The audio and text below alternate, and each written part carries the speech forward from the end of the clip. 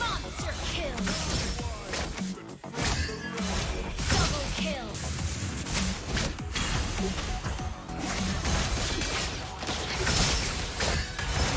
Monster kill. Double kill.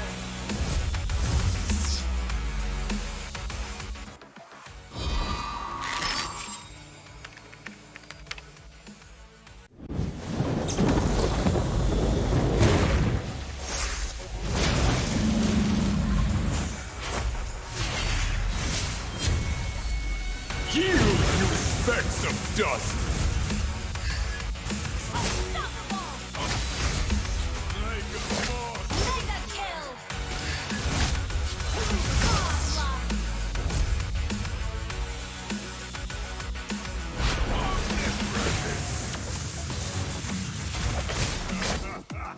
Not wise!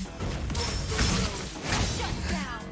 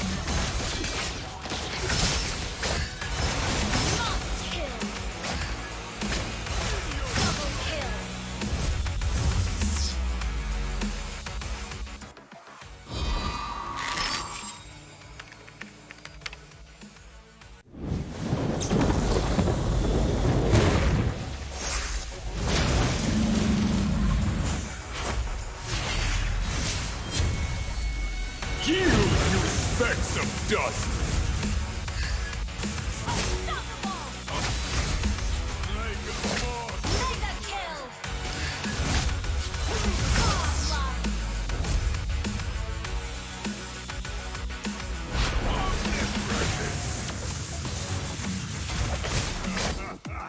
Not wise! Shut down! Monster kill!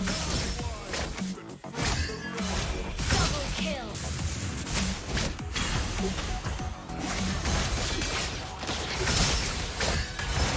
Monster kill! Double kill!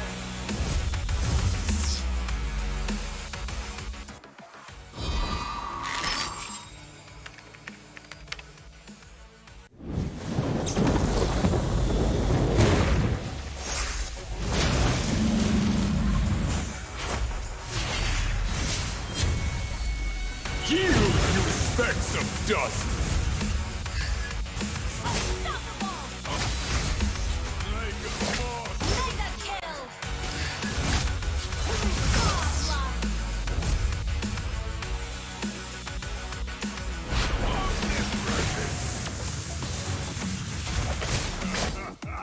Not wise! Shut down! Monster kill! Double kill!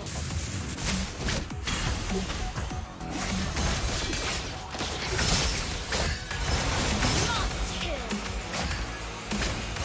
Double kill!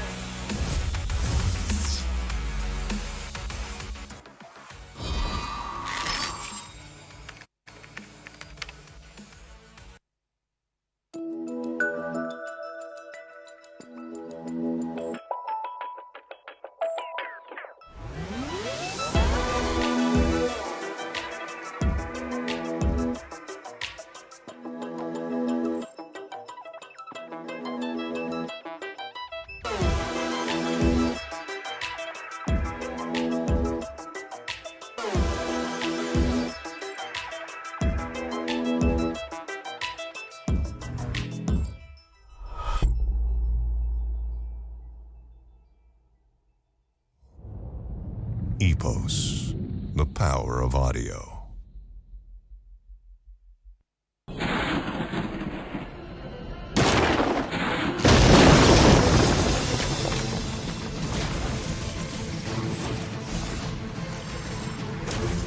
The spirit of the mountains calls upon you.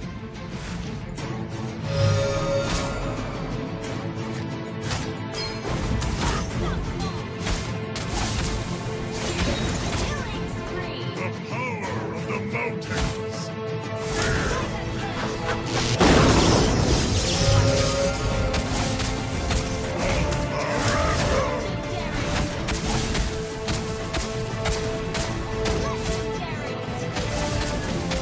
Still be of the mountains!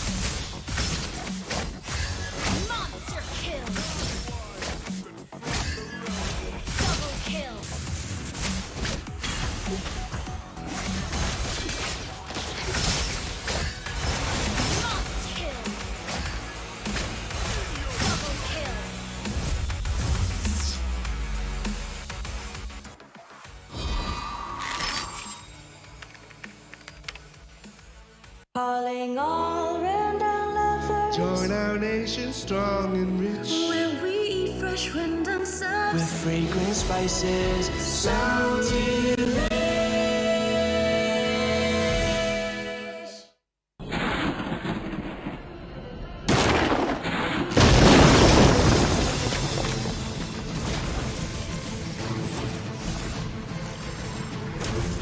The spirit of the mountains calls upon you.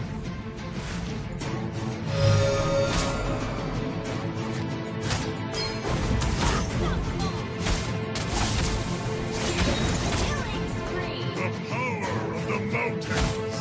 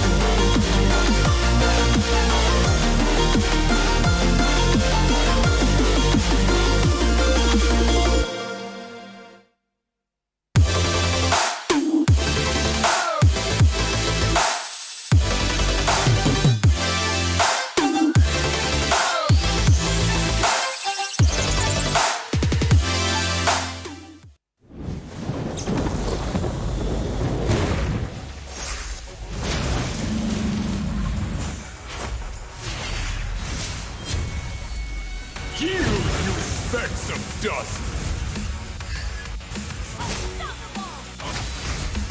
Mega kill. Onslaught.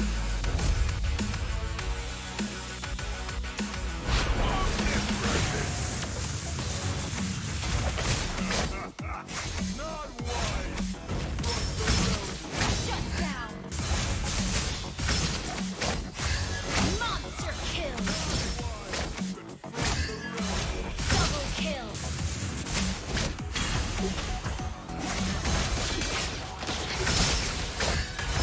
Monster kill.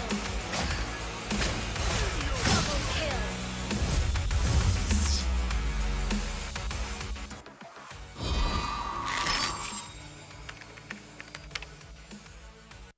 Imagine waking up to a world where you can do more at once, with data speeds that are 10 times as fast.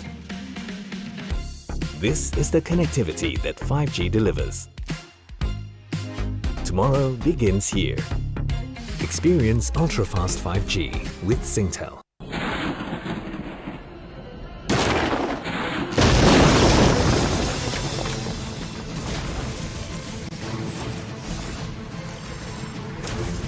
The spirit of the mountains calls upon you.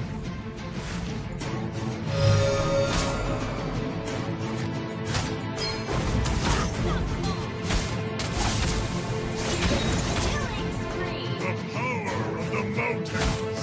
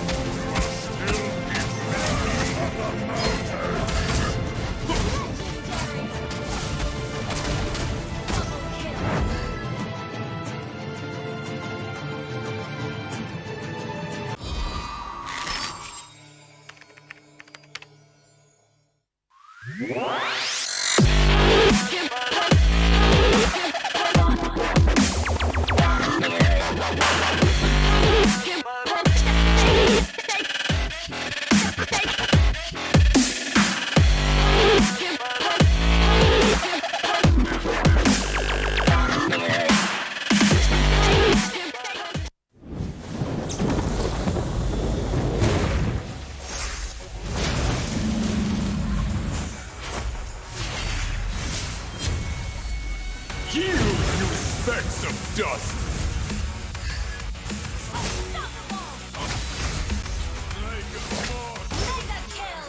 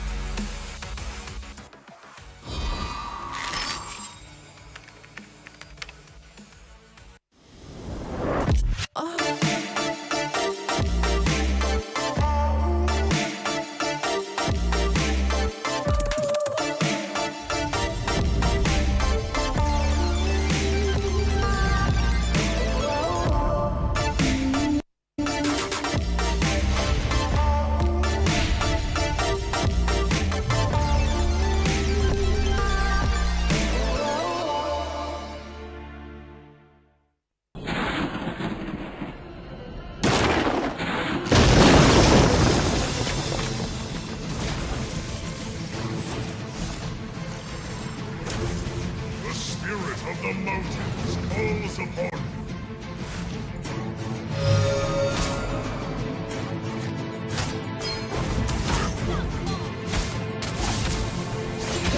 Killing spree. The power of the mountains.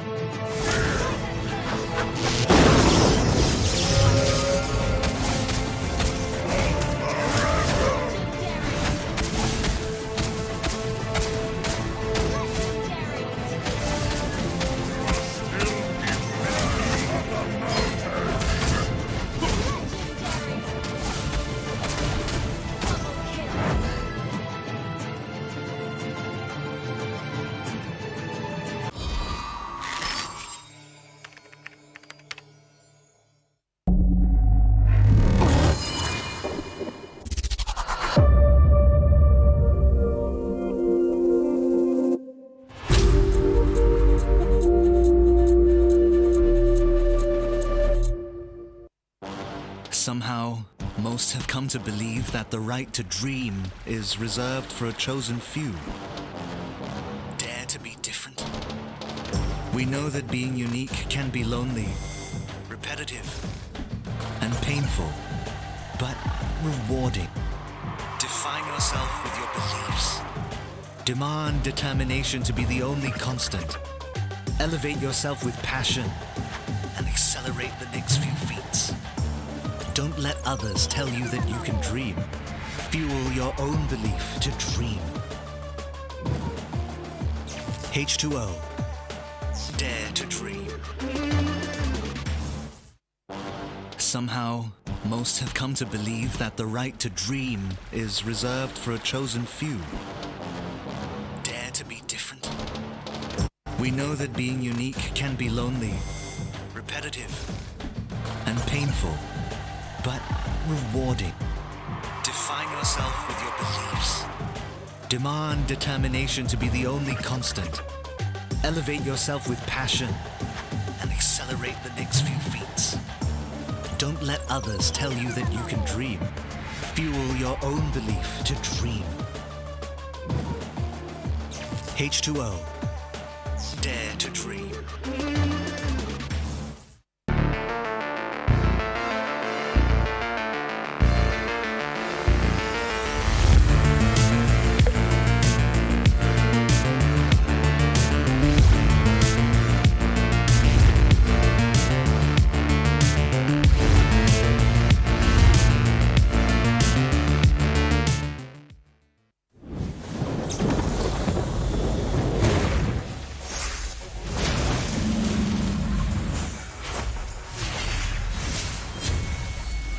Yield, you specks of dust!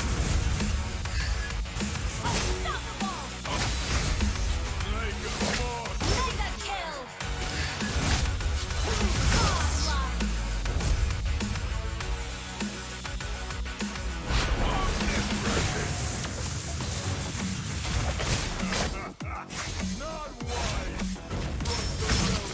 Shut down. Monster kill.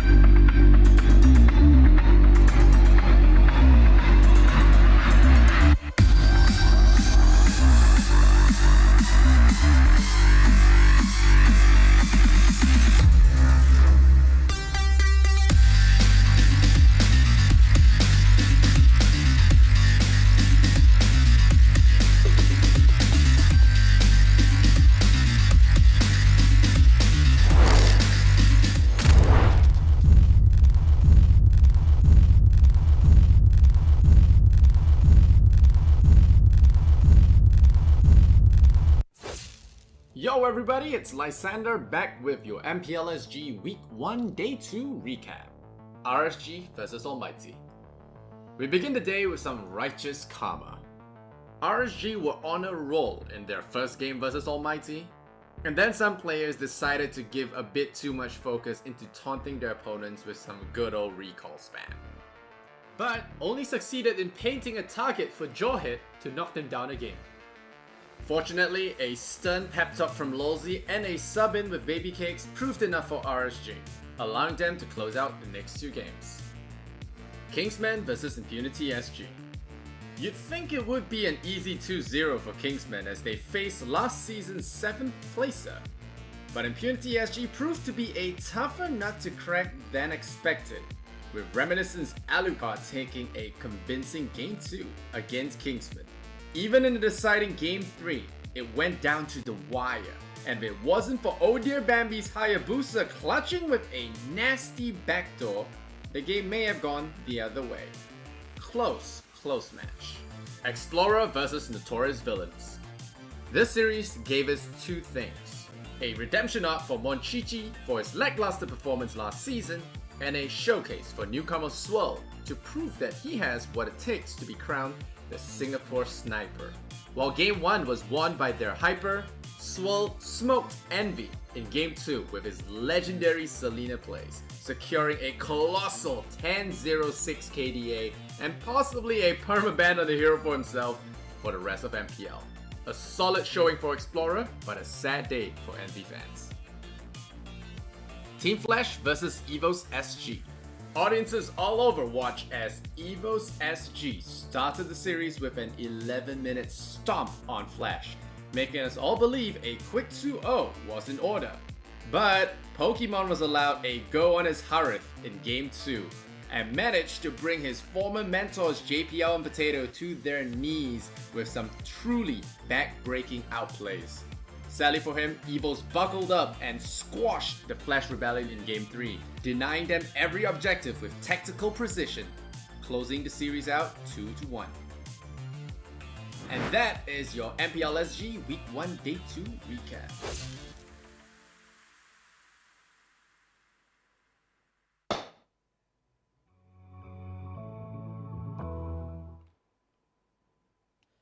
And alright,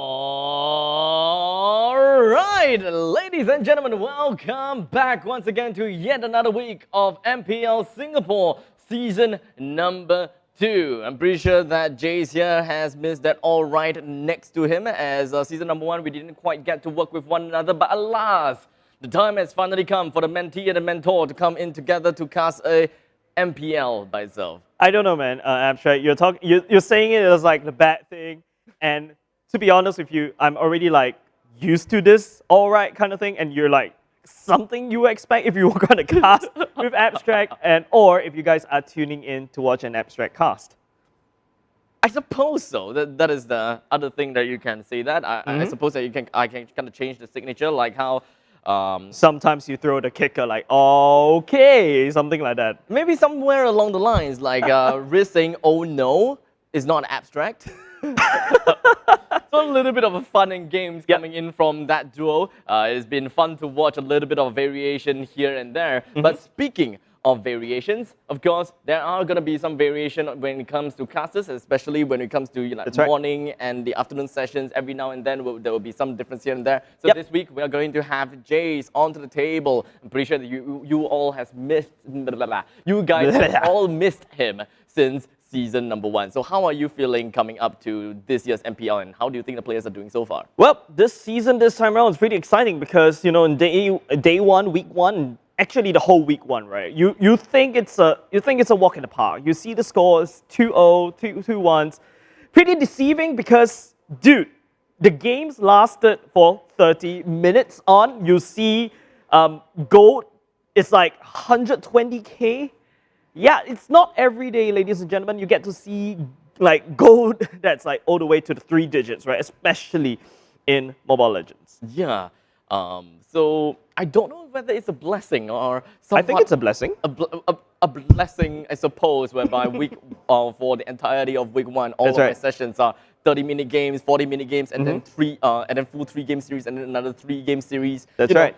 It's great to see some balanced game throughout the board. And That's right. Pretty sure that everyone loves to see that, especially since MPL being a professional league by itself. It's great to see that teams are starting to buck up and they're starting to show that they are worthy of being in MPL itself, because some of the teams in season number 1, unfortunately, some lackluster performances, namely, maybe Impunity as well as Explorer. But this time, they entered into MPL season 2 with a great bang. Yeah, I'm really excited about this because, I was watching the stream online and we talked about how balanced it is, and everyone is really putting their, I would say, 1,000%. Yes, I know, 10 times more effort than usual.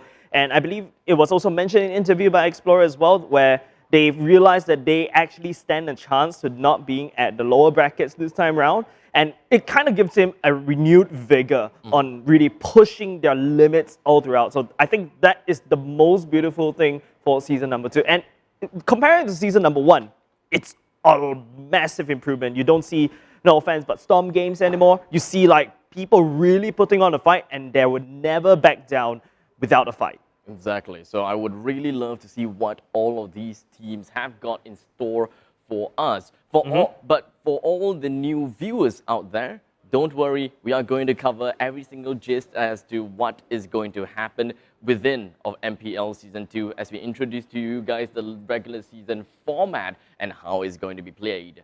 We are going to be looking at round robins, whereby every single team will fight against their opponents. So they have to fight 7 times of a best-of-3 series, and thus you can get points based on your victories or maybe your defeats from there. In a 2-0 fashion, you get 3 points for yourself. In a 2-1 fashion, you get 2 points for yourself. If you lose in a 1-2 fashion, you get 1 point. And if you don't win any in that best-of-3 format, you get 0 points. Yeah, so if you look at this kind of point system, as compared to season 1, we had the +2 and then -2 if you actually lost a 2-0 fashion. This time round, it's a different mindset altogether. Season 1, even if you lose, you take 2 steps backwards and your winner takes 2 steps forwards. But this time around, it's like, you take 0 points, you were going to stay stagnant in this one spot, whereas your opponent, they actually takes 3 steps forward. Now, looking at this sort of score, in order to qualify at least for the upper brackets, based on my calculations looking at it, well, 10 seems like the midpoint, but just to be safe, you need at least, I would say, to rack up at least, I would say 12 points. That would equate to around 4 wins in a 2-0 fashion.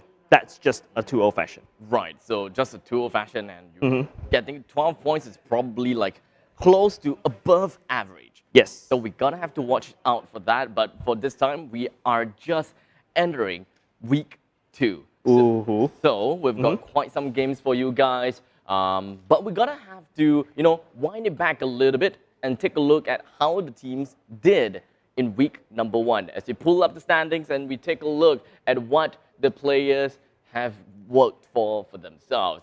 As for EVOS SG, they have a total of 5 points. And I got to talk to JPL when it comes to the Frank X PvP event that happened on a few days ago. And JPL actually said that EVOS didn't do the best that they could, despite being at the top of the brackets. I mean, it's a very hard season, especially for our favorites, right, in the ranking, because back then in season 1, Notorious Villains, I believe they were all the way in the upper brackets when they end off in the regular season in season 1.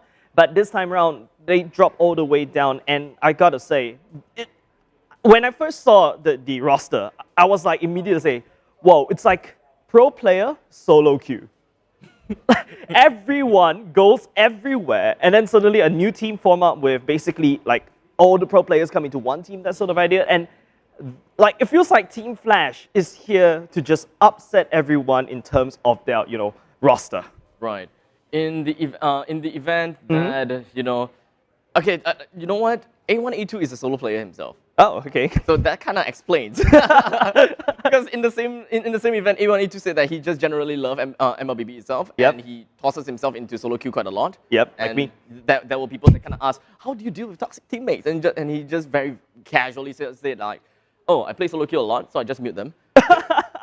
For me, I'm also a solo queuer, right? I think we were talking about this even in during offlines, even like the off seasons, we're just playing along, and I was like complaining all the time, like I'm a solo queuer, desperately trying to climb the ranks, and it's really tough. So props to A1, A2 in maintaining to be toxic resistant, or how should I say? I would like to quote someone, right? So be like toxicity.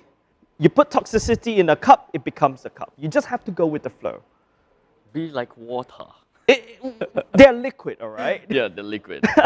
My God. But if you guys remember from the leaderboards just now, we've got EVOS at the top side, followed by RSG at the second place. So far, it's looking good for RSG despite having 3 new members. Yep. Namely 505, we've got LOLC. I've got a lot of things to talk about already. I have a lot of things to talk about 505 as well.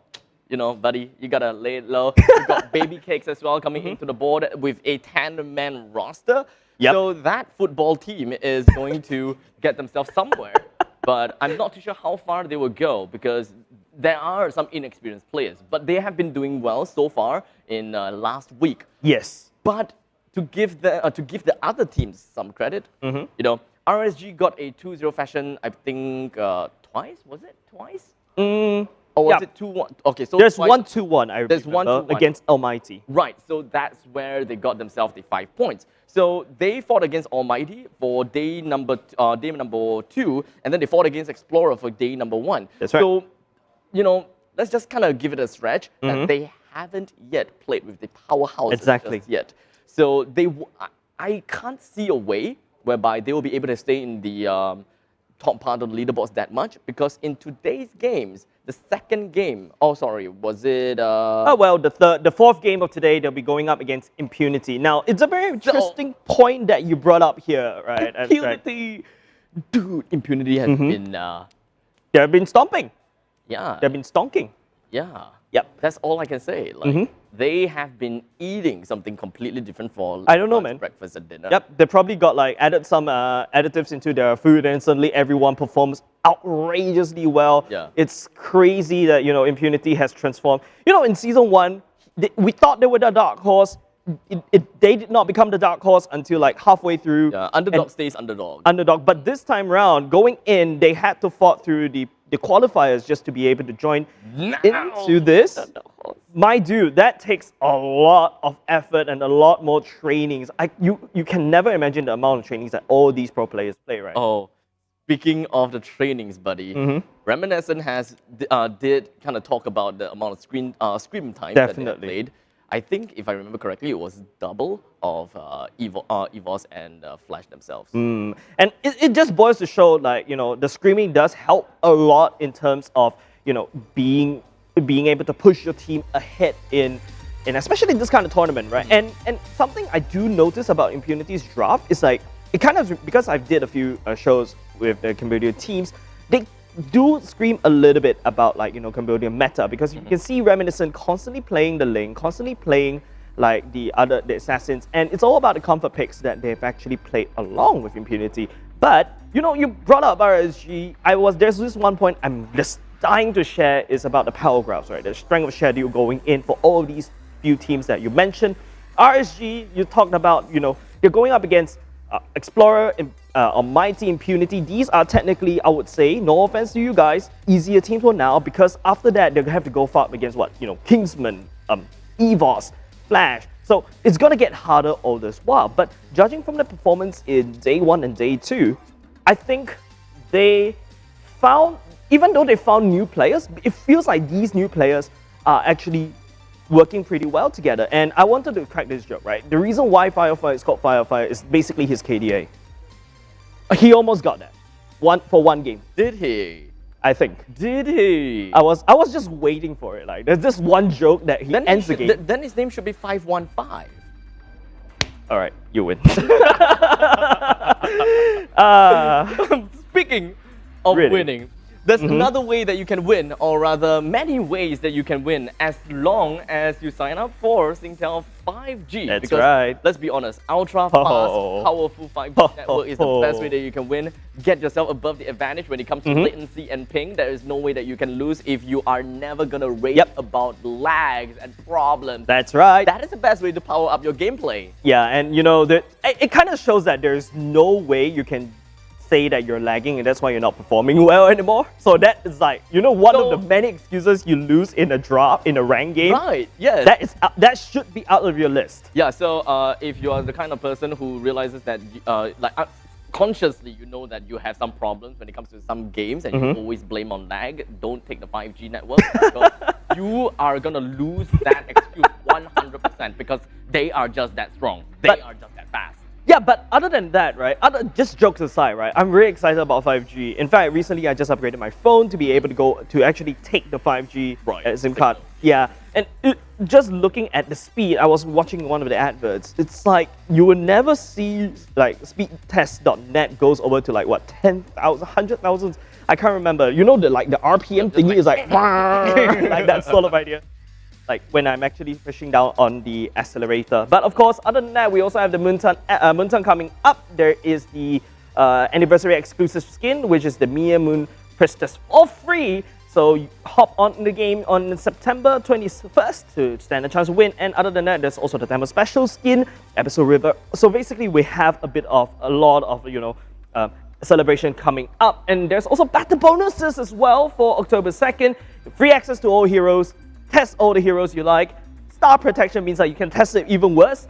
And then, double star rating points just in case if you pop off with a new hero that you picked up. And speaking about new heroes, Lauren for free. So from 10th September to 21st September is basically just a festival in MLBB game right now. So you can do anything you want. I'm just gonna be looking for that. Also, we're gonna have to take a look at the PvP MPL Arena in case you have yet to jump into the virtual world. There are gonna be some treasures that are just gonna be scattered around the virtual universe, and thus it is your job to go around the field, look for these treasures, and unlock some goodies for yourself. Yep, and of course, to all you guys, thank you very much for watching on this stream. We have something for you. We get exclusive in-game rewards for you, and simply share the live stream publicly from MPL Singapore's Facebook page, and basically that's it. That's how easy you are. And the running for actually getting some prizes, which is already flashed on your screen. The winner will be chosen after a few days. So make sure you don't miss any of this. Remember, share the live stream on MPL Singapore's Facebook page, and once you can pretty much see all of the graphics on the board. With 1,000 shares, we do have quite a lot of Saber skins, and perhaps the Phantom Angela skin. You can pretty much hear the snickering from the side of Jace because he's just looking out for, I don't know which skin is the kind of. You never know. I'm not going to say it. Layla! But of course, other than that, we're talking about the First Blood giveaway as well. First Blood. Yep, for first hero takedown, you can also be a winner. So winning is all in today's live stream. So at the start of each series, comment down below with the hashtag Legends Are Born and who you think will get the First Blood. Remember, you gotta tell us who you think will get the First Blood. No excuse if you say that they got First Blooded. No excuse for that. Who will get the First Blood? And thus, from that point onwards, then a team member from MPL Singapore will then come out and reach out, contact you, and then get more of your details. And you can expect the prize to be in your account. So make sure to comment away. Yeah, that's right. So pretty excited for the first match for today. But let's hop into the banter video and see what they have to say for each other.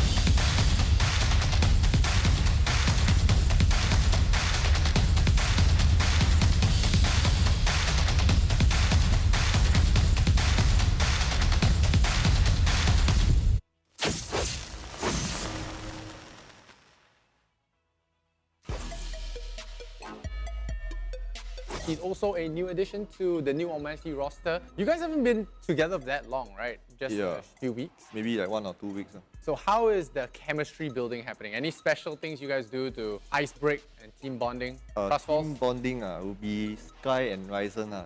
Both of them will be trolling my rank games. Okay. So it's kind of team bonding. You learn to tolerate them. Yeah. How do they throw your games? Because they didn't give me really good specifics. Oh, because Sky would pick things like Bruno support and Angela support with 3 blood wings. He can afford 3 blood wings. Yeah. Must be doing really well then. Yeah, we won both games. Oh, okay.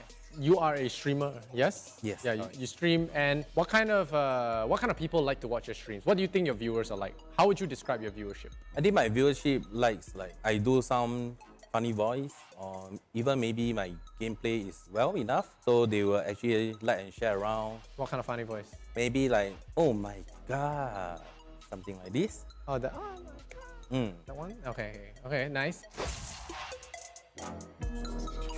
MV just feels like a streamer team to me. 3 streamers on the team. I have not seen the players before. I guess I'll be excited to play against them. Okay, see what they're about. Yeah, and see what they're about. And Kolia, why are you still playing? Is it an age thing? I'm almost his age, so I take it personally when you guys call him old. Yeah, but Kolia, I think it's time for you to retire and step back, as well as some of the other veterans as well. This MV is like a very different MV from last time, so we're probably going to be last place. Do you have any shout-outs to friends, family, fans, a particular player in this tournament? Kolia, 30 years old, still want to play ML. Can find proper job or not? They lost a lot of really strong players, and from what I understand, they're going to be switching out. Their coach might be a little bit inactive as well, so what's your take? They lost players like Adamir. They are pretty much some adjustment to the roster. It's just going to be, I guess, the same thing like I mentioned, when they switch out the lineup. But they don't have much veterans, so they will have a little bit harder time to adjust. But I hope maybe they can find something, find the rhythm, and then just momentum and just go along with it.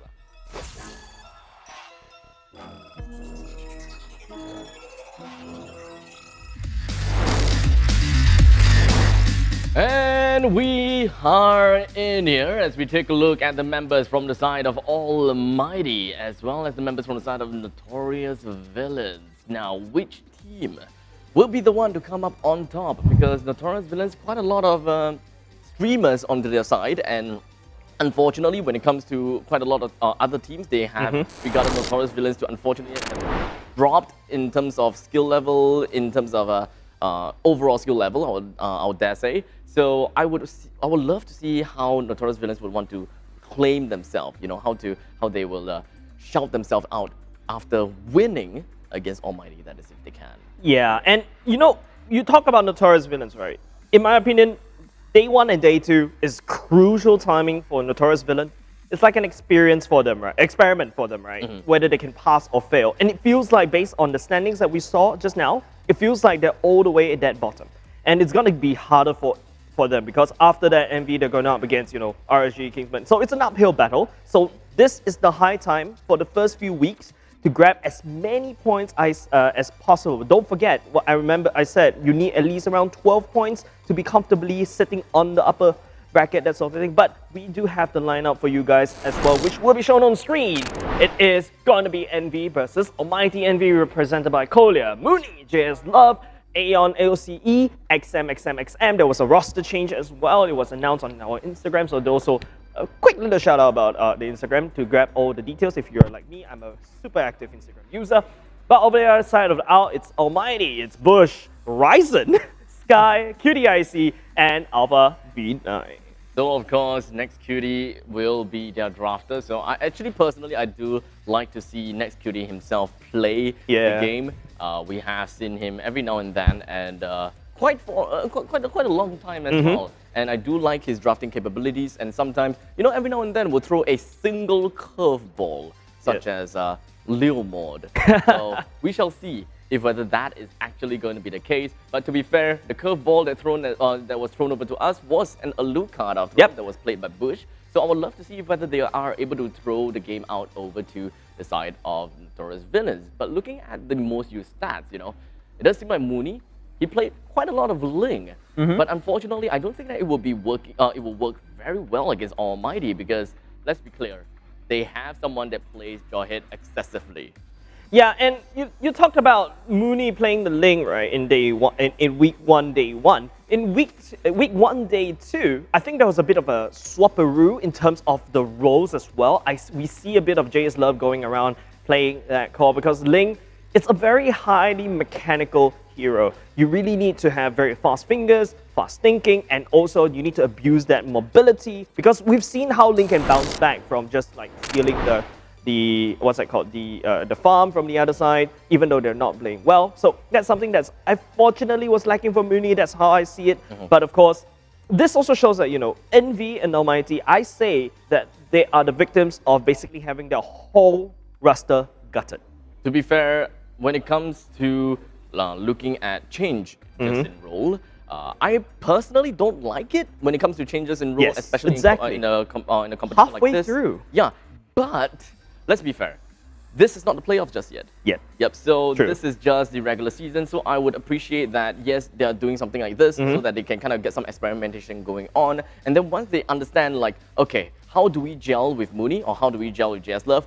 Do we do better with Mooney or That's do we right. do better with JS Love? Yep, so let's take a look at the players head-to-head, ladies and gentlemen, because I feel like between Envy and Almighty, remember I was talking about, you know, how the roster got gutted, right? It's like, it's just roster changes, the whole, the whole thing, they're not really stable, they're still playing around with their roles, it feels like they're not really prepared, that sort of thing. That's why, you know, not only just in terms of, you know, the stories that the observation that we observe, it's also in the stats as well. Just take a look at the standings. I know I'm a little bit critical about this, but Almighty as well, you know, their whole team, a little bit inexperienced. Yes, they come from, I would say, I recognize some of the few names you mentioned. You recognize Next QD, right? I recognize QD. Oh, sorry, I almost called him by his own name, like QD Icy, right? And I'm very happy that he's actually finally in MPL stage. So that's something I'm totally looking out for from the side of ALMGHTY. And speaking of which, here is the EVOS player head-to-head. It is going to be Aeon OCE going up against, well, QD the one I was talking about.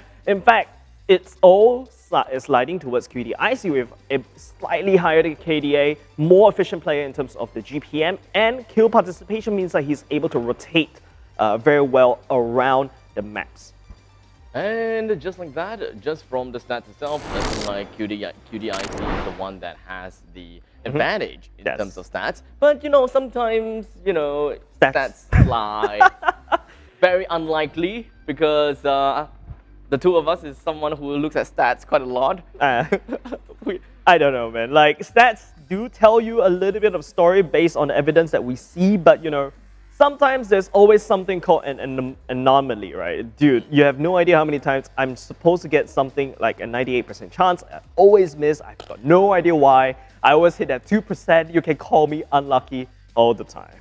And, well, maybe this time the statistics will work well for lane predictions, as we're going to be taking a look at Sky that heads himself over to mid, followed by Alpha V9 in onto Rome, Q Dicey onto the jungle, followed by Ryzen onto Gold lane, and followed by Bush that heads over to the EXP lane. While for Notorious Villains, we're going to be looking at Mooney onto the EXP lane. Not too sure if that is the right one, because I'm expecting Mooney will continue to play as the jungler in this case. So Aeon OCE heads himself to jungle, maybe change it up onto the side lanes. Kolia over to the Roma. Can't really see who else is at the back and front, but maybe a couple of shuffling here and there. It's kind of tough for us to even understand or realize if whether it is right or is it wrong. You know, it's just predictions. I would like to highlight, you know, I was just dying to say, it's just predictions, man. Like, you would never know, you know, Kolia could throw a curveball. You also mentioned Next QT could also throw a curveball, but from the pattern that I'm seeing, Bush is usually the core, brought out the weird Alucard, and you know, if you tell your friends that, hey, I'm gonna play rank in Alucard, and they'll see you as a joke.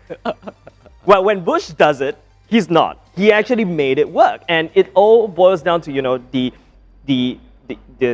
how do I say it? The gelling of the team, the team bonding that, you know, in the Almighty that we're actually mentioning about. So I'm really happy that they actually brought something totally unorthodox onto the dinner table in MPL Singapore Season 2. I'm getting thirsty just after taking the first. You were running all the way to the studio as well. Dare to dream. Oh no. Cheers, buddy!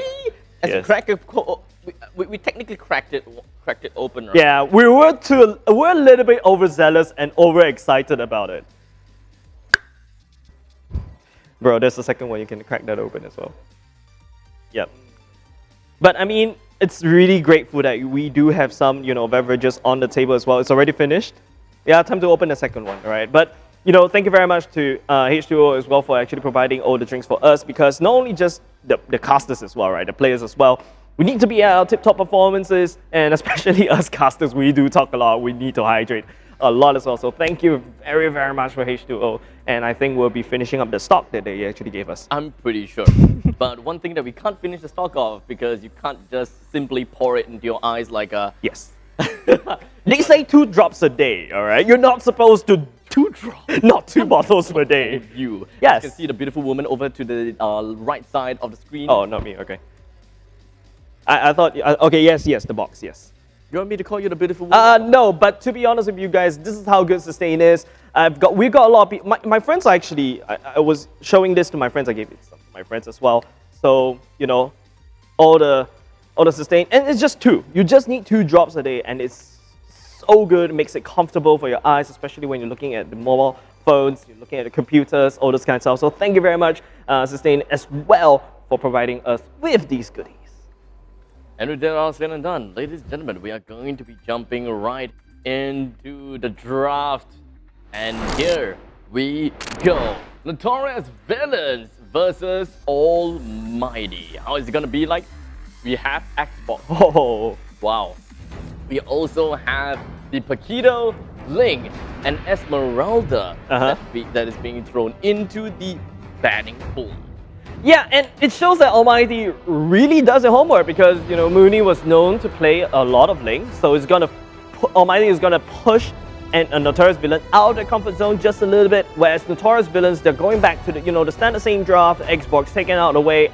Paquito must be banned at this stage unless you're planning to use it, and ALMGHTY, of course, on the other hand, bans away the Esmeralda, which does hint to a Phobius. So hopefully, Envy will try to ban the Phobius away. Your team is banning.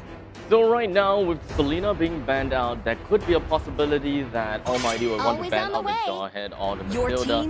And the Matilda is going to be the case. And thus, the Notorious Villains will have the chance to take the Jawhead away first. If they don't, they know that ALMGHTY will pick it up. But it doesn't really quite matter for ALMGHTY, because I believe that it's either a Jawhead or a Purple and Cooper onto their side.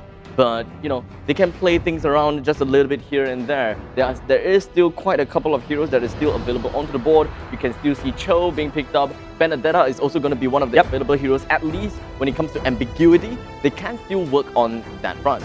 Yeah, so Notorious Villain being the first pick right now, right, it means that there's a lot of things that's open for you. But in fact, it will be a Phobius that will be snap-picked out of the way.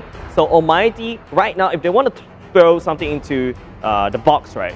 Pick up a Purple and Cooper to mess up Kolya just a little bit. Kolya is also quite good with the Ruby, so ALMGHTY can seek to pick those away. So, looking at... Okay, so Jawhead is definitely going to be a pick from ALMGHTY. It's kind of tough to play a Cho or the Benedetta here, but it doesn't seem like they are going to care about the counter that this Phobius is going to do on the Benedetta. Yes. Namely, I would say that this is going to change their playstyle a little bit. The Benedetta can't be in massive team fight all the time, because that is just going to help AONOCE or whoever is going to be playing on the Phobius to unlock the Demonic Force very easily. So we should be expecting more of a split pushy type of gameplay from the side of ALMGHTY, but I may be proven wrong. Yep, Notorious Villains will pick Kolya's Ruby. Beatrix will definitely should be going into the gold lane in the hands of JS Love, assuming the JS Love goes back to the gold lane. Whereas on the side of ALMGHTY, they'll be picking up an Alice. So instantly showing the cards just a little bit for ALMGHTY. They're looking at the late game. They have a bit of transition with the Benedetta to snowball out of control in the early game. And of course, they will try to use the Jawhead to deny or basically stall Envy as much as possible. Now, the early game for ALMGHTY is very important. It is. For Notorious Villains, they have to focus on early game heroes that is just going to enable Jawhead from destroying anyone onto the side lane. Farsa is a good ban. I gotta give it over to that. Kagura is also going to be another possible ban. But unfortunately, I would want to see Notorious Villains actually actually banning out Roger because of week number 1. Roger plus Jawhead has seen victories time and time again. And I quote that onto KZP. He called it out. Pick Jawhead plus Roger equals to win. Yeah, because Roger, you just need a Windtalker and then he will start doing a lot of damage. His Lycan Pulse does explosive amount of damage once you unlock the Endless Battle. So, of course, you pair it up with Jawhead to set it up because Roger relies on a lot of peel. That Jawhead fits that build a lot. And I believe it is ALMGHTY banning the Roger away instead, even though they're going to come out of the ban phase with them first picking. So they probably never had the intention to go for the Roger, so I'm actually pretty excited because ALMGHTY and Notorious Villains, ALMGHTY has been banning all the cores.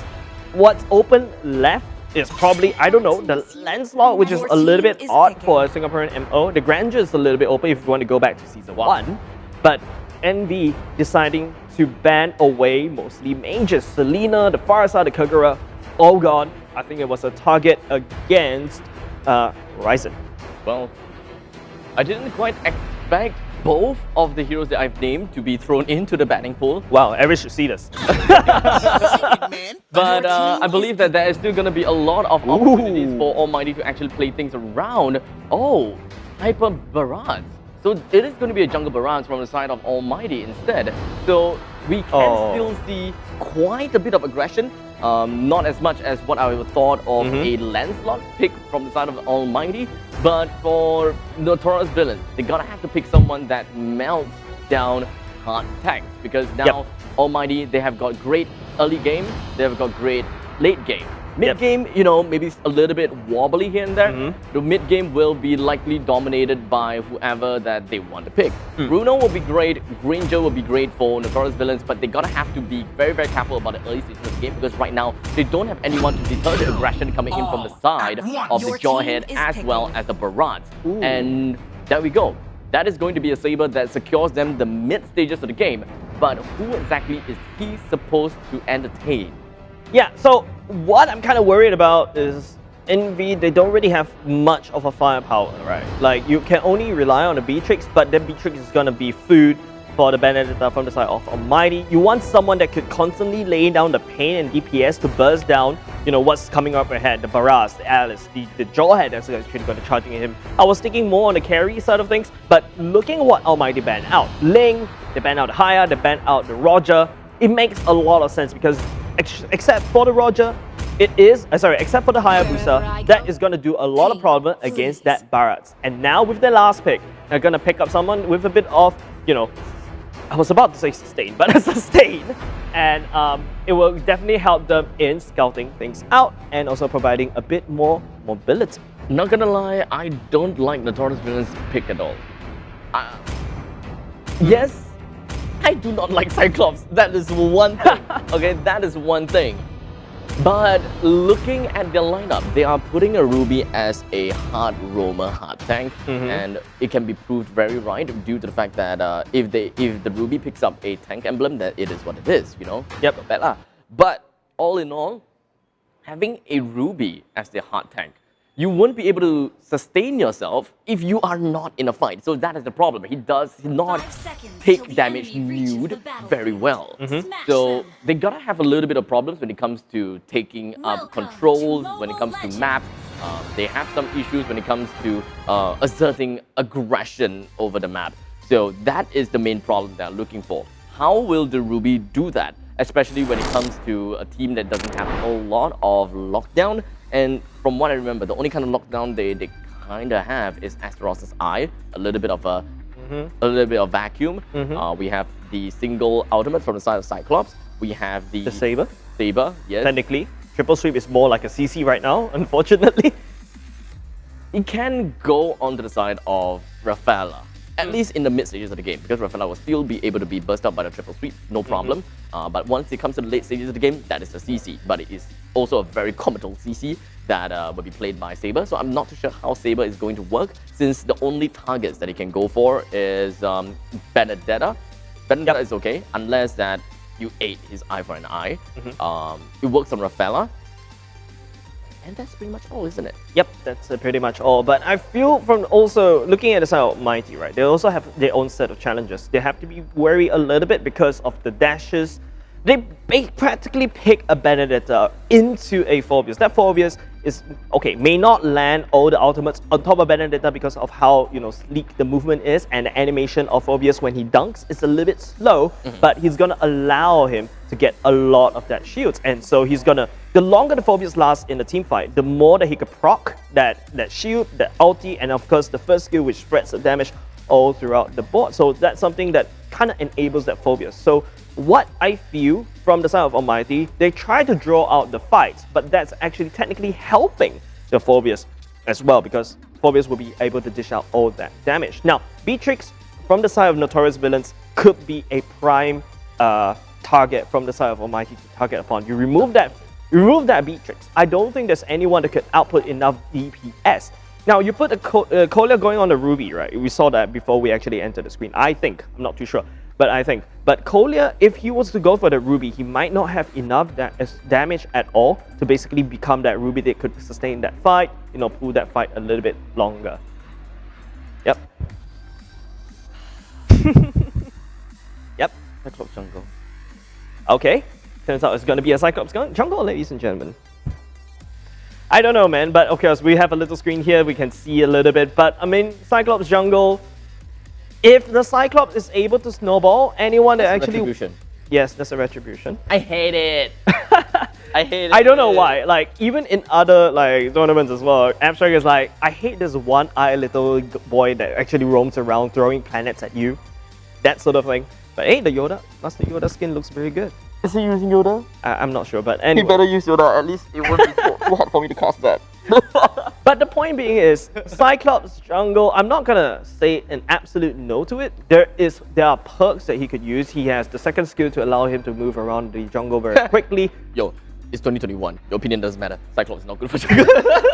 Ouch. Okay, no, continue. Ouch. But I think that's what they think that could work. And whoever that's gonna walk into that Cyclops, right? It's also kind of low mechanic kind of thing. Remember what I said about Mooney, right? Picking Ling requires high mechanic.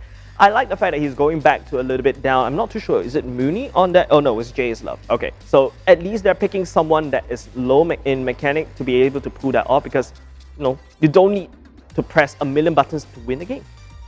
So here's the other problem, right? Because of the fact that I'm looking at a Benedetta as well as a Phobius, my initial impression is that Benedetta won't be joining the fight that much because of the demonic force that will be triggered upon them. And that is going to be quite a advantage over to the side of Phobius, so that he will always be able to initiate, he will always be able to gain shields. So that is where I thought that, okay, that is where Almighty may have a problem if Benedetta tries to join the fight. But because of the pick coming in from the side of Notorious Villains, they picked up a Cyclops. It is +1 to the to lessen the problem on the side of Almighty, but it is +2 to lessen the problem, which means that picking a Cyclops is okay, but picking a Cyclops into the jungle is worse for Notorious Villains, because at this moment in time, this gives Almighty even more reason to bump up the magical resistance. So this means that they can completely ignore Phobius whenever he goes for the demonic force. Yes, let him have all the shields. Yes, let him do whatever that he wants. We have the magical resist, as we are just going to storm in right onto the opponent's Beatrix. You are not going to be able to stop us. We have a Barat.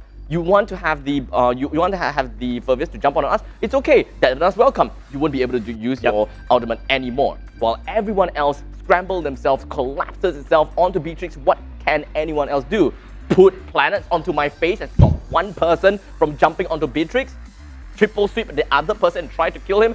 Say hi to Barat. He's the hyper here. How is he gonna die over to the triple sweep? Plus Barat can be pretty tanky as well. So Notorious Villains may have dug themselves a hole by picking the Cyclops into jungle.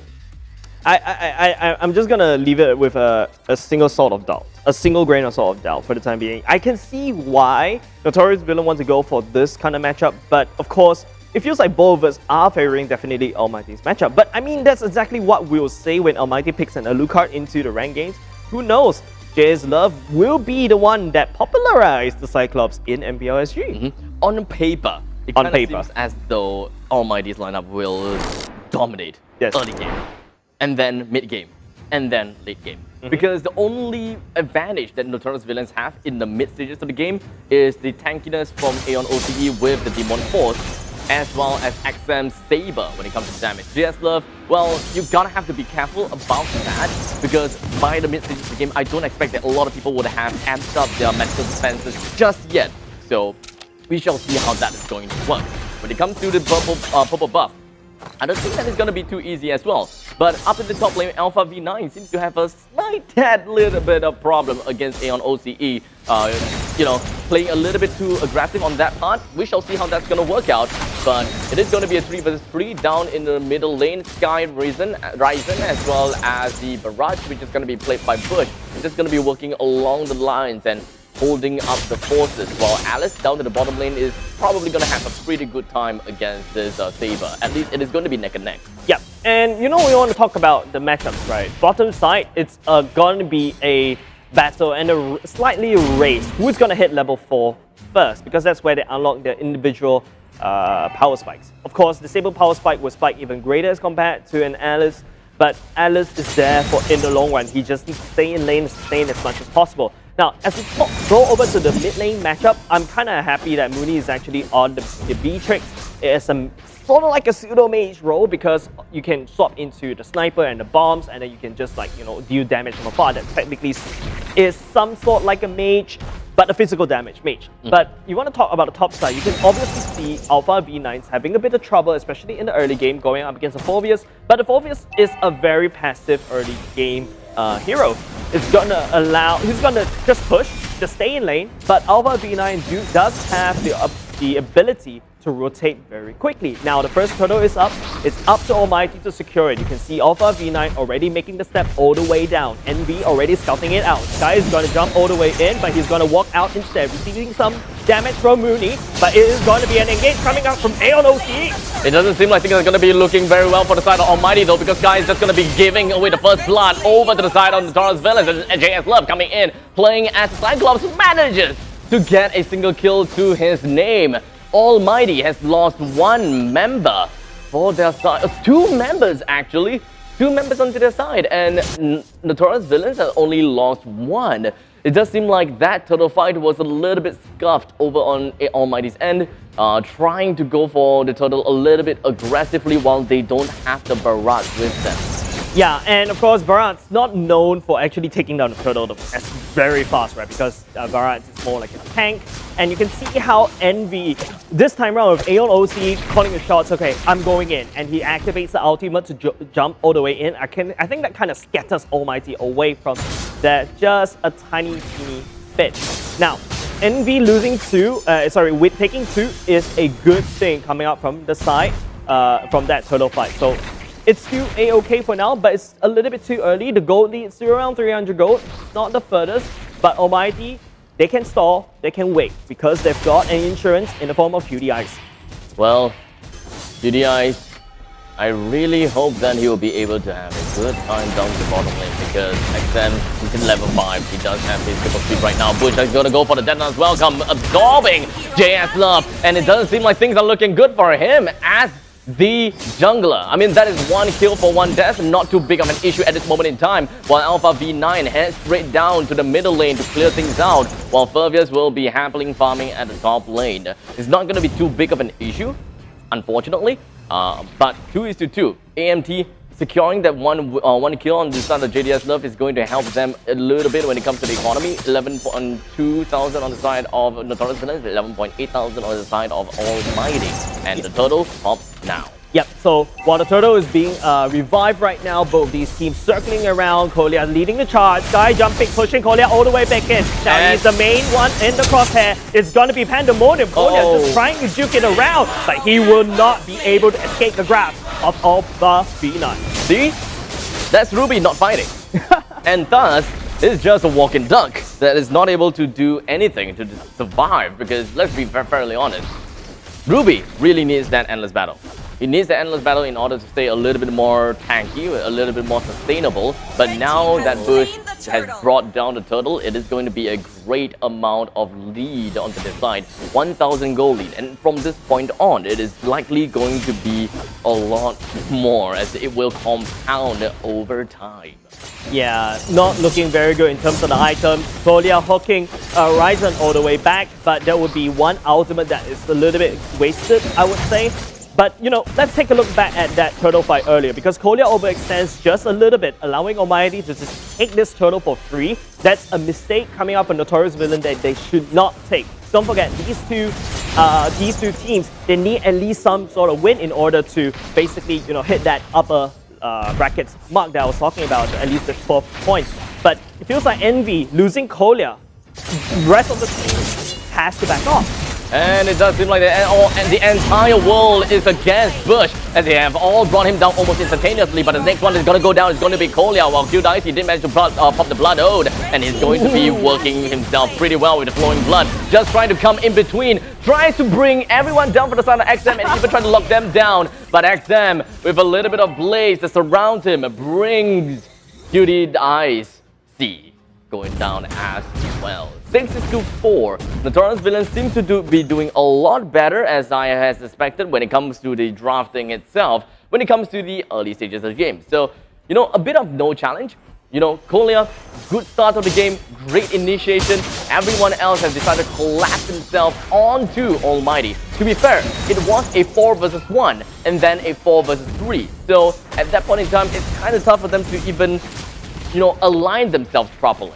Yeah, and if you take a look at this replay, thank you very much for that quick hydration by H2O. You can see Mooney as the Beatrix is left uncontested. He's just tossing bombs, he's just spraying the damage from afar and let Kolia die. So Envy, they took that fight real well because Almighty, they focused on the wrong people. Kolia was the main target and Kolia was basically bait.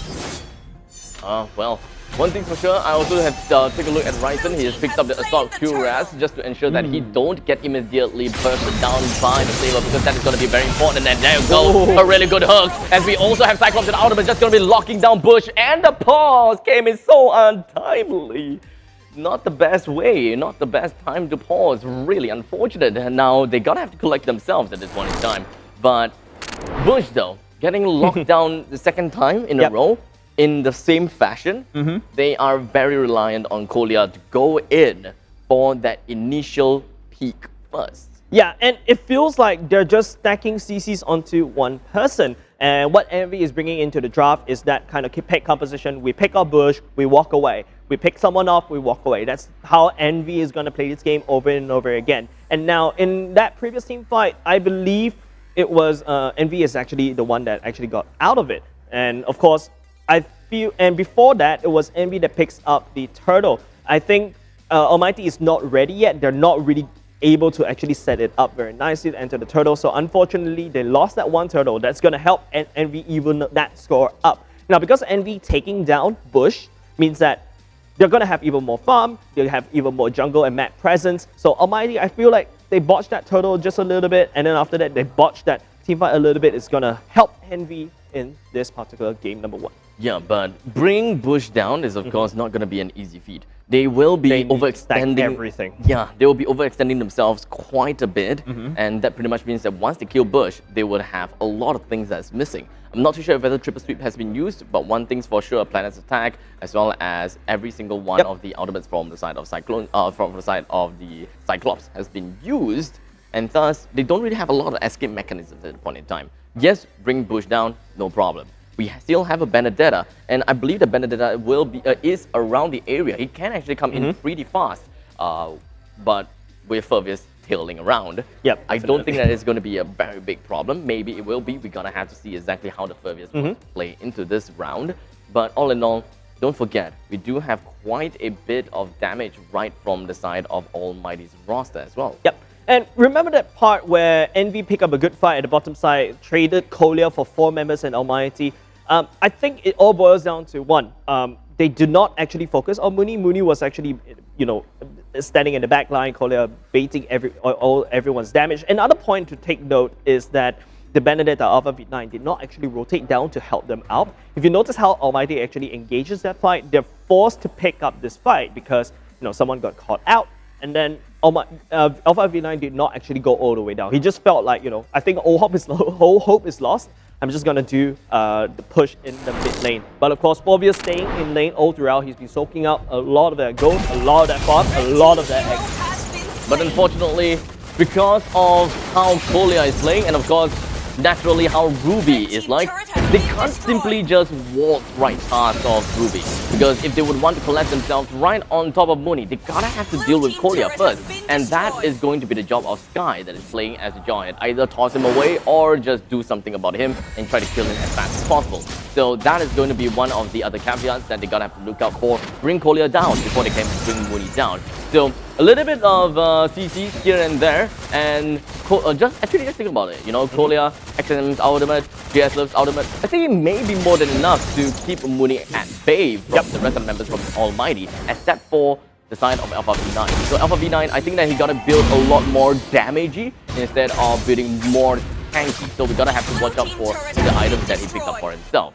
Yeah, Alpha V9 making a good call up there. Just push that turret down. ALMGHTY losing that mid lane is going to be a big problem. Take a look how Envy is passing around. They're a little bit more aggressive. This 3 Musketeers rotating around the map. Kolya making the important plays, trying to find someone. But XMM, dashing away just out of hair's length from Rise's stun. And Alpha V9, another Tom and Jerry giving the killing spree over to Mooney as well. And this is good news over the side of NB. But ALMGHTY, they're pushing down bottom lane while NB is focusing on the top side. Unfortunately, there's a little bit of disrespect over to Mooney as well as Kolya. He almost got a kill down on Kolya, but you shouldn't be expecting that you'll be able to snipe a Ruby out when a Beatrix is around. If 1v1, sure, I can understand, but 1v2, a little bit of a tall order. So Alpha V9 should probably understand how much he can stretch himself at this point in time, and hope that he'll be able to make the right decisions coming into the next part of the game. Yeah, ALMGHTY losing the mid lane turret has cost them a lot, right? Like, Envy is just invading as much as possible. They've gained a lot of map government, but instead it is going to be Kolya that's tossed all the way back in, but ALMGHTY losing Sky along that way, and it's just going to help Envy in terms of this team fight. Now, ALMGHTY losing that one member, now Envy can do maybe a push at the bottom side, and then while the bottom lane is being pushed in, they can rotate over to the Lord. ALMGHTY, I think they're a little bit lost. They don't really have a game plan. They thought they could just hunker down. They entered this game with a better draft as compared to NV, but NV with XM, take a look, 503 in terms of the lead, and I think that's something that, NV is trying its hardest to play against ALMGHTY. So at this point in time, it does seem like ALMGHTY have decided to go for the initial game plan that I was talking about, just go for split pushing instead of build up a mental resistance, just go hack, go home, that kind of stuff. But in the meantime, Q Dicey is just going to be jumping right on top of Kolya. That is going to be the first caveat down. So they don't have to care about Q, he doesn't have to care about Kolya anymore. They have free, full real estate, and then completely ignoring that Furbius until the final moment, and that is a good fight from the side of ALMGHTY. Once they bring Kolya down, everyone else is cow fodder. Yes, and I don't know why you said cow fodder. It feels like dino fodder to me because it's a Barat stomping around the jungle. And not only that, ALMGHTY stole the Lord away right under Envy's noses. Ooh, it's big hurt over to the side of the Notorious Villains. They've tried so hard to build a lead. This feels like this game that shows that, hey, Notorious Villains is still in the business. I'm not going to lose against ALMGHTY, but ALMGHTY just pulled the carpet right under their noses or their feet, taking away the Lord, gaining more map dominance. They took down 2 turrets along the way, and now they're going to go in for another fight. And everyone else is just hunkering together, and thus, all of the damage from the side of Faraz is just going to be so hard to deal with. Kolya finding himself in the stomach of Bush is going to find himself completely isolated, and thus the electro final blow from the side of Alpha V9, who wants to connect himself right on top of the saber, but unfortunately did not quite do anything at this point in time. We do have the demonic force just going to be popped right on top, and again, ultimate from JS Love will snipe him down as well. A little bit of overextension coming from the side of Alpha V9, and thus putting ALMGHTY in a pretty bad spot, and thus they wouldn't be able to bring down the defensive turret at the bottom lane. They could have. They could have. They could have if Alpha D9 did not follow up. So unfortunately, Alpha V9 did not quite really, in some sense, understand how much he can stretch himself in this specific lineup from the side of Notorious Villains, because not gonna lie, it does seem a little bit odd to a certain extent. Yep. And the opponent also have Furbius. You are playing with borrowed time. Yes, and it's the same could be said over the side of Mighty, right? QDIC, look, he's starting to scale, he's picked up the Winter Trunking, but oh, Bush in the wrong side of the Bush this time around. But here comes Sky flanking, tossing the members of Envy into its pandemonium happening around this side of the map. But it is going to be the red health buff to stay alive as long as possible. The members of Envy, they're dropping like flies, no matter how many early game lead they have. They have the Alice that they have to face. QDIC making the dream work.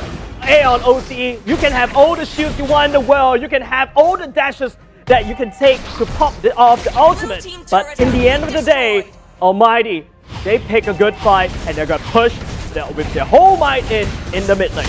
Enough time has been bought coming in from Bush as he tries to stop Aeon OCE to go straight to middle lane and bring down the ballistas. So good plays coming in from Almighty. They have managed to tally out and just bring the scoreline to an even at 14-14. And thus, Notorious Villains unfortunately only got a single kill, while Almighty has gotten 4 kills for themselves. This is the big fight, right? Whenever they bring Kolya down first, they pretty much have free real estate. They can just stomp and just rampage around the map and just kill whoever that they want, as long as they ignore Aeon OCE first. Yeah, and I feel like Envy thought they had the best place to fight, right? Mooney blowed the ultimate way too early. Envy picked the fight with Almighty in a very good choke point. And you would thought Envy is the one that's gonna make use of all that choke point with Aeon, the spread of the first skill, and of course JS Love. There's only one lane to shoot the planets down, but Almighty is the one that benefited from that choke point, because QDIC, he jumped in, he procced the Winter Trunkian, absorbing, dealing damage to I think at least 3 to 4 members of Envy at the same time. Mooney, XM, and JS Love will melt against QDIC if Envy were to try this again. Now with the Lord up, Almighty has the map dominance around the Lord pit, and it is Sky that will scout out. Kolya looking for pickoff, but XM is out of position. He's trying to defend right now. The Luminous Lord is now up for taking, but unfortunately, Kolya has found himself in a pretty bad position as Sky did manage to go for that force ejector run on top of him, but Mooney, not gonna lie, his damage is really darn tough. They have lost the initiative onto the side of the Lord, and they have to find the right time as the Blood Oath did not quite connect. They're still looking for an avenue to enter right in, but there is just so many things going on, and thus the Lord is going to be taken down from the side of Cyclops, that everyone else is going to be hiding himself right on top of the enemy lines, while Dicey, he's just going to be behind the opponent side, putting up the Winter Truncheon, but unfortunately still will be knocked down by the members from the side of Notorious Villains. 3 members from Almighty taken down, 1 member from Notorious Villains has went down. Or 3 from Almighty, 1 from Notorious Villains, and thus the Lord is going to be fighting in the cause of Notorious Villains. Almighty not looking good. Yeah, they're not looking good at all. The Lord is gonna push all the way down. It's Ryzen and Bush for defense. With Envy's lineup, I feel like they could actually win this game. They're focusing on the turret right now. Bush and Ryzen, they have to make something coming up. Sky just respawning, but the stun coming out from JS Love will stall him from going back to base. So at the very least, Envy, they call it off. They're not gonna GG push it all the way in. XM just getting more map dominance on the side, and Notorious Villain with the 3 men pushing down the top side. Almighty backs against the wall, putting themselves in the exact same position as Envy right now. Just taking a look at the turrets. It's almost bare equal. Good decision making from Notorious Villains. Of course, they are very determined, and of course they have good discipline onto their side to ensure that they ensure to bring down the exterior turrets in the top lane as well as the bottom lane. They know their capabilities and they know if whether they can go for the GG push or not. But to be honest, if they try to go for it, I think that they can be rather close. But ending the game at that point in time may be a little bit tough. Yeah, I think Envy earlier just now, it was a 4-man versus 2. If XM decided to actually join the mid lane push, Envy might have actually won this game. As we're going to go back into the demilitarized zone right now, the DMZ looking very, very empty. Both sides giving a lot of respect to each other. And now Envy is a little bit confused. Do I fight in the choke point or do I not? Because ALMGHTY, they fight in choke point and they can win. And Envy, just now they fought in choke point as well. And they can win as well. It all boils down to Mini's positioning and who XMXM decides to lock down and who JS Love decides to lock down. So it's kind of a tough game for ALMGHTY, right? They Yes. are focusing quite a lot on regeneration, anything that comes to sustainability onto their side. They don't necessarily have massive health pool except for Bush. But Bush, once again, is receiving quite a lot amount of damage onto his side, but he's just going to be receiving the ultimate from the side of Cyclops, and he's going to be A-okay for now. Alpha V9, he tries to put himself in front of the enemy line, only for him to get absolutely melted down by the double magical damage dealer from the side of ALMGHTY as well as JS Love. The rest of the members just going to be pushing themselves around on Bush with a Nether as well, come on to the side of Kolia, and just going to be bringing him down, isolating himself, and everyone else is going to collapse themselves. JS Love, the next one is for Sky, gets himself away, sliver of health, left with Aeon OCE, while XMXM took the entire time and the liberty to go over to the bottom lane to bring down the inhibitor turret, and that is going to be a great fight for both sides. It is rather bare even. Yes, it was very even. I feel like ALMGHTY was a little bit distracted, right? Because XMXM pushing down the bottom side, you can see ALMGHTY hesitating a little bit in that particular team fight, and that card, it was supposed to be Notorious Villains Coffin, because that is the place where they picked the fight and they actually lost. And QDIC was a little bit slow on the follow-up, decided to go for Kolia, a single target, instead of what he did in the previous fight, went for the soft inner cores and the soft inner belly of Envy's damage output. So for Kolia, he has decided to go for the Queen's Wings, which I can understand as well. We've got Immortality, we've got the Dominance Eyes, but picking up the Hard Claws is definitely not what I was expecting. I was expecting a little bit more to the side of Endless Battle, but hey, to each his own. I've seen before Ruby with Endless Battle. I've seen before Rubies with Hard Claws.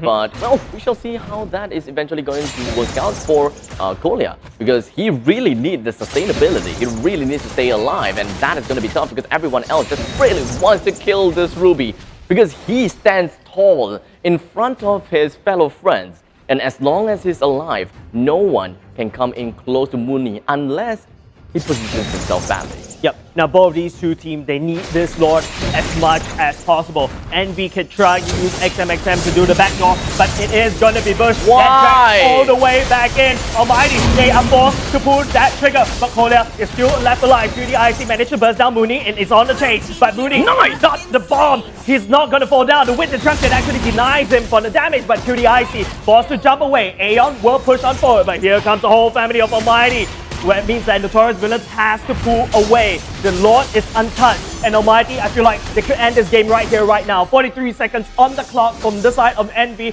an open mid lane base.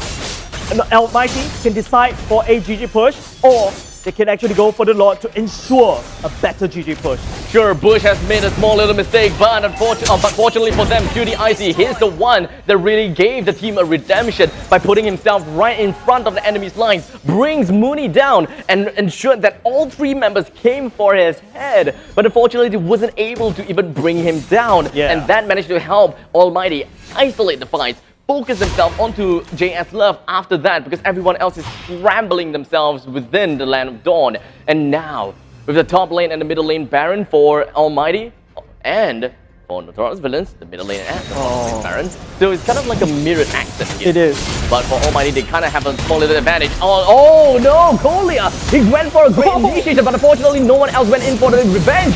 Sky still went down. Immortality popped. This guy, he gets himself away. The Starry Night Sky glimmers onto the side of Bush as he's probably about to meet his end real soon. The Dread of Cyclops popping his ultimate. The Data as well just going to be absorbing himself right on top of Kolia. Did not crash under the wall, unfortunately. Bush still went down time and time again. XM, JS Love coming in from behind. They may be able to get a kill down on Alpha V9. He wasn't able to use the eye for an eye just in the nick of time. And down he goes once again. ALMGHTY unfortunately was not executing the fight well enough. Bush is constantly finding himself completely taken down, thinking that he is pretty tanky after all.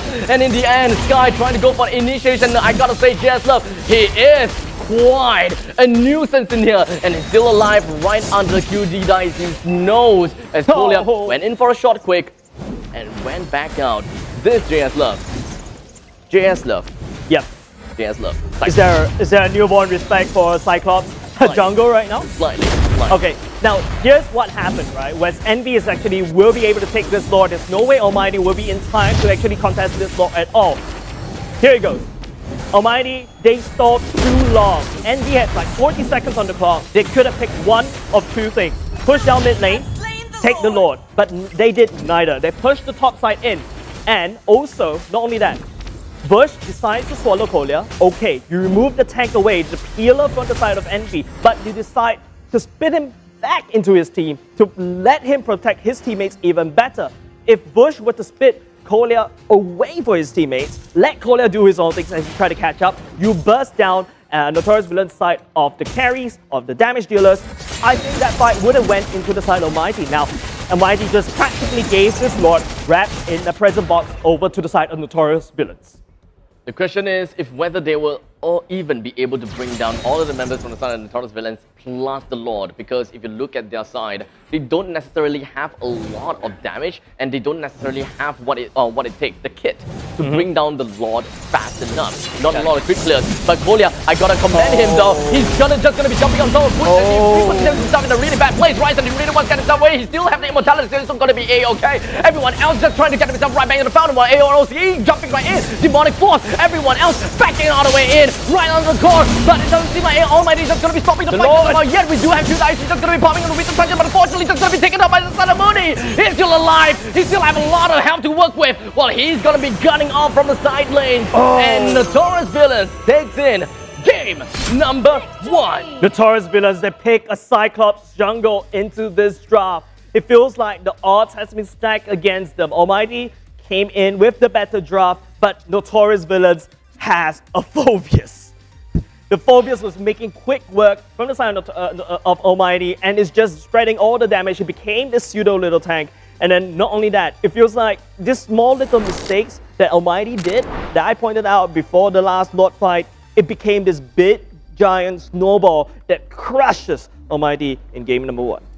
I am not too sure about this fight, right? Or rather this matchup. I don't know if it's Bush that always positions himself badly, or it's just Kolya. Kolya positions his way too good, right? Yeah, because Kolya is always there to lock down Bush. And no matter what, Bush will be emptied out in 3 seconds. He's gonna be dead by then. And then no more deadness welcome. They have full of free real estate. So it's an either-or situation here. They bring down the entire they bring down Bush, which is playing against the Barats, and win the game technically, or they lose Kolya and technically lose the game. Yeah, to a certain extent. Yeah, Kolya's positioning has been impeccable throughout this whole game. You can see, yes, there's a few questionable things that he did, but he's being a very aggressive tank in order to be able to do that. So ladies and gentlemen, let's take a look at the item built once again so that, we get to see what kind of things they're built. I feel like the Has Claws has been working very well for Kolya. Instead of an endless battle, you don't need damage, right? You need sustain. And sustain is what Kolya has in order to be able to just survive as long as possible in these fights. Now, positioning-wise, Mooney, this time around, he's performed quite well, even built in a Demon Hunter sword because he knows that he's going up against, the likes of the Alice, the Barrett, so definitely that's a good choice in terms of the item built.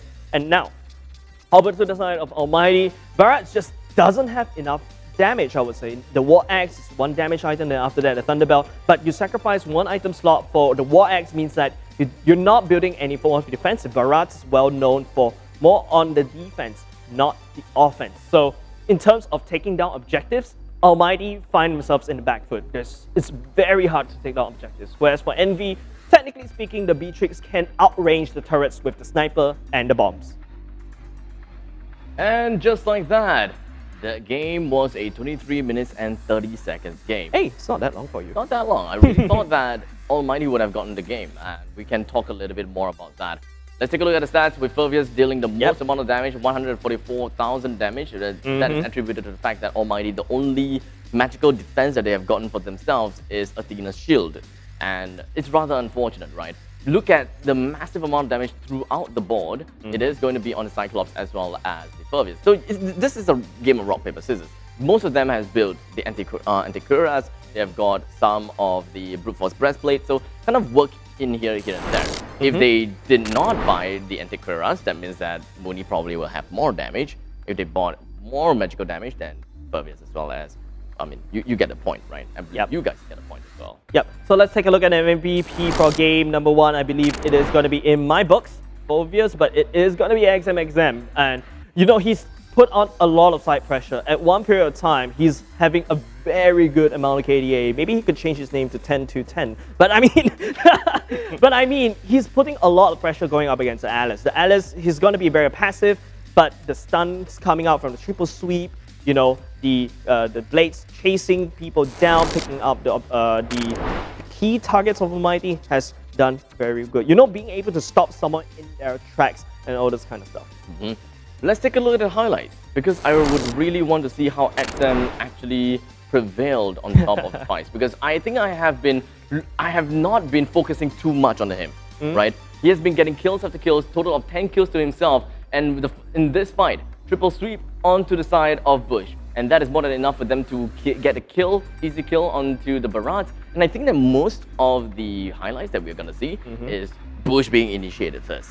Or Collier initiating it, because I really like how Envy is just like, you know, making sure Almighty shakes the hand in these team fights. Bush overextends way too much for the side of Almighty to follow up. Alpha V9 as well, the positioning a little bit questionable sometimes, but I understand his fear of the phobias being able to, you know, take advantage of his dashes, so I kind of understand what he's trying to do, but maybe Alpha V9 could take a leave out of XMXM to do all those split pushes. This is a tough game, right? It is. Really a tough game coming in from both sides. So apparently, I mean, you can pretty much tell, Notorious Villains have got a strategy of their own. They know how they would want to deal with Almighty, and the caveat is obviously going to be the Barat. As long as Barat stays alive, it is tough for them to take the fight. As long as Collier is alive, it is time for Almighty to take the fight. Yep. And that's why they have always found themselves kills and kills and kills onto Bush and not on the Sky. They don't really bother so much about Sky, but when they can, they will go for it. Yeah, and it's exactly what Collier said, right? Envy, even though yes, people call it a screamer team, but they do have a Collier, right? Someone who's experienced enough to do the shot calling, whereas when the side of Almighty, yep, technically speaking, they're amateurs, they're newer in terms of experience, but they need that momentum. So as we're gonna step into game number 2, does Almighty have enough fuel in the fuel tank to keep up this momentum? Or is Notorious Villains, you know, something breaks, you ban away Collier's Ruby, that would shake up a Notorious Villain a little bit? Well, that was an unfortunate game for the side of Almighty, but that is quite a celebratory game. It is. For the side of Notorious Villains. I gotta say, if I were them, and I hear the caster saying, Almighty got a better draft, Almighty better draft, and then they won the game, right? This is like a slap in the face on Abstract as well. Like, look at what Notorious Villains is capable of, and I gotta give it to them. Gotta give them all the credit for being able to win that game in the early stages of the game. I gotta say, you know, Rafaela probably did not make that big of an impact in that game. Mostly it's just allowed, you know, the likes of Alice to be able to chase Mooney all the way down. But I feel like in this game, Almighty doesn't really have enough damage. No, not at They all. built pure tank, but on the other side, Notorious Villains was like, you know, damage all across the board. Yeah, so unfortunately, we shall take a look at how the drafting is gonna be like. Are we gonna be favoring over to Almighty again, or are we gonna be favoring over to the side of Notorious Villains? As we shall take a look right after the short break.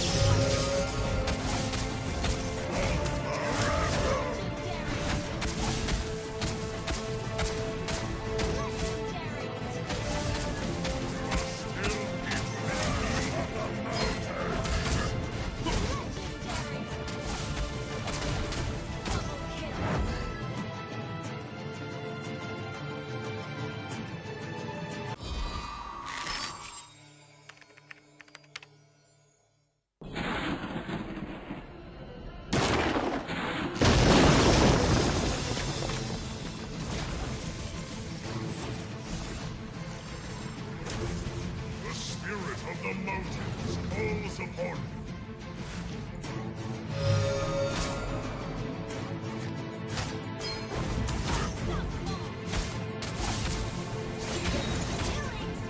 The power of the mountains.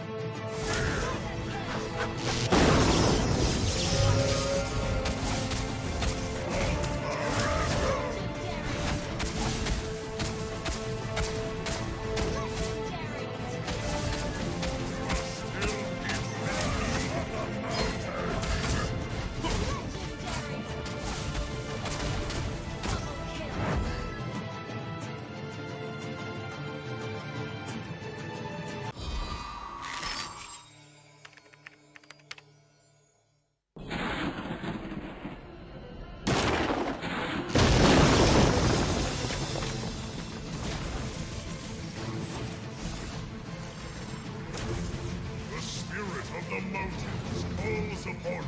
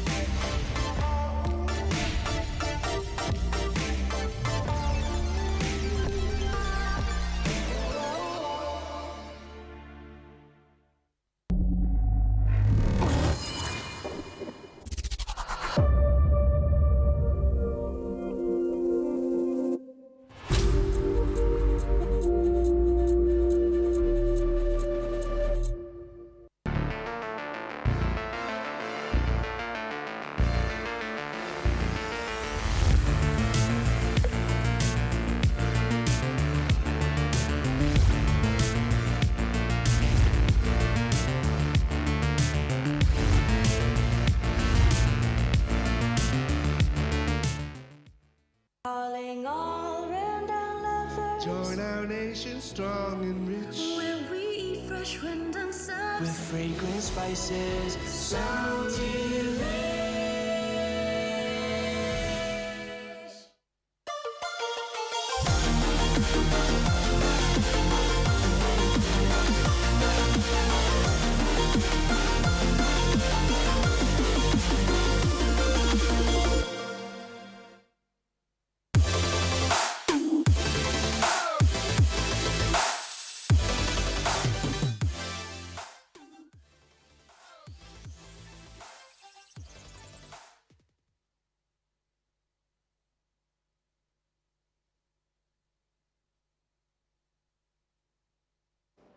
Alright, ladies and gentlemen, welcome back once again.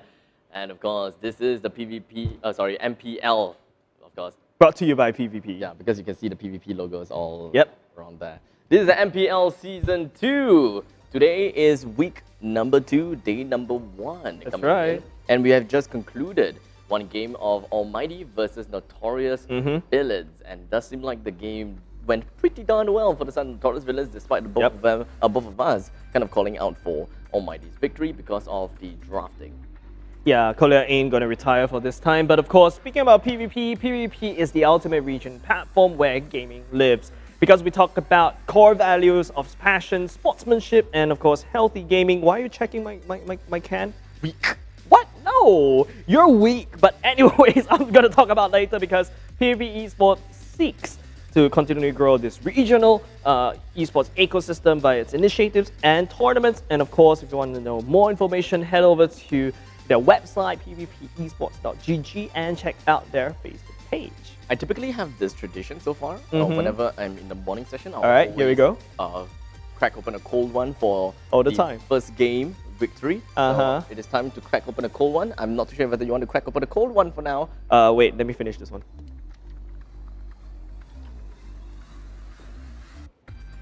A little bit bit of drinking ASMR. A bit mukbang in a sense, right? Cheers. Cheers.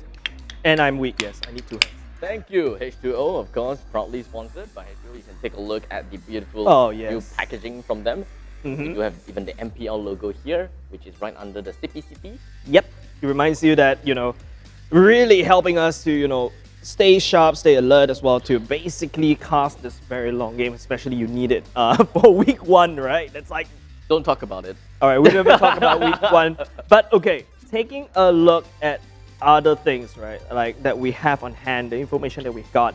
Notorious Villains feels like Kolya ain't gonna retire as of yet. It feels like the amateurs still need a little bit more work from the side of ALMGHTY.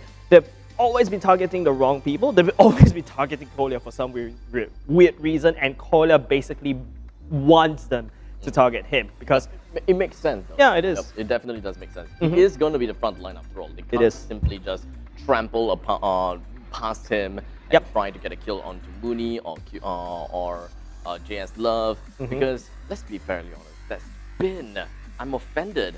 It's just so annoying. And I've tried before as a Benedetta and just like, okay, you know what? I'm going to go to the back lines. And I nope. Flip past right of the Ruby and I was like, hey, nothing too difficult. And then suddenly like, get back here. Yep. Literally. So I think with what ALMGHTY has drafted, like we said before we actually went on a short break, they've built a very tanky composition. So which means that something they don't have enough in resource will be damage. Now, if you're going to put all that scarce resource onto exploding Kolya, Kolya basically will pop off. And while everyone's focusing on top of Kolya, Notorious Villains, the backline, the JS Love, Mooney as well, they're just going to dish out a lot of damage. And of course, Aeon played out of his mind. But I mean, it's because Phoveus is in his natural territory, his natural habitat. You put it up against Benedetta, you put it up against everyone. And don't forget, the hook actually allows the Phoveus to jump on that with that. So any form of displacement will allow the Phoveus to jump, and that's basically it. Just dish out the most amount of damage in game number 1. Yeah, so before Baratzis has went down or before Kolya has went down, we don't care about free real estate for either side because the entire game is real estate for Phoveus. You just go downtown, Demonic Force, boom, boom, boom. Yeah, and people have described how we play Phoveus, right? Because we always like, BM with the spamming of the back button. I think that's basically practice for Phoveus. You spam the ultimate button rather than the back button, and that's basically how you win games. Phoveus, you spam one button, you win games. That's basically how it is. But of course, there's a lot more depth. You're supposed to spam over the back, the dash button, and then after that, put your first skill, and then try to put the second skill. So it's a lot of button mashing. Yes, and well, Benedetta is also quite a bit of button mashing. Not really button mashing, but skillful button holding and smashing. Yeah, skillful button. Phoveus, just smash. Just smash. Yeah. Just smash as much as you want, especially that's how a Phoveus do. So will we see a Phoveus ban? I feel like what ALMGHTY needs to ban away in game number 2 to try to put a bit of a wrench in the cog of Notorious Villains draft will be to take away the Phoveus, to take away the Ruby. Yeah, so one thing, Ruby has been a very popular pick nowadays. 11 picks. In fact, I think that it is on par with Jawhead at this point in time being the top 3 picked heroes. So I think that for the side of ALMGHTY, if they do want to play the Benedetta again, then I think it's better for them to just wipe out the Phoveus and not have Phoveus in the picks anymore. And another thing is going into the next draft, I think it's really looking at those two, other than looking at those 2 bans, maybe they've got to try to add more damage into their kit because I was kind of surprised the Rafaela came into the draft of ALMGHTY. Yes, there is a logic to allow QD. I always call him by his own name, QDIC. Yeah, I always call his own name. So I was thinking about QDIC being able to chase even better, allow the Barats because he's a big chunky boy. He's gonna need more movement speed to chase someone down. So the Rafaela makes sense. But if you swap that Rafaela away to maybe a Lunox, maybe more damage dealer, right? Agreed. Maybe that would have changed the tide for ALMGHTY because they're struggling for damage. They burst down Kolya, That's it. They're running on fumes, and Envy is like, oh boy, we're only just getting started. Yeah, so that is also another thing that that kind of went in my hindsight. Yeah, because typically you would use a Rafaela as a roamer, and then they have a Jawhead as a roamer.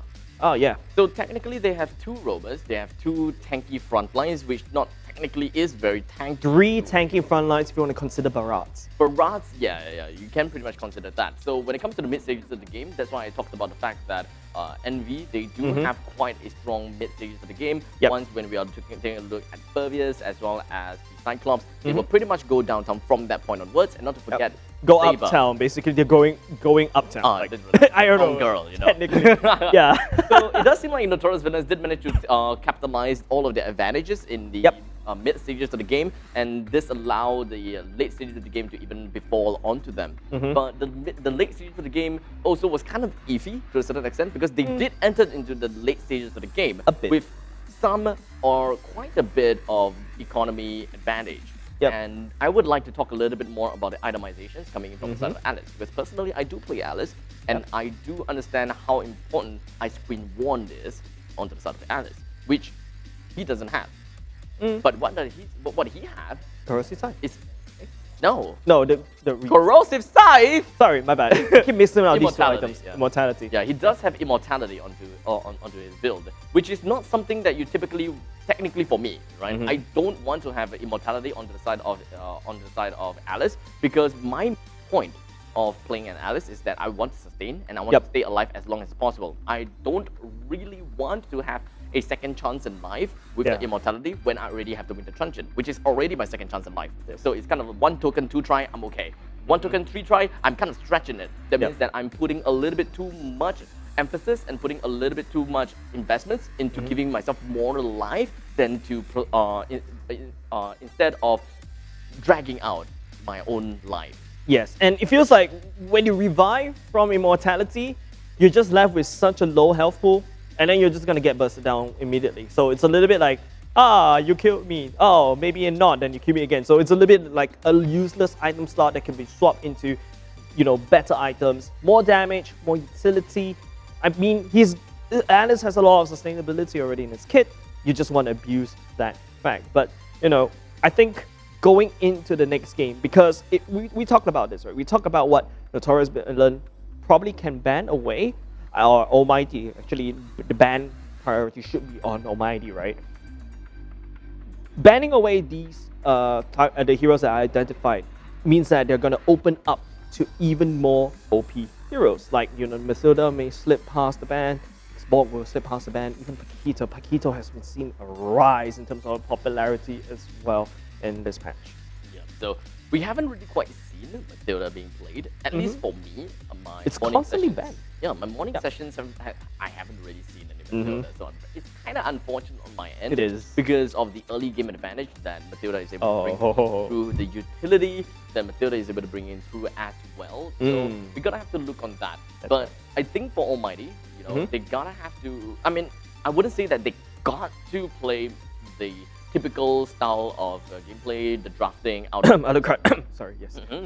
from the other teams, because I'm very well versed with very strong early stages, very strong early game whenever you pick up Jawhead, those kind of stuff. Or if you pick a late game, you gotta have to balance it out with some insurance in the early game and the mid stages of the game, great amount of CCs across the board, this kind of stuff. But for Almighty, they have drafts that are a little bit different, right? I mean, looking at the fact that they had Rafaela sorry. But the Rafaela with the Jawhead is a little bit of an iffiness at my point in time, or at that point in time. But I still would give more of my opinion over to Almighty to win the game, supposedly, because of strategies that they could have. I think it all. Well, yes, we definitely favored game number 1's Almighty's draft, right? But I feel like it all boils down to shot calling, discipline. I think with Collier, at least with the experienced shot caller, basically asking people to aim this person, aim that person, it helps a lot in actually finding the key targets. Almighty has, on the other hand, has been focusing down on Collier. And, if you focus down the shot caller, technically he's dead, and then he can just put down the phone and start shot calling because he's seen him from third person point of view, he's not tunnel visioning. So that is some advantage technically going over the side of Team Notorious Villains. But but sometimes we do also question, oh okay, streamer team, they're playing it like as they're picking heroes like the Natalia, which is also questionable at one period of time. But this time around, at least Notorious Villains, I think they found the right experiment, because JS Love actually works better going into as a core. So expecting that, the upcoming weeks, JS Love will be the core. Mooney probably has to swap into more like a mage, or even the Beatrix works very well, because technically speaking, a marksman, you have long range, you can always switch your rule around, you can build pure damage. Sometimes I've been playing a lot of Beatrix recently, right? So what I like to build is like pure damage, and I just do like 3,000 damage with one shot of the sniper, that sort of thing. And then you can instantly swap over to the bombs at the late game. So there's a lot of versatility for Beatrix, and I'm really expecting the Beatrix is going to be banned in next game too. I really hope to see that. It is one of the hero picks that can bring some ambiguity onto the board. It does. Since Beatrix can be played in the gold lane, can be played in the mid game, the mid lane, and in that previous game, Beatrix played in the mid lane. Exactly. While the other side lanes, we do have the Saber, and then we also have the Furbius. So I do like what they have got so far, but the early game from the side of Almighty, unfortunately, with the pick of Rafaela, it wasn't really good after all. Another point to point out is, if you notice how Notorious Villain has been rotating around, right? It's always 4+1. The whole 4 of the original Notorious Villain team and then you have one that's like the addition, the newly addition, that's basically doing his own things on the side lane. So Almighty, they want to fight a 5v5 because of the way that the draft, basically the kit works. So that also kind of hints a little bit, maybe not sure whether XM is really able to gel together. I'm just putting out a hypothesis based on what I observe, because that could be the case, because it's a 4+1. So, and XM always entered the fight a little bit too, not say a little bit too late, but he just entered at the right time. So I would say XM still able to do his own things, but I'm not too sure if you're going up against like teams, like the upper tier teams, like, we talk about EVOS, we talk about RSG, we talk about, Kingsmen, they know, or even Flash to some extent, they know how to play around this, because this is basically, they've been here longer than Notorious Villains. Yeah, indeed. So, when it comes to game number 2, we are probably going to be betting an eye a little bit here and there, understand? Because we don't really know what it's going to be like anymore. Most of us probably will say that, oh, Almighty is going to win, because the streamer team probably ain't going to do much. No, but they bite. Game number 1 made it completely different. I believe that Notorious Villains may have won some fans over. Yes. I think at least, I feel like in the first day, remember when we started the show, I was talking about, oh, they felt the litmus test, they felt the experiment.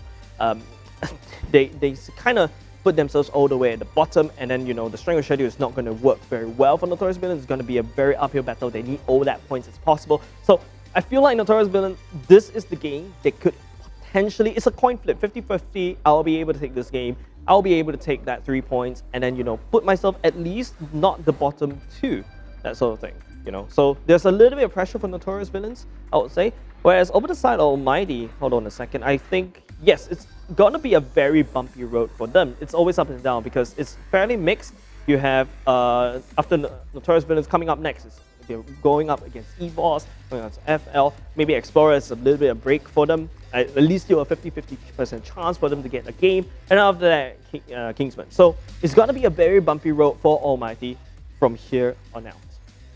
And ladies and gentlemen, it does seem like we do have a couple of sound cues coming up. Your you guys team know is what banning. is coming, because the ban and the drafting pick is here.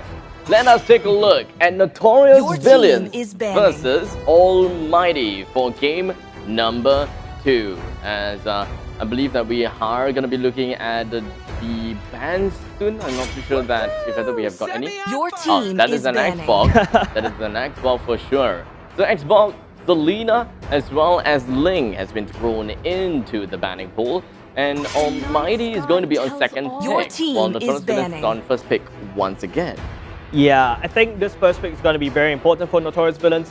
They're going to snap pick anyone that Almighty gonna leave it open. Like, say for example, they've already used the 2 bans, so like the link's taken away. Your team is The Esmeralda is also taken away. Remember I said the Ruby should be something that should be on Almighty's crosshairs, and even the Phobius, which I think Almighty at this rate could be going over.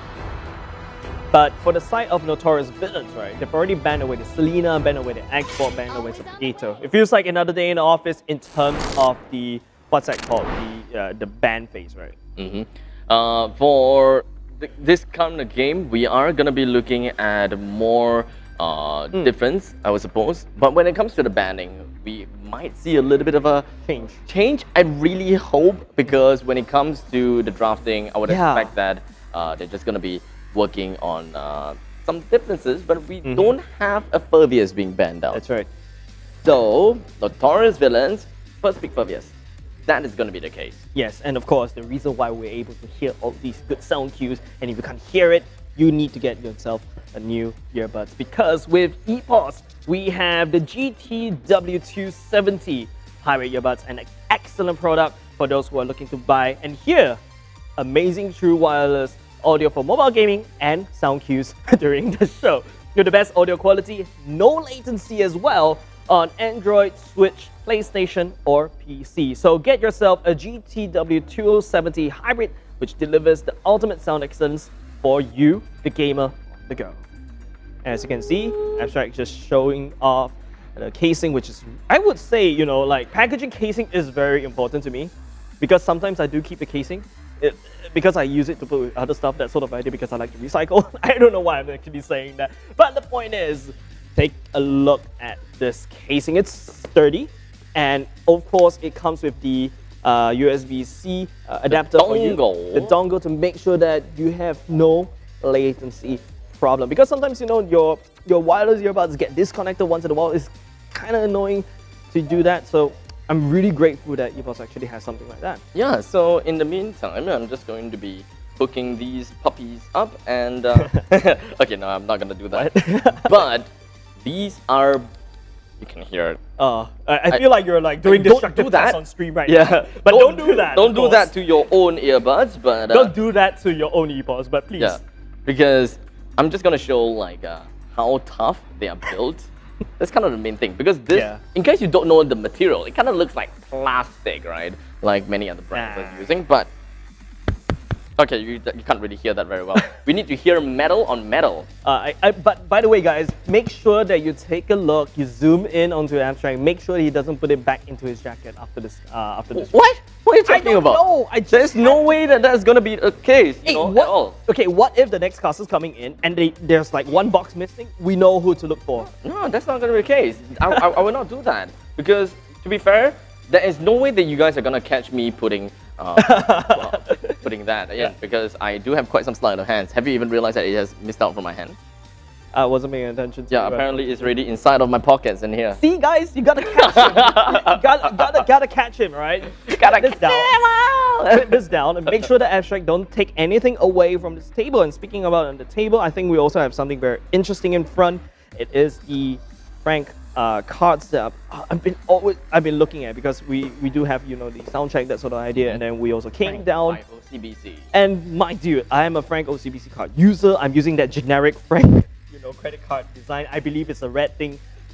Kind of boring, but taking a look at this nice and juicy designs that is available for you guys right now. So go ahead and sign up this Frank card, because it's a Frank debit card, and you can choose up to 6 exclusive Mobile Legends cards.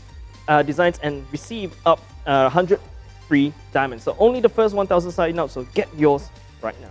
You said that you're a Frank OCBC member? Yeah. Oh, that means that you are eligible and you can actually get some freebies from Frank OCBC. So you're gonna have to watch out, take a look at their page, because they do have quite a bit of things coming in from Frank by OCBC. Yep, because if I'm not mistaken, you can sign up, and I think you did a show with them recently. I did. Right? So I actually can remember like a lot, if not all, of the ad libs in there. They do have like first 1,000 people who sign up for the Frank by OCBC debit card get like 100 diamonds, and if you don't want that, 100 diamonds too meager for you. Then the first 300 person to sign up for their credit card will get 500 diamonds. And I still remember that there is the treasure. There is going to be a Frank by OCBC, exclusive only. If you enter into their Frank store, you'll be able to walk back home with 2 epic skins. Yeah, so get your Frank. I feel like it's not only just the freebies, right? Take a look at the designs. No, it's a freebie. Okay, fine. All right. This is a freebie too, because let's be very honest. How can you not like it? Really How can you not like it, lah? I don't know. It's like if you're a Granger main, just get one, or if you're a Nana main, pick up one. Don't tell me what to do if I'm not a Granger main. I'm gonna get the Granger anyways. Okay, up to you then. I mean, I know you're a fighter main, so that's why I was like, wait, you and Granger a little bit doesn't match. Yeah, but I do have the Lightborn skin. Alright, ladies and gentlemen, skin doesn't really actually mean anything, but the point is, we are going to look forward against the next game, because game number 2, oh boy, I heard there's a little bit of change in terms of the bans. I feel like the ban that we saw earlier just now, you know, the Selena, Xborg, and maybe a Paquito, a Ling, Asma, I think the ban's a little bit off. I really wish in the next restart, they ban exactly what we talked about, right? I feel like ALMGHTY has, if ALMGHTY were to follow on with this ban, it shows that they has failed to identify the key reasons that Envy actually took game number 1. And in a tournament like this, we talk about adaptability. We talk about not only just, you know, the mechanical skill, the micro, the macro of the game, also talk about how well you can adapt to the enemy's draft. Correct. So I am not very sure how comfy, you know, Kolia is onto Ruby. But looking at how he plays, we can see that he's probably very comfy with that. So you know how it is. When it comes to drafting, you may want to prioritize a bit onto comfort. Because when it comes to professional scene, a lot of meta heroes are practically the comfort of some of these players. Because as professional players, you got to have to adapt yourself based on the meta, play so much to the point that that hero becomes comfort. So you have to go to the point whereby their number 1 comfort pick is taken away. Yeah, I remember, I don't know, I remember, I'm getting a lot of flashbacks from Season 1 when you mentioned about comfort. You remember the Faramis? Yeah, the Faramis, the Johnson, everything can come out of the ball. Even from the side of ALMGHTY, I believe it's the Aluka, right? Yeah, so it's also partially about the comfort picks, it's also partially about the metas, but that's because you got to train a lot. And I believe there's a lot of hours being put into all these different teams, so that's why they're able to, you know, compete all the way to the stage. So this is an absolute crazy respect from me over to these pro players. I mean, they have poured in hours and hours and hours and hours and hours and hours. I'm just waiting for you to kind of look at me and be like, how long are you going to go for? No, I'm going to let you go on and on until this technical pause ends. So you'll see Abstract go for hours. You know, it's like back in school where you're basically given a punishment to write something over 100 things. I will 1,000 not times. be late for class again. I will do Write it 100 times. Oh no. I remember I was a very bad kid, right? I would never do my Chinese homework. And I think bad boy. Yeah, I am gonna admit, you know, everyone has this Chinese file that's like this thick by the end of the year, and mine is like only 10%. I was a very bad boy. I'm not too sure whether my Chinese teacher is actually watching the stream. Even though if she did, I think that would be like, you know, a bit of a flashback. Bad flashback for me is a bad memory, and that's why I kind of cringe up just a little bit whenever people call me for my Chinese name, because they will only call my Chinese name if I mess up. Yeah, especially in Chinese class. No, why would we even bother calling you by your Chinese name when we can just call you Jay-Z? Oh no, here we go again. For the chat record, guys. Spam Jay-Z in chat right now. Oh no. Spam Jay-Z in chat. Oh no.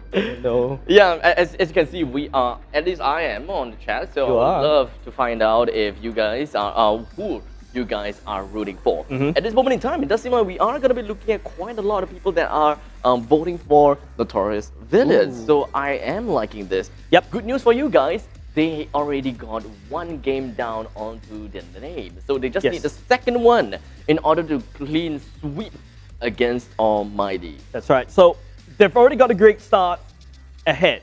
ALMGHTY probably, you know, being amateurs themselves, they may be knocked out the win a little bit, but it's about momentum, right? Kolia mentioned about momentum, and Kolia, his team, Notorious Villains, they have it. They're going to prove to us maybe, hey, we're not just a streamer dream team. We are the streamer team. We will be able to rock it in MPL Season 2.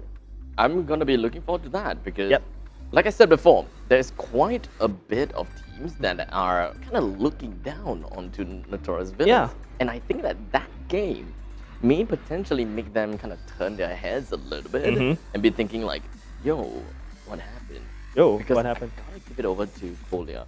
I really gotta have to give it to Kolya to the fact that he has such a very good initiate from his side, just playing like crazily, and he just initiates onto Barat all the time. And I gotta give it to him. All right, so we're gonna go into a very, very short break. So ladies and gentlemen, don't go away. I mean, there's a bit of a server issue that we're facing, so we're gonna get that fixed very, very quickly because, oh boy, I want to see NV at the very least pick up a 2-0. They need this 3 points. And with that said, don't go away. We'll be right back.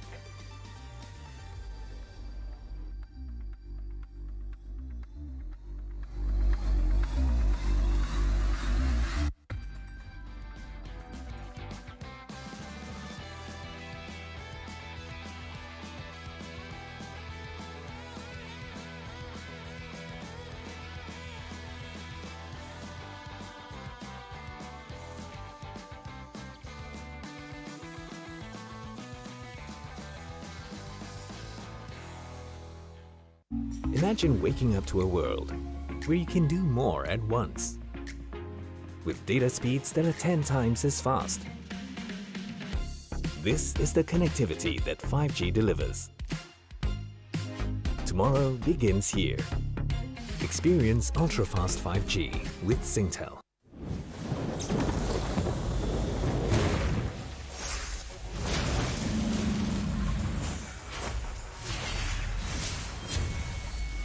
You specks of dust!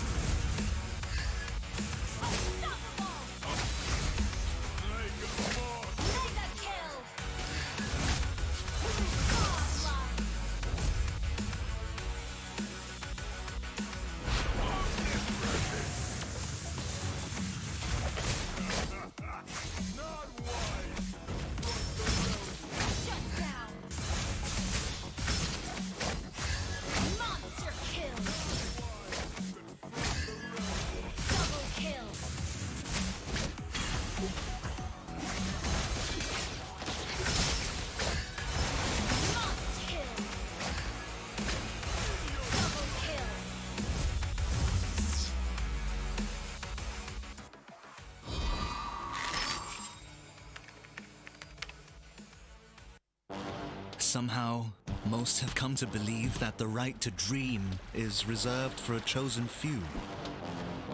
Dare to be different. We know that being unique can be lonely, repetitive, and painful, but rewarding. Define yourself with your beliefs.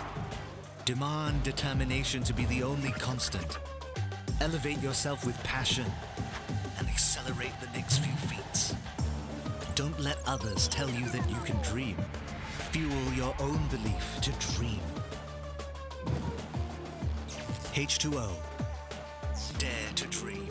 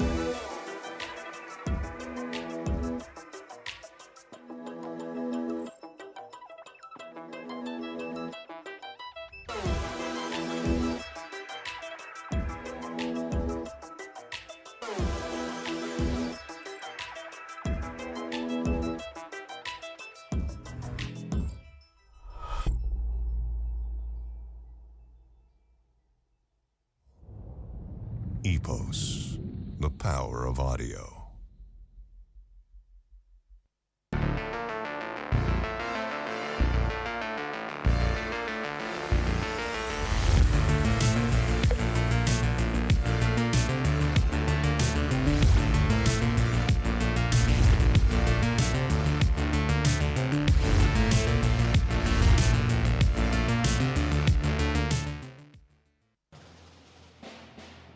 Calling all random lovers. Join our nation strong and rich. Where we eat fresh random subs. With fragrant spices, so delicious.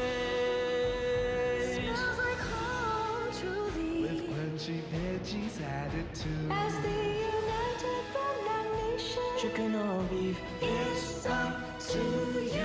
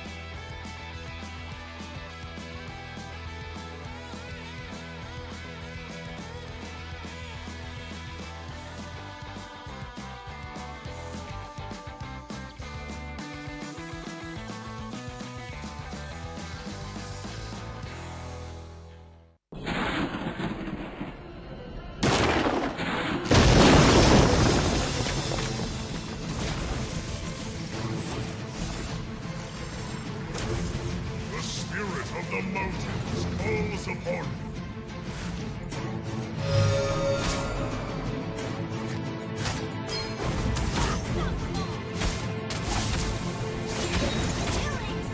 The power of the mountains.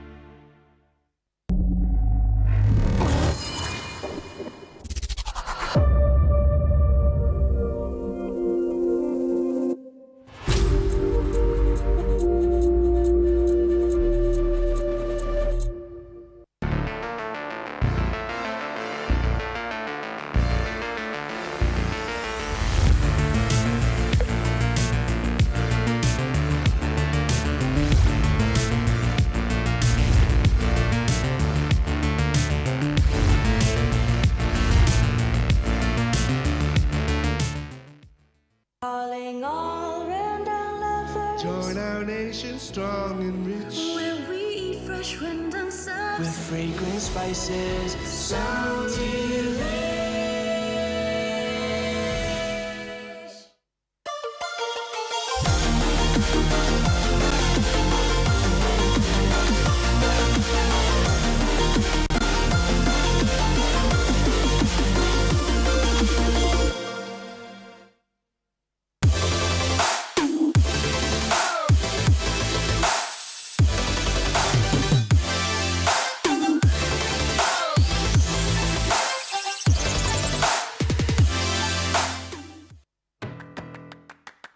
Singtel is proud to be the first to take 5G to a whole new space.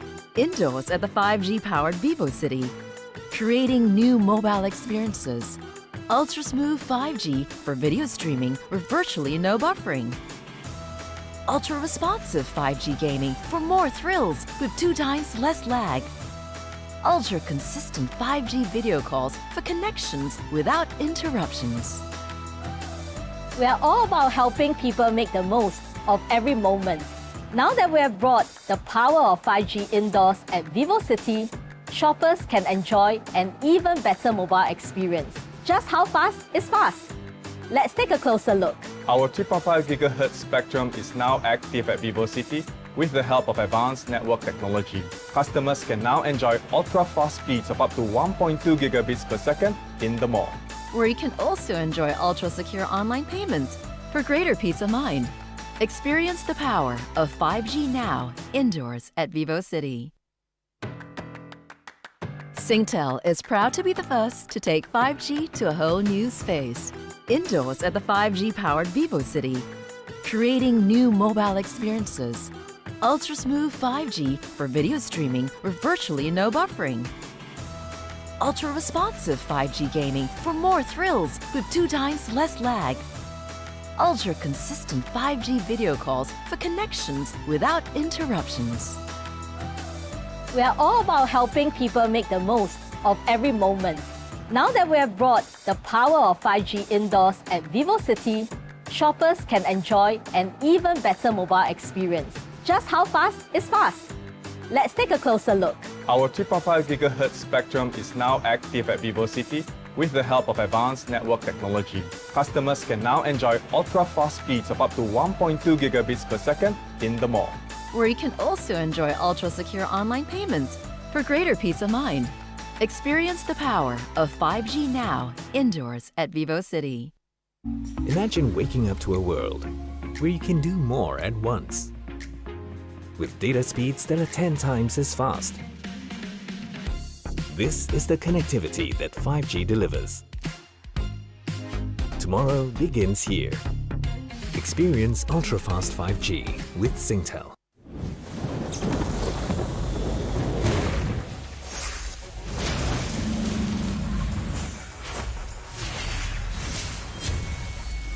You specks of dust!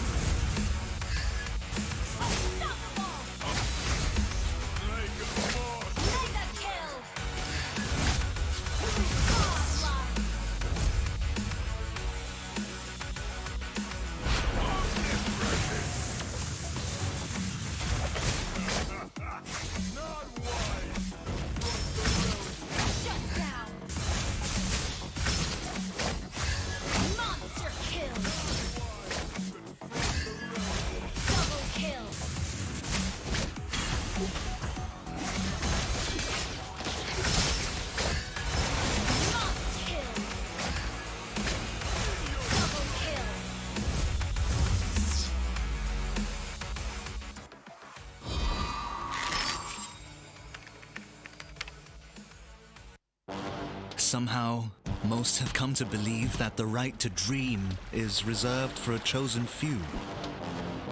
Dare to be different. We know that being unique can be lonely, repetitive, and painful, but rewarding. Define yourself with your beliefs. Demand determination to be the only constant. Elevate yourself with passion and accelerate the next few feats. Don't let others tell you that you can dream. Fuel your own belief to dream. H2O. Dare to dream.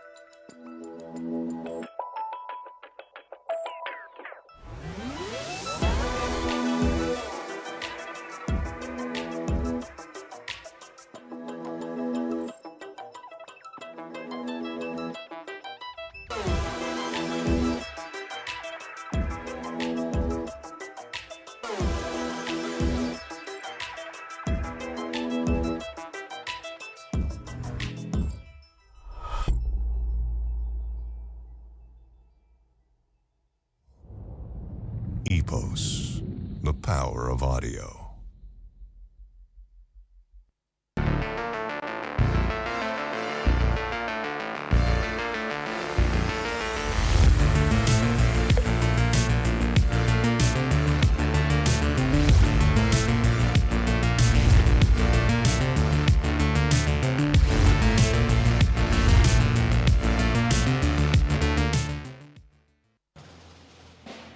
Calling all random lovers. Join our nation strong and rich. Where we eat fresh random subs. With fragrant spices, so delicious.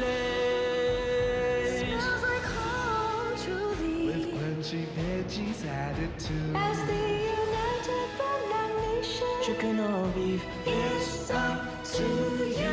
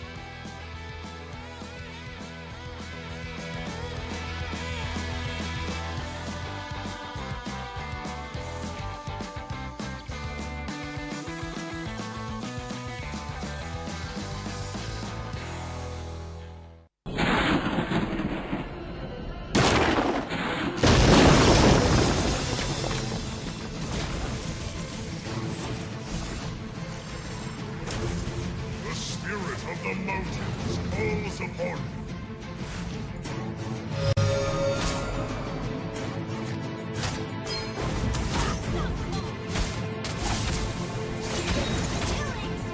The power of the mountains.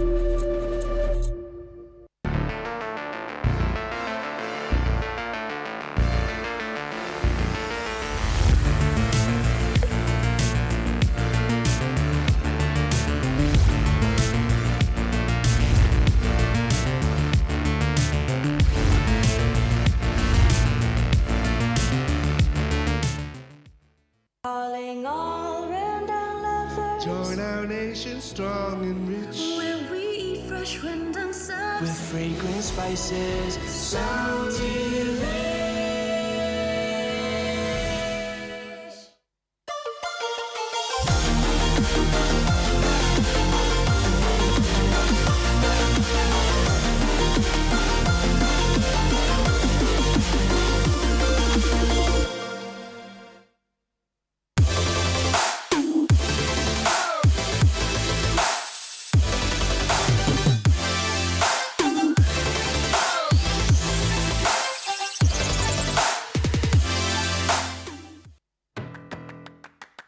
Singtel is proud to be the first to take 5G to a whole new space. Indoors at the 5G-powered Vivo City. Creating new mobile experiences. Ultra-smooth 5G for video streaming with virtually no buffering. Ultra-responsive 5G gaming for more thrills with 2 times less lag.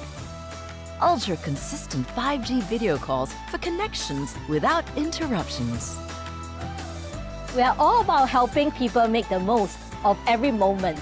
Now that we have brought the power of 5G indoors at Vivo City, shoppers can enjoy an even better mobile experience. Just how fast is fast?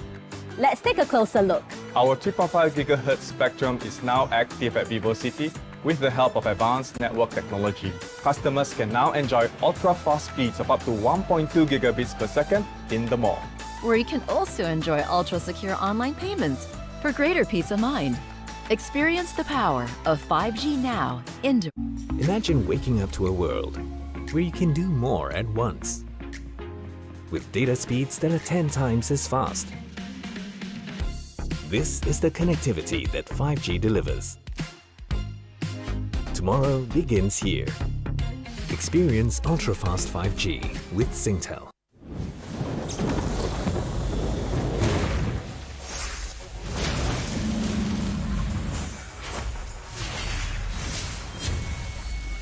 Yield, you specks of dust!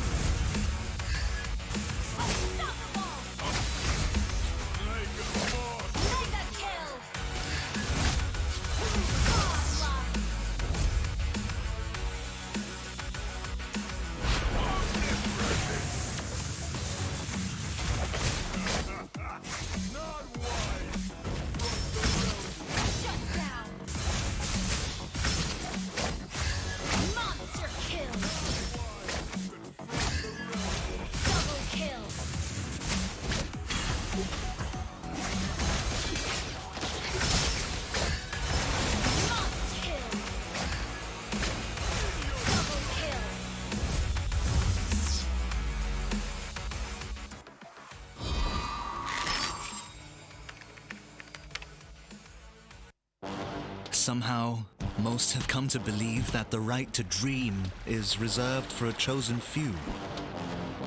Dare to be different. We know that being unique can be lonely, repetitive, and painful, but rewarding. Define yourself with your beliefs. Demand determination to be the only constant. Elevate yourself with passion and accelerate the next few feats. Don't let others tell you that you can dream. Fuel your own belief to dream. H2O. Dare to dream.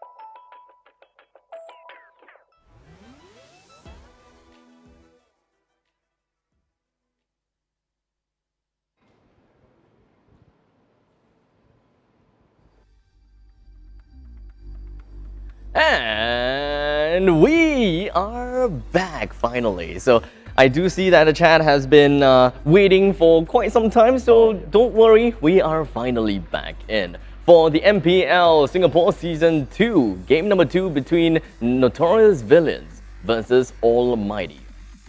Yeah, just to set the scene for those people that's actually talking on the comment polls as well, because, why do I say comment polls? But like, on the comments as well, people are dying to know the score just to get you up to speed. Notorious Villains right now on match point. It's up to ALMGHTY to try to equalize and bring us to perhaps a game number 3. But looking at the bans right now, banning away the Ling, banning away the Xbox is currently ALMGHTY. But for the other side, for Notorious Villains, it's Selena and the Paquito ban. Well, Selena Paquito, Ling, as well as the next bog being banned out. Well, nothing too out of the ordinary at this moment in time. But I do hear NC and Esmeralda being banned from the side of Notorious Villains, and thus, it does seem like Furvius Jawhead is still available onto the board. Not too sure which one Almighty will go for the ban, but of course, how can we forget about Matilda, right? And that is an insta pick from the side of Notorious Villains. I'm not too sure whether Almighty will want to snatch away the comfort pick coming in from the side of Kolia by stealing that Ruby away. But it doesn't seem like it will be the case, as they have managed to snatch up the Barats as well as the Beatrix onto their end. So a lot of ambiguity coming in from their side. The Barats can go to the jungle or could go over to the side lanes, while the Beatrix can go over to the side lanes or go over to the mid. So Notorious Villains, they wouldn't even know exactly what they would want to go for just yet and how to counter against Almighty and, you know, adjust the draft. So for now, what they are going to be looking for is to gel each other with one another. And to make matters worse, they also picked up a Ruby when it comes to their comfort pick. So far, with the Loi as well as the Furvius, great combos, great amount of magical damage throughout the board. A simple yin and yang will be able to help Demonic Force activate. Yeah, and even though Almighty, they gave away Notorious Villains and Furvius, they gave away the Ruby back, they took that Beatrix. So Mooney is forced to swap it up a little bit. Maybe he's be on that Loi duty, we shall see, but Almighty will be going back to the Alice. That Barats could still go into the jungle, still can go in the top lane, right? Or the off lane, like what I've said. But what I need to point out is that Notorious Villain, they picked up, they're building around this Phobius, right? You have the Ruby hook that could actually proc his ultimate. Don't forget the loyalty duality is also considered a displacement. So there's a lot of ways that Notorious Villains can create opportunities for Aeon to dive with the ultimate. Now, Notorious Villain banning away the Purple and Koopa because Kolia doesn't need it anymore because he's going to go for the Ruby. Almighty bans away that Saber, a bit of respect going over to XM. But now what both sides are lacking are that core. Okay, fine. Almighty does have that Barats, just maybe, but it's a big maybe, right? No pun intended, because Barats gets a little bit big size. But Notorious Villains, right now, I think they can try to limit that core, or they can go ahead and try to limit the tanks. One of the tanks has already been taken out, and that is going to be that Purple and Koopa. But you know what? Jawhead has flipped through the first phase of the bans and the first phase of the pick, which is quite a big of a surprise coming in from my side. So I'm really looking forward to see who is going to be picking out that Jawhead, and if Notorious Villains will even ban the Jawhead for themselves or against the enemies, because they can actually kind of steal Jawhead away if they want to, but Almighty, they will get the pick first. Yes, now Notorious Villains, I feel like it's high time to ban away the Jawhead. You don't need it yourself, so because Kolia already has that Ruby, so they are a little bit on the fence right now. You can see the timer ticking all the way in. Your team is picking. Yep, that is Jawhead that's taken away. I feel like it's a no-brainer for Notorious Villains to just ban it away. Now Almighty, they're going back to square number one. What is the tank that they will be going for? But instead, they'll secure the core for themselves. The Hayabusa is okay because with the iframes, we'll be able to dodge all the displacement kind of thing. But like I said, I'm not very keen on a Hayabusa in this meta because yes, he's a good assassin. He needs a lot of snowball in order. There's no such thing as a mediocre Hayabusa. Right? It's just either you're doing very good or very bad. It's a gamble. But is this the particular hero that Almighty needs to get back and Notorious Villains to put us to game number 3? Almighty better hope so. Do you know that there's a slight glitch in the matrix when it comes to game number 1 as well as game number 2 for Almighty's draft? They do have the Beatrix as well as the Hayabusa this time, so they do have the damage to bring onto the lines of Notorious Villains. So we gotta have to see exactly how are they going to translate those damage into objectives and what they do after a fight. But in the meantime, for Notorious Villains, they're just gonna be picking up the Alpha as well as the Kaja. So Alpha is definitely not something that we see all the time. So we got to see and take a look at how they're going to be working that out. Side laner with the Alpha, Roma when it comes to Kolia, onto Ruby, side laner with the Furvius, yes. Oh wait, jungle. Exactly. So all this Alpha while when jungle. you're doing all that thing you're talking about, right? I was just like, wait, where is the jungle? I even took out my magnifying glass, imaginary one, just looking at the drop. I feel like Alpha jungle is okay with the wave clear, that sort of thing, but it could also means that Notorious Villains are bringing something totally new. And speaking about something totally new that we've only seen 2 seasons combined, the Camilla is only picked twice. Almighty is gonna bring that up on that board as well. So tankiness, they've got it this time. Magic damage, they've also got it. Physical brute force damage, you have it in Beatrix. So Almighty this time round, like I said, like both Abstract and I said in game number 1, enters with a good draft. And Notorious Villain, a little bit odd with the Alpha jungle, but it's all about the execution, the shot calling as we enter game number 2. 5 seconds till the And here we go into the land of Dawn. Let us take a look at the picks coming in from both sides of the board. And of course, starting in from Notorious Villains, we are going to be taking a look at ALMGHTY onto the Furbius. Colia going to be playing onto the Ruby, Mooney onto that Luoyi. JS Love rocking that Alpha. And finally XM onto the Kaja. Well, for the side of Almighty, they do have QDIC gonna be onto that Barat all the way into the top lane fighting against the Furbius. Ryzen, or Reason, whatever you like to call him, Ryzen, in the middle lane. Gonna be playing as the Beatrix that will be fighting against quite a number of players. Bottom lane, Alpha V9 onto the Alice once again, or not really once again. He was playing as the Benedetta previously just now. And now, changing things up just by a little bit. Bush is going to be onto the Hayabusa in the jungle, and finally Sky onto the Carmilla. We've seen Carmilla. It's something that another team used to kind of confuse the other team just a little bit. But looking at the level 4 power spikes, right? Alpha has it, the Loi technically has a power spike at level 2, Ruby will hit level 4 power spike. So Notorious Villains looking to scale at level 4. Get to level 4 as quickly as possible, then we go to the turtle, which will be spawning in 28 seconds. Now, with Kaja, with the one potential lockdown, that's something Almighty needs to pay attention to, but it is going to be Sky that falls into the first blood. JS Love showing us how it's done for that jungle Alpha. So coming in and taking a look at the lineup from the side of Almighty, right? What they got to do here is to avoid fights at all time. That is going to be the main thing. While Notorious Villains, they would want to force a fight as much as possible. And that is going to be the completely difference in terms of the win conditions.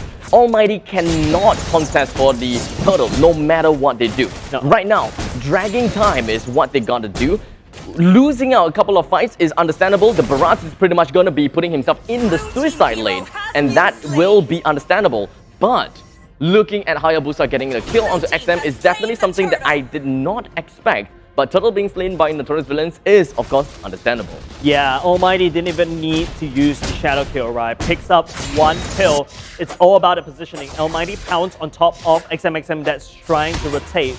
So giving away the turtle, because I think Almighty knows that they cannot fight for this turtle at all. But it is going to be Almighty that's sieging up the bottom side. Notorious Villains sending down reinforcements. XM, they have the ultimate. It's up to who actually pull that trigger first. I really like what Almighty is doing. They're just capitalizing and trying to do whatever they can onto the objective. They really don't have to go for the fight, but I don't know why Sky tried to go back in and try to save his fellow teammate when he is a lost cause already. They managed to whittle down the bottom lane first tier turret all the way down to half HP. But why did they go for the fight? I do not know. I do not know why Sky decided to go for it anyways.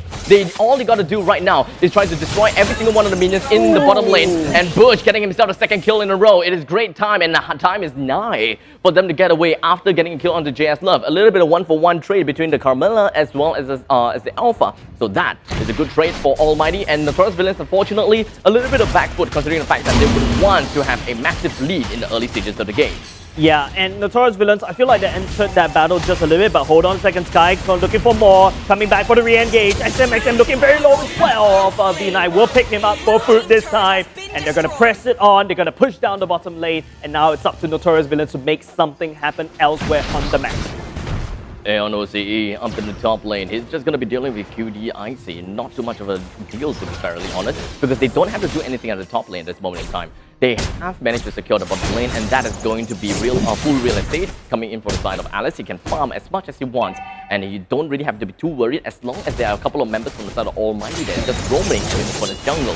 There is a turtle at the bottom lane though, so they are going to be prepared and ready for that. Sky is just going to be absolutely absorbed by XM with the ultimate, but surprisingly he did not go down. In fact, he did manage to bring out the damage onto the side of Mooney as well as XM. So that is 2 members down from the side of Notorious Villains. Definitely not something that I was expecting. Bush, the amount of damage that's coming up from him is a little bit too much for me to expect. And I did not think that Hayabusa, this early in the game, together with Ryzen, they are able to output so much damage. Yeah, Beatrix doesn't really need much items. His damage numbers in this kit the Nibiru's already passion. Nutty with the ultimate with the Nibiru's passion, right? And then you top down the shadow kill.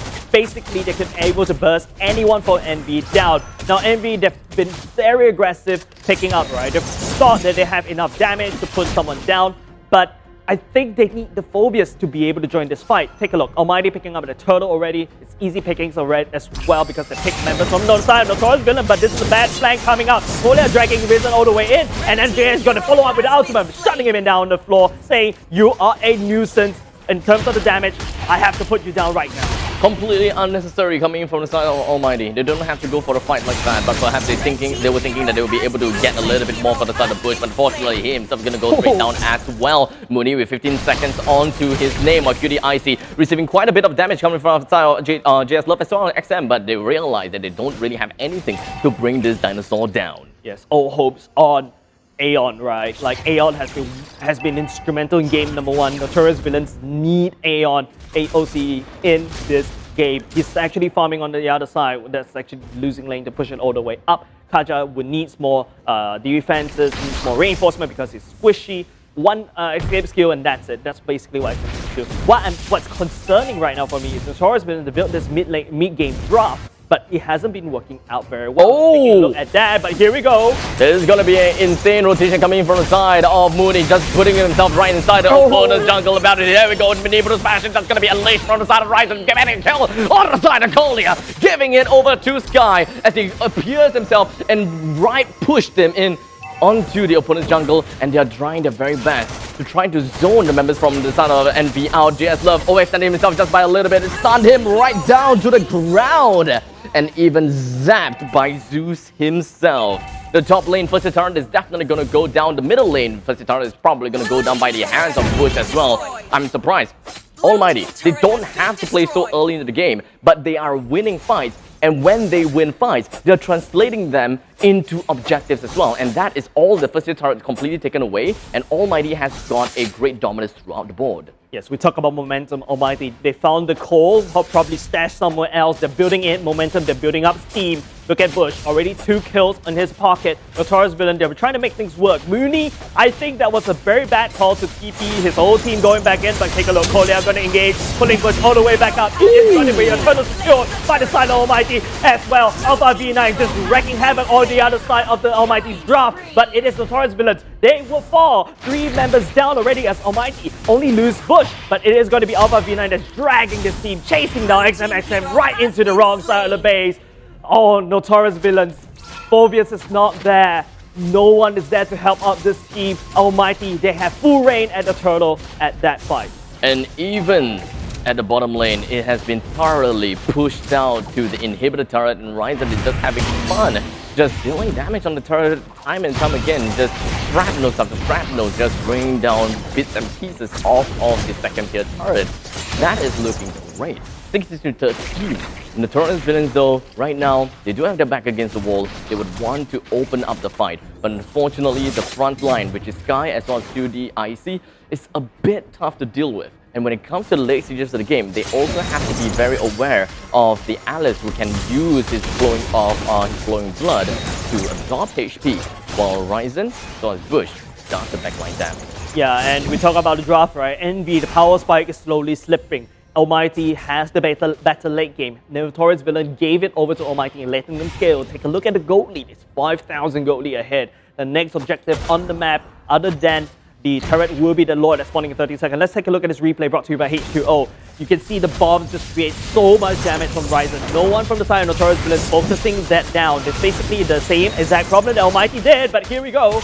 In the same place, down at the bottom side, Sky unfortunately finds himself completely taken out by the side of JS Love, as he didn't manage to bring quite an outfit right on top of his head. One side from Almighty has been taken down. That was a scuffed fight from Almighty, but a valiant effort from the side of Notorious Villains as they managed to bring one.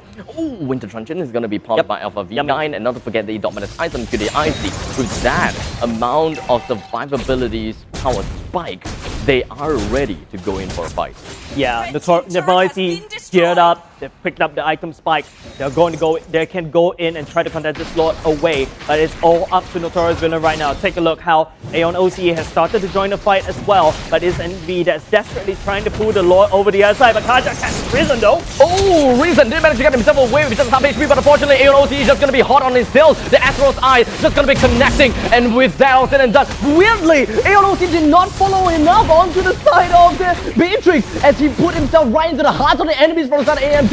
Bush as well as Ryzen, they got away. Just slipper of health. Aeon OCE gets away as well as every single one of the side of AMT. They stayed alive, while unfortunately for Notorious Villains, Kolia did not get away. A small little problem from the side of Fervius. He could have targeted, locked down onto that Beatrix, but I think that it was a little bit of a misinput. Yeah, I think, spamming on that ultimate did not work out, right? You target the Ryzen, and then after that, you jump over back into the middle of teamfight, letting Ryzen go. But Notorious Villain at least identified Almighty Ryzen is the problem. But the problem is Alpha V9 has started to scale. So Notorious Villain, they are forced to back off. They don't really have any tankiness. And don't forget, their power spike, their damage spike is starting to fall off right now. As you can see, as Notorious pick up these sort of fights, they need an advantage. They cannot afford to fight Almighty head on. So right now, if you're taking a look how Almighty is spreading out the members all the way up, making sure there's no flanks coming in. Kolia's desperately trying to look for some, but Sky, look at Sky, he's going to jump in, and he's going to engage right now. It does seem like he did manage to capture 3 members and just going to be isolating the fight all by himself. Blue Tries goes in for a little bit of a shuriken, and Kolia with a just sliver amount of health left, just going to be going down to the hands of Bush, and he managed to take a couple of them, and not to forget, even the Lord for himself, JS Love, immobilized by the hands of Alpha V9. The next one, Aeon OCE, wants to deliver the punishment back on the side of Bush, only for him to be shut down, and that is going to be a 5-man team wipe in favor of AMT. They will be translating over to turret damage. That is bad news for Notorious Villains. Almighty is going to crash very hard on the Notorious Villains side of the map. Members of Notorious Villains starting to respawn, but Almighty, Sky's positioning was impeccable. Setting it up for his team, allowing, the stun and all this. I think this is a better example. Take a look at how Sky engages. The bombs coming out from Ryzen as well, just spreading all the way damage. But okay, Ryzen misses the Nibiru Passion just a little bit, but focusing on top of that Lord. They secure that Lord, they bug out. Almighty, I know, it just feels like they finally found this momentum that I've got no idea where they pull out, but here we go again, another clash. 5 men completely being suppressed, but they are not the only ones suppressed. And just like Alpha V9 did manage to put the Winter Truncheon going in, connect onto Mooney. He's trying to get himself away. Doesn't find himself though. A double kill, a triple kill right onto his head with the Lord menacing, trampling down from the bottom lane. They're just going to be focusing down onto the core, and that is Almighty with a great initiation as well as great calls. This is Notorious Villains finding himself having a tough time against Almighty, and unfortunately, that is kind of what we had expected. Game number 2 went in the pockets of Almighty. What actually went wrong for the side of Notorious Villains? Yes, Almighty finally picked up the damage that they required. They are just going to toss away tankiness. They're going to invest in it more. They picked up the Beatrix for themselves. They picked up the Hayabusa at the very least, and Hayabusa Bush was good. He was scaling faster than Alpha, and Alpha, yes, it feels like they're building the whole team for the side of Notorious Villains around Phobias, but they're not fighting alongside Aeon OCE. For the whole stretch of the early game to the mid game, Aeon OCE is busy defending. Let's just take a look at the item builds once again. You can see it's the graph is skewed all the way to the side of Almighty, but Notorious Villains, they're not too far apart because the damage just goes all the way in from Mooney because of the dispersion. It just does a lot of damage. And then, of course, the mid-game power spike did not happen for Notorious Villains. So here's the thing, right? When it comes to Notorious Villains, they don't have a lot of very sustainable heroes. That's right. This is the point in time whereby Almighty, they do have a rather balanced role. While QDIC, he's always the one in front. He's trying to do his best to absorb damage, especially when it comes to the Lord, trying to pull Notorious Villains, kind of bait them in, while Sky hides himself in the brushes, which is something that we saw before. Going in, her three-man link. Three-man link is what brought everyone down, and that is where I call Sky out, because he was impeccable in the previous fight that allowed Almighty to literally just ambush the opponents and rampage over them. Yeah. Stampede, call it whatever you want. It's just Camilla's ultimate hitting 3 members on the side of Notorious Villains. You don't really need to hit anyone at all. You just have to hit Kolya, right? Kolya will spread that damage over to the backline like COVID-19. More or less, yes. More or less, yes. More or less, yes. You know, although that is not exactly the best analogy, but it's something that I would bring up. But the fact is, Almighty picked up game number 1. You can say, I would say convincing. It feels like game number 1, they pick up game number 2, my bad. It feels like game number 1 is like warming up, right? It's like a wake-up call. It is. Over the side of Almighty, right? For Notorious Villains, here is kind of like in some sense, a problem, I would say. Their mid-game is great because they have Alpha, they have Kaja when it comes to hooking people as well as just immobilizing them. That is Kaja for the job. Loi is great when it comes to team fights, and it complements with Phobius so much as well. Yeah, if you take a look at the damage dealt, Phobius in this game number 2 did not deal the most damage because he's always out of the team fight. So you have these 4 people that you build around Phobius, but you don't bring the Phobius along with the fight. So that is why you can see along the mid-game, they fail off very hard because once you give kills over kills over kills, over to the side of Almighty, that Beatrix is gonna hurt. The ally is gonna hurt. And it doesn't really matter if they attack Kolya, Carmilla is there with the ultimate. And they've got decent tanks, right? Barrage standing in the way, the big size Shonky Boy defending, protecting that Beatrix at all costs. All in all, commendable victory from the side of Almighty. I did not really expect that it would be such a landslide from Almighty. And with that all said and done, let us take a look at the MVP. And the MVP will be heading over to the side of Ryzen. He's going to be playing, he was playing under the Beatrix. And take a look at the item build. It does have a BOD, it does have the Athena shield as well as the Demon's Hunter sword. And that's all. Yeah, he doesn't really need much damage, right? It's like what Beatrix kit. The numbers in Beatrix kit is really nutty. Unlock level 4, that's it. He's gonna melt. You saw at one period of time where Beatrix just pressed one button, Alpha half health. Boom, boom, boom. Instant. Yeah, and the Athena shield is just because of that low E, right? Because once you nullify low E's burst damage when of the duality proc, that kind of thing, at least it gives some form of survivability for the side of Beatrix. With that all said and done, let us just take a look at how Almighty actually managed to pull this game for themselves in such a convincing manner as we just pull in the highlights, and that is where we can kind of just nitpick a little bit.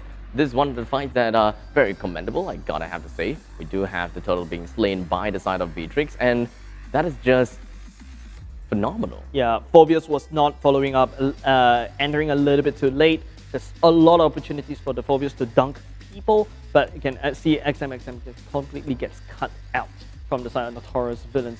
And this is the fight. You can see how with one big zone denial from the Beatrix just pushes Envy back away. And you can see once again, Aeon, OCE cannot find any way to enter. And even if it's entering, it's a little bit too late for anything at all. This time, AMT's calls are a lot better, right?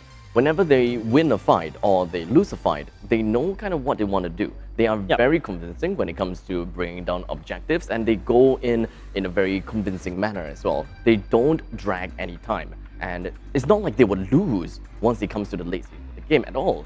They do have an advantage when it comes to the late stages of the game as well, but why would they want to drag the game over to the late stages if they are already winning in the mid stages? Yeah, and I guess that's the problem that both of these two teams have to answer, because I feel like at the end of the day, it's just Almighty picking up the crucial heroes. If you notice, the confidence. Remember, we identified what Notorious, what Almighty needs to ban. They never even went for it. It felt like this is only game number 1 for Almighty.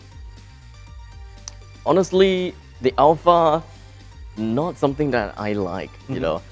Very unconventional. It is. And I suppose that it could be JS Love's one of his counter picks, or sorry, comfort picks.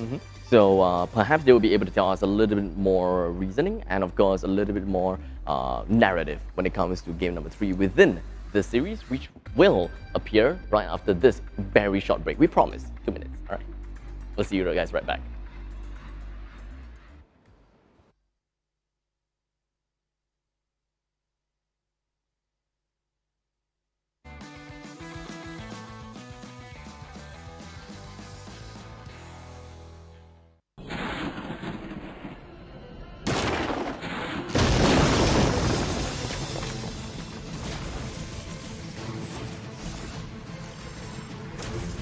The spirit of the mountains calls upon you. The power of the mountains.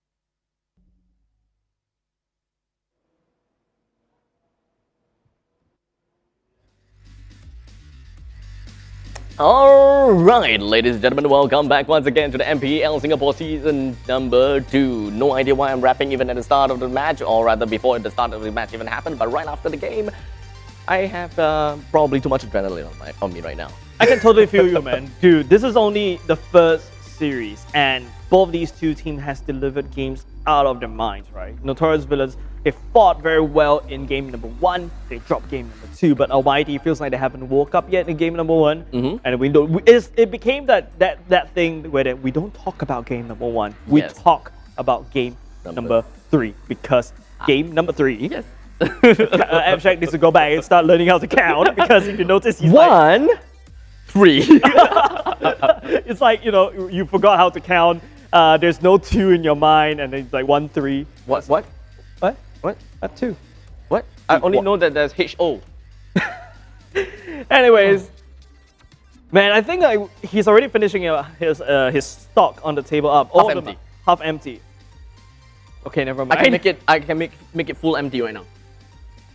Yeah, ladies and gentlemen, of course, thank you very much, H2O. We're just enjoying the drinks during the break, and of course during the cast as well. It has helped us and actually allowed Abstract to go pure Red Guard during the fights as well. I think that's actually something he added himself, but the point being is, going into game number 3, I don't know. Almighty, they have the momentum that Collier has been talking about right now. Are you trying to look for more? Yes. Come on, I think, guys, can we get another box here, please? Can you hear how empty it is? But the point being is this, going to game number 3, Almighty has found the momentum, they're gonna snowball out of control. It is up to Notorious Villains. Are they injured in terms of their mindset? Are they injured in terms of their spirit? I think that's something that game number 3, that's the question they need to answer in game number 3.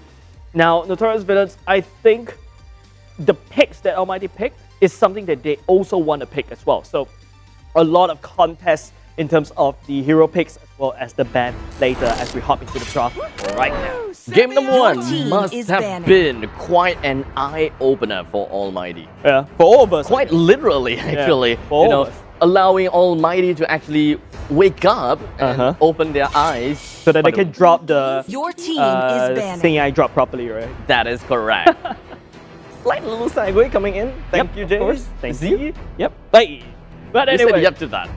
But the point being is this: Almighty banning away the Ling and Export, going back to the same exact ban since for game 1, game number 2. Notorious Villains Your banning team away the is Pepito and the Selena for now, but it's up to Almighty to ban away that Esmeralda, showing no fear at whatever Notorious Villains are throwing at them. They are clearly not very concerned over the number 1, Furbius pick, number 2, Ruby pick. Yep. As you can all see that they kind of stomped over Notorious Villains in game number 2. But as for game number 1, slightly questionable. So at this point in time, we don't really know how Almighty is going to be working against the Notorious Villains. But for now, I do want to take a look in the point of view of Notorious Villains a little bit more, because I gotta give it over to them for game number 1. They are looking pretty darn good. But game number 2, a little bit of lackluster onto their part, performance-based or drafting-based, whatever it is. They're just not winning fights, while the opponents are just making full use of every single fight and just converting those wins into objectives. Yeah, and I'm sure you're talking about comfort picks quite a lot during game number 1, game number 2. Notorious Villains will have Mooney's comfort pick snatched away by Almighty. First pick right off the bat, and also daring Notorious Villains once again. You pick that Ruby, you pick that Forvius, and we shall see. We already have the answer to that question, and Almighty is looking very strong, and they're riding on this tide, and it's up to Notorious Villains to build up that wall to prevent that tsunami. It is going to be a Furvius and Popol and Koopa. Looking good so far, actually. I really like the pick on Popol and Koopa. Weirdly, Popol and Koopa has been going past the heads of Almighty and Envy for the longest time ever. And I speculate that none of these teams have Popol and Koopa roam as a comfort. Yep. So I am slightly worried, but also kind of relieved that Popol and Koopa is in this game. Yeah, Kolia is definitely going back to basics, right? He's quite well known with Popol and Koopa, being able to scout, being able to stun non-committedly is basically a better version, in my opinion, for a Jawhead. And after that, as a Popol and Koopa, you can kind of swap your items around and become the pseudo marksman after in the late game, but that's only if you're desperate for damage. But for the side of Almighty, major disrespect coming out, picking up that Ruby, because Notorious Villains, it's about breaking your enemy. So what Almighty has done thus far is banning away Mooney's comfort picks, picking up his comfort picks, and then after that, I'm gonna pick up that Ruby to show you how good it is. It does send that psychological warfare over the side of Envy, and it's up to Envy to execute this without any problem at all. Now, XMXM will pick up that Saber that he did quite well in game number 1, but I think Almighty should have this game in the bag. But of course, both sides, tensions are definitely high. We're going to be looking at Beatrix to the mid. We are looking at Ruby, either the tank roam or, side lanes. Very likely it is going to be a tank roam because of the fact that we do have Alpha V9 that's going to be playing onto Alice on the side lanes already. So enough about the sustainability and enough about that. Unless they would want to see the Ruby to go into the gold lane and just kind of play a little bit of a suicide lane kind of manner, but it's very unlikely we shall see at this point. So, XMXM picking up the Saber, his number 1 priority, and the one player that he can look for is going to be that Beatrix, no matter what. So, Almighty, they already have technically the marksman down. They just need a jungler at this point in time. They also need a they don't need a mid-mage anymore because they do have a Beatrix there. They need another side lane. The front lines is already covered. They can look for a jungler that deals damage at this point in time. They can also look at a side lane that excels in the mid stages of the game or perhaps the early stages of the game. I kind of understand why Abstract and I were just a little bit confused by Almighty's side of the drop, because it's so open, you see. There's so many ways they can bring this around. They can, like what you said, you can bring the Ruby to a roaming role, you can put it to the side lanes, but it seems like Notorious Villains identified a Ruby to be going into the side lanes instead, because they banned away the Mathilda, they banned away the Jawhead. So that's probably something I think Notorious Villains is also affected by that bamboozle. Yeah. But for the side of Almighty, to ban away the Lunox, it does kind of hint they're going to go for slightly tankier and beefier heroes this time around, and it's going to be also a Cyclops ban. So it's just all about banning away everything that Notorious Villains is comfortable with, and also picking up everything up that they're comfortable with. And thus, the banning phase have now concluded, with Lunox as well as Cyclops being thrown into the mix alongside with the Cyclops, the Jawhead. Jawhead, you know, his mech is Cyclops as well, you know, one eye. Okay, let's move on. With Mathilda being thrown in as well. And thus, Notorious Villains have decided to go for a Granger pick. So Almighty, the jungle. Oh no. Yep. So it's going to be a Granger. Ling could. Oh, never mind. Ling. Yep, Ling was banned. Lancelot could be good here. Hayabusa can also be a pick here. Yep. And Granger being picked up with the side of Notorious Villains, like I said, they need something that's easy to play. You just aim and then just shoot. So basically, that's what Granger does. Good early game because of the nutty numbers. And then also, looking at Notorious Villains drop, the Saber will pick up at level 4. Once again, going for that level 4 power spike in the mid game. But in the late game, they have to deal with, you know, the likes of Beatrix that could literally one-shot anyone. Of course, you have the Alice just chasing after you with the ultimate, but it is going to be Almighty that picks up the Lancelot. That's going to be countering that, I would say, the Granger, and of course, finally, the big boy Grok. And that makes absolute sense because Almighty banned away the Lunox. There we go. So, Ruby is not the tank for Almighty. Thank you. Thank you. I like the fact that Almighty is like, no, Ruby is not a tank, Kolia. Ruby is not a tank. Ruby is a side laner. But they could always be able to put a Bamboozle or put a Grok over to the side lane as well. It's up to Almighty how they want to throw a curveball at all of us, because we've seen them bring out by Alucard, but it is going to be Notorious Villain picking up that Loi this time round. I think it's a very immobile mage as well that they're kind of picked up with. But looking at Almighty, I feel like Mooney needs to land all this Loi dispersion. It was used to okay extent in game number 2, but it's not as impactful as we've seen. I'm not too sure about this. I'm kind of on the fence at this point in time between the two drafts, right? Notorious Villains have got great early and mid game dominance. With Popol and Koopa does have a pretty good diving potential when it comes to dropping down turrets. He can be helped by Loi on the sides, and Granger can also roam around with these two members. As for the side of Almighty, they have got a pretty solid mid and late stages of the game, so it is really about how Almighty deals with the early game. Yes, maybe they can lose a couple of members here and there. I would say that Notorious Villains probably will get the first blood. I'm calling it. Notorious Villains might get the first blood here. But it's really depending on how, you know, Almighty reacts to losing a fight in the early game. Yeah, as we can see, Sky being the annoying Grok right now, jumping in, just scouting it all the way up. Kolia just defending this very, very... sorry, it is Kolia invading, my bad. And then Sky is just trying to push Kolia all the way out. And after curse, I guess. Oh my. Okay, so... Do you have any thoughts about that? No. That is just Notorious Villains kind of throwing the wolf to the wolf. Yep. But of course, right now we can see a bit of a dispersion being thrown out by Mooney. I love how Ryzen actually went over to defend, because especially when you're dealing someone like Kolia, right? Like trying to invade your own jungle, it's very important for the mid lane to basically go over there and support. And Lancelot should be able to scale faster, I think, as compared to Granger.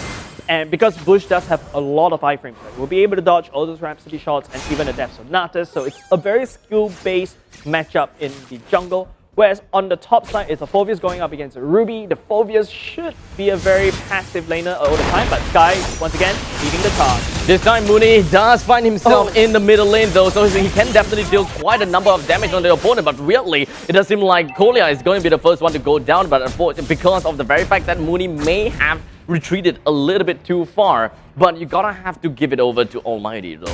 We are looking at a Beatrix, we're looking at a Lancelot, as well as a Grok. The middle lane damage is pretty darn insane. Yeah, but one thing I did not expect is why did Mooney not follow Kolya over to the opponent's jungle to harass them? Because Kolya can clearly not do that alone.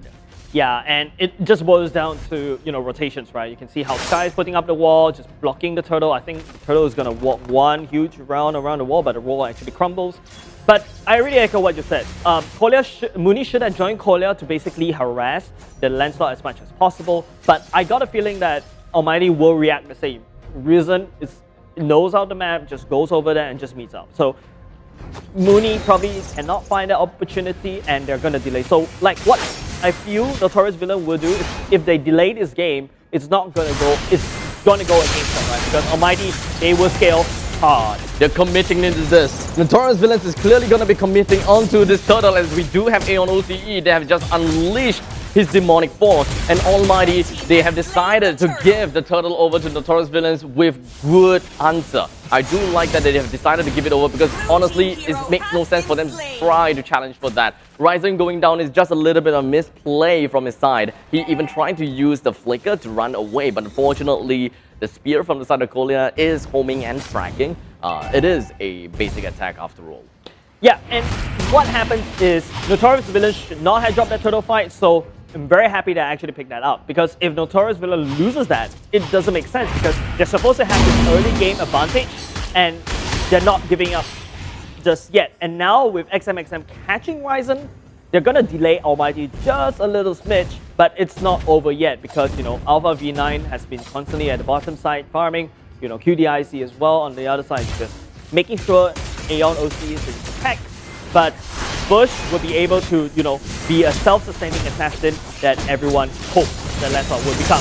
With XM just going to be jumping himself around the horizon, but unfortunately will be bursted down by that Ruby, and that is pretty much understandable. JS Love hoping right in with the Rhapsody as well as the Detonata, more than enough to push Bush into, well, not exactly the bush, but down to the ground. All in all, 3-2, 4 minutes into the game. Almighty, they can't go with the kind of domination, the kind of step that they have done in the previous game. But one thing's for sure is that Notorious Villains is going to be pushing that advantage all over to the side of Alpha V9. Yep, they're finally rotating together. Kolya and as well as Mooney, you have this tag team duo to stun lock, and you will be able to use the Mooney to land the dispersion shot, to land the rotation, and proc the duality all the time. That's basically what Notorious Villains' plan will be. But Almighty and Notorious Villain, currently they're trading blows, right? Losing both of the members at the same time, just making sure that they get some sort of lead. The gold lead's not too far, so it's up to this turtle to equalize that. But Sky is the one who's got to get stunned. Please don't commit. Please don't commit. Please don't commit, Aeon OCE. I've been shouting for it. Please don't commit. But it does seem like he's going to be committing for it in the end. And thus losing the Phoveus, and thus losing the opportunity to even take the turtle away from underneath their mid. And Almighty now have a chance to actually try to challenge for it. Yeah, but I think that window of opportunity is slipping because Notorious Villains, Aeon OC has finally respawned. Now QDIC will eat a few blows from the side of Notorious Villains. Feels like Notorious Villains is trying to distract Almighty away from Grandeur because Grandeur is actually currently working on that turtle right now. Now Almighty, that window of opportunity slam down closes as Notorious Villains picks up the second turtle, I believe, and they are going to scale in terms of that gold lead. Remember, I talked about this. Turtle is required for Notorious Villain to pick up this lead, and they're hoping to use this lead to snowball out of control. Makes proper sense. Almighty this time, they are playing more of what I was expecting them to do in game number 2. You know, not going for crucial fights, or rather, not going for fights willingly, and just not forcing the fights upon itself. All they got to do right now is just ensure that they have got all of their turrets intact and try to bring down adjacent turrets. As you can see, yes, That is going to be the top side. With Lancelot as well as Ruby, they have already brought down the first tier turret. The second tier turret is going to be under siege by a couple of ballistas. It will bring down and nick it off a little bit of health, not too much, because we are only at 6 minutes and 40 seconds in. So, I do like what's coming up here.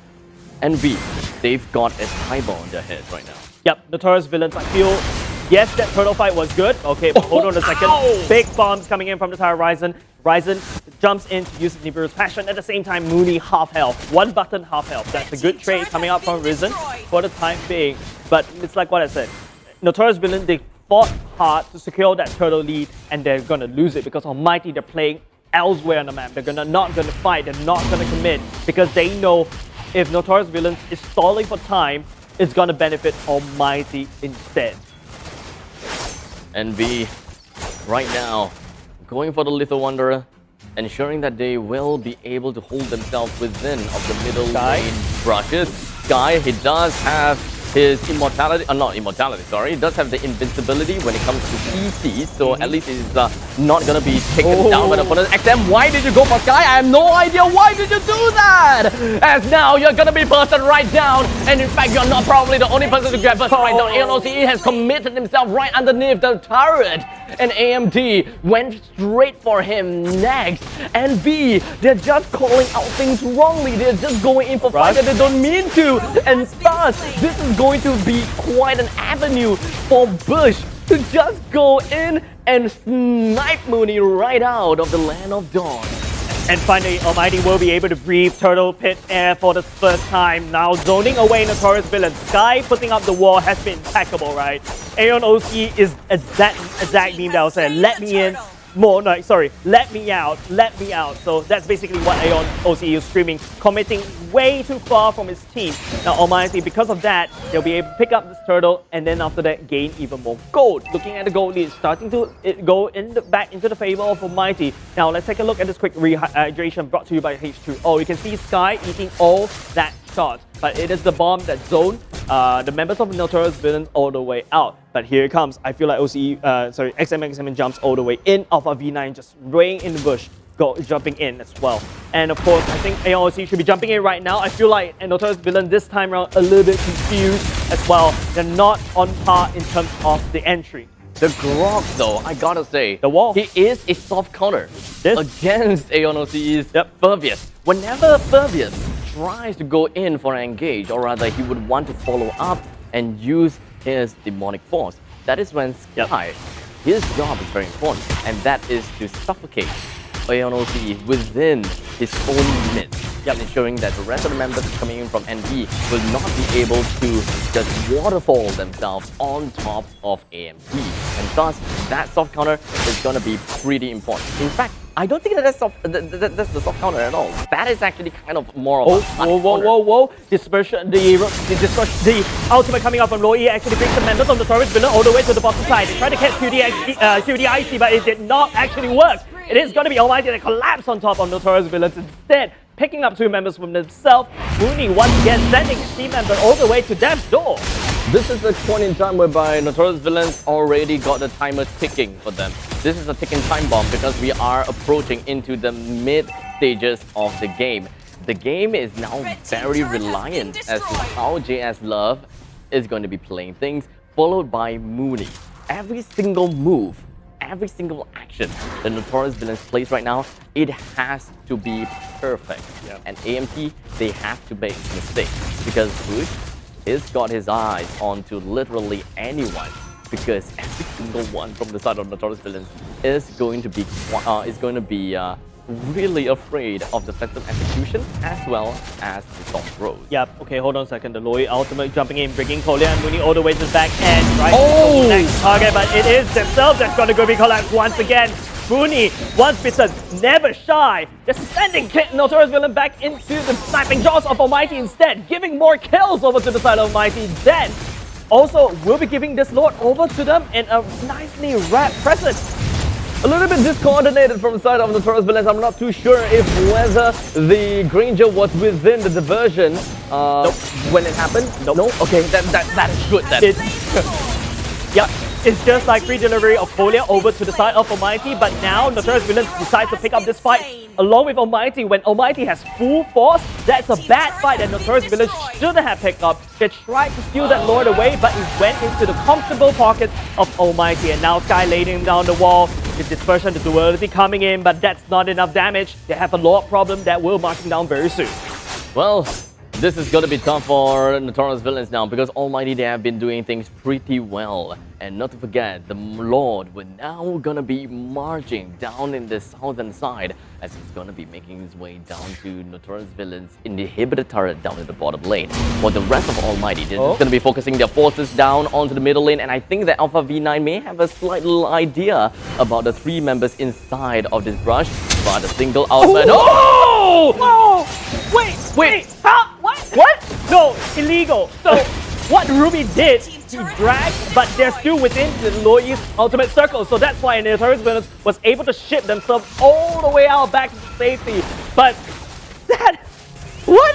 I can't believe I am able to go to this day to be able to see someone denying that dispersion coming out, but the problem is Almighty is starting to knock onto Notorious Villains' doors. It is Sky jumping in a little bit, providing some advanced party, a head scout. Not even Notorious Villain will be able to defend that push. Mid lane of Notorious Villains is down. It's up to them to just trying to bite back. But look at the Sky, look at Sky, but look at Sky putting down the wall, just blocking Notorious Villain from any point of entry. The front lines from Notorious Villains is a little bit tough, right? They don't really have someone that can actually make a good initiation aside from Kolia. I mean, we're looking at a Popol and Koopa, yeah? Yep. A single toss and a single bite, that is an initiation. But unfortunately, no one is really tough for Notorious Villains to actually follow up because the next follow-up that they will be expecting is probably going to be triple sweep coming in from the side of Saber, or we're going to be looking at the combo that the suddenly I forgot his name. Loi, yes, the Loi is able to do. And other than that, that's pretty much all. While Ranger stays behind, and at that point in time, that is where the Lancelot can just come in and just absolutely wipe him out. Yep. That is if he wants, because everyone in the front line, if Saber goes in, he can kill Saber instead. If Mooney stays there, or stays in the mid lane, or the mid wave, you know, because it is always the frontliners, the mage, and then slightly far behind, a little bit behind, is understandably going to be the marksman. So it really depends on how the Lancelot want to go for. Yeah, and there's a lot of options for the side of Almighty, right? But for the side of Notorious Villains, it feels like the way that they have to pick fights is very scripted. It's like this set of script that, okay, I cannot divert. There's no way, room for improvement. There's no way to improv. If you take a look how Almighty can always engage. They can always engage with a Grok. They can always engage in with even Horizon, right? With the bombs coming in. And no matter if Notorious Villain was to dance around, is just basically allowing Horizon to just shoot anything from long range and just do a massive ton of damage. But another point that I also want to point out is the Grok is a counter, not on the sub counter you said. Not exactly a soft counter, yeah. It's more of a hard counter because... I would say it's a pseudo counter because it's very mechanically based, but the Grok also serves another function, which is to clear the Popol and Koopa's traps. One thing that I also like to focus on is the fact that XM has always been, I wouldn't say always, but there are times that he went for a triple sweep onto Sky a couple of times. They don't necessarily have to do that, considering the fact that they can kind of stampede over Sky, because the only form of CC he has is going to be his wild charge. Yep. And other than that, it's going to be his walls, but you gotta have to be very close to one another in order to not be encapsulated by the barrier. So it shouldn't be too big of a problem, but I don't know why XM finds it a priority to get the kill down on the Sky. And big shout out over to chat because they have been looking at that as well. Yeah, thank you. I like the fact that, you know, we also have people actually interacting with us on stream, and we have Abstract on comment duty. But the point is, for the side of Notorious Villains, when we see them engaging Almighty, handshaking these team fight, it's always, you know, Mooney sending Kolia all the way in, XM jumping way too far, AONOC jumping way too far as well. Notorious Villains, they've really got to get the communication right. Find the pick off, find the person, identify this one person to pick off, and then move on. Whereas for the side of Almighty, they're basically in driver's seat right now, just pushing down, taking the Lord, pushing down the mid lane. After that, pushing down the side lanes, all this kind of good stuff, right? Because if you take a look at the side of Almighty, all the turrets are still up. Notorious Villains maybe have to pull an XM, basically to push the lanes over to the other side this time round. Up in the top lane, though, Notorious Villains did manage to bring down the first tier turret, and Almighty knows that recall takes some time, and thus the bottom lane inhibitor turret will be taken down by Almighty with no problems at all. A few love taps. A few love taps? I see all of them coming out unscathed. With no problems at all, just a few love taps. Now the Luminous... Now that's a love tap. Yep, now Luminous Lord has been... One wall will be able to just deny Notorious Villain entrance point right now. Sky is just providing so much, not only just vision, some CC immunity, absorbing the CC that Notorious Villain desperately tries to toss. And there we go. Another wall.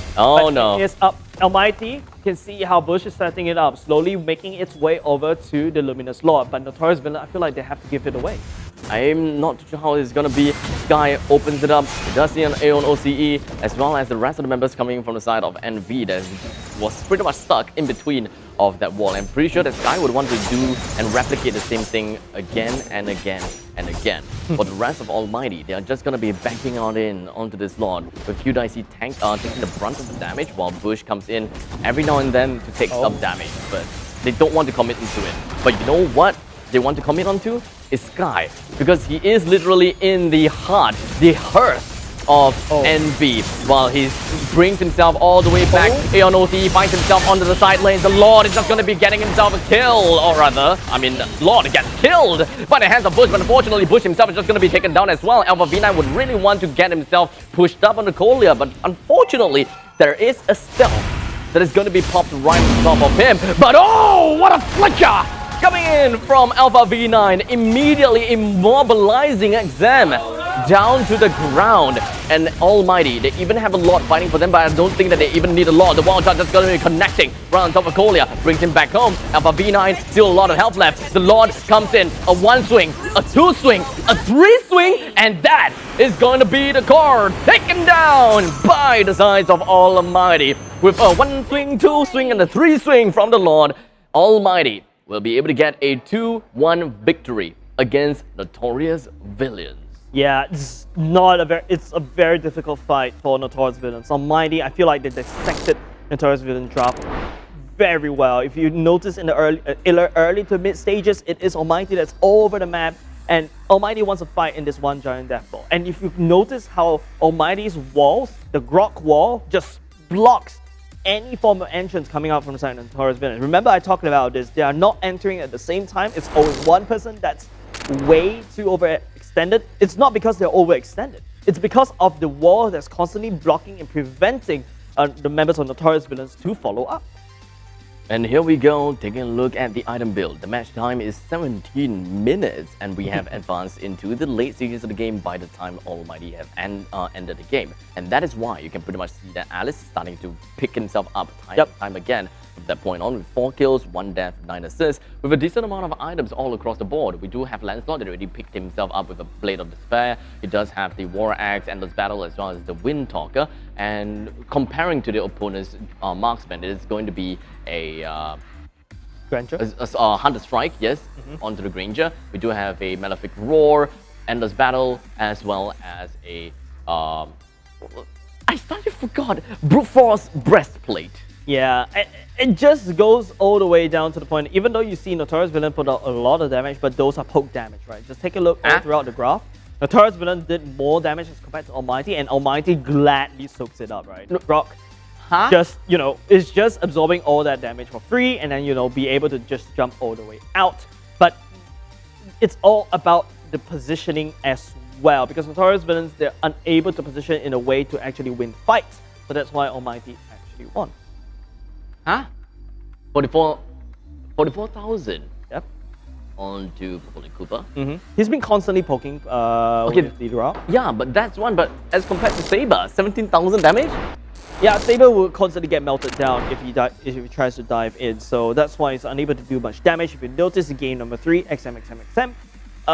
did not become that scary Saber that he was in game number 1. Are you so confused? I know that he had been committing onto Grok quite a bit, right? We have seen that. Yep. But surely he has killed someone with his triple sweep, and that someone happens to be someone that is a little bit more flimsy on their end. We didn't quite see that, unfortunately. Yep. But that 17,000 damage on his head pretty much tells us that, unfortunately for Saber, he didn't really quite do the job that as an assassin is supposed to work with. That's right. So let's take a look at MVP as well. It'll be going to the fingers and hands of Alpha V9 with the Alice. Sick plays once he picks up with the Chunket. It feels like Doomsday over to the side of Notorious Villain, but they did stretch the game a little bit too far, and it worked in the favor of ALMGHTY instead. And now to answer that question that, the Saber, right? He's unable to find Ryzen, which is that prime target. Is always being blocked away by not only just the Grok wall, but it's also by Grok himself. So a bit of a target priority is not there, unfortunately. It's basically them making the same mistakes as ALMGHTY in game number 1, but kudos over to ALMGHTY. They found the core, they found the furnace, and then they just put them in together, and then suddenly a lot of steam comes out and just choo their way to game number 3 and winning this series. Well, unfortunately for Notorious Villains, they did not expect that Thomas was around the area. But those people will get that. Then here we go. Let us take a look at exactly how ALMGHTY have took in the form of Thomas the Tank Engine and just plummeted himself onto... I caught that joke a little bit too late. Okay. Onto the side of Notorious Villains, they have been getting themselves fights after fights again. This is 7 minutes into the game, and this is where they have managed to translate the game into the mid stages of the game, and that is also where Bush is starting to get himself a massive amount of power spike. And you can see JS Love is just pouncing and pouncing himself with the Death Sonata, but unfortunately most of the damage has been absorbed by Sky, so his positioning has been critical, and he's trying his very best to actually absorb the brunt of the damage. And take a look, even with that wild charge, it forced two of the members to flicker themselves away, but to no avail. Yeah, and another thing is, Notorious Villains, they know that they're facing a Grok, right? Probably, perhaps, they need to find some ways to enter by the side. If you notice, it's always Kolya leading the charge, and everyone follows him from behind, like, Mother Duckling, Mother Duck, and Mother Duckling. bringing ducklings at the back. Unfortunately, this approach did not work out for Notorious Villains. It is ALMGHTY that picked it out, just blocks someone, and they're going to enter this way. So it's also about the map prediction that Sky put, and the wall just blocks any form of entry coming up from Notorious Villains. I gotta have to say, really well played from ALMGHTY, but Notorious Villains has made a lot of critical mistakes. And I think both sides make equal amount of mistakes, but which one is bigger? Notorious Villains made the biggest one. Okay. And unfortunately, most of them befalls on the head of AONOCE, right? I have called out like, don't commit, don't commit. And in the end, he committed to it. And immediately, he got wiped out from the face of this earth. Yeah, that's right. But of course, I feel like, game number 3, game number 1, game number 2, they both teams make some certain shot calling mistakes, certain overcommitment that they shouldn't have made. But all in all, it is ALMGHTY that picked up, I believe it's 2 points as well, because it's a 2-1. They won a 2-1. So they will not at least be the last. On the standings right now, I believe they will have racked up 3 points after today. Plus 2 points today. Plus 2, okay. Yeah, plus 2 points, because he kind of lost one against NV, which shouldn't happen, by the way. They haven't woke up. Yeah, maybe we can listen in and hear what ALMGHTY has got to say to himself after this series, as we pass on over to Lysander for the winner's seat.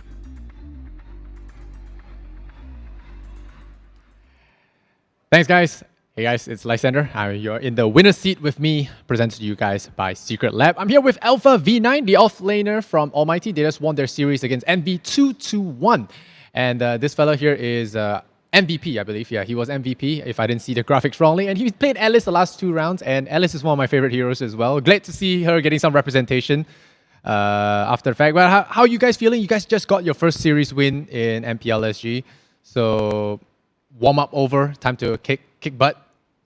Honestly, right, all the previous opponents were quite difficult. So, these were the easiest ones so far. So, yeah, we got our first winner. Okay, well, so would you prefer it this way, or would you prefer to start easy and then get to the tough guys later? I think this way will be better lah. So like give us all the hard opponent, then maybe like when we lose, then we will learn like what went wrong, all this, then we can improve. Learn fast, right? Yeah. Jump into the deep end. Now, of course, getting your first series win here is awesome. Moving forward, any other team that you're looking forward to facing now that you guys, you got your first win? There's a bit of morale boost. Who are you looking forward to facing next? Looking forward to face Explorer lor. Okay, why? Because I don't know, like I think like they are around our standard, so which is I think the game will be quite like balanced lor. Okay, okay. And let's talk about this series. We have some very interesting draft choices here. We got Saber coming out from Envy. Do you have any comments on that particular offlane pick? Is it particularly threatening? In game 1, game 3. Any comments on the Saber pick? Actually, the Saber pick is fine because like we mainly we pick Alice for our goal lane, so Saber is actually fine because Saber has the one-shot potential but I guess like because my other team they played well, they play along my lane, so I didn't die to Saber So I think, to be honest, the pick is fine It's just like they didn't like follow through it. Okay, and many teams banned out Phoveus, which you guys led through. So is there a reason? Because a lot of teams probably deem him too strong. And what about you guys? We don't think that Phoveus is a threat. It's because like usually if they pick Phoveus, we just don't pick any heroes that has much dashes So it'll be fine We'll just stand down there and let him jump on us. Then we'll just kill him Okay. And I'm not sure if I'm right here, but the new hero should be available soon, right? His name's... yeah, I think... Have you guys prepared anything about him, with him? No. Or just auto-ban? I don't know whether we got ban or we haven't talked about this yet. Okay. Hopefully you guys don't face it too much then.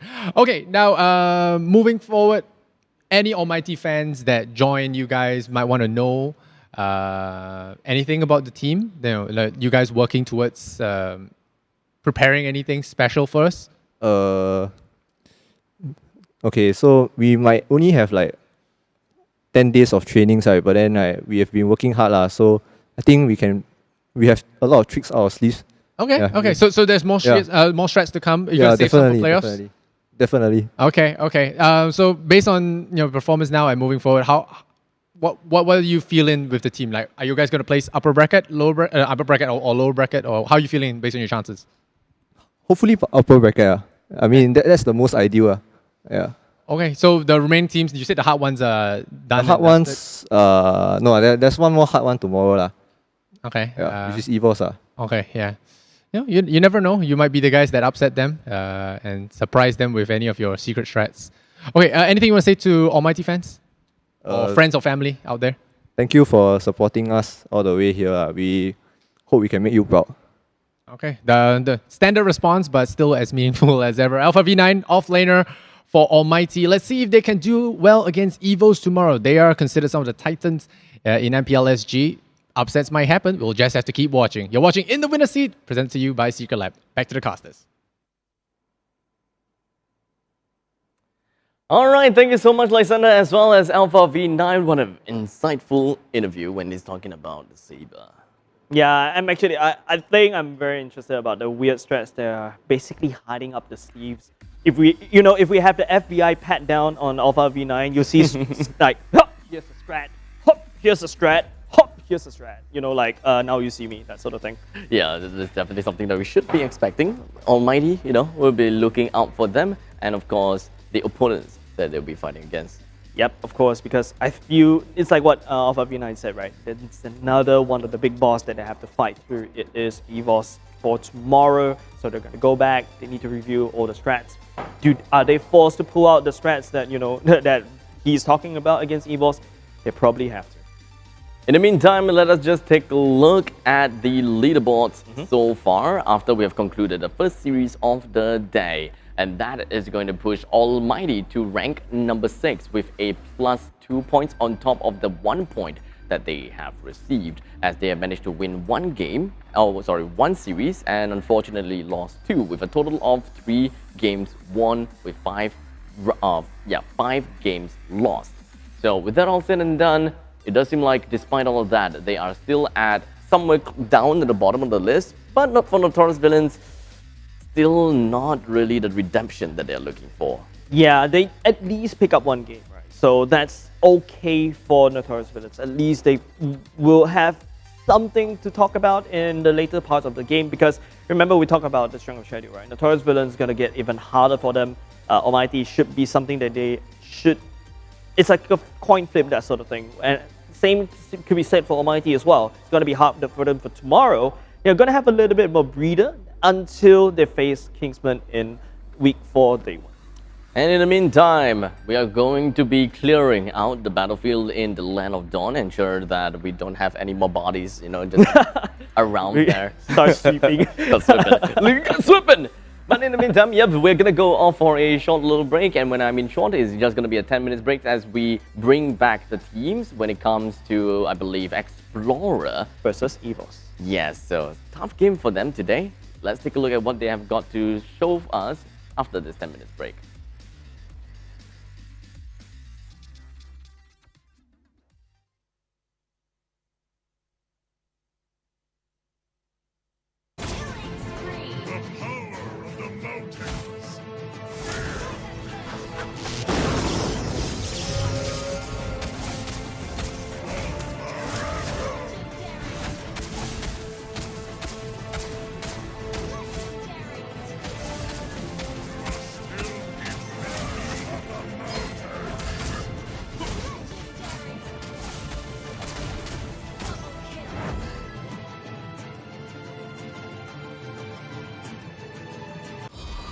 Imagine waking up to a world where you can do more at once, with data speeds that are 10 times as fast. This is the connectivity that 5G delivers.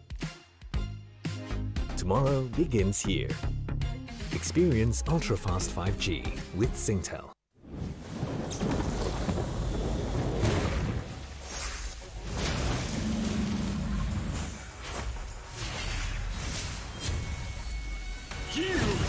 Specks of dust!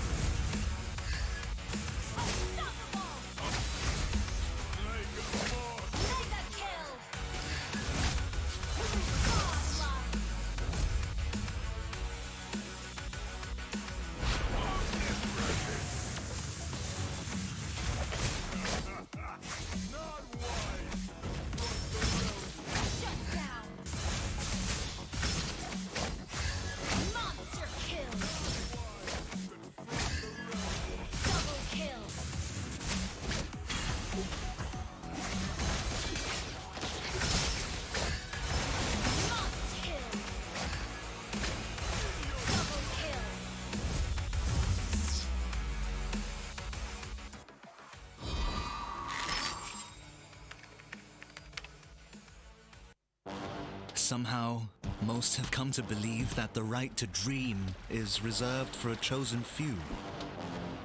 Dare to be different. We know that being unique can be lonely, repetitive, and painful, but rewarding. Define yourself with your beliefs. Demand determination to be the only constant. Elevate yourself with passion and accelerate the next few feats. Don't let others tell you that you can dream. Fuel your own belief to dream.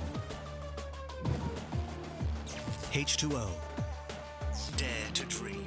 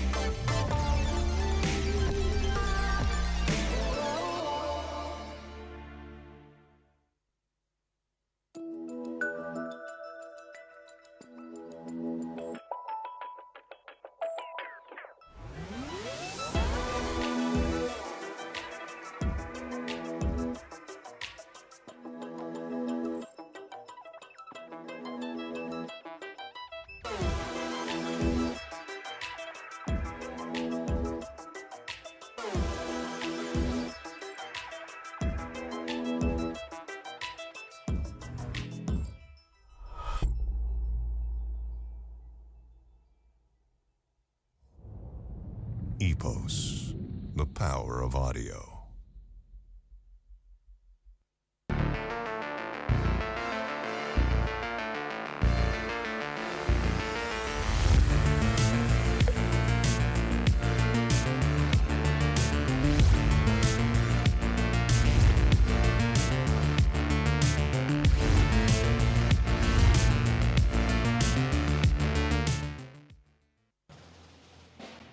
Calling all random lovers. Join our nation strong and rich. Where we eat fresh random subs. With fragrant spices so delicious. Smells like home truly. With crunchy veggies added to. As the united banana nation. Chicken or beef, It's up to you.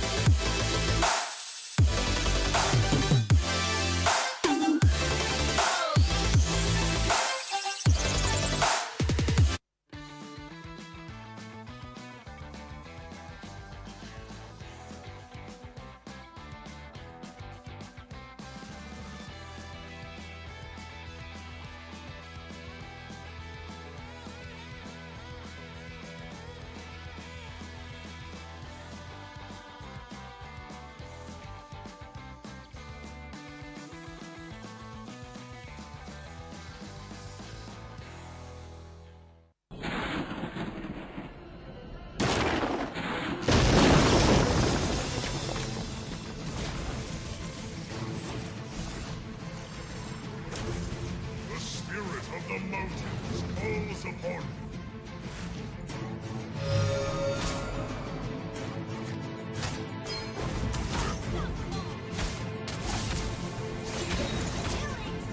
The power of the mountains.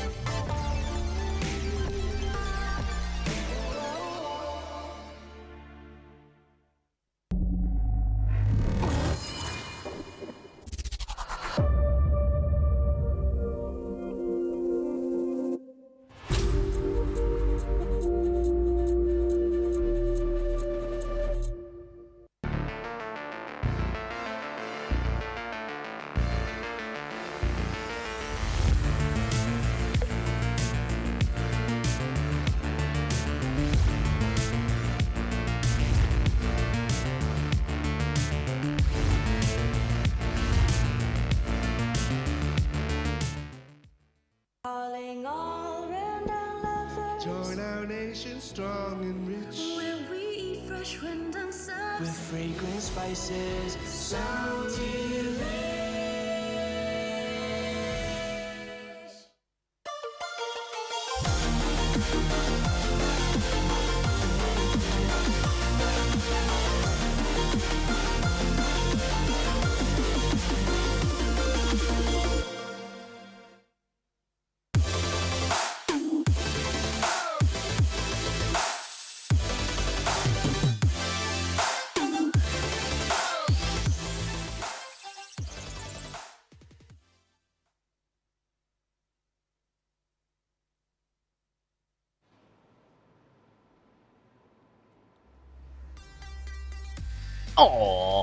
Alright, ladies and gentlemen, welcome back once again to the MPL Singapore season number 2.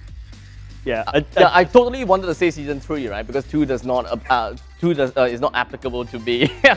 My name is Abstract, as you can see from the lower third. Alongside with me is gonna be Jay. Thank you very much. But of course, I mean, it's such a crazy series for series number 1 of the day. Now we have to move on to Explorer versus EVOS. I would say, and I'll give you guys a quick call, it is something like a battle of the coaches in a sense. To a certain extent, right? Because wink wink. Post MPL season 1, it does seem like Young In, which is the coach of Explorer, has been shifted over to EVOS. So I do like to see what kind of different variations Young In has got in store for us when it comes to the drafting. So Young In, I'll be looking out for the draft that you're going to be tossing over to the side of EVOS, or maybe you're going to be throwing some curveballs at us. And that's right, of course, everything would not happen without our friends and partners that actually make everything happen. Singtel, because I guess you guys saw the advertisement for 5G as well. You get to unlock the ultra responsive gaming with 2 times lower latency on Singtel 5G, Singapore's most powerful 5G network, so you can get the edge that you need while gaming on the go with Singtel 5G. Singapore, once again, most powerful 5G network, and you know, it's like what we said in game, in series number 1, there shouldn't be any reason for you to complain lag anymore. No way. So, if you're the kind of person who complains about lag, this is the time where you pick up Singtel's 5G network. But if you're using the lag towards an advantage by saying that the reason you're underperforming is because of the lag, then don't take Singtel, because they are going to baffle you with their network speeds. Yeah, like 1 gig, 1000 gig? I can't remember. 1 gig I per have second. no idea. But, dude, it's absolutely fast. You see the accelerator, it's like someone just slam pedal to the ground, right? It is like wireless LAN, which is an oxymoron at this point in time. Wireless LAN doesn't really work that way, because my LAN hits 900. So honestly, hitting 1000 on Wi-Fi, it's not something that I think that would exist at this current era. Yeah, but anyways, moving on, we also got other things for you up for grabs. It is, of course, the Mia Moon Priestess skin for free. It is because in conjunction of the MLBB first anniversary exclusive skin, and it will be available in the game on September 21st. And of course, I do believe that we have a lot of skins to give away, inclusive of Tamu's special skin called Abyssal Reaper. Yep. Just from the name itself, it does seem really abysmal to a certain extent. It's a one-time opportunity, so make sure you don't miss out. Take a look into the game and take a look at the events calendar. I believe that it will be out on the 21st of September. And from then on, I believe that there is a recurring event that is already starting and already going on. And that is that you gotta have to stay online. No, sorry, stay online. You have to come in and log into the game for 6 days. And once you do that, you'll be able to get a coupon, or rather a exchange token for the upcoming new hero, Florin. Yeah, and of course, I think other than the new hero, have you always there's one hero that you always try to do, like maybe it's a clan or any form of heroes? Don't worry, because on the 2nd of October, all the heroes will be unlocked for free on that day. And of course, don't bring it to rank. You can bring it to rank. No, don't bring it to rank. You have Team Star Protection and of course Double Star raising points, but of course, yeah. So you can go bring it to rank 4 3 times, but that also means that there could be a chance that you are unable to play the game properly because it is not your complete hero, and that's going to be bringing your team into a loss every now and then. But it's okay because you do have a couple of star protection onto yourself, so it doesn't really matter sometimes. But if you do care about your star protection, and if you do care about your rank, and you do care about your friends and your fellow families, then don't bring that to rank.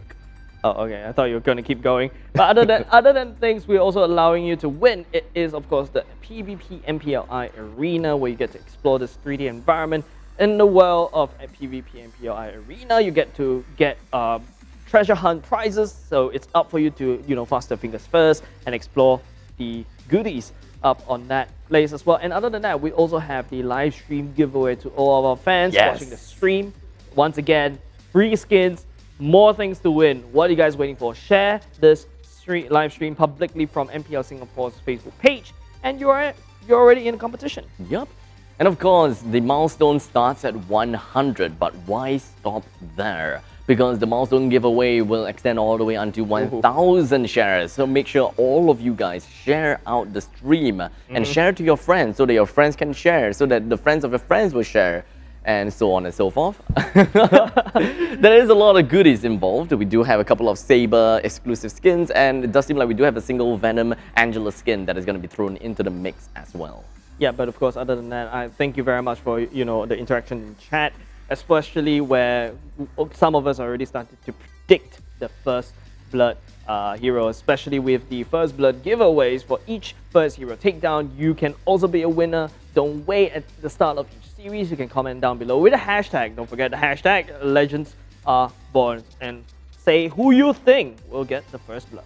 And of course, right after that, if you are correct, then a team member from MPL Singapore will contact you, and in the next few days, you can collect your, they will collect your details within a few days. And that's it. The prize will be in your account. And you know what? Speaking of chat, we did manage to have like a little bit of a chat with the audiences, and it does seem like for some reason, a lot of them has been hoping that Explorer versus EVOS is going to be a 40 minutes game.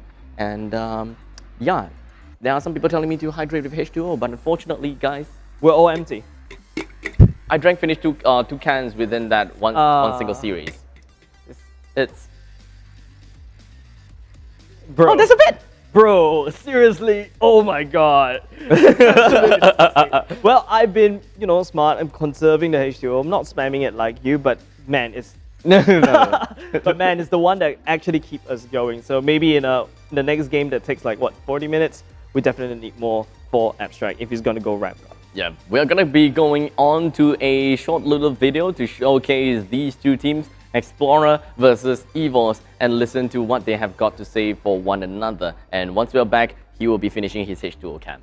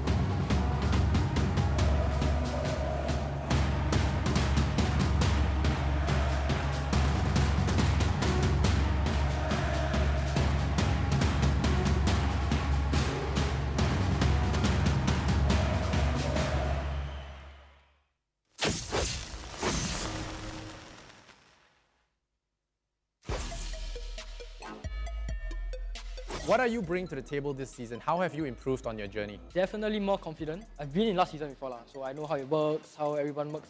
And also get to know how other offlaner work as well. So be relatively fun. You're one of the many offlaners in the MPL. Where do you think you rank on power rankings from, like, let's say 1 to 18? Definitely the top half of the margin. That's a pretty big margin. Top 9 is pretty high. So you don't think you're a top 4 material? Wouldn't be too confident on that lah, but I'll just let my skills show like how I do. Okay. This is your first MPL. Do you feel any nerves, or has that been worn off already from playing with pros? Yeah, it's been, I think, more or less, I don't feel nervous anymore. Okay. Yeah. Can I just say you're super wholesome looking? You know, you're just such a wholesome guy. I'm just a happy, lucky girl lah. Like everything is okay lah. Is there anything that makes you angry? What pisses you off? When no food. When no food, you get angry. Totally relatable. Okay. Since their logo is a tiger, I will go for lion. Basically, king of the animal. Okay. Lion EVOS. EVOS Lion now, that's pretty funny. Okay. Potato and JPL are the rock of the team. So basically, they add on Adamir, which is also a vet. And I personally believe Adamir is one of the higher tier player in terms of mechanics, as well as his drive for the game is quite high. So I definitely believe that he has the drive for that. The other two new guys I'm not very familiar with. So we'll see how it goes from there. Any other friends in the tournament you know? EVOS, Sela. What do you have to say to him? Oh, would like to apologize to him. Okay, long story short, we used to be a teammate as well. We used to be a team. Because of a mistake, we didn't make it to MPL. Last season. I felt really sorry, yeah. But I'll come back to smash you. I thought this was going wholesome and then he's like, I'm coming to smash you. Interesting apology there, but you know what? You can think of it this way. Because you overslept, he's now on EVOS. So he just thank you. You're welcome. I would say it's just an organization on building up the players individually. Maybe like teams like Kingsmen or any other teams will scout their players, something like that. I just like feel that training ground. Yeah, it's that they are the trading academy and that. So that's my observation from them. Yeah. So if people lose to the training academy, that's a problem. Okay.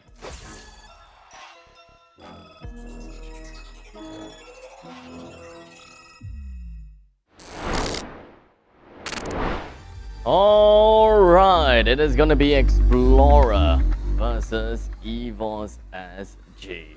Gonna be a tough game for Explorer, but how are they supposed to come up to fight against EVOS? Would they have a secret tactic, strategy in mind to beat against the former champions of MPL Season 1?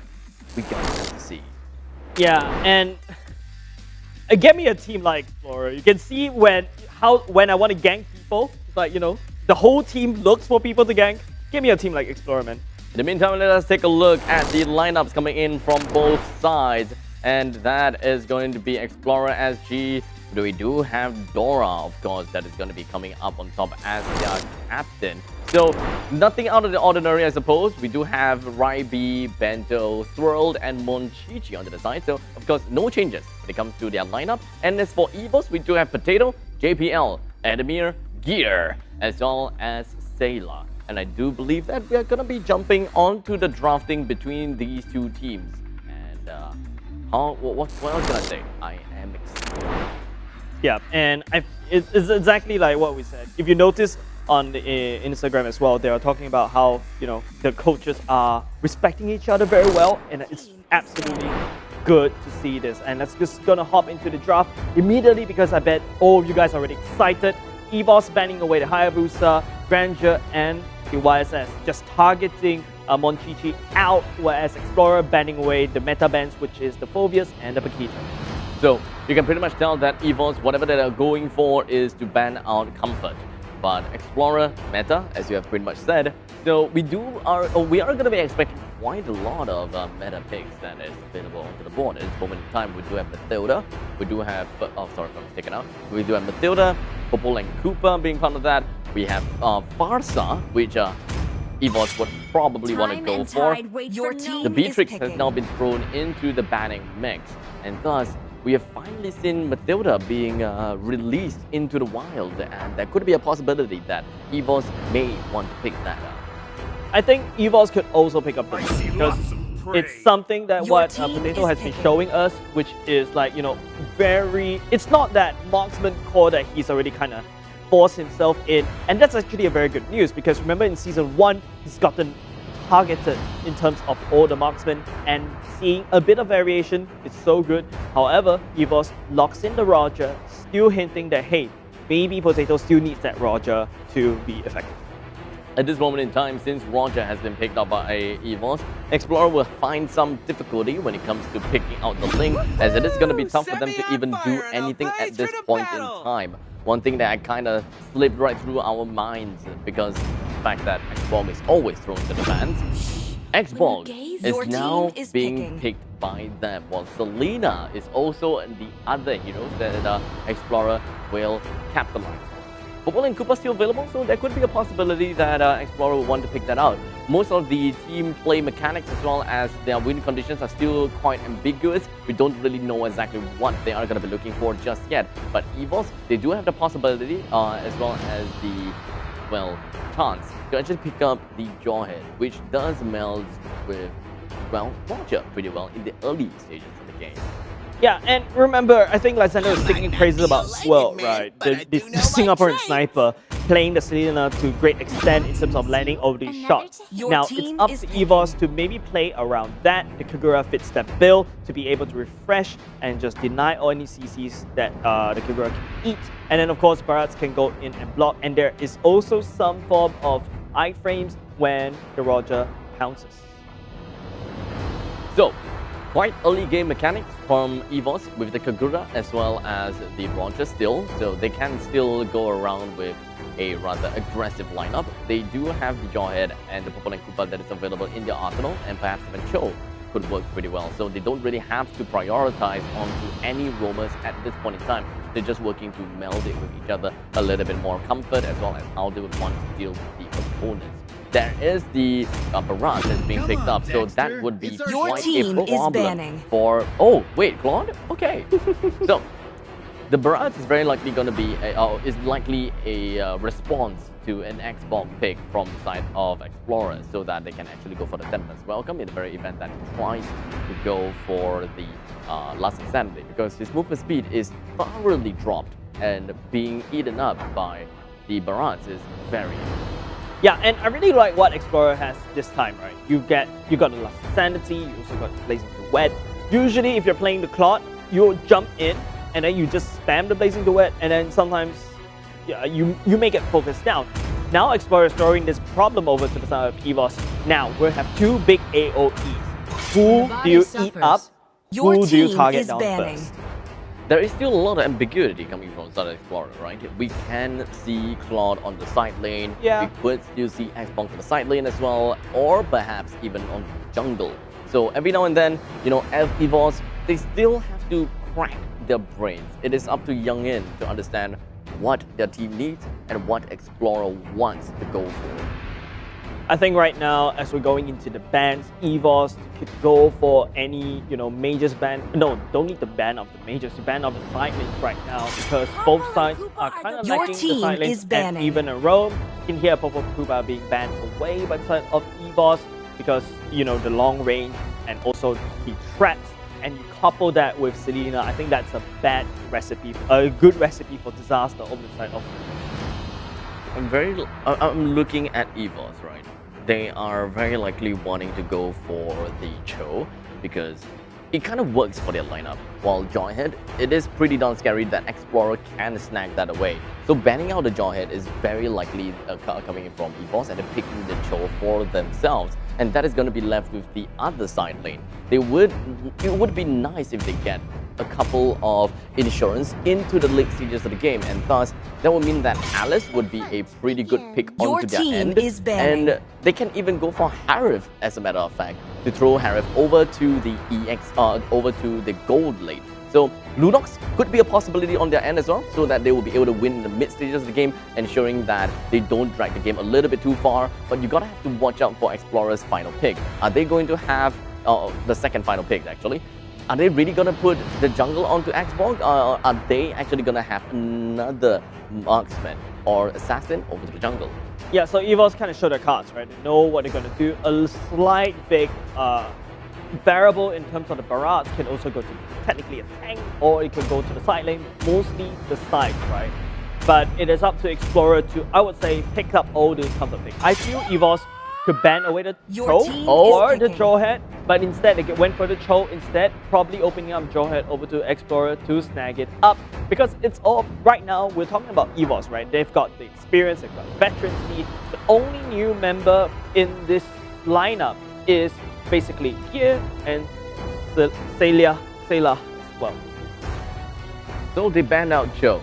Explorer will then get the opportunity to steal the Jawhead away because it does work very well, right? They have the Jawhead, they have the Selena, great early game initiation, great early game potential from the side of Explorer. They can pretty much storm over EVOS, but if they would want to look at that, they're gonna have to be really careful about Kagura as well as Roger on that front of damage. Yep. Their front line has to be relatively tanky. Your team So is picking. Jawhead is gonna be that pick so that at least he can get himself out of very tight situation. He will be able to help his team to actually set up very well as well, especially since they're looking at Blazing Duet as well as the Last Insanity. You know who's actually missed out or slipped past all the bans? But I'm feeling a Kaja would be okay for the side of EVOS. You know, being able to lock down one person to deny him from using the ultimate. You can drag the Selena away from actually continuing Marcus. up with the what's it called? The combo. It's something that, you know, EVOS can look out for. Marcus can actually be a pick from EVOS. I think that that could be a roam, but unfortunately, I don't think that they will be picking that up right now. The Marcus could be the final pick from EVOS. I know every secret that your team A is picking. Kufra and an Esmeralda. Okay. More setups all over the place. Kufra does have the initiating factor from EVOS. They can be aggressive. They gotta have to be careful about Explorer's final pick though. But Esmeralda pick here, I suppose it could work. There's not really much of a counter here and there. It's really just about playing on their comfort zone, more of initiating, especially when it comes to the Falling Star Moon. It opens the arena pretty well. There is going to be great initiation with the Kufra. So at least it is not a one-person jump, it is a two-person jump. Yeah, and looking at the draft right now, right, for the side of EVOS, whereas Explorer picks up the Alice for themselves, EVOS is going to go for a very beefy team. Their main goal right now is to protect that Roger at all costs. The Kagura should be able to heal for herself. There's a lot of mobility in this mage as well. Jump in, burst someone down, help that Roger to basically burst people down, and then Roger just have to go down and clean up. But as for the side of Explorer, if you notice how the draft works, is two heroes that could pick off with the Selena Arrow and the Jawhead, and then after that, we go in together with the Alice, with the Blood Ode, we have Xbox, Last Sanity, and also the Blazing Duet. So Explorer's draft relies on a lot of team fights. They rely on 5v5, making sure EVOS snug up together and just spread the damage all across, sharing the love. So it's a very AOE style that Explorer is picking up. So that is an improvement, I would say, in terms of the strategy coming out from Explorer. It's a very 50-50 lineup. They are very much neck and neck, and I can't throw any bias to the lineups at this moment in time. Explorer, yes, they've got a pretty decent late game, or rather pretty good late game. They do have Monchichi onto the Claude, and not to forget Raibi is going to be playing on the Alice, so their late game is pretty much covered. In the early stages of the game, they do have the Selena that kind of controls early and mid, together with Dora that is playing onto that Jawhead. With most of them, they're trying their very best to kind of secure their own jungles, and Dora, knowing that he can't overextend himself, doesn't try to follow through onto JPL. As for EVOS, they do have the mid stages of the game, right? They do have Sayla that's playing playing onto the Kagura, great amount of burst potential onto Swirled or Monchichi. As a matter of fact, we are also going to be looking at Potato with great amount of damage all across the board, Adamir as well as JPL, and perhaps here they do have a pretty tanky front line on that regard. So they will be pretty okay when it comes to the ultimate fiasco that Explorer wants to bring out. Yeah, so EVOS fighting against an AOE. JPL needs to be able to scout it out properly so that Explorer doesn't get that jump. You can take note, if you notice how JPL is constantly rotating around the map, I would say arguably a very good tank coming out from Singaporean tank, because man, you see how he knows the limits of every tank he picks it up and then he's able to push the boundaries. But EVOS, you can notice a very interesting pathing that they picked up, right? Potato taking on the purple buff, immediately takes the little wanderer, and then goes back to the orange buff, and then now will be just in time for this turtle. If you notice, Explorer get a bit low, but JPL charging her up, jumping on top of Dora instead, will bounce away instead, but Dora will be tossing JPL overboard, but Motivational coming in with the blazing door, JPL looking very low, getting the first one over to Explorer. Now Swirl and Potato may find a bit of problems, because Potato picks up 1 or 2 members, but it is going to be taking a few turret shots for his own problems. Great trade that EVOS have managed to set for themselves, although they have lost the JPL in that fight going to the side of Swirled. All in all, EVOS still managed to get a kill on the Swirled himself and Dora. So at this point in time, it does seem like things are still neck and neck. But when it comes to looking at the when it comes to the objective, right, we should be expecting to see the turtle to be taken by Explorer, as they do have the early game initiation a lot better, and taking on down objective shouldn't be too big of a problem. Yeah, and if you notice how Gear steps forward to eat Swirl's 5 men? Yep, and the problem is EVOS brought in the whole family right now. The turtle is entire kampong right now. Explorer, they're only focusing at the bottom side. Gear, the one stepping forward. Last enemy probably was not able to he's gonna get swallowed all the way up. Benzo and Motichi falls right beside the turtle pin. That was a great initiation from the side of Adamir. Firstly, he went in with the Falling Star Moon. JPL jumps right in afterwards, and that is a massive, massive setup for him to pound everyone onto the wall with the Tyrant's Rage. And from that point on, 2 other members from the side of Explorer became history. Yeah, and I really like what Explorer is really doing right now, right? Ryvie decided not to join the team fight, trying to get some, push and fight at the bottom side. Let's take a look at this quick hydration brought to you by H2O. If you notice, Gear and Adamir stepping forward. But the problem is JPL just denies the biggest damage, the AoE free from the side of Explorer, right up in the wall. They can't do anything. In fact, I think they died even before they actually used the shells. So we're gonna have to give it over to EVOS. Great timing, impeccable. They knew exactly what they were gunning in for. But Explorer, they're not gonna let the opponents bully them. But Sayla unfortunately got bullied immediately by, Swirl got bullied by Sayla, as we don't know the power, the damage that Kagura will be able to bring onto the board. And even some vertical or rather horizontal jungling from EVOS, they have managed to stop Explorer to even take their own purple buff. Yeah, EVOS bearing their fangs right now, looking for more takeoffs, looking for more objectives. Ryvie jumping in, Potato forced to jump all the way up. But Explorer managed to split Adamir and Potato up. But here comes JPL pushing Ryvie all the way back into the wall. He tries to jump away. He tries to fight right underneath the turret. But Potato, he's hungry. He looks at Ryvie. He picks up the double kill. This is really unfortunate, right? Because Explorer, yes, they do have the early game, considering the fact that they have a really strong combo when it comes to Dora with the Jawhead as well as swirled onto the Selena. But other than that, they don't have any massive amount of damage in the early games from the other 3. While EVOS, they do have damage all across the board, especially when it comes to their hyper, which is going to be Potato. He can burst people down. While Bento, he can only burst people down with his last insanity, and that is going to take quite some toll on him because he will lose his Faraga armor. And that will only help him in bigger team fights. But when it comes to picking enemies off, they gotta have to watch out if whether they are able to go for that. In the meantime, Gear is just gonna be jumping himself right in together with the side of JPL. Just gonna be forcing themselves right upon an enemy and just making them choke. While JPL, with just a sliver of health, Bento wasn't able to do quite much. He does manage to land a couple of fire missiles, while Potato goes back home with a total of triple kills to his name, as the entirety of Explorer have isolated themselves in a very bad manner. My god, JPL, he timed that jump at that critical moment where he knows both of these two teams will be trying to fight the Retribution War.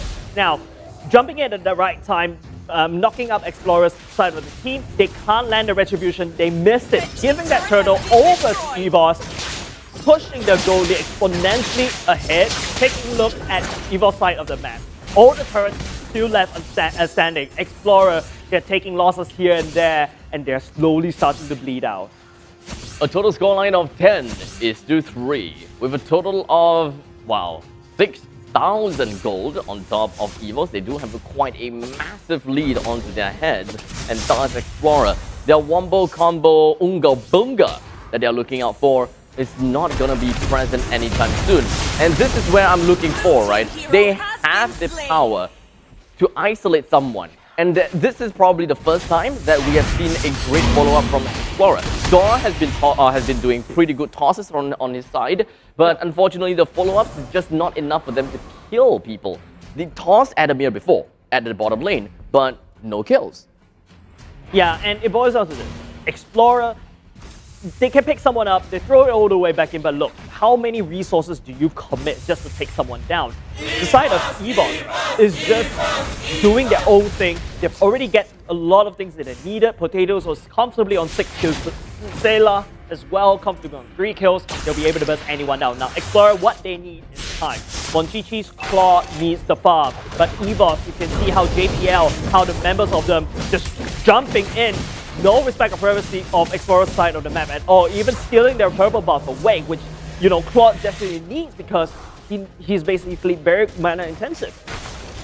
And now the turtle is just going to be taken down by EVOS, but it doesn't seem like EVOS is even going to let Explorer come in close to the turtle. In the meantime, Adamir takes himself at the top lane. Monchichi doesn't have the Blazing Duet anymore, and that is going to be slightly rough onto Explorer's side because the name of the game for them is Wombo Combo Unga Bunga.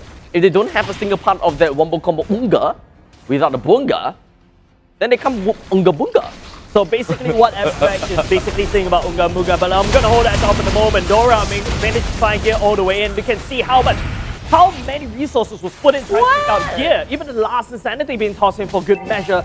They cannot burst EVOS down because EVOS is so way too ahead. Now, back to that question. Unga means communication. Bunga means execution. Explorer did not have that. There's no communication. They do not answer together. Yes, Dora tossed people in. They set it all the way up. You can take a look at Explorer right now doing the same thing, but there's not enough teamwork and pulling this sort of drop off.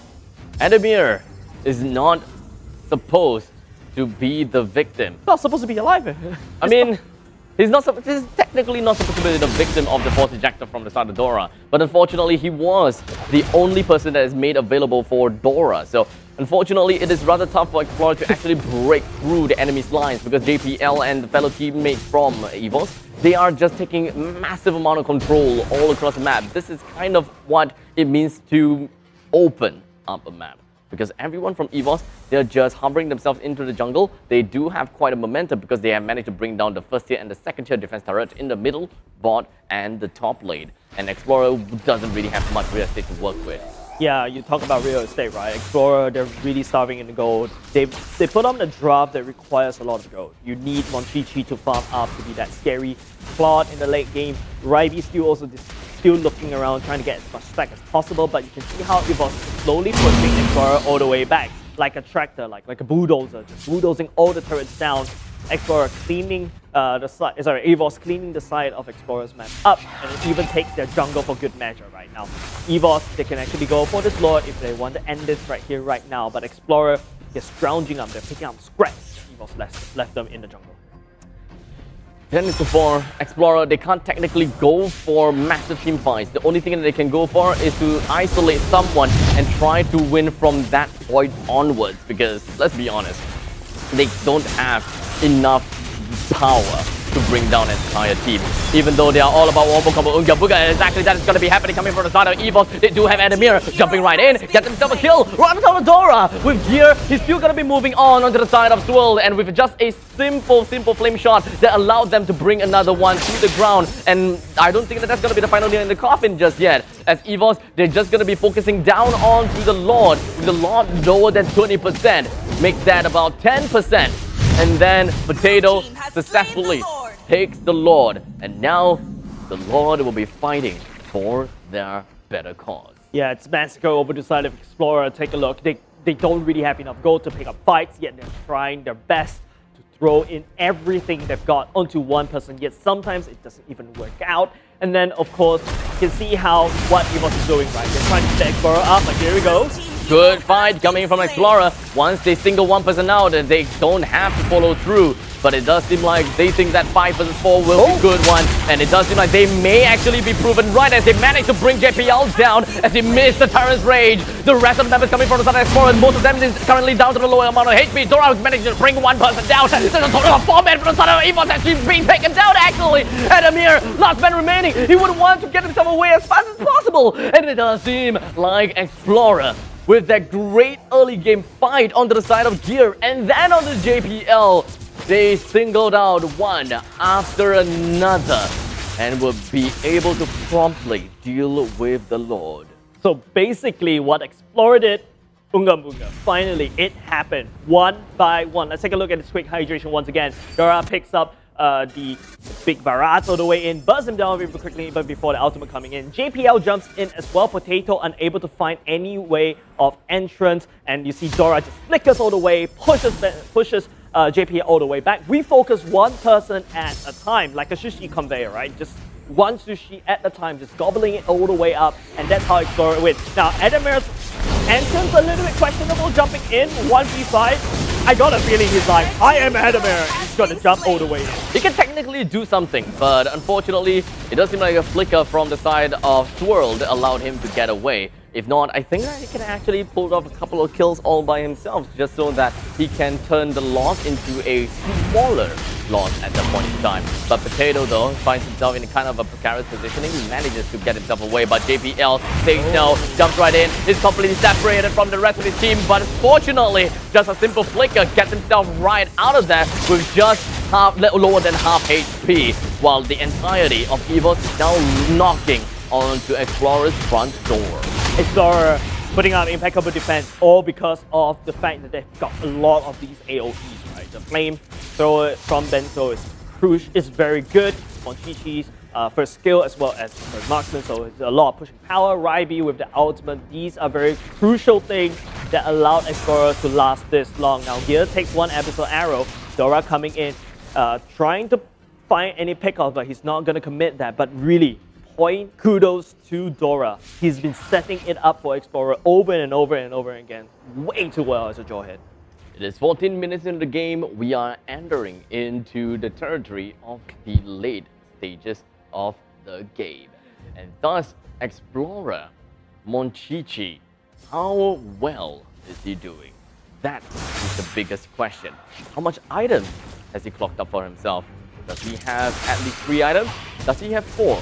Does his Blazing Duet be able to mount everyone down? The Gear tries to go and devour Dora, but just to cancel it out, it's just a very simple force ejector. Sorry, no, unstoppable force is more than enough to get himself right out of the danger to ensure that he don't get singled out. I find it funny, right? In order to run away from Gear, Swallow, you run towards Gear. Yes. In full speed. Full speed, no backing down. Yep. Crash yourself into the face of the dinosaur. And then walk off. Yes. And the dinosaur can't eat you when you are right in his face. Yeah, I've got no idea how that logic works, but here we go. EVOS already setting it up for the Lord that's going to spawn in 2 seconds. This is the Lord they could need to basically push that final nail into that coffin. Now, Explorer, as the time goes on by, Monchichi starting racking up all these items. What Explorer needs to do is exactly what they did a few minutes ago. Pick up people one by one, like takeaway. But here we go. EVOS starting up the Lord right now. With Gear being tossed right into the Lord's pit. The Lord reset it, and it should still be a-okay. Gear taking the brunt of the front damage is just ensuring that he will be able to completely isolate and try to just split the members from Explorer apart. And the best thing is, you would want to eat the Abyssal Arrow as much as possible, just so that the backlines don't get eaten out. Bento losing out his Viraga armor, but doesn't seem like that is going to be all as JPL comes in from the sideline. Side flank, bring Bento down along the side of Dora. Bento, he still has his second life left. He's just going to go straight in. Unfortunately, wasn't able to use his last standard. He uses a flicker to get himself right out of the way because he does not have his second life anymore. EVOS, only Gear went down. It is a 1-for-1 trade, but Explorer, they will be able to come back into the fight with 5 men a little bit shy of 20 seconds earlier. So within that 20 seconds, they can actually try to force something onto the side of EVOS. Is it a kill? Is it a turret down? or is it a Lord? Very unlikely a Lord, because you can't technically bring down the Lord in 20 seconds. Yep, good defense coming out from EVOS though. You know, when you're asking that question, Explorer, but hold on a second, Ryby actually jumps on top of Adamir for the time being. Bento spreading fire. It's all up to Swirl to land all these arrows, but Dora decides to go ahead and answer for top Adamir, but take a look at the amount of shields. There is no way you can penetrate all that defense that Adamir has racked up. The Lord is still up. JPL has respawned. We're back to where it is right now, but Explorer taking the lead in terms of the map dominance around this Lord pit, but that could be just an illusion because Adamir ready in the other side rush, ready to pounce on anyone from Explorer. The game has dragged out a little bit too long in EVOS' favor. Here is a tiny weeny dinosaur. Oh, cute. Yeah, I know, right? Because he was dead, so he's gonna have to gain a little bit more stacks. And I believe that they're going to use this time to allow him to stack as much as possible. Just keep on tossing and spitting and spitting and spitting. Technically, that is all the things that you can go. And Chase just telling me to continue and spitting and spitting and spitting and spitting and spitting. But I don't think that that's going to be the case because Dora is currently down onto the flank. He's prepared to send a toss over the gear. The unstoppable force will be stopping that devour from the side of Gear, so no more of that. But JPL goes in for the Tyrant's Revenge. Immediately with the flicker to get himself a little bit further away while Gear gets a kill down on the Monchichi. No more wombo combo Unga Buga, unfortunately, as YB is going to be the next person to go straight down. But fortunately for the side of Estel, he gets a double for himself. Doran goes down, but it is going to be an immortality pop. But who cares about that because he will be eliminated almost instantaneously. Explorer is the one that managed to call out the Lord to fight for their side though. So the bottom lane is going to be completely ignored while the rest of EVOS will have to battle against a full brunt force from the Mega Creep. But it doesn't really quite seem to matter because they do have their Ballista that's still in store for them. They did not, and when I say they, I meant Explorer, did not kill the final Ballista. If not, they could have dragged the game a little bit longer by keeping the top tier inhibitor turret intact. So EVOS on defense mode right now. JPL jumping in, managed to tag people from the side of Explorer, but you know, we talk about the AOE has been working in Explorer's favor. This Lord will probably do a bit of damage all the way at the bottom lane, just ignoring it, but EVOS will crack open at the top side. You talk about, you know, the Unga Bunga is starting to happen. Let's take a look at this quick hydration brought to you by H2O.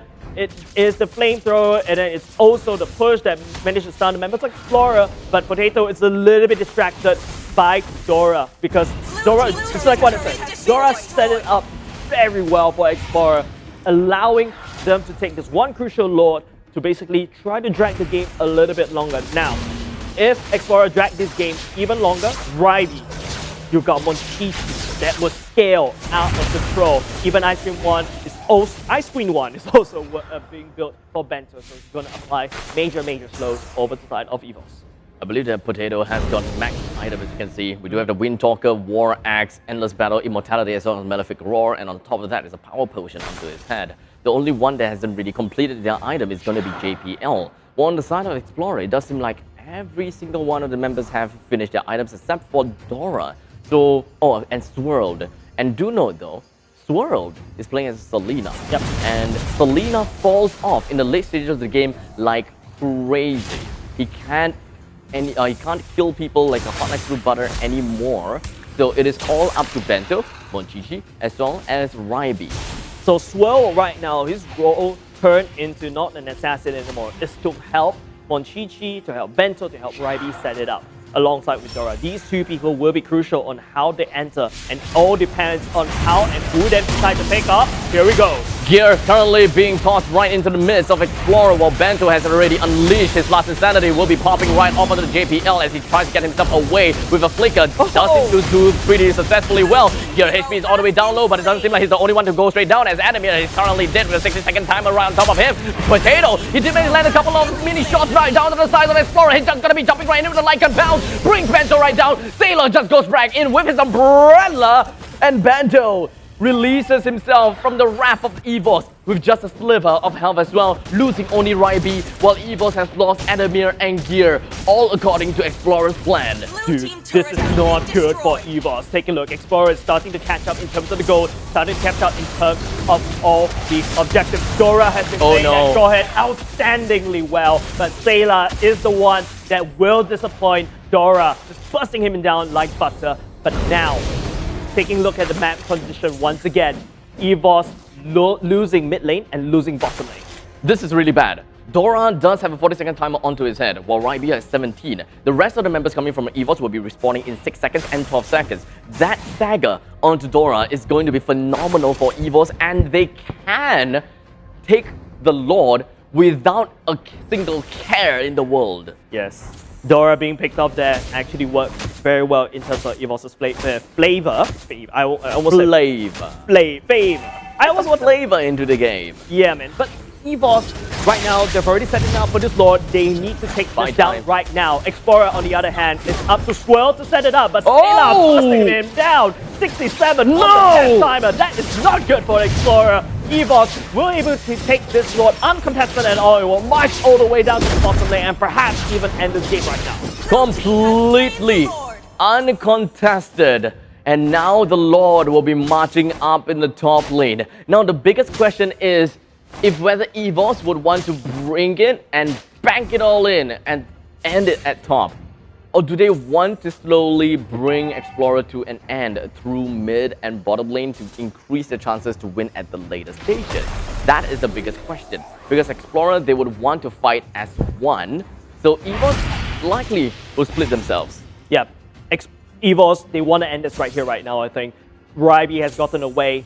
Full stacks. Not say full stacks, but good amount of stacks already. Full amount of items. It's going to hurt like a drum. You also have MLBB that's already starting to scale that will melt JPL. But here it go. They're trying to find members from the side like Explorer, but it is the Lord that's going to marching on the top side. It is Explorer that's desperately trying to stall EVOS' siege in the mid lane. But hold on a second, Adamir is trying to make quick work at the bottom lane instead. Swirl Arrow did not set it up. Dora steps out of the base for just a little bit, but the problem is Explorer, their head is they don't know what to do. They allowed the Lord and also the Super Minion to push all 3 lanes down. Explorer's side of the map, barren. The split has worked out for EVOS, considering the fact that EVOS definitely want to split the members from Explorer because that is the only way that Explorer could win. Like I said many times on before, Wombo Combo Unga Bunga is what they want to go for. And thus, as long as they single one person out, and this may very well be the case as Adamir HP dropped himself all the way down to half HP. JPL tries to go in for the turret revenge, but unfortunately did not land on anyone. And Stark's just going to be putting himself right in the midst, the heart of Explorer. He's going to be staying alive though, so he's just going to be staying A-OK for now. Even the Blazing Duet has been activated for the side of MLBB, but the front line for the side of EVOS did manage to find themselves a kill around top of the bento, and that is going to be absolutely bad. We do have one of the members coming in. This is going to be popped in terms of immortality. A double on top of Adamir, perhaps even a triple, as he's just going to be moving himself around top of MLBB, but he tries to get himself away from all of that in time, as the most of the important objective is going to be their core, as they're just hammering right in. They don't even have the creep, but they still manage to bring the game to an end for themselves. Well, we talked about how this should be another day in the office for EVOS, another day walk in the park, basically working in a park. They're setting up the laptops, setting up their phones in the park, and that's their office. That is not the case. Explorer, they can bite back. They single out one member of the EVOS one at a time, and it's worked very, very well. A banger of a game. You think Explorer will be sitting ducks? No, these ducks have teeth in their bills. I'm breathing. Okay, I'll talk about the item builds. So take a look at the item builds once again. Not a lot of weird ones. I would say it's still it's just like, you know, no-brainer kind of builds. But I would say let's highlight on the turret damage, right? Because EVOS manages to crack open Explorer's face. In terms of the KDA and the damage, not too shabby, not too still okay. But I feel it's just how Explorer has been executing this drop. It actually works out against EVOS. They gave EVOS a bit of a sweat coming down. EVOS could very definitely try to bring the game down to a close in the mid stages of the game, but they got the game all the way to so late. 24 minutes and 42 seconds is the overall match time for game number 1, and it gave Explorer that, that chance to win. Yep. They were so close. They can see the end, the light at the end of the tunnel. They do. I gotta have to say that was relatively impressive. most of the damage actually came from the side of Kagura. His positioning has been great. Yep. When it comes to Umbrellas, just coming in and then he's pretty much the reason why the entirety of Explorer sometimes split apart. Yes. And if you notice how Explorer was fighting those team fights, right? But I'll talk about that more, but let's take a look at the MVP. I believe it should be Sailor. He's actually stepping it all the way up as well. And it's Potato all the way back. But I would say this whole draft that EVOS brings in, it's let's just protect Potato as much as possible. Let's protect Sailor as much as possible because you've got Gear, you've got Adamir, you've got JPL as well. These are the three front lines, the thick front lines that they have to, that Explorer has to fight through in order to reach Potato and Sailor. It is a tough game, not gonna lie. The late game was absolutely monstrous. It is. Over to the side of Explorer. And just like that, EVOS, because really mattered and attributed to the fact that Explorer got staggered to the death timer. If not for those staggers, it would have worked out so much better. As we see from the highlights, which will roll in a few seconds' time, we will be able to see what exactly went down and how exactly the Explorer lose in the late stages of the game. I think it boils down to two factors. You see how EVOS are very good in juggling the damage, just trading aggro back and back.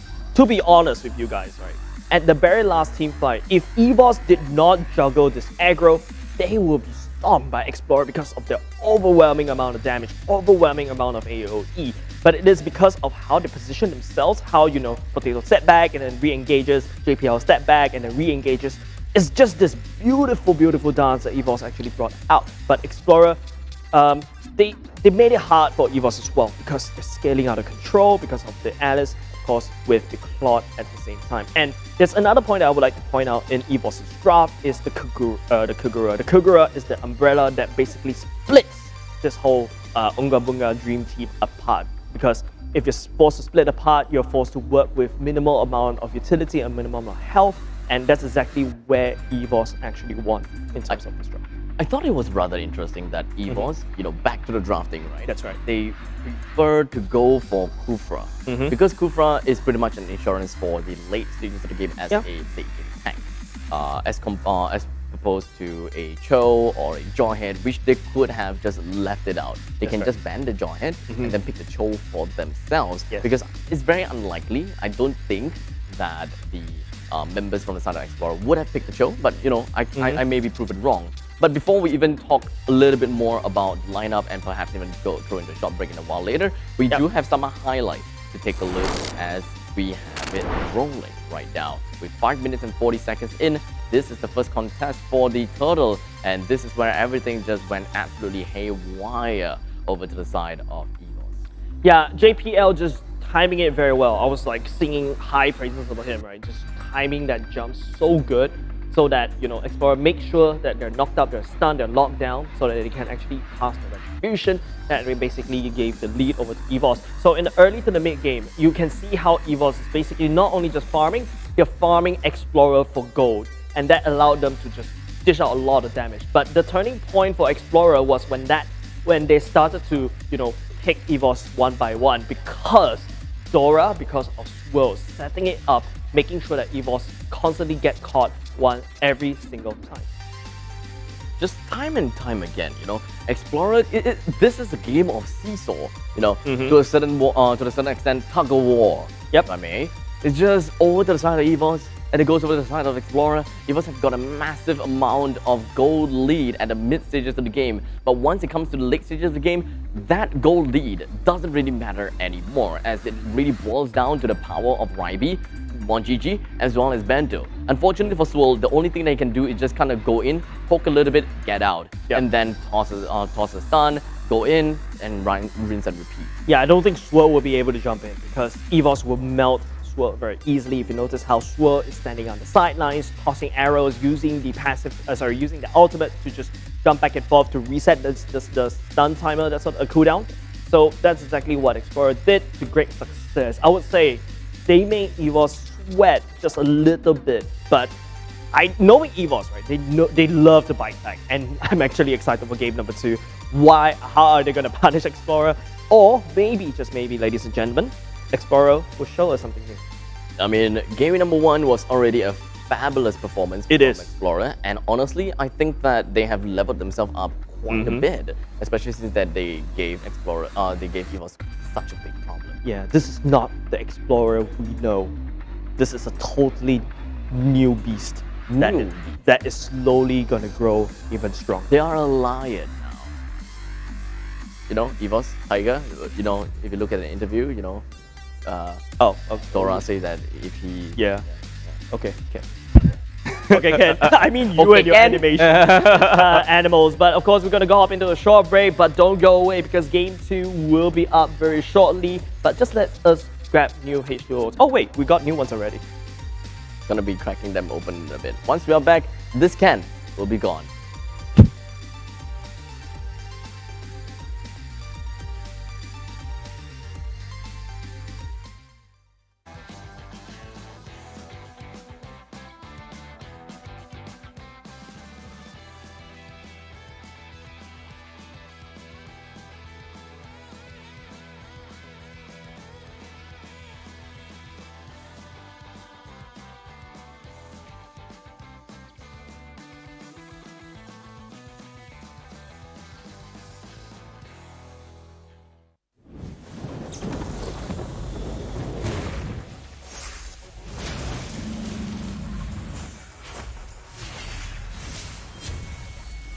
You specks of dust!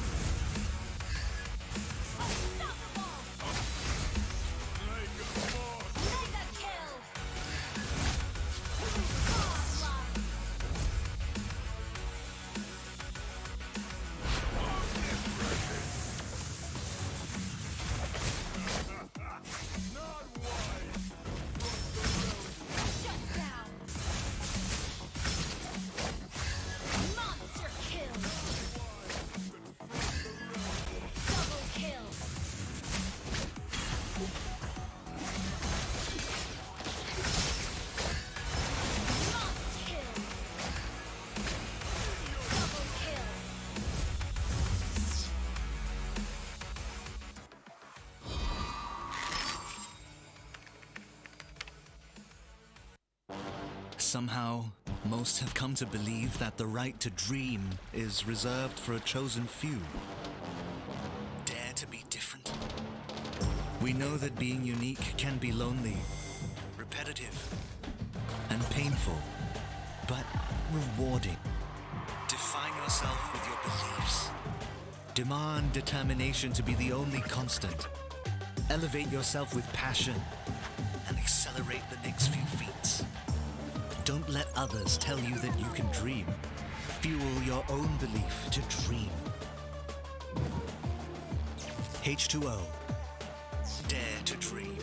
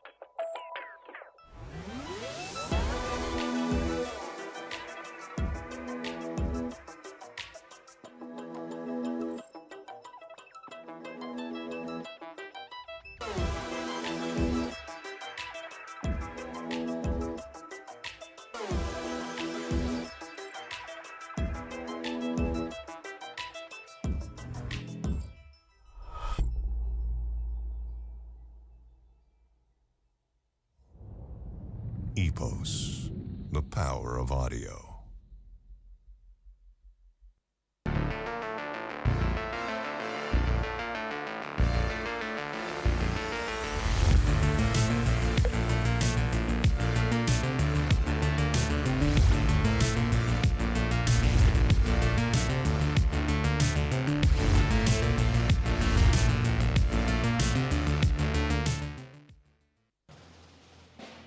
Calling all random lovers. Join our nation strong and rich. We'll with fragrant spices, so delicious. Smells like home to thee. With crunchy veggies added to. As the united Banana Nation. Chicken or beef, It's up to you.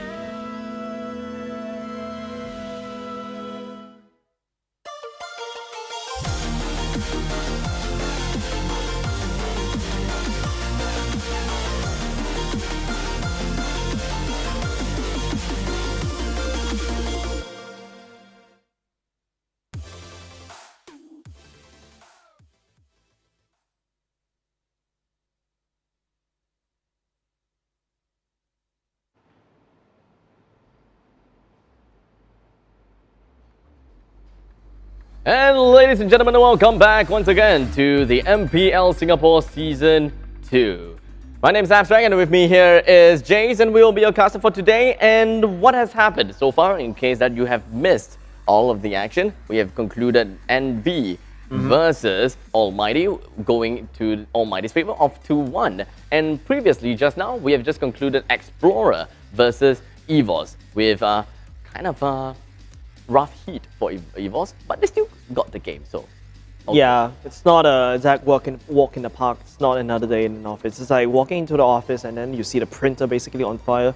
It's not a big problem. You just, extinguish the fire just a little bit. I'm pretty sure your office has multiple printers elsewhere. It's just a minor disconvenience that EVOS experienced going up against Explorer. But the office okay? It's fine. It sounds like you're speaking of experience. Do I? I don't know, man. But going into game very, very soon, because I believe everyone is excited about EVOS going out against Explorer. Explorer actually have teeth, and EVOS barely actually escaped by, and now we're going to game number 2. It's in, I would say Explorer's idea to just do whatever they think is the most confident they are. If you can pick the Claude, if you're very comfortable with it, because you're going up against with someone that has veterancy, experience, and even mechanics against you. Honestly, I don't think that Explorer has teeth. Your team is I think they have fangs right now. They're starting to bear fangs against the opponents, and they are definitely starting to look really hungry and really scary. So to whoever who is, thinking that Explorer is the same Explorer as last year, earlier in the year. Yep, earlier. Season number 1. You are terribly wrong, because they have put EVOS onto their feet and things are relatively tough for them, so on and so forth. Yeah, it feels like a year ago, right? Yeah, it feels like a year ago. But you can see how in such a short span, Explorer managed to grow into something very scary. They can actually put EVOS on their tippy toes just a little bit, and I would say it all boils down to their coaches, man. So a huge shout out to both of their coaches, be it from the side of EVOS and be it from the side of Explorer as well. But let's take a look at the bans once again. It is going to be a Phobia's first ban away. EVOS takes away their Hayabusa. Explorer will return with another punch, technically, no pun intended, on the Paquito being banned away. 1-2 punch coming in. And I'm pretty much expecting that the bans are all gonna be pretty normal to a certain extent. And with that all said and done, we do have all 4 bans, not all, but 4 bans that has been thrown right out onto the pool. And I believe that Mathilda is still... Oh wait, Mathilda! Previous game, no one picked Mathilda. So, there can actually be a chance that she can still be leaked and not be picked. Yeah, so it's all in Explorer's interest, right? You don't really target ban anything from the side of EVOS because they've got a hero Ocean to pick from. They can just spin a Wheel of Fortune. JPL could come out with a Harif tank, I don't know. But Explorer, on the other hand, just ban away the OP picks that you don't want to face. So that's why you can see the banning away the Phobias, banning away the Your team is banning. Did I miss a ban? I have no idea. That is unfortunate. Yep, we're gonna get some confirmation as to what has happened and if whether the game is going to be going through. So a little bit of technical error coming in from the banning phase. So no worries, we will let you guys know as to what is gonna be going on. But one thing that's going on, of course, is the first blood count. We do see a lot of people that has been cheering for the teams that they like, and the team that they respect, and thinking of which team will be the one to get the first blood as well. Yeah, and really grateful for all you guys, participating and being very active in the chat, even helping out each other, especially when someone is asking for, the results. But here we go. EVOS decides to ban away the Grandeur, once again targeting Explorer's core pool. So I like the fact that EVOS is, still putting respect and putting a sportsmanship against Explorer, even though we know in terms of power ranking, Explorer is mostly still a little bit below from EVOS, but Explorer has started to prove their salt, starting to prove their worth in Season 2. So it does seem that we may have a little bit of a change of pace, as unfortunately for this game, it, at least for this draft, it would be voided, as there is a little bit of a technical difficulty when it comes to the bans. So let us move right on. And we should just disregard the picks that's coming up from Explorer as well as EVOS. But one thing that we should not disregard is going to be Sustain I Care. Oh, okay, you know what? Esmeralda is banned. Yeah, we're just going to go on. So no one is supposed to pick Esmeralda. That's right. You see the Paquito, you see that small little window that's kind of open. We just, imagine. Without Esmeralda up there, but Explorer will go on to pick up that Ruby. The Jawhead is open, which worked wonderfully for Dora, so I'm not too sure why they actually did not snap pick that away, because that will also allow EVOS to pick up that Jawhead for JPL, but no, instead they're going to go for the Beatrix and they're going to go with the Barats. And I'm liking it so far. Barats has been seeing a lot of entrants, and of course Beatrix herself as well. A lot of people has been putting quite high regards on the Beatrix, and understandably so. Great amount of damage in the early stages of the game, great sieging techniques when it comes to using her rockets as well. So we're gonna be looking at that. Yi Sushin being picked up from the side of Explorer. I've missed Monchichi picking up and playing that Yi Sushin. And on the other side, we do have a Fasa being picked by Explorer. So that is going to be a little bit of a problem over to the side of EVOS's players, who are going to be picking up some marksmen. And in this case, it is going to be Beatrix and whoever is going to be next. I really like the fact that Explorer went in to just pick up the Yushichu once again. You can see how EVOS is scaringly close to limit the course, right? And don't forget, Explorer, technically, as we go into the second banning phase, Explorer banned away the Phovias, the Paquito, and I imagine an Esmeralda in that third little column right there. But EVOS picks up this Benedetta for now. So EVOS has not picked up a core as of yet. Explorer, on the other hand, has already secured it. So what we should be seeing from the side of Explorer should be a Ling ban, even I would say a Bruno ban, because I remember Potato is super crazy on that Bruno, right? Indeed. So we can expect more assassins being banned out from the side of Explorer, considering the fact that they do have a Fasa as well as the Yi Sushin. They gonna have to be really careful with those kind of initiators and those burst potential from Your EVOS. team is Yep. banning. There we go. See, Explorer taking away the Ling, that's good choice, but I almost forgot. See, EVOS will exit the banning phase and they will be able to pick. Explorer should target also the Jawhead, because don't forget, EVOS side, they haven't picked a single roam tank as of now. We do have the two side laners that has been predicted, but Barats can go jungle, so that is one thing. We don't really know if whether the Beatrix is actually going to go onto the side lane or go into the mid lane. So all these roles are very interchangeable. And I don't think that Potato personally plays the Benedetta much. So Your team is banning. I shouldn't be expecting them to actually go for a jungle Benedetta at this moment in time. Yeah, props to EVOS banning away the Lunox that is known to counter the Barats, right? You go into Darkening form, you'll be able to burst down the Barats, even though he's a big chunky boy. But what I'm actually kind of worried for the Sun Explorer right now, they brought in, I believe that we swirled on the Farsa. EVOS has a Benedetta, he has the Beatrix. One bomb would deny the Feather Airstrike, one Electo will also deny the Feather Airstrike. So it's really tough over to the side of Explorer, to be fairly honest. The Rogers will be banned over from Explorer.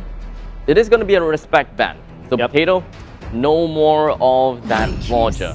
grants But you. the Your pick team is from picking. EVOS will be securing down onto Alice, which may suggest that they would want to play into the late stages of the game after suffocating Explorer in the mid stages of the game thanks to the Beatrix, the Benedetta, as well as the Barats. Oh, hold on a second. Remember we talked about how the Benedetta might not be actually going to the jungle. You notice how EVOS is setting this up. All of them. Yeah, Barats jungle then. Are off laners. It could be either a Benedetta jungle or it could be a Barats jungle because definitely you'll be sending JPL to the side. Sorry, not JPL, but the Alice to the side lanes. Even perhaps Zelaya will go in the mid lane as well. So EVOS probably revealing more with this final pick. So it's up to Explorer's side of the draft to basically react to it as quickly as possible. Mathilda will be picked up by the side of Explorer and the Kaja at the same time. But hold that thought, ladies and gentlemen. There is not someone that could be possibly tanky enough.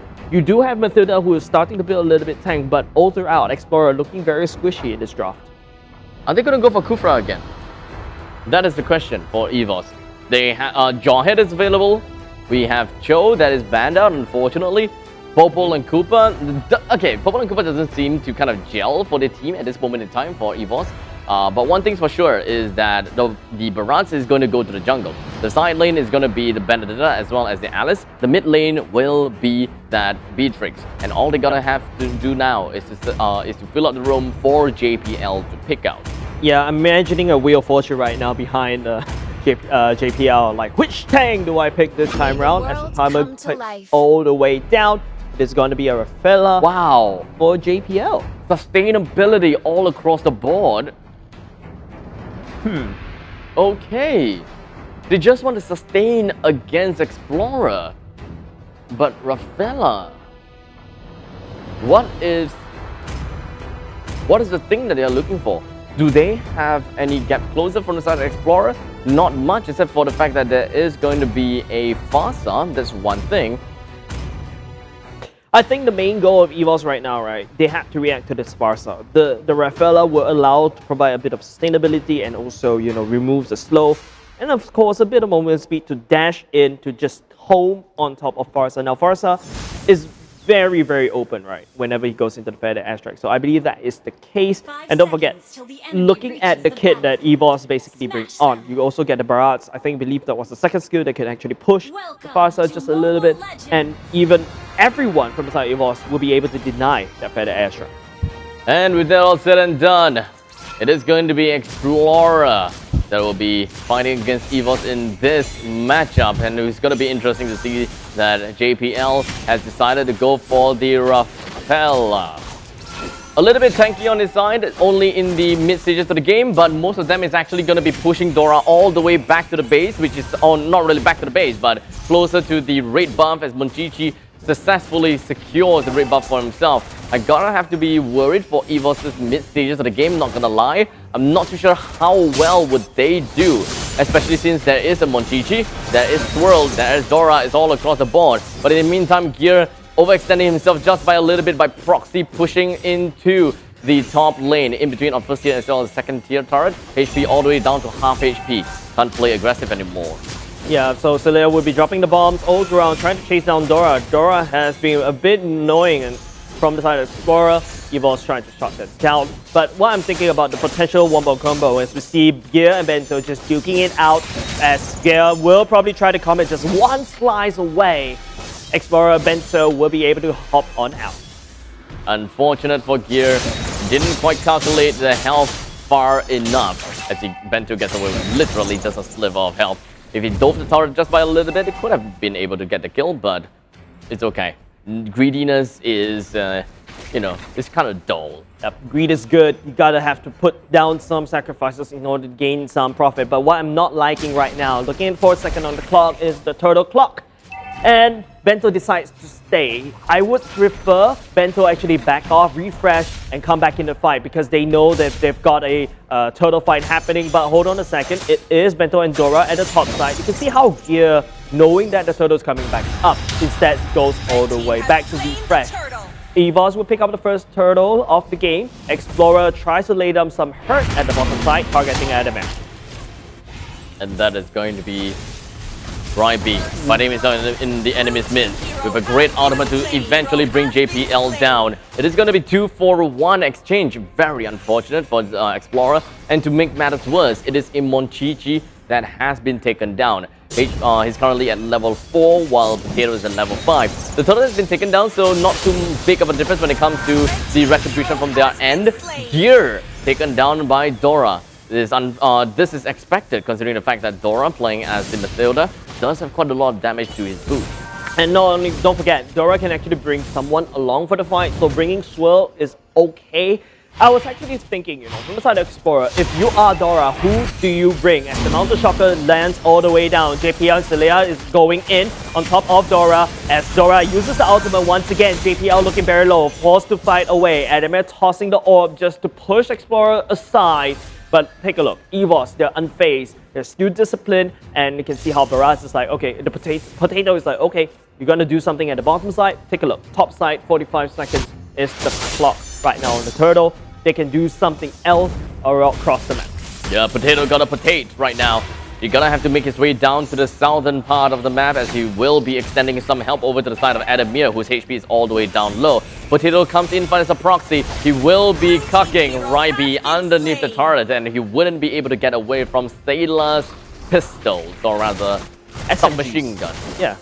I thought it was a pistol in the end, but then it's like someone corrected me, it's a submachine gun. But you can see how EVOS, using the tankiness of Potato, just goes all the way down and just turret dive against Ryby. So now because of picking up that, they're going to apply more pressure at the bottom side and forcing Explorer to react to it, and probably leaving Ryby at the bottom side as an EVOS would take this turtle for now. But it is Explorer that's a little bit greedy. They're going to start this turtle right here, right now. It is understandable that Explorer will be able to take this turtle without any contest. So I'm not expecting EVOS to actually take it away, but here did try something in there with that Electro final blow to try to kind of push everyone else away and maybe take that final tick off of the turtle. But all in all, MLBB was there though. He did use the retribution to finally bring the turtle down. Yeah, taking a look at the items once again, Gear and Potato already have the War Axe. Adamir already picking up the first item. Where take a look, Explorer still a bit behind. Ash Claws has been built for Bento for the time being, and I think MLBB is still working towards the first item. Celia, they've got to be careful about Celia's shot as well, and Swirl will jump all the way in. And that is Greed from the side of Sayla. Greed is not good as he brought himself down for the turret. I mean, actually 2 turrets for 1 death, I think it's worth. Yeah, there's some value to that. There's some value to that. So I gotta give it over to EVOS. They have found out that, objective is more important than keeping Sayla alive at the point in time. Yeah, basically EVOS just yeeted Sayla to Explorer, and then, okay, I'll just use Sayla as like a token. Trade for 2 turrets, that's a nice trade. However, EVOS is playing this macro game right now, and I think Explorer may not be very aware about this. At this moment in time, we do have Bento also going to be jumping into the midst of EVOS. A little bit of CCs is more than enough to kind of push everyone else away, but I don't think that the purple buff went to the side of Explorer, as EVOS managed to steal it away, choking them out in terms of farm just by a little bit. And to make matters worse, Potato as a jungler, he's just going to be putting himself in between of the first tier as well as second tier turrets, allowing the Beatrix to bring down the first tier turret almost immediately by coming in from behind. Here popped right off the Electro final blow round top of Bento as well as Swirl. Bento absorbed the brunt of the force from the side of Sayla's Nibiru's passion, and down he goes. Ooh, it was a pincer movement, a tactic coming out from EVOS, right? Use the Sayla, lose the ultimate from the top side, and then you also have the Electro final blow at the bottom side. So there is basically checkmating Bento all the way. Now the minions are gonna do a few love taps as the top side go all the way down. EVOS regains the map dominance. Will be able to take this turtle. Just another day in the office. This time round, Explorer, I feel they're a little bit hesitant, and they're also a little bit, what do I say? It's a little bit mild in terms of their engagements right now. I really like that EVOS has been moving on from turrets to turrets, even though they are not constantly going out for a fight, right? Nope. So they're not forcing the fights, they're just forcing the turrets over and over again. The objective is key, and EVOS identifies that for this fight against Explorer, since they know that they can't exactly go for all-out fight against Explorer at this moment in time because Twerk does a lot of damage, Ryby does a lot of damage, Dora as well. All they can do is just hope to go over to the later stages of the game by just suffocating the farm of Explorer. Yeah, do you not just see that JPL flickered over the wall, uses the ulti for no reason into an empty bush? I feel like whatever the intel of It's JPL all about asserting dominance. flickering, ultiing a very expensive resource just to scout an empty bush. Nah, it's all about asserting dominance, man. If someone were to be inside of the brush, they will be afraid to keep themselves inside the brushes now. But Explorer's nowhere there, so I don't know what's going on, but I mean, it's a very one-off thing, as EVOS right now, a bit slow pace, which is kind of understandable because it's very hard to engage if you are EVOS. The only way you can engage is like, you know, following someone all the way up. Devouring Bento he's currently in the midst of the entirety of EVOS, and thus he's gonna be immediately singled out by the entirety of EVOS. It's pretty done easy, while Gear goes in for the electro final blow right underneath of Ryby. Suffers a bit of damage, but not enough to bring him down. But that is not the case for EVOS. They are not looking for kills right now. It is all about asserting dominance, as they have done before for JPL, flickering and ulting. This is what they are trying to go for. But unfortunately for Sailor, got caught within the nets of Ryby as he got dragged through the asphalt. And it's just getting kind of a road burn at this point in time. Down he goes. 15 seconds cooldown timer onto his head, but I believe that the fight is just going to be erupting right on top of Potato as he's just going to be going straight in for the revenge. He's managed to go in for the ultimate, but I don't think that he managed to do quite much. Well, Bento HP is all the way down low, but fortunately with Dora, he goes in for the flight and he gets out of the danger. Bento with a sliver of health, great. Yeah, there's no one to basically stall that fight against EVOS, right? You got Potato just potato towards you. Explorer, the only way they can do is to hope for Ryby with the ultimate. We pick up someone and then we walk out. But EVOS, they pick up a tankier composition this time round. You pull a Potato, what are you gonna do? You pull an Adamir, what are you gonna do? The only person that Explorer can actually possibly target is Sailor and maybe perhaps Gear, because assassins and marksmen, they'll almost instantly melt. Now, Explorer, I feel like they're not utilizing the Matilda to its greatest success, and maybe another tank will be even better in this sort of draft, right? Because who are you gonna pull? You're gonna pull Bento? You're gonna pull Ryby? What else? I think that the main problem for the Southern Explorer is that they are not willing to take fight. They're not. Yeah, so they are supposed to have slightly early game advantage because of the fact that they do have a Kaja, they do have Fasa as well as Dora, but they are all attributed to magical damage, and thus EVOS just need to build some more magical damage resist, and that is going to be more than enough. But unfortunately, Bento is just going to be eaten and devoured by the side of Potato once again, time and time again. But Ryby, though, he comes in for a revenge on the side of Gear and successfully brings him down. But unfortunately, they have already lost the map control and allows EVOS to come and take the Lord, with the Lord down to 40% HP. Probably going to go for a reset. Ryby gets himself away. Doesn't really quite have the ultimate in order to single out anyone anymore. But resetting the Lord is definitely good for Explorer as they try to buy even more time for Bento to come back into the fray. Yeah, they can fight another day. So kudos to what Explorer has been trying to do. And if you notice how JPL, whenever Swirl goes into the feather airs, right, JPL probably just walk all the way up to Swirl, use the ultimate, and job's done. Job's done. Work. But anyways, you can see the ultimate from Gear was used. It is going to be Ryby that's going to stun Gear and pull all the way back into Explorer's loving hands, but it will slip for now. Not much follow-up. I feel like Ryby is a little bit, you know, overzealous with that ultimate as EVOS tries another attempt against this Lord. Dora just pointing out and will be able to dash away from Potato's stomach. Does seem like Gear as well as Adamir is hiding at the southern brush and would want to do something about the rest of the members coming from the side of Explorer, while Gear takes the brunt of the force right on top of Dora, but unfortunately wasn't able to do much. That was an assault attempt from EVOS that unfortunately did not work. But, well, on the flip side, even though they failed, it's not going to foil any of other of their plans because none of them is dead just yet. methodical retreat. That is basically, but hold on a second, Dora jumping into the bush, will get soloed out by the side of Potato, Squirt landing down the fire, Celia landing down the ultimate at the same time, but it is going to be pandemonium for the side of Explorer. But for the EVOS, they're starting to break, they finally put all the resources they want to put. Monchichi coming in from the back, but here comes Gear coming in to join the fight, finds Monchichi as well, trying to buzz it up. However, Adamir goes into the back line of the side of Explorer, trying to pick someone up, but Potato from the side of EVOS has went down. Now Gear using the ultimate, trying to catch more, but Explorer, I think that was a bad fight that Explorer decided to pull, but EVOS lost Potato as well. It is mostly onto Monchichi's part. He's trying to be a little bit more, he's trying to be a little bit aggressive onto his own role. He did manage to force the opponent's JPL far away, and that is where the Gear came in to kind of intercept between him as well as Monchichi. And in the end, he was completely isolated. He wasn't able to find himself regrouping with his fellow friends, and thus he's just gonna go straight down into the ground and as dead as a doornail.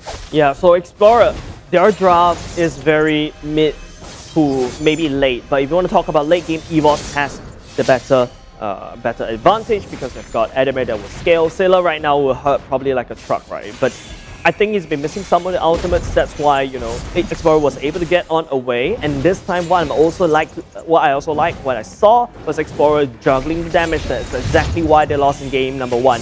Now, Explorer, they're going to focus on this Lord. It is up to EVOS to intercept. The member Monchichi is still targeting the orange buff instead. So not too sure what's going on for now. He finally joined this up. JPL running for the way. Potato just had to swallow up, and JPL calls it. Nom nom nom! But it doesn't seem like it's going to be working, as it does seem like the Circle Eagle is just going to be popped from the side of Dora. His HP is all the way down low, but the Lord will still be going to be taken down by the side of Potato, as he's just going to be turning around. HP is still quite a lot, even though he's just a bit. But Ryby comes in from behind. He wasn't able to do quite much, but currently on the chase by the side of Gear as well as Adamir. But with that all said and done, a little bit suppressed by the side of Gear with just a slip of health, just going to go straight in for the 1-2 strike and just brings down the second final members from the side of the Explorer. It is all about what they do from this point on as they wait for the Luminous Lord to march down the top and then bring down mid and bottom. Yes, let's take a look at this quick hydration. Right now, Explorer managed to push the Lord all the way to a quarter health,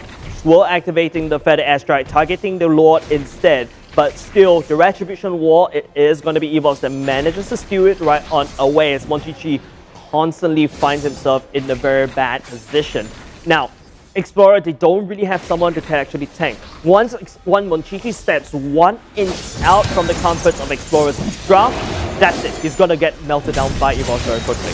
With the Lord marching up to the top lane, I believe that EVOS would probably want to end this game once and for all, as Swirled went straight in for the Feathered Airstrike, bringing down all of the creeps up to the top lane, but it doesn't seem to quite matter as there's more marching down from mid. So it's more of the exterior turrets that EVOS managed to handle, but in the end, it does seem like the inhibitor turret was still destroyed.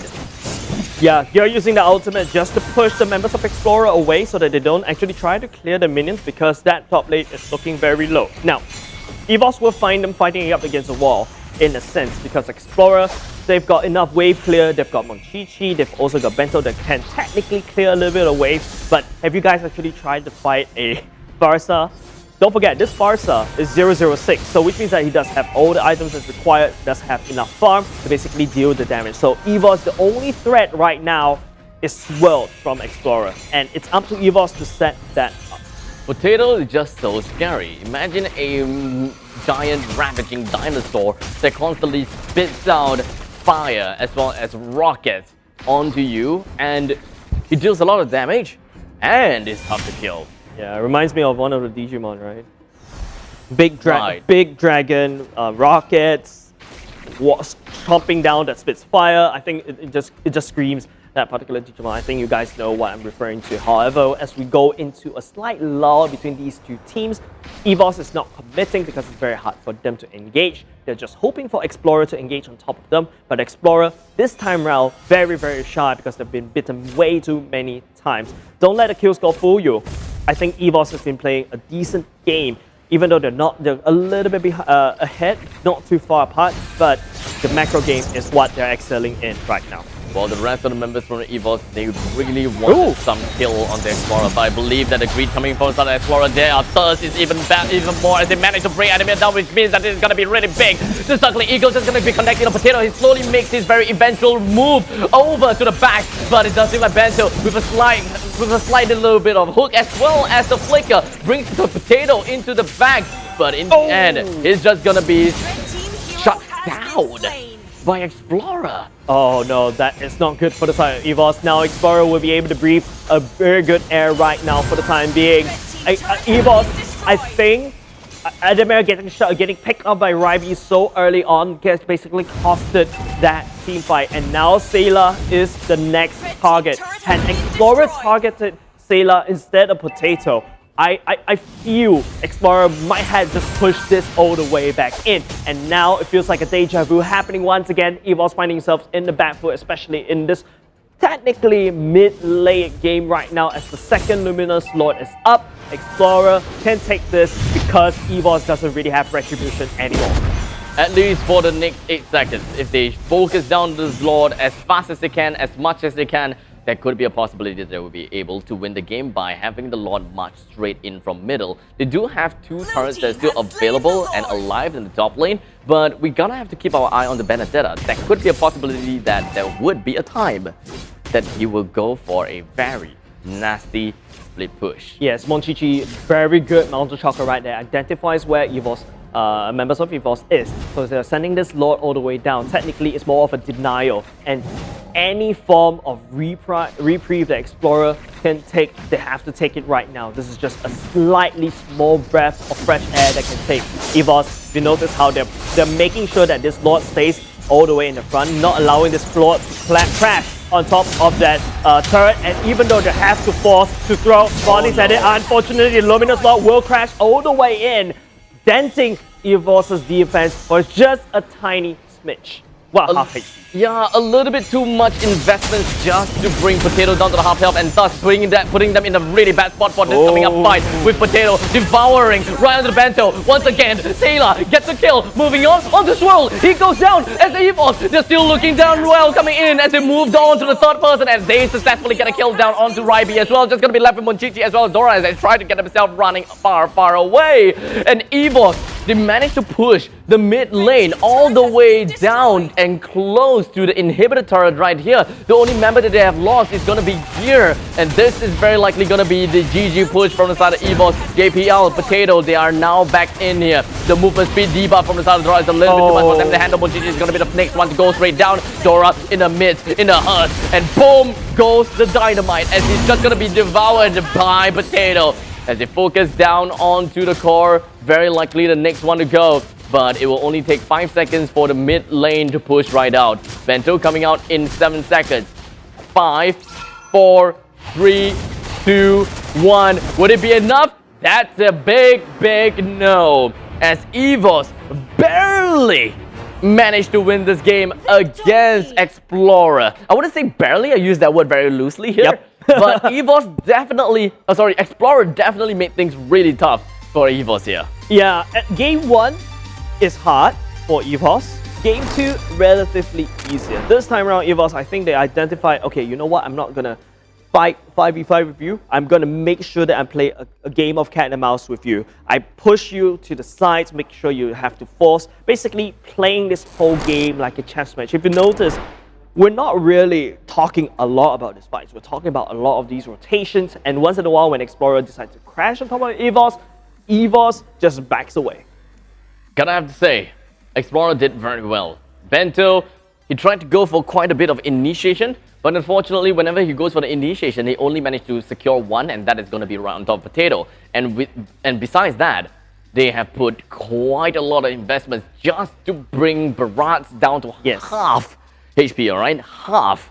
And by the time that the fight really erupted right under the turret's nose, the game is pretty much over because they don't even have any zoning potential from the far side. Yeah, and of course, another thing that we have to take a look is team stats, but let's take a look. Just want you guys to focus on the amount of damage that actually Explorer did over to the side of EVOS. Look at that, 81,000 damage on the Kaja. That's not something that you see every day, but it's it's a problem because you've got a Baraz that's marching you down, and then after that, you know what EVOS like to do? They like to trade, they like to swap aggro around, so that's why Explorers find it very hard to penetrate into the soft inner belly of Sailor or even Gear, because Adamir is also another big threat against Explorer. It's really tough for Fasa to even pop the ultimate, as you pretty much say, the Rafaela can just casually waltz right in and push the ultimate, the baptism right onto Fasa. So here we go, 44,000 damage on the Fasa. I would say that it is really unfortunate for them. I would say that the Fasa, Rafaela was actually a pretty darn good pick here, which is something that it took me a while to realize, and as well as the combination that Rafaela and Baraz is able to put up for themselves. Yep, and don't forget, had we have swirled constantly having, you know, the feather airstrike, the dream feather airstrike of Fasa would love, I think EVOS might have a bit of problem. But now, let's take a look at the MVP. In my heart, I think it's going to be Potato once again. That's like the logic thinking, but Adamir! There we go, my friend. That is going to be Adamir putting himself as #1 with a total of 6 kills, 1 death, and 7 assists. I believe that we'll be hearing from Adamir in a bit later, as usually the MVP is the one that will sit on the winner's seat and just kind of have a great talk. Don't tell Adamir, all right? Don't tell Adamir I said it's Potato. But with that said, it's just a very good game all throughout, right? Explorer, they did very well even against one of the favorite teams in the MPL, Singapore, especially in Season 2. And like I said, they're not the same Explorer that we see in Season 1. They can actually put out the hurt. They have better communication this time around, but it's just, you know, EVOS being EVOS, they have the veterancy card, and they know if Explorer wants to fight as a team, EVOS just, you know, let's just play a game of chase. In the meantime, let us just take a look at the highlights right about now, and this pretty much shows the victory of EVOS's game here. So they kind of went in through 12 minutes into the game, big fights all across the board. This is where Sailor kind of missed his Nibiru's passion, but in the end it still kind of worked out for him and his fellow team. Dora has been escaping from death many times. Bento as well. It really has got to do with the guiding winds that the Matilda was able to bring onto their side. Don't forget, I would say in Explorer's draft right now, I remember I was praising Ryby in Season 1. He was a very good offlaner. He knows what he's doing in terms of the positioning. He's mechanically very strong. But this time around, I would say I am really starting to love Dora. He's not that very suicidal tank that we saw in Season 1. This time around, there's method to his madness. He knows how to push the limit. You can sense the hours that he put in just to train to be this tank that we see just today facing one of the top teams in Singapore. I gotta say, Explorer really came very far. They did. They made EVOS sweat so much, perspire like no tomorrow.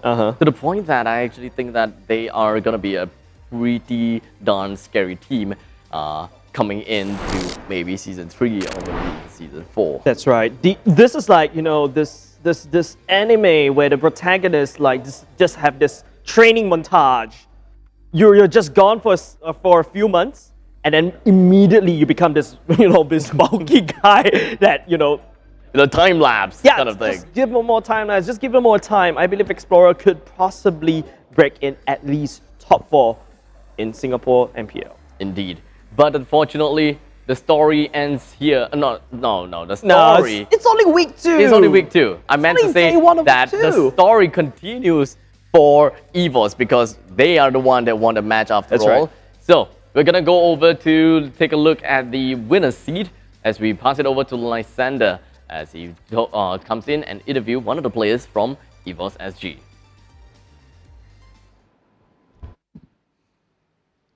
Thanks, guys. Hi, Lysander, once again, here in the winner's seat, presented to you by Secret Lab. I'm here with JPL from EVOS SG. They just took their game 2-0 versus Explorer. I gotta admit, man, I was a little heartbroken for Explorer. Those guys put up a hell of a fight. Tell me what went through your mind during those 2 games. I think game 1, you guys had to deal with the Xbox, the Claude, the Selena. Game 2 was a lot of trouble from Kaja, from Ryby. So yeah, talk me through the process of fighting Explorer, you know. Honestly, the first game, the Claude pick threw us off. So, but then when they picked a Claude, the early game was fairly easy because the early game was weak. So we decided to play on the early game. Just that in the mid game, when we got the first slot, we made a mistake. That's why the game went even longer. Yeah, I was speaking to your coach downstairs. He said that the first game, you guys went for an early game kind of strategy. And, like you said, messing up on the first slot fight was going to give you some trouble. Now, game 2, you guys faced a bit of difficulty from the Kaja. Did you guys not see that coming, or...? Honestly, we saw that coming. Just that I think because I'm not on a hard tank, that's why I have a bit of trouble opening maps. So somehow the Kaja can just sneak behind us and pull Sela or Adamir, which she did, which was very good. So props to Explorers. Okay. And no, obviously EVOS SG is the favorite on everyone's minds right now. And the other team is Kingsmen, who are going to be playing against Flash in the next series. What do you think is going to happen in that one? Any predictions for me? Any hot takes? I know you guys have a small rivalry with Kingsmen, and Pokemon used to be on your team. Any thoughts? Honestly, I think both of them will put up a very good fight. Just that the mid might be a bit tough for the Flash to fight. So I think Flash have to watch out for the mid players. Okay. What do you think the scoreline is going to be? I think it would be a 2-1, 2 for Kingsman, 1 for Flash. Sorry, Pokemon. Okay, sorry, Pokemon. So, respect, some courtesy to Bambi and his squad. Yes. They are going to put up a good fight in that middle lane, like you say. We'll see if that is true. Now, let's talk a little about the first series of the day, ALMGHTY Envy. What do you think is wrong with Envy's playstyle? Why are they not managing to find the wins? Because they seem to be doing well early game, but a little shaky towards closing out the game. What's going wrong for them? I'm so sorry, I didn't watch that game. Oh man, okay. I was trying to get some insights from a pro. It's all good. Okay, moving forward, any other teams that you guys are looking forward to facing? Anyone left on the kill list? Honestly, I'm looking forward towards Impunity because they actually put out a very good fight against Kingsmen. So I can see from the way they play, they improve a lot. So I want to see what they're going to bring on the table. Yeah, Reminiscent has been playing a hell of a tournament so far.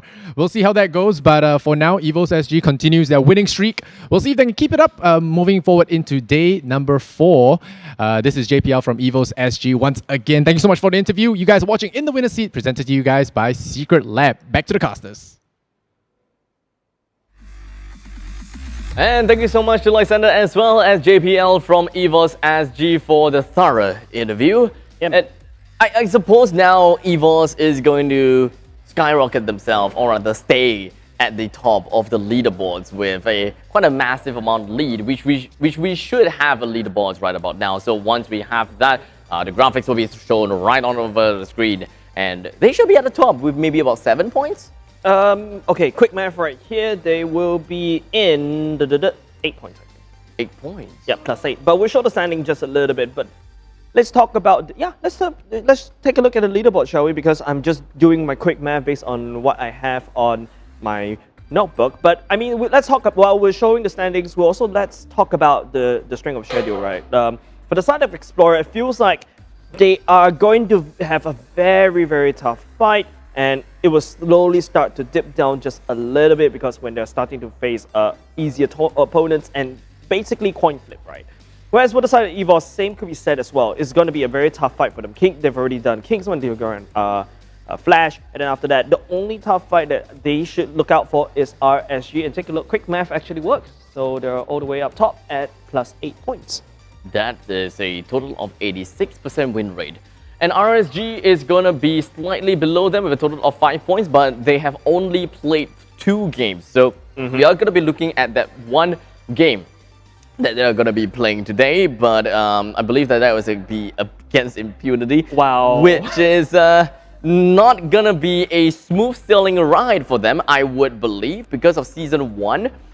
Impunity, capped them right in the face, and I don't think that it will be the end from there, because like we said before, Impunity has made quite an impressive return, and they are just making things a little bit tougher for every single one of the members in the competition to play. Oh boy, it's going to get very tough, right, for the upcoming matches that we'll be showing later. So after us After us, it's also the casters will be Aris and Selfish Mist, where they'll guide you through the upcoming 2 matches, and namely they are Kingsmen going up against Flash. I think that's also another litmus test experiment as well, so that we know what's the power standing for Flash. Also a challenge for Kingsmen as well, because they're also facing, I think, A1, A2 in Flash, and Kingsmen used to have A1, A2, and after that, it will be somewhat like a rematch of RSG versus Impunity. I know you mentioned about, Impunity kind of took them down in the regular season in Season 1. Don't forget, this RSG technically a refreshed team because you got the Captain Low C coming in, the 505 that I was joking about, should aim for that, 5 kills, 0 deaths, and 5 assists. That sort of idea. And you also got, Baby Cakes coming in. They're already swapping members left, right, center, swapping in Baby Cakes with Diablo so that to give more experience. So RSG this time around bringing up a different team on the table. But is it enough though? Impunity as well. They're a force to be reckoned with as well. I think that Impunity will take the game for that one. I call it 2-0. Flash versus Kingsman, I call it 2-1 for Flash. I can't remember what I called, but I mean, I can't remember what I called, but I feel like may the best team wins. And of course, this has been a fun ride with you guys for the past 2 series, namely Notorious Villains versus ALMGHTY, Explorer going up against EVOS. Such a wonderful game that both 4 of these teams has delivered to us. And my name is Jace, joining me alongside is Abstract. Thank you very much for tuning in. We're handing over very, very soon to Aris and Selfish Mist.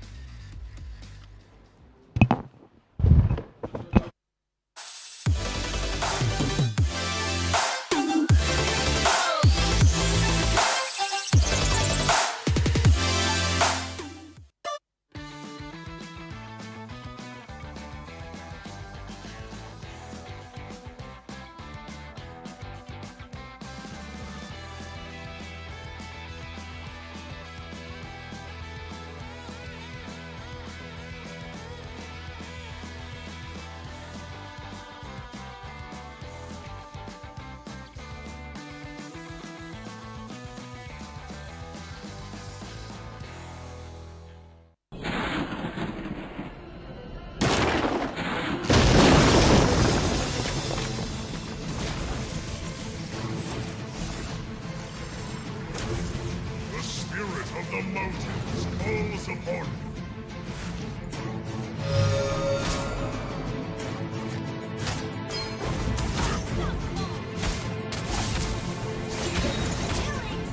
The power of the mountains.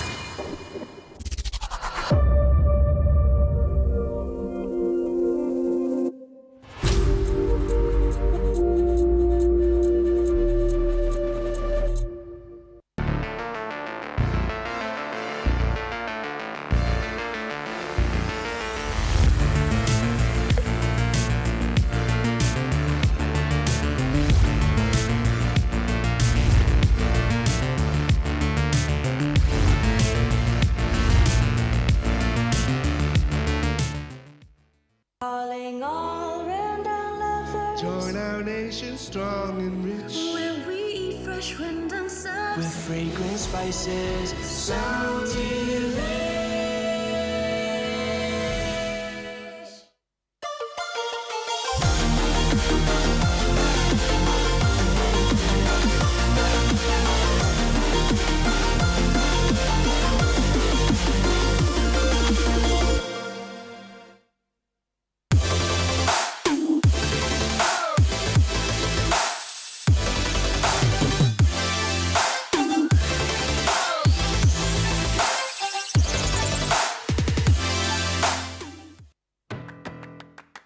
Singtel is proud to be the first to take 5G to a whole new space. Indoors at the 5G-powered Vivo City, creating new mobile experiences. Ultra-smooth 5G for video streaming with virtually no buffering. Ultra-responsive 5G gaming for more thrills with 2 times less lag. Ultra-consistent 5G video calls for connections without interruptions. We are all about helping people make the most of every moment. Now that we have brought the power of 5G indoors at Vivo City, shoppers can enjoy an even better mobile experience. Just how fast is fast? Let's take a closer look. Our 3.5 GHz spectrum is now active at Vivo City with the help of advanced network technology. Customers can now enjoy ultra-fast speeds of up to 1.2 gigabits per second in the mall, where you can also enjoy ultra-secure online payments for greater peace of mind. Experience the power of 5G now, indoors at Vivo City. Singtel is proud to be the first to take 5G to a whole new space. Indoors at the 5G. Imagine waking up to a world where you can do more at once, with data speeds that are 10 times as fast. This is the connectivity that 5G delivers. Tomorrow begins here. Experience ultra-fast 5G with Singtel.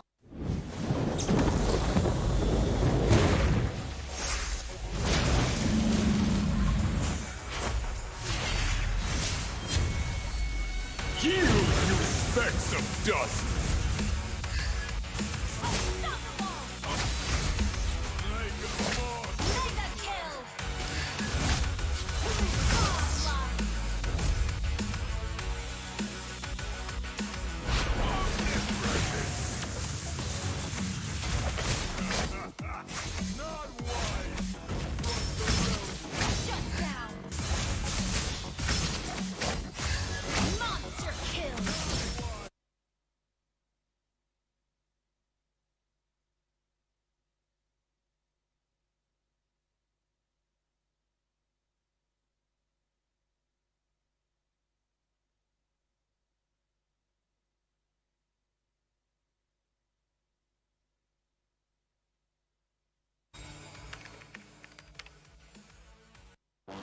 Somehow, most have come to believe that the right to dream is reserved for a chosen few. Dare to be different. We know that being unique can be lonely, repetitive, and painful, but rewarding. Define yourself with your beliefs. Demand determination to be the only constant. Elevate yourself with passion and accelerate the next few feats. Don't let others tell you that you can dream. Fuel your own belief to dream. H2O. Dare to dream.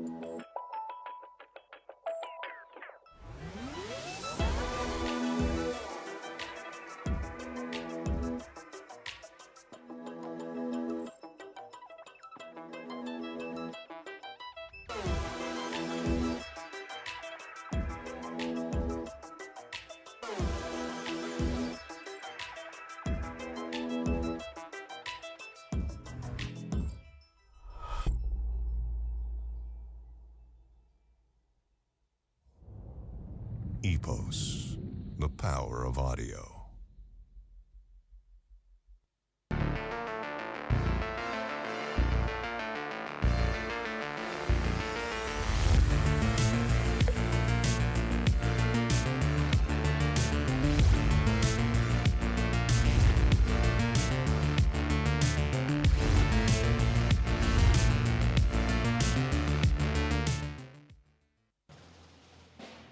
Calling all random lovers. Join our nation strong and rich. Where we eat fresh random subs. With fragrant spices, so delicious. Smells like home, truly. With crunchy veggies added to. As the united Banana Nation. Chicken or beef, It's up to you.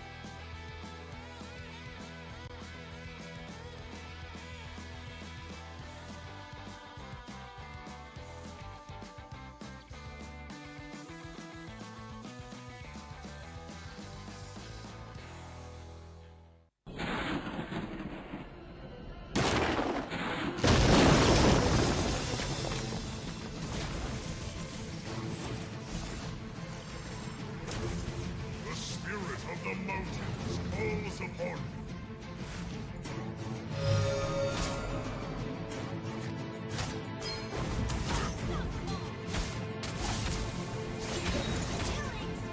The power of the mountains.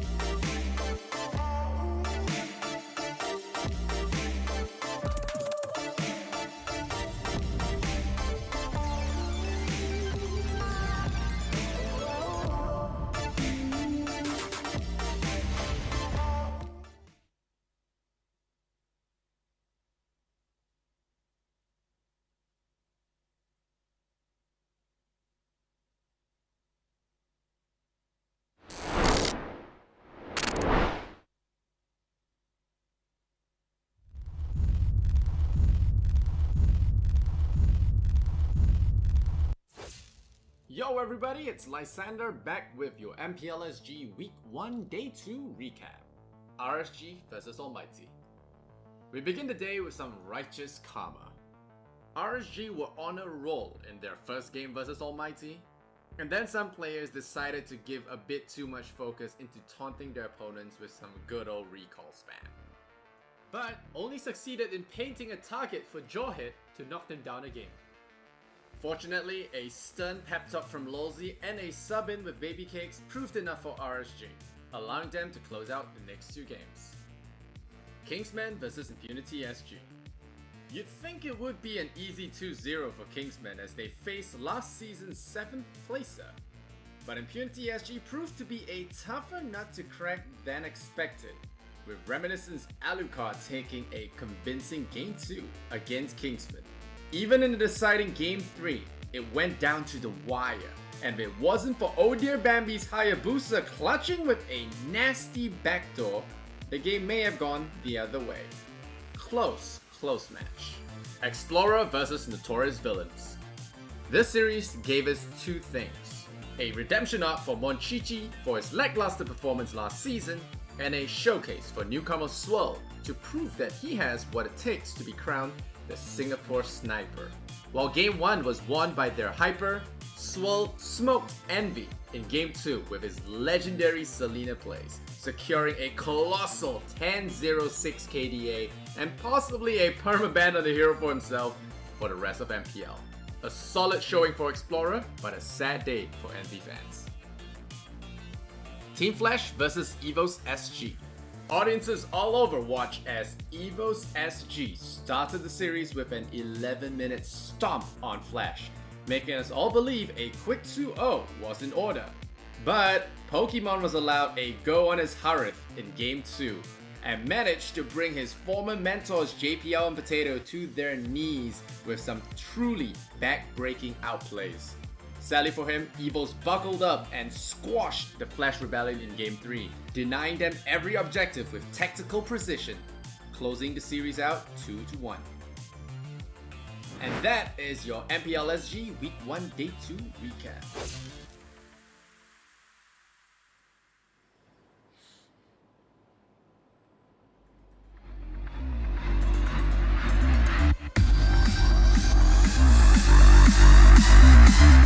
Ladies and gentlemen, welcome to the MPL SG Season 2, Week 2, Day 1. My name is Aris, alongside me for today. It's going to be none other than Selfish Miss. I thought I rebranded. Oh yeah. Apparently, there's a rebrand this season. I'm called Sophia. Yeah, I don't know why, but it's a good rebrand. Yeah, it's good. Yeah, but it has been so long since I casted with Justin. I think the last time we casted has been a while, right? Yes, it was. I think it was about close to a year with all this COVID going on. Yeah. But mentioned by COVID, now is a good time to mention about the COVID measures that we have taken. The SMM. Do you remember that the MPL Singapore Season 2 is filmed with all the SMM measures in place just to make sure that us talents, the production crew, the players, everyone that's at the venue is, under safe hands. And that's really important because we want to make sure that the league runs properly. And with that being said, also want to give a big shout out to our sponsors. First, I want to give a big shout out to Singtel for unlocking ultra responsive gaming with 2 times lower latency on Singtel 5G, which is Singapore's most powerful 5G network. And you can get all the extra you need on gaming on the go. And with Singtel 5G, did I mention is Singapore's most powerful 5G network? Yes, you did. I heard Vertigo complain about lagging in game and all that. No lag with Singtel. Yeah, absolutely no lag. Yep, talking about no lag, hopefully you guys may check out the new skins. We're talking about the Mia Moon Priestess. You can actually get that for free if you log on to the game on September 21st. And well, it's not guaranteed, but you do get a chance. So do check that out. You can also get yourself a really nice Abyssal Reaper. I don't really have too many Tamu skins. Now, speaking of which, Munta doesn't really come up with any much Tamu skins. I think they have, but again, Tamus is right now not really in the meta, so it isn't that rust. But we all know that Justin spends a lot on skins, right? Yeah, Justin? No. That is a rumor. I shall neither confirm nor deny. Okay, so I would like to reserve my rights to remain silent on it. But one last thing, last few stuff. Remember to log in the game, get a new hero for free. That is going to be Florin from September 10th to 21st. You can accumulate sign-ins for the first 6 days. I've already gotten the ticket. I'm excited for her when she comes up on the September 22nd. If you got all 6 tokens, or rather all 6 sign-ins, you can use the token to exchange Florin for free. There's also tickets, hero fragments, and more that's awaiting for you, so don't miss out on that. Yeah, and also to thank all our fans, been watching us since the early mornings. We have a giveaway.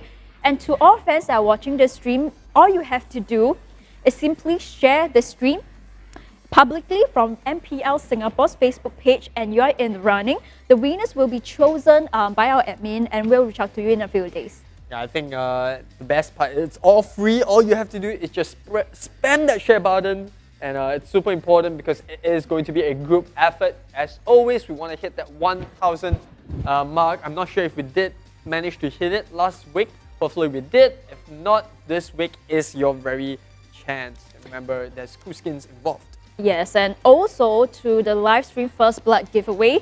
So just comment down below First Blood. For each first hero taken down, you can also be a winner. So all you need to do is just hashtag Legends Are Born, who you think will get the First Blood, whether it's going to be, KGM, Kingsmen, or Team Flash. And if you're right, a team member from MPL Singapore will reach out to you to collect your details, and that's it. You will be expect your prize in your account. So don't be shy, comment away. I did comment last weekend on Sunday. Unfortunately, my prediction was not there, but it doesn't mean, coming up in this match, Kingsman versus Flash, I will be wrong, because what's your predictions, Aries? Well, it's tough to say, but I think I did went for a 2-1 in the favor of Team Flash. Either a 2-1 or 2-0, but I was kind of guessing against towards Team Flash way. I think Kingsmen, they are still doing pretty decently, but they are still shaky in terms of draft. I think if you ban away some of the comfort heroes of Kingsmen's players, then that's where they run into a bit of a wall there. We'll have to see whether or not that happens today, because I do know that Team Flash has one heck of a drafter. Hint, hint. Yep. Who's the drafter? You. Yeah, I know. I just want you to say it. Oh, you just want me to say it, I just want to bait him out to say that. But in this match itself, Kingsman versus Flash, A1, A2, which we know previous season, played for Kingsman, is now in Team Flash. So what are your expectations for that, I mean, having to swap over, there might be the kind of understanding A1, A2's kind of weakness, strengths. Well, I don't want to review too much because I'm afraid it might give any team an advantage. We will hold those predictions and analysis for later. But first off, let's see what the teams themselves have to say about one another.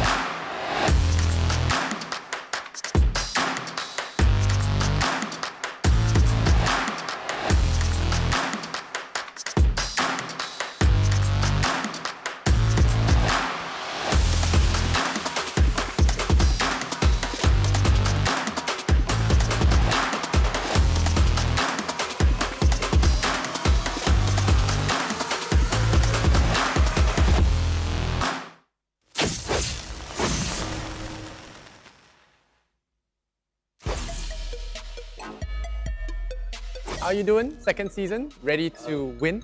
Yep, feeling great. I didn't get to talk to you guys after the playoffs last season, but what do you think went wrong? Last season we didn't play enough because everyone had work and we were busy.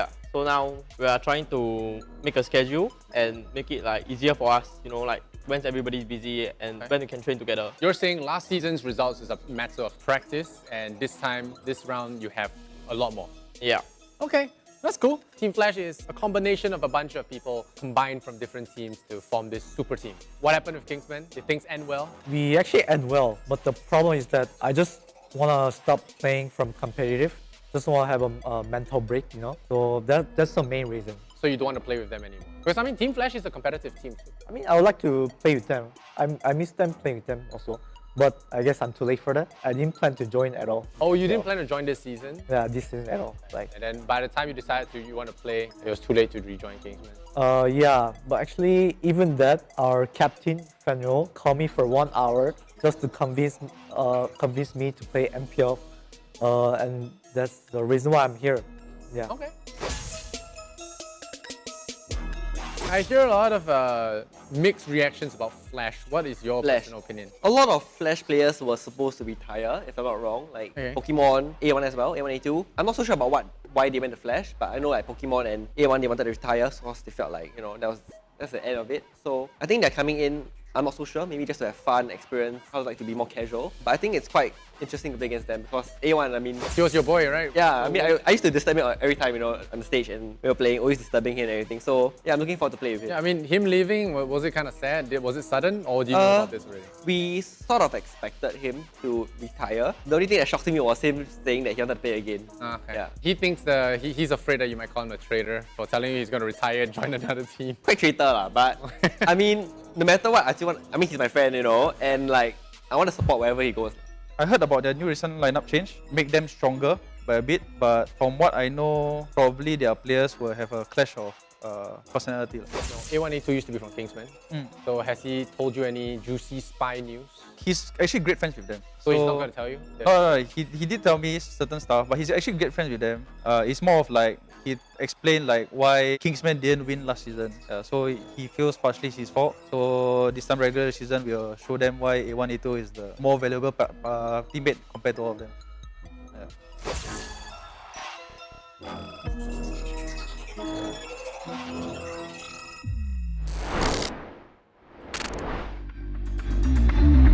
There we have it. That's what Team Flash and Kingsmen have to say about one another.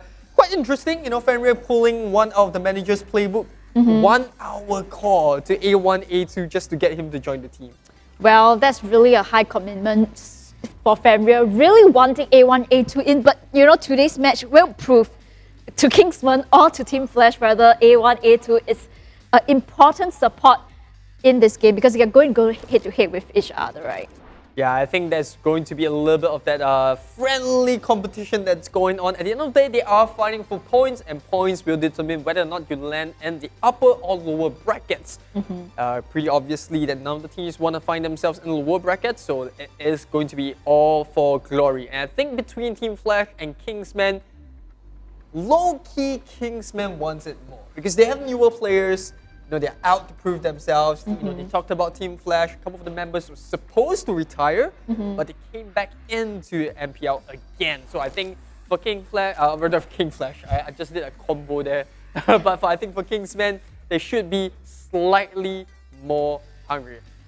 Let's look at the lineup for Team Flash versus KGM. It's going to be Pokemon, A1, A2, Suna, Fenrir, as well as Dara, and meanwhile for Kingsman, Oh Dear Bambi, Azura, XJ, Forza, as well as Chu. Yep, a lot of familiar faces. They are a couple of them are pretty veteran in this game. Right? You talk about Pokemon, A1, A2 is no new face himself. He was playing in a couple of competitions locally, and then now he's burst onto the main scene. Missing some of his signature heroes, not gonna lie, but I think he will do just fine in Team Flash lineup. Whereas for Kingsmen, same lineup throughout, no changes except for A1, A2 going out. We do see a couple of new faces coming in.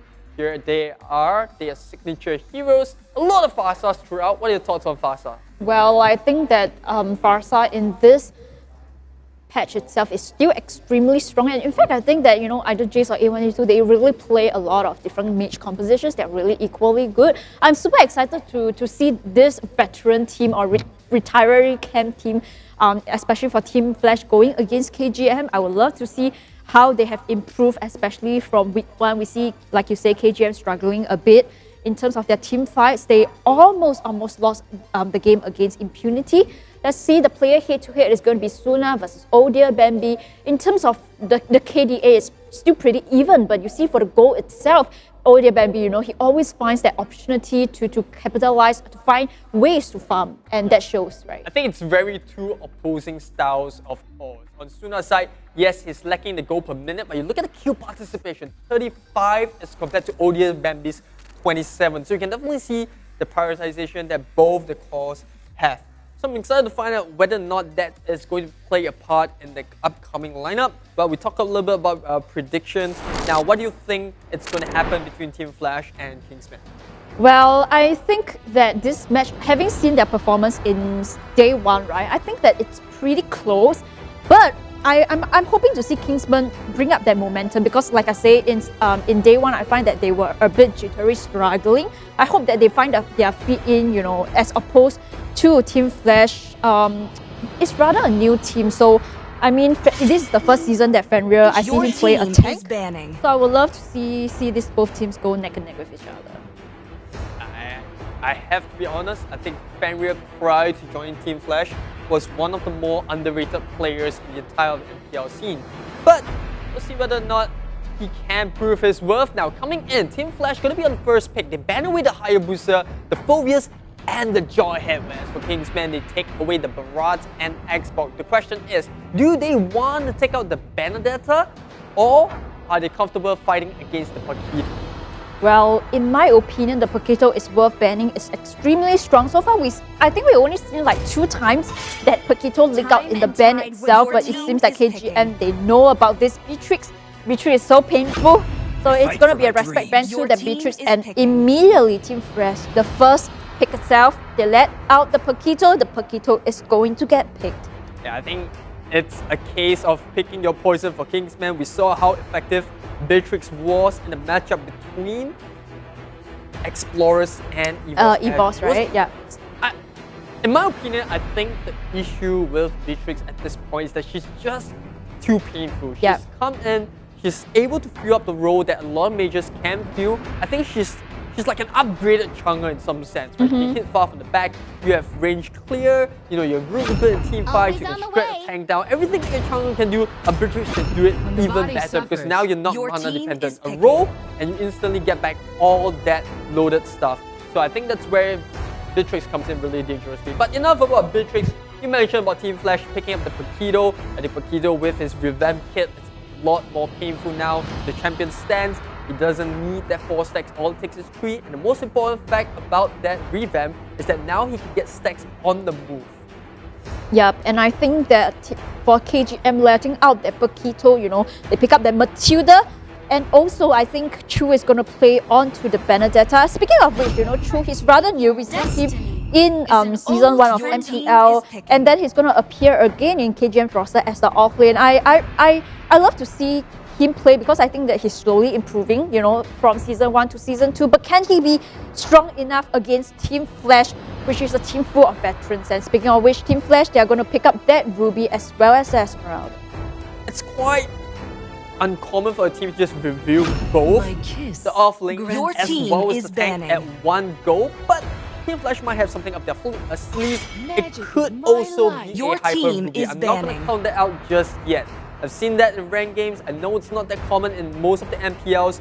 I'm just putting it there as a possibility. We might even see a Hyper Esmeralda. A couple of teams actually did manage to pull it off in the week 1. Hyper Esmeralda, I do think it's possible because for Sunak, he played, I think, 2 matches of Hyper Esmeralda in day 1. So I think that it's possible. But, you know, I agree with you. Never say never. Even like Hyper Tank, we have seen it in MPL Indo. So, you know, I'm not going to disagree, but I think that there might be a higher possibility that it's going to be a Hyper Esmeralda.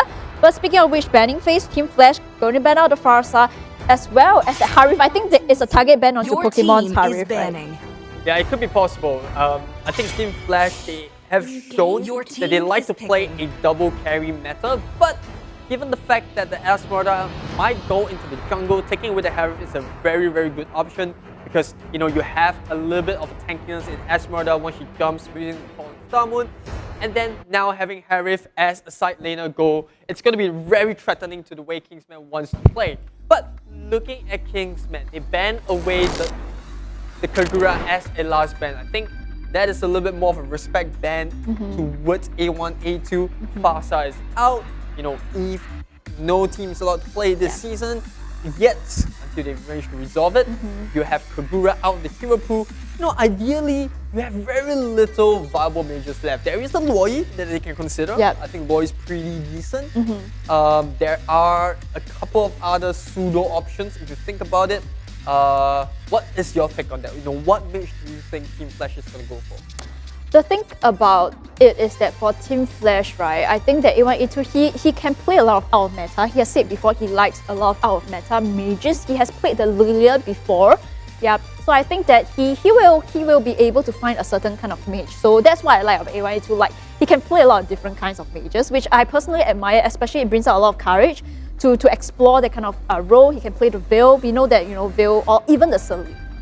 Yeah, I have a little bit of issue with the Lilia. I think in the current meta where a lot of heroes are so mobile, I think the importance of Lilia is starting to falter off a bit. It's quite easy to dodge the magic shockwave, and because of that, not many teams prefer the Lilia.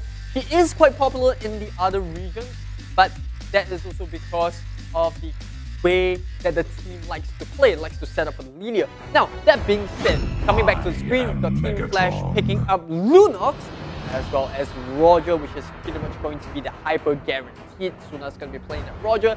Kingsmen, on the other hand, interesting, they pick up the Lloyd for themselves, and finishing that draft off, it's going to be the Granger. Well, I think that both teams drafted really well. You see about this, both teams, right? I think in terms of the team composition, whether it's Paquito versus, the Alice, or even the Lunox against the Benedetta, I think that, it's give or take. So it really boils down to mechanics and teamwork for this fight itself. Absolutely agree. I think on both ends, draft is quite balanced. But here we have it. First game between Flash and Kingsmen. It is going to be a little bit of a tight score, but into the lane we go, as PZ likes to say. It is the first match. Who's going to pick up the first game point? Remember, it's going to serve so much momentum and confidence going into the series. It's going to be Team Flash versus KGM. We have Suna onto that Roger itself, and it's going to be a tank onto the side of Fenrir playing on this Ruby. Speaking of which, Ruby, doesn't really have a kind of a good stats as a tank Ruby. Earlier we've seen MV play the tank Ruby, and it's a 2-1 to that Ruby itself. I'm not convinced about a tank Ruby, but we shall see whether Team Flash in this game will change my mind on that. In Team Flash, it might be thinking of something different as to compare what you said, but here comes Forza trying to use early aggression on that Matilda to just do a bit of poke damage. I don't think Team Flash will mind that too much. Dara up against Chu onto the bottom lane. It is going to be the classic Benedetta against the Swordsman, or rather against the Puncher, against the Boxer, that is Paquito. Yes, and meanwhile into the mid lane itself, Forza giving an eye roaming around together with that Luo. I think that, for the side of Jace playing on their Luo, the power spike comes, early game. So definitely he's in position. That proc will do a bit of damage to A1, A2 together with Forza. And A1, A2, going really low, but they're really blocking out onto the mid creep itself, not allowing A1, A2 to clear that creep. And as of that, he's a bit slow, speaking of which, the aggression's coming in. Will dodge for that point. Yeah, Sonata really close to the landing mark, nearly picking up the first blood. But this is what's so scary about Kingsman's draft. That early game, yeah, you have the dispersion coming off the Luoi, and the fact you have the Soul Bloom coming up from the Matilda. These two are one of the most aggressive mages, and now that they have both of it on the same team, I think Kingsman might want to pick up this early game. Yes, I agree with you. I think that Luo pair with that Matilda is extremely strong. Speaking of which, the turtle is going to get slain by the side of KGM, disengaged going in as they choose not to go in for the fight. Team Flash are not going to be too happy about that, but the draft is not exactly favoring them early game. Meanwhile, Pokemon has to be careful. The rotation comes out from Jay. Do they get the dispersion on it? One suck is all it does, but Pokemon doesn't even need to flicker out. He's just going to walk right out of there. Yes, he's going to go scot-free for now. Meanwhile, in the bottom lane, Dara and Fenrir trying to camp onto the bush itself. But you look at Dara, he's always cutting the lanes, constantly cutting the lane so that he can go into the mid to rotate. And meanwhile, let's look at Fenrir. Still wants to go in for 2, but did not find an engage. Will back off for now. Both teams still 0-0 in terms of the goal lead. KGM having slain that turtle. Despite that turtle, Team Flash will have a lead in terms of the goal.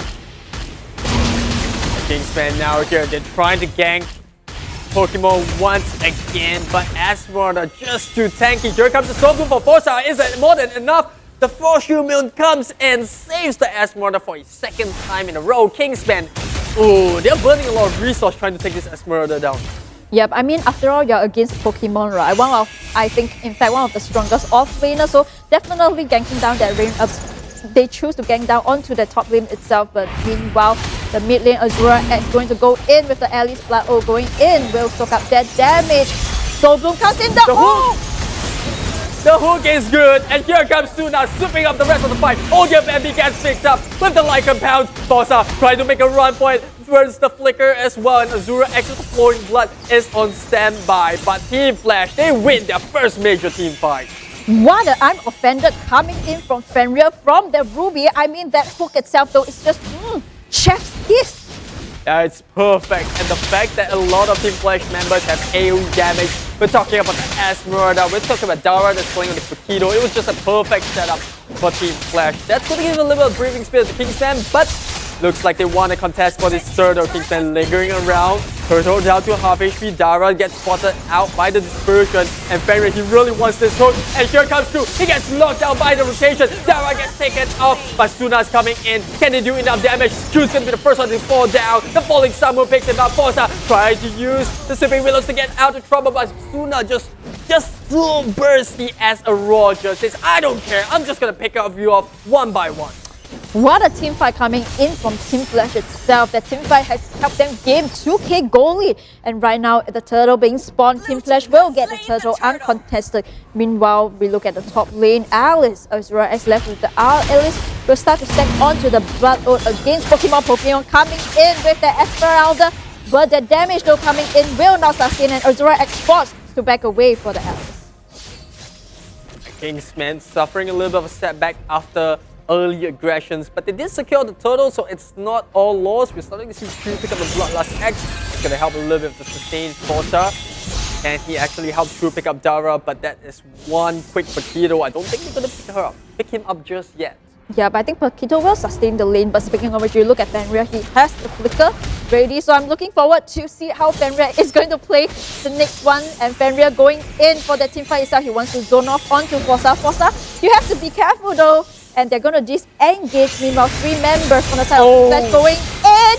The diversion coming in from Loi will go in. And meanwhile, they're going in for Dara onto the bottom lane itself. Fenrir left with a slither of health. And this disengage will continue. Dara trying to sustain in the fight. I think the rotation coming out from Jay was good, but they just couldn't find the right angle. I think good map awareness coming from Team Flash to disengage. And they disengage quickly enough so that none of the members get picked up. Yeah, it was a good disengage, you know. Essentially, they really, teamwork coming in from both of the teams. They so desperately want to crack open that bottom lane. You know, Dara, he has been stuck in that bottom lane for a while, 6 minutes, but unable to crack open.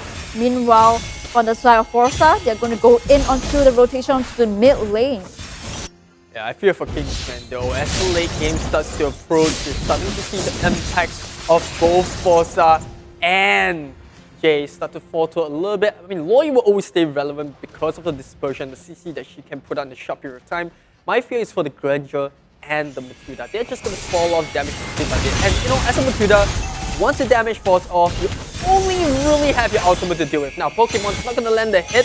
The falling Star Moon, that's going to be a bit of a bummer, but coming down for the mid, Forza taking one too much damage. The Curse Dive comes up from Alice. She's not joining the fight just yet, but Forza does manage to get out in the midst of things. Fenrir comes in a little bit too late to join the fight. Forza being forced to use that flicker to disengage out of the fight, and with that, it's a free turtle on the side of Team Flash. Meanwhile, the goalie is starting to see a bit of a difference as Team Flash, they are in the lead around 2 to 3k goal lead as opposed to KGM. I mean, for like you say, you know, Jace, although the damage is there, but she has to be very aware of that position because any single knockout punch by Paquito, you know, will decimate onto the Loi, and as well as not forget onto the side of Pokemon onto the Esmeralda.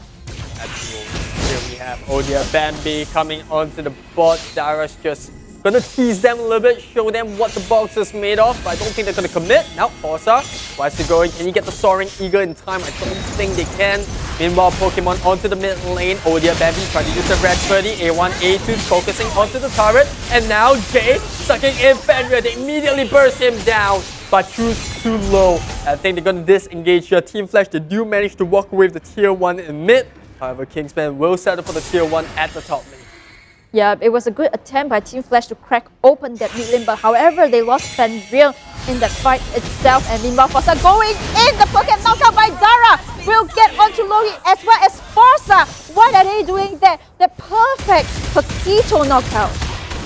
Yeah, the right jab and then coming in, locking both of them on the same spot. That was the perfect situation for Dara. He wanted them there, they gave it to him, and he took the chance. I was going to, say that I was waiting for Dara to go for that perfect knockout. I haven't seen it. And in 8 minutes, finally he gave me that perfect knockout, which is why Paquito, is such a strong hero in this patch itself. And because of that 2 kills that Team KGM actually gave to Team Flash, right now they are a bit being choked into their bases, giving that lead back to Team Flash.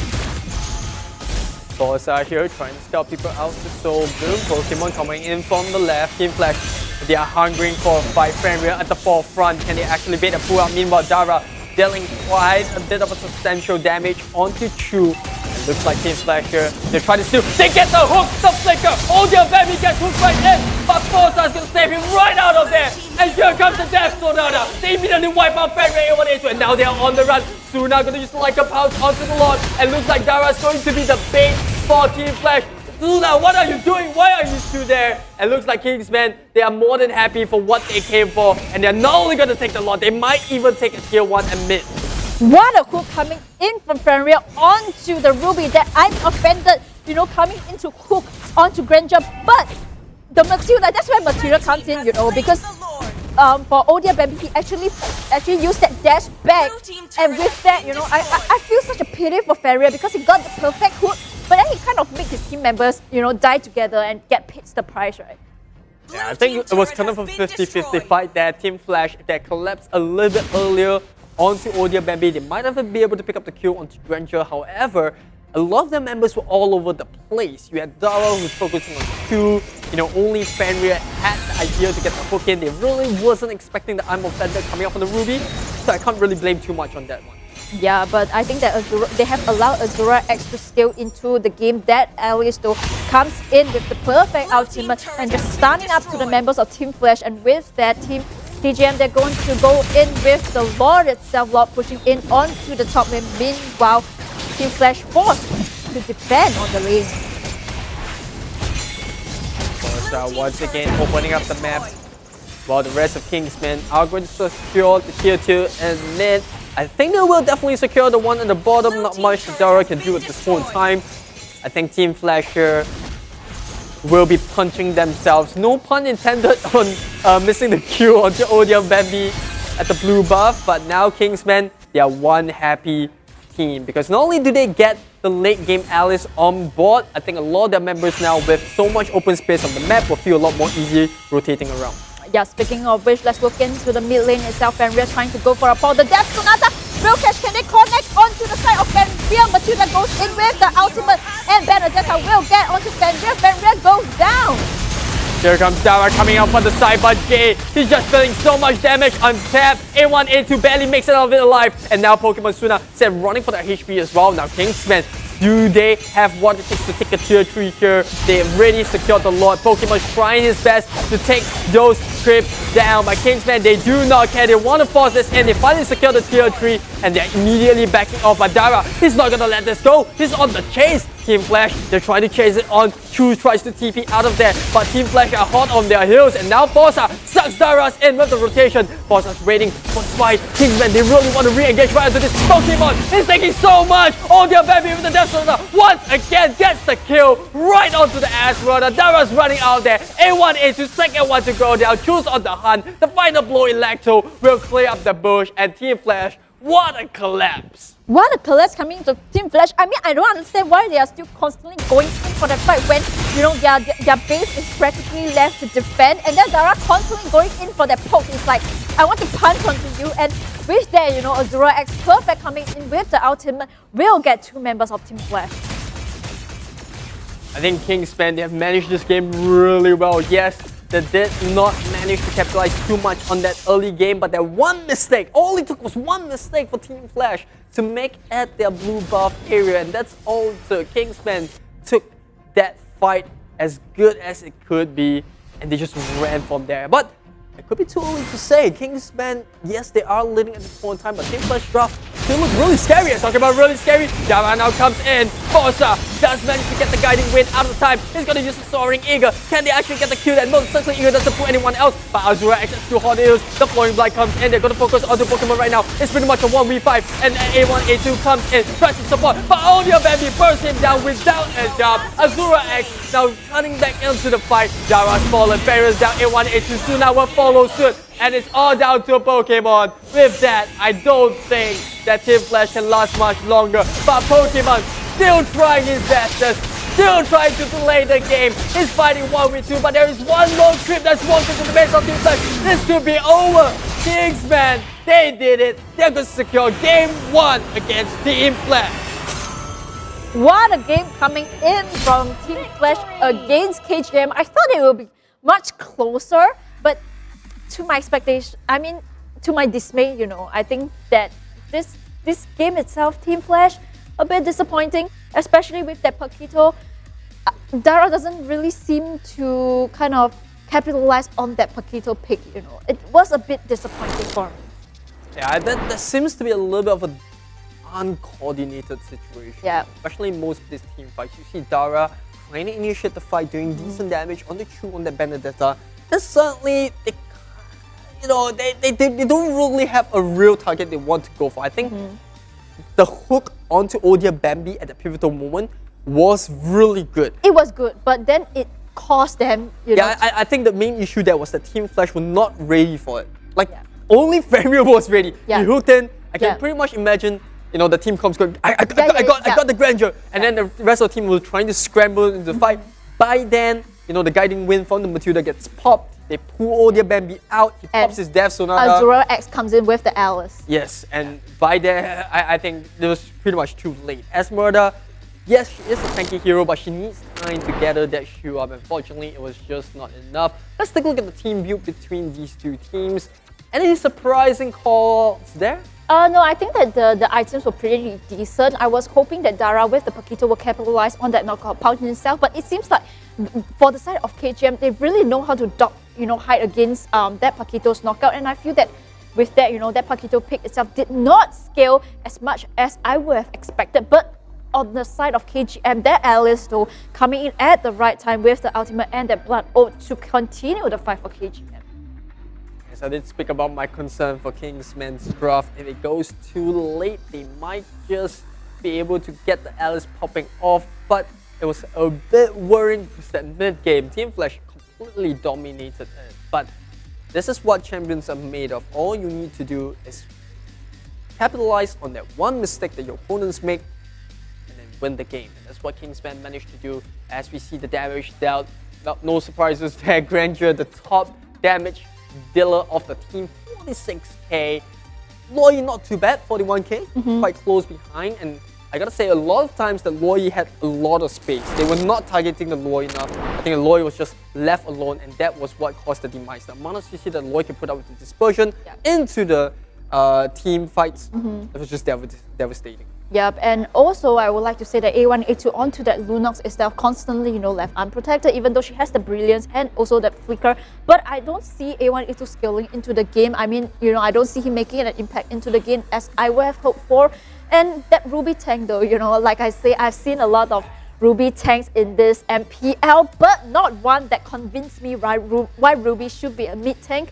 I feel like if they pick out a different kind of tank, that would be better. Because that I'm Offender, although Fenrir did manage to land onto that I'm Offender a few times, but it's just not enough damage to kill off KG. I think damage is one issue. The other main issue is that she's not tanky enough. It works really well when you get the hook and everyone collapses onto them, but when she doesn't, it's a really tough fight to win. And there we go, the MVP of that game, Odia Bambi on the Grandeur, and why not? 8-1-1. I believe that he has to tank the Matilda for it. A couple of times the Matilda managed to save him the guiding win. Yes. And fantastic stuff. Yeah, overall it was really a good game for KGM. I think that they drafted really well and executed really well in the game itself. But I think Team Flash, they're not going down with a fight. It might be the first game only, but let's go into the highlights to see what really happened in the game and what led Team Flash to that loss. So this was one of the first few team fights. I think Kingsmen, they were trying to go for the turtle team flasher, not really wanting to give it away. Good engagement coming up from Suna, does the like pounds, the circling eagle comes up, but there's no one with Forza. He's gonna go down, give a free kill. Nothing too alarming there. I think this was one of the better performances for Dara. And had to count his lucky stars. Look at this is the fight that Fenrir actually used. I'm offended, but they got him coming in from Matilda, and with that, you look at the Alice coming in from the back lines, and with that, Team Flash unable to sustain the damage and will get punished. And also, Dara still going in for that fight, and Suna also almost get caught. Yeah, like I said, I think that was a good hook. Team Flash was just not ready for it. And from then on, it was pretty much a case of Odia Bambi being left untouched, Matilda just babysitting him, Loy not targeted or another team fight that Team Flash pursued too far, got spread out apart, and then Kingsman could just pick them out one by one. Look at A1, A2, he's really super low, tries to come back into the fight, gets picked off, the flowing blood coming from Azura X picks him up, and from then on, it's just Kingsman picking up the win. Yeah, but even though Pokemon tried to sustain the lane, the amount of shield coming in from the Esmeralda, he missed out on that one creep, and it's still not enough. And I think that KGM, will end that game from that point on. Yeah, hopefully it will be a better game for Team Flash. However, really glad that Kingsman did manage to pick up a 1-0. I don't think the fans of Kingsman will complain too much about the mid-game. They eventually still managed to win that one game. So, coming up to match 2, what are your predictions or expectations? Well, I hope to see Team Flash, drafting a bit more better, and in fact, I will hope to see them come back into the game, especially, just to give us casters an exciting match. But for now, we shall go for a break. But when we come back, it will be Game 2 of Team Flash versus KGM.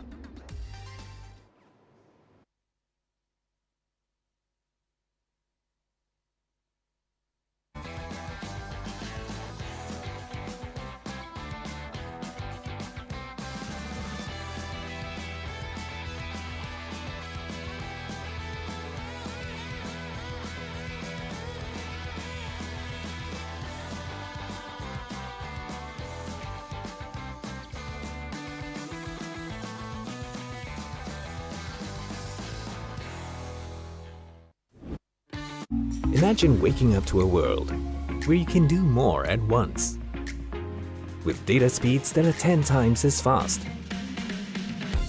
This is the connectivity that 5G delivers. Tomorrow begins here. Experience ultra-fast 5G with Singtel.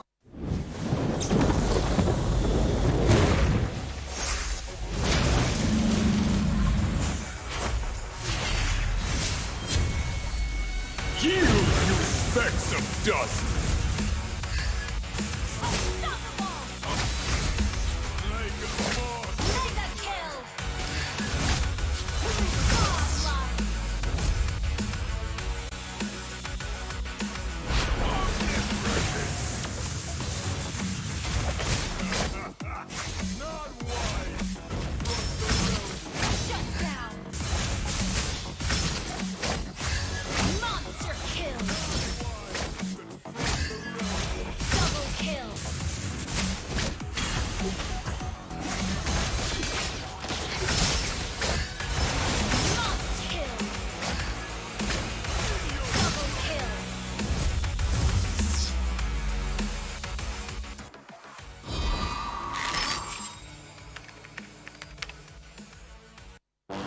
Somehow, most have come to believe that the right to dream is reserved for a chosen few.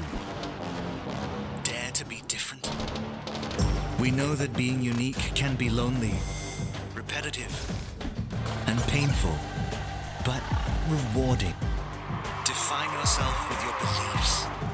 Demand determination to be the only constant. Elevate yourself with passion and accelerate the next few feats. Don't let others tell you that you can dream. Fuel your own belief to dream. H2O. Dare to dream.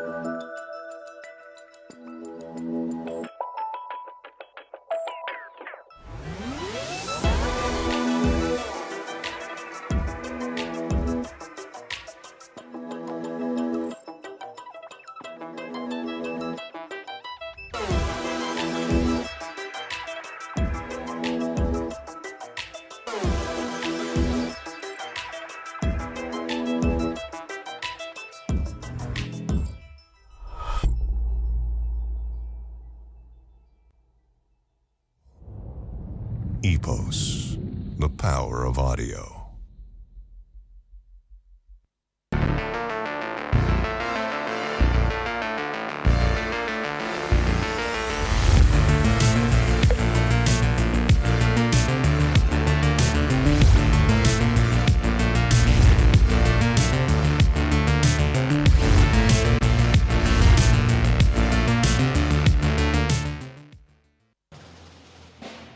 Calling all random lovers. Join our nation strong and rich. Where we eat fresh random subs. With fragrant spices so delicious. Smells like home truly. With crunchy veggies added to. As the united banana nation. Chicken or beef, It's up to you.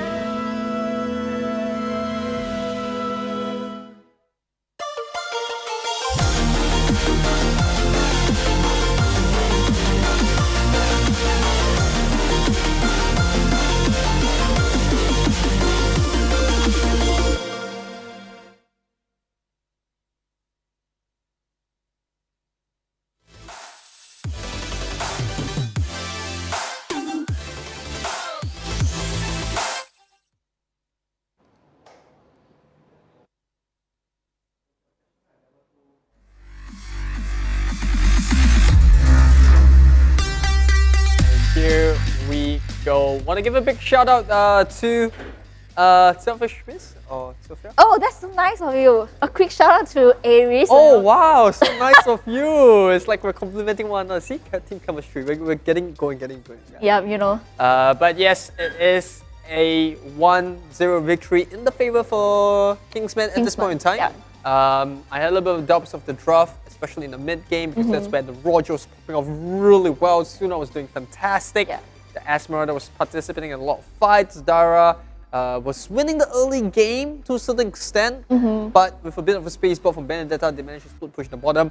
But coming back to the pivotal point in the game, that was the hook coming out from Fenrir. Good hook, just not enough follow-up from Team Flash. Unfortunately, from then on, Kingsmen just gone like a whistle. Yep, and I feel that Team Flash, you know, now that we have seen them play in the first game itself, I feel that the teamwork can be something that they need to work on, because, you know, Fenrir was going in for the I'm offended, but the team was not ready for that big fight.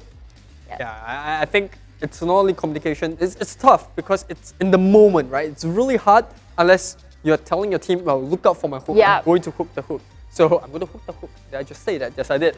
But yeah, I think they didn't really expect that, and unfortunately, they got punished. But coming into game 2, I'm going to expect something a little bit different from Team Flash. I think a lot of things that we talked about, one point that I would like to focus a bit more on is the Ruby.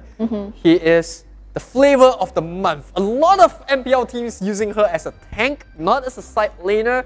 I know us casters have a bit of a distaste for her as a tank just because she's a greedy hero, right? Yes. She has a lot of CC, but she needs a lot of farm in order to sustain in fights. But how MPL teams are using her is that they want her for the CC, they want her for the control, they're not really using her to stay in the fight. It's more of, in that moment, snap, we catch, we kill, and then we try to snowball from there. Yeah. Unfortunately, the issue about that is that when you start to fall back a bit, you know, she's not that impactful anymore. Yep, and I think that for that tank Ruby itself, once Ruby died, right, you know, the team is very lost. They don't have any kind of tank to help them peel, and I feel that a lot of times that Ruby compensated in the mid lane just didn't work for me.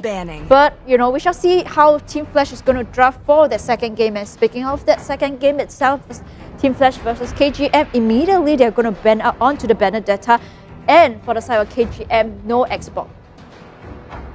Team Flash, how are they going to do this one? They take on the Benedetta. That was super irritating for them in the earlier game. Yes, the Benedetta didn't have much impact in the earlier game because it was up against the Paquito, but I guess the split pushing was just too much for Team Flash to handle. We do see the Phobius ban coming out.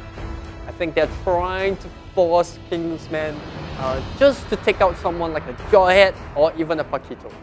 I don't think that KGM will ban out that Paquito, and the reason being is, right, in the first game itself, they gave that Paquito over to Team Flash, and it didn't seem to, you know, kind of scale. So I think for KGM, they chose to be in the second pick itself. Maybe perhaps they won't think that the Paquito, but this time around they're going to ban out that Paquito, not giving Team Flash the Paquito anymore.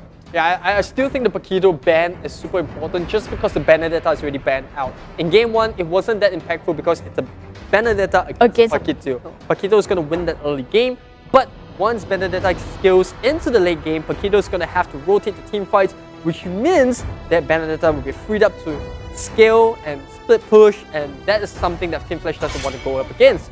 So, now what would Team Flash take out? They're going to take away the Ruby. Didn't really work out for them in game 1, but they don't want to give it away to Kingsmen. Yeah, I think that it's a good ban coming on Team Flash, especially if they don't want to play the Ruby, right? Like you say, it's worth banning it out. And speaking of which, you know, they have the last hero to ban before we go into the drafting phase. They still have the Popo and Cooper. They have the Jawhead. They have the Farsa. I feel like it's going to be a mage ban. To cripple on A1, A2. Yes, I spoke about this with a couple of other casters. You know, I feel like A1, A2, as good as he is as a mage player, his hero pool coming into a lot of MPL games seems very limited. If it's not the Lunox, it's the Farsa. If it's not the Farsa, it's the leader. And we've seen the Farsa, you know, being impactful, but most of the times it's either banned out before the second phase, either that or it's snapped away by the teams. So it's just a hunch.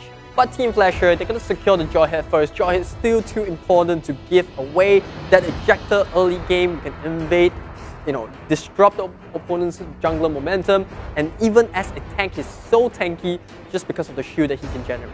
Yeah, I think that Jawhead is worthy of the first pick for Team Flash. But speaking of which, you know, KGM having that first 2 picks next, they can go for the Alice, which, you know, in the first game, Azura X played a really good Alice coming in at the right moment. Kingsmen here have a lot of options now on the board. The Farsa is available, but do they want to pick it against a Jawhead? Well, I think if they can keep the Farsa at a bit of a distance at the back, she is still really viable. If not, they're going to risk giving it away to Team Flash. Your team is They're going to pick up onto the Esmeralda as well as the higher booster. And for Team Flash, you know, this is a cue for them to take the Harif, because we all know that Pokemon Harif has a 100% win rate. If they don't pick it, the Harif up at this point, I feel that KGM will ban it out, because in the first game itself, they banned out that Harif, which is a 100% win rate for Pokemon. And then for Team Flash, you know, they seem to suffer a bit, you know. Yeah, but that Harif is going to be a bit of a dangerous pick. You're picking a Harif into an Esmeralda. Do you really want to give that shield over? I'm not too sure. I don't think they will pick up the Harif just because of that. But Team Flash, they do pick up the Farsa, and then, like I said, it's one of the priority picks for them. A1, A2, a splendid mage play when you give him the comfort picks. I think Lunox is a pretty good call, but we saw in game 1, you know, the impact when he's on a mage that doesn't have too much of an AoE, that, you know, it's a bit more single target focus. That's where he kind of falls off. So they still secure that comfort pick in the Farsa. And still continuing with the Roger, I think the Roger is a pretty decent pick. Suna was doing very decently on the Roger early game. And Kingsman here, what are they going to go for? Looks like they are going to lock in the Cho. Well, looks like that Cho itself can be. We know that Forza likes to play a tank Cho. And I've seen in day 1 and day 2 of last week, right? He used that Cho constantly, that Way of the Dragon going in. So I do like that pick for Forza. I think it's a comfort pick of his. But right now we are going into the second banning phase itself for KGM. Who do you think that they will cripple? Because for Team Flash, that Farsa can go as a off-lane Farsa for Pokemon. I think they're going to focus a lot on side lanes. You talked about the Harif ban, it's going to come up here. I think more importantly, Kingsmen need to be worried about what Team Flash is going to pick in the EXP lane. I think that Alice looks very probable. If Kingsmen don't ban it, I fear that it might be a substantial pick for Team Flash. For Team Flash, they're going to target a lot of majors now, Selena being one of them. Team Flash also banned out the Selena in game 1, so they're just following through with the similar draft. But speaking of which, you know, Matilda and also the Beatrix is left uncontested, which I find that it's for KGM, they can still pick up that Matilda, also that Beatrix. Yes, Kingsman's current draft doesn't really reveal much, because both Esmeralda and Hayabusa can play on the side lanes or even as a hyper. So there's a lot of flexibility there. They also have a Cho, so that's CC already kind of locked in. They have decent amount of crowd control with the Esmeralda. Hayabusa is going to be really hard to catch. So Yeah, I think Kingsmen are pretty good going to phase 2, but we do see the LS ban. Well, I talked about it, Team Flasher. All they are left now are with their side laners. If Kingsmen take away the Asmarauder as well as the Hayabusa, and they ban away Harith and Alice, there's really not much left in the hero pool. Well, 5 bans, by the way. 5 side laner bans. Yep, it's definitely targeting onto Dara as well as Pokemon, but Dara still has his signature Gato. He still has his Uranus, which we see him picking it up. So I think that it might be an option for Dara next to go on to that, or even the Lapu. And your team Absolutely, is but looks like Team Flash can ban away the Lure E. I spoke about the Lure E being left unattended in game 1. They had enough of her. They're going to take her out. Well, for Kingsmen, I'm not too worried about them. I think there is still a couple of heroes that they can focus on. There is that Lunox. Like I said, I think they really have a pretty decent amount of AoE damage. They can focus on more bursts just because they have the Cho. When the Cho kicks someone with the Way of the Dragon, the Lunox can they just burst someone with the Darkening Form. I like the Lunox. I also think that the Kagura would be also decent for KGM because you look at the Farsa, right? Kagura has the Yin Yang Overtime, also the Umbrella to juke away. But as opposed, if they pick a kind of a mage that has a lesser mobility, it might be an disadvantage. And speaking of which, it's going to be the Lunox being picked up by KGM, as I think that Jace is going to play onto the Lunox. Now for Team Flash, well, who are they going to pick as the side laners? There's a couple of options.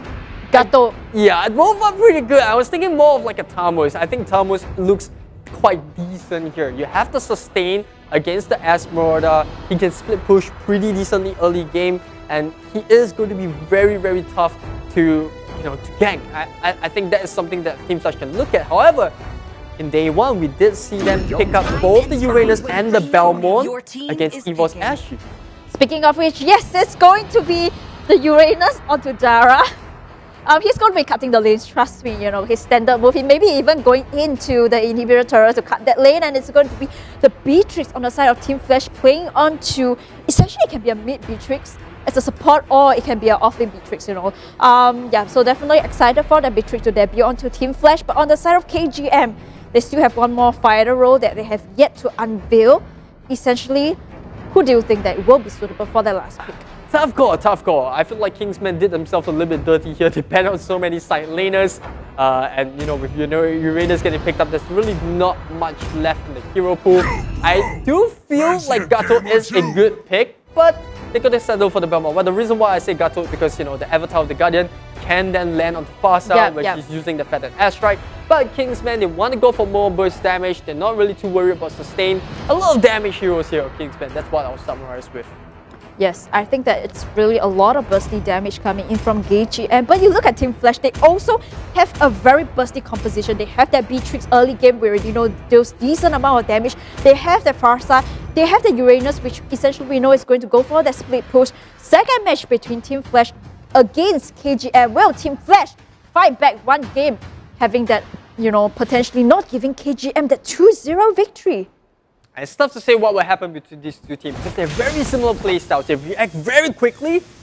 We'll see who can react faster in game 2. Remember, it is actually Kingsmen that has a game 1 advantage. And if they do pick this up, it's going to be a clean 2-0 sweep. Let's head straight into game 2 between Team Flash and Kingsmen.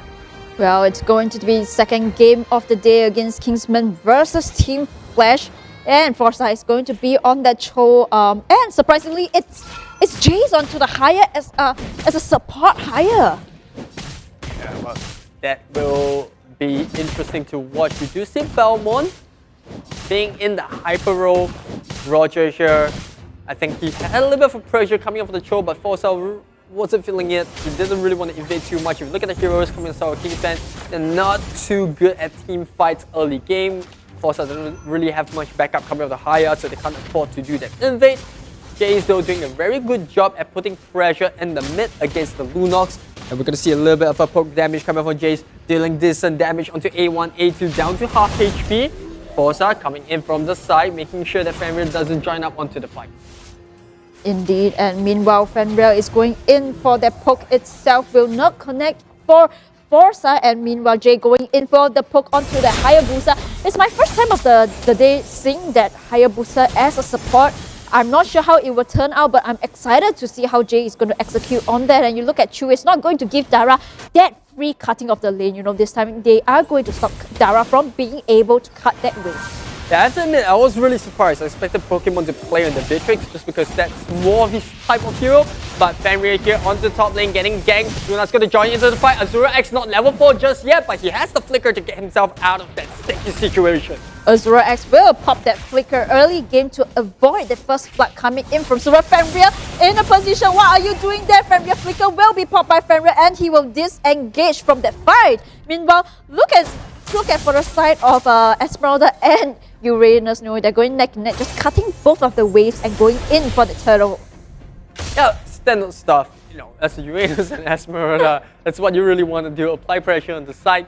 Once you cut the waves, you can then rotate into team fight. Well, speaking about team fight, Team Flasher trying to do a bit of an in-wait. They do spot Odia Bambi taking that blue buff for himself. Turtle is out. That's going to be the next huge one. I don't think Team Flash are fencing this, but they do have a jaw hit. If they can single out someone for the side of Kingsmen, they might be able to burst him down quickly enough. Yeah, meanwhile, then Odia Bambi is going to start on that low A1 A2. His position has to be immaculate. Look at Forza going in constantly trying to aim onto the side of A1 A2. All Forza needs to do is just use the Way of the Dragon on A1 A2, and that good zone coming in from Forza has stopped A1 A2 from being able even to use his machine gun ulti, to try to steal away that turtle. Yeah, Team Flash, early game, yes, a lot of burst damage, but there isn't a target that Kingsmen can afford to be picked on because there's just so much sustain coming out of Kingsmen. There's just no thank you, right? You have a Belmont Hyper, it's just going to use the Cyclone Sweep to heal all of the damage up. You have Q that's on the Asmod on the side lane.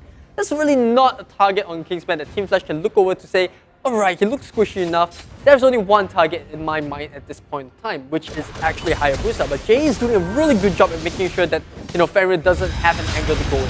Speaking of which, Fasa going to use their ultimate to zone out that fight itself. Forza coming in for the backup, looking for a perfect target for him to kick, but no, they were disengaged. And meanwhile, you look at that bottom lane itself, it's going to be uncontested from the top and the bottom, but Jace is already in position. Whoever comes into that bush itself will, he has to disengage from there. They can't go in for the fight, but Forza still looking for a target in the end.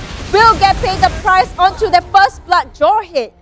Yeah, the slow coming of a Pokemon was too much. He really committed too far at the point in time, and Forza unfortunately doesn't have any teammates there to get himself out of trouble. Now better Astra comes in. Can they win this fight without the show? Odia Bambi. Oh, the ejector comes and tosses Suna over. But Suna is not feeling it. He's just going to get out of there. Meanwhile, the invade from Uranus is actually Odia Bambi's blue buff.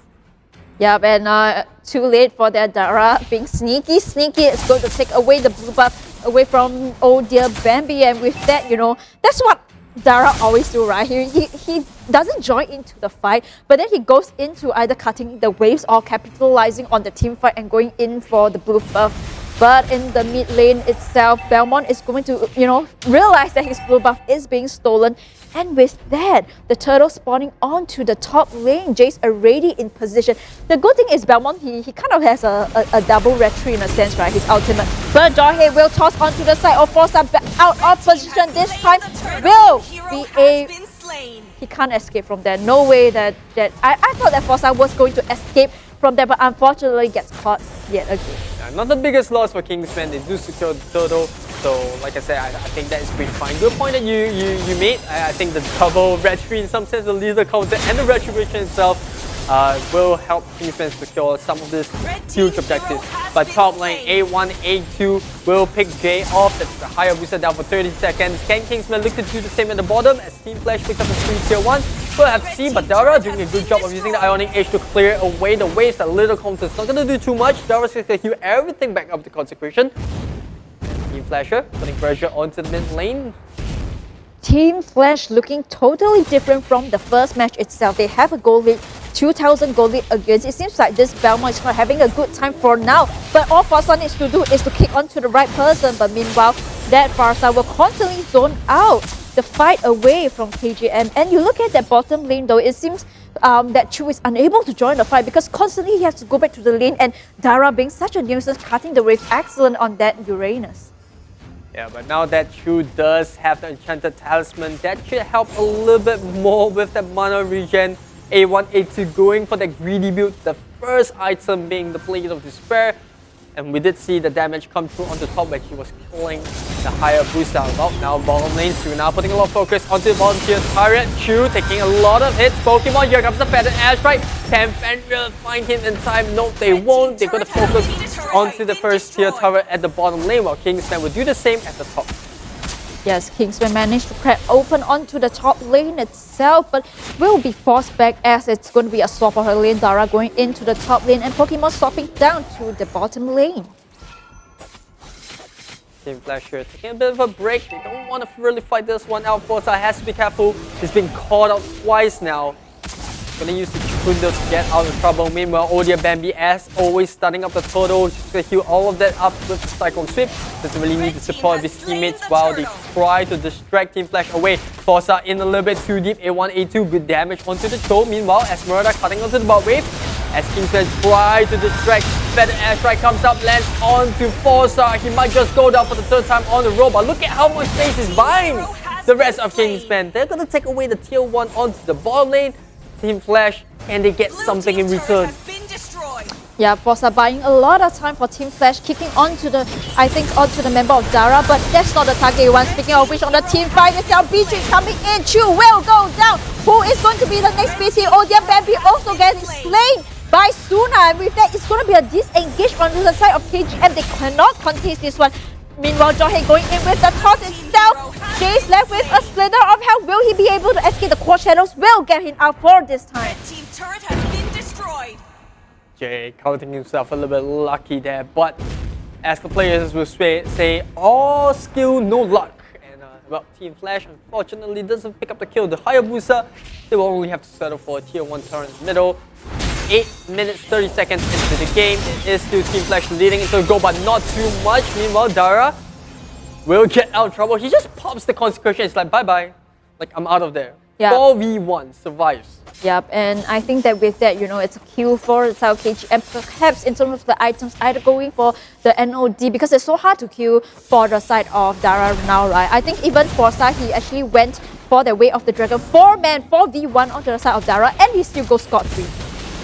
Now Forza gets stunned up by Pokemon, and a little bit of overkill there. Fenrir popping out the Unstoppable Force. I think that was a little bit unnecessary, but he was secured better than letting him go scot-free. And Team Flasher, without a choke in the pain of the neck, I think they can look to try to force this tier 2 on the top side. Look at the damage coming in from Pokemon onto that far side. I mean, Azura X, you cannot go in to defend the lane. How can you go in to defend like this when you have a Farsa as well as a Jawhead, And it's going to be uncontested onto that top lane itself as KGM unable to find that single target pick-off. Even Forza, he's not having a good time as the Cho tank. He tried to go into either kick onto Pokemon or even A1, A2, but constantly, he did not manage to get onto the Way of the Dragon. And with that, it's always constantly going to be a pick-off. And speaking of which, Fenrir going in again for Forza. That Feather Airstrike is going to be a killing spree onto the Beatrix. I love how Team Flash are so trigger happy. They're happy to just drop all these huge ultimates for a single tank. And this goes to show that Team Flash, they're not going to play around. They're just going to constantly make sure that's a 5v4 fight. Now this time around, Kingsmen lingering nearby. Odia Bambi has been the patient man waiting in that brush for the longest of time. He has vision because Chu's sticking around. And Team Flash down to half HP now. Azura X goes down without the Lunas. Can he do something? Oh, Jay with the Shadow Kill. Can he get Pokemon down? Yes, he can with the Shuriken. But look at Odia Bambi. He's not even participating. He's just looking for the right moment to come in. I don't think. Speaking of the right moment, this is the right moment to go in. Come in with the knockup. He secures it with the leader counter. That is a huge steal coming out of Kingsmen. And Team Flash, they will be super unhappy about that.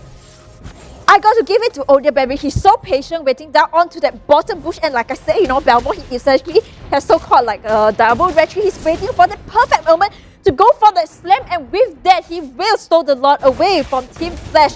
What a turn of events for KGM. Yeah, Kingsman, wow. That is why Odia Bambi was spending about close to 40 seconds just hiding in that brush. I thought he wanted to go for the gank onto Suna, but it was the lot that he was aiming for. Well, the guy with the bigger plans. And because of that, Kingsman will be able to secure the tier 2 at top. I'm pretty sure that with the super minions coming in, they might be able to secure 1 or 2 turrets in the middle. Unfortunately for them, Dara's just gonna stay put on the bottom, make sure that super minions will come in. Genius one being brought up with Pokemon that's going to reduce a little bit more magic resistance coming from Kingsmen. That's going to help a little bit onto Dara. Meanwhile, Kingsmen, they're just going to force all these auto turrets. So without the auto turrets, Kingsmen are going to have a lot more control in the jungle. That's going to give very little space for Team Flash to rotate. But Two comes out, they find anyone. They manage to find onto the side of Azura X. Brilliance will be popped, but Team Flash is continuing going onto the trace. That feather airstrike go will get onto the side of Azura X. They're chasing. They're going for more A1, A2.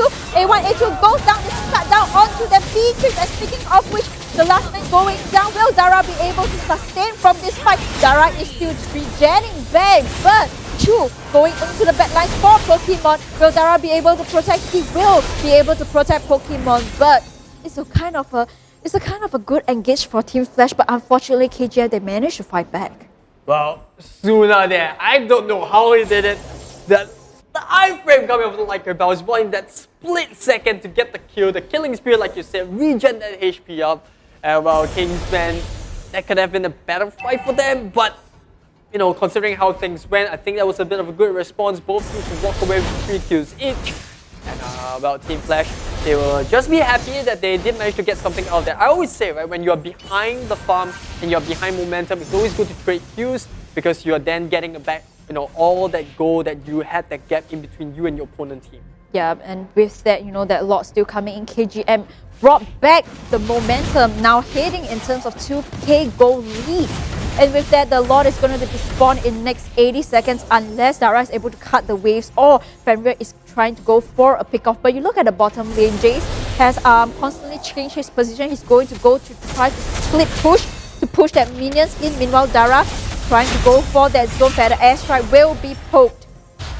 A little bit too trigger happy for my liking. If Kingsmen really want to fight now, Team Flash will be slightly handicapped just because he doesn't have that feather airstrike. But looking at Forza, he is taking 1 too much damage. That being said, Kingsmen still lingering on the top side. Lot coming up in 45 seconds. Haya still split pushing at the bottom lane. That's going to force the Uranus to rotate down. If Hayabusa can use the Shadow Q to clear this wave fast enough, he can then rotate up for a quick team fight. Yeah, but the thing is, right, for Beatrix and the side of Pokemon playing onto the far side, their positions has to be immaculate. Because I think that, you know, a single time that the Way of the Dragon hits onto them, that's it, you know, because they are 2 essential members that need to sustain the team fight. Yeah, absolutely. Like the feather airstrike is just a huge burst of damage in a short period of time. So if Forza can get the perfect Way of the Dragon out, that's not only going to put the feather airstrike on the cooldown, but without the far side, you're also lacking the CC, which, you know, considering the heroes of Team Flash, they don't have much to begin with. There's only the ejector coming out. That's pretty much it. The rest is just pure survivability and damage. Yes, so I think for the next fight itself, Farsa and Beatrix, they have to sustain the fight. But you look at for the side of KGM, right, they have Jace playing on the Hayabusa, will go into the back line. And if he can find, speaking of which, the Way of the Dragon will catch onto Fenrir, feather airstrike will be popped. Can they get onto it? Meanwhile, Aspirider jumping in. Pokemon will essentially survive from that fight itself. Their feather airstrike though. Meanwhile, they're chasing down onto KGM. Azura X will go down the next victim itself. A triple kill coming in for the side of Roger. I mean, Pokemon, he actually used the feather airstrike at the right time. And with that, you know, I feel like KGM a bit too aggressive and it's going to be a free lot onto the side of Team Flash. Yeah, I didn't like how True approached that fight. You know, coming in from the side, the rest of the teammates were not able to catch up. They were initially zoned away by the feather airstrike. And then the Net's Rage follow coming from A1 is to force the members of Kingsmen even further away from their Belmont and Esmeralda. Let's take a look at a quick replay. So it starts off with a good isolation, but that's not the target that they really want. Yeah, you look at Chu, he actually, you go in with the Esmeralda, but their backup coming in will get paid a price, and it's too much damage on the side of A1, A2, left uncontested, you know, if only they aim onto A1, A2. Yeah, and considering, you know, that Dara wasn't even in that initial fight, goes to show the burst damage output that Team Flash can put without the Uranus. And now, with the Enlightened Lord pushing out of the top lane, can Kingsmen defend this one? Well, the charge is going to come in, that's going to deter Tree Secure on the top side. And while they are busy trying to take him down on, I think Team Flash should be able to secure one more down the middle. The feather airstrike comes in, further pushing Kingsmen back into their base to secure the middle. Oh dear, Babby's trying to survive it through all. Oh, look at how quickly Jace gets shredded by the Banana's range. There's just absolutely nothing they can do. And now a dual exclamation for the go down. ALMGHTY comes out from Dara. He's going to shred everyone to pieces. Forza comes in. The Chikundo, a 3-man knockout. But there's just too many bodies in the way. And Team Flash is all about finishing this fight. The feather airstrike comes from for good measure. Oh dear, Bambi, can he do this on his own? Well, he just might be able to do so. He comes out one more spin, regens back, but unfortunately, Team Flash will secure game 2. Wipeout coming in from Team Flash, such a sustained fight coming in, and Team Flash with that will take one game away from Kingsmen. Wow, what a game! It feels like deja vu, except that both teams swapped sides. Right? In game 1, Kingsmen were doing fantastic at the early game. They lost the mid game. One bad mistake coming up on Team Flash, and Kingsmen managed to win. Now coming into game 2, it was actually Team Flash that was doing pretty decently early game. Got pushed back in the mid game. One bad fight coming up for Kingsmen, and then Team Flash took it. Yeah, but I got to give it to Odia Bambi, for that lot steal. It was the perfect moment, He was so patient to camp down at that bottom bush itself. But I feel that for Team Flash, even though you look at their team composition, they have the Beatrix, they have the Farsa, which essentially I feel that Haya could have aimed onto that, but they did not manage to find that two crucial pick onto the side of Farsa or Beatrix, and the damage coming in from Team Flash though. Yeah, I gotta say, Jay just got shredded to pieces. He went into the Hayabusa, the Quad Shadow comes up, immediately gets wiped out by the Beatrix. And without the Hayabusa, you're lacking a lot of that damage that you want. And well, for Team Flash, unfortunately, I wouldn't say unfortunately, right? They didn't get the best draft off there, but they made do with what they could. I think the Uranus played a big part of it. You talked about Uranus being something that they really like, and well, it definitely did pay off.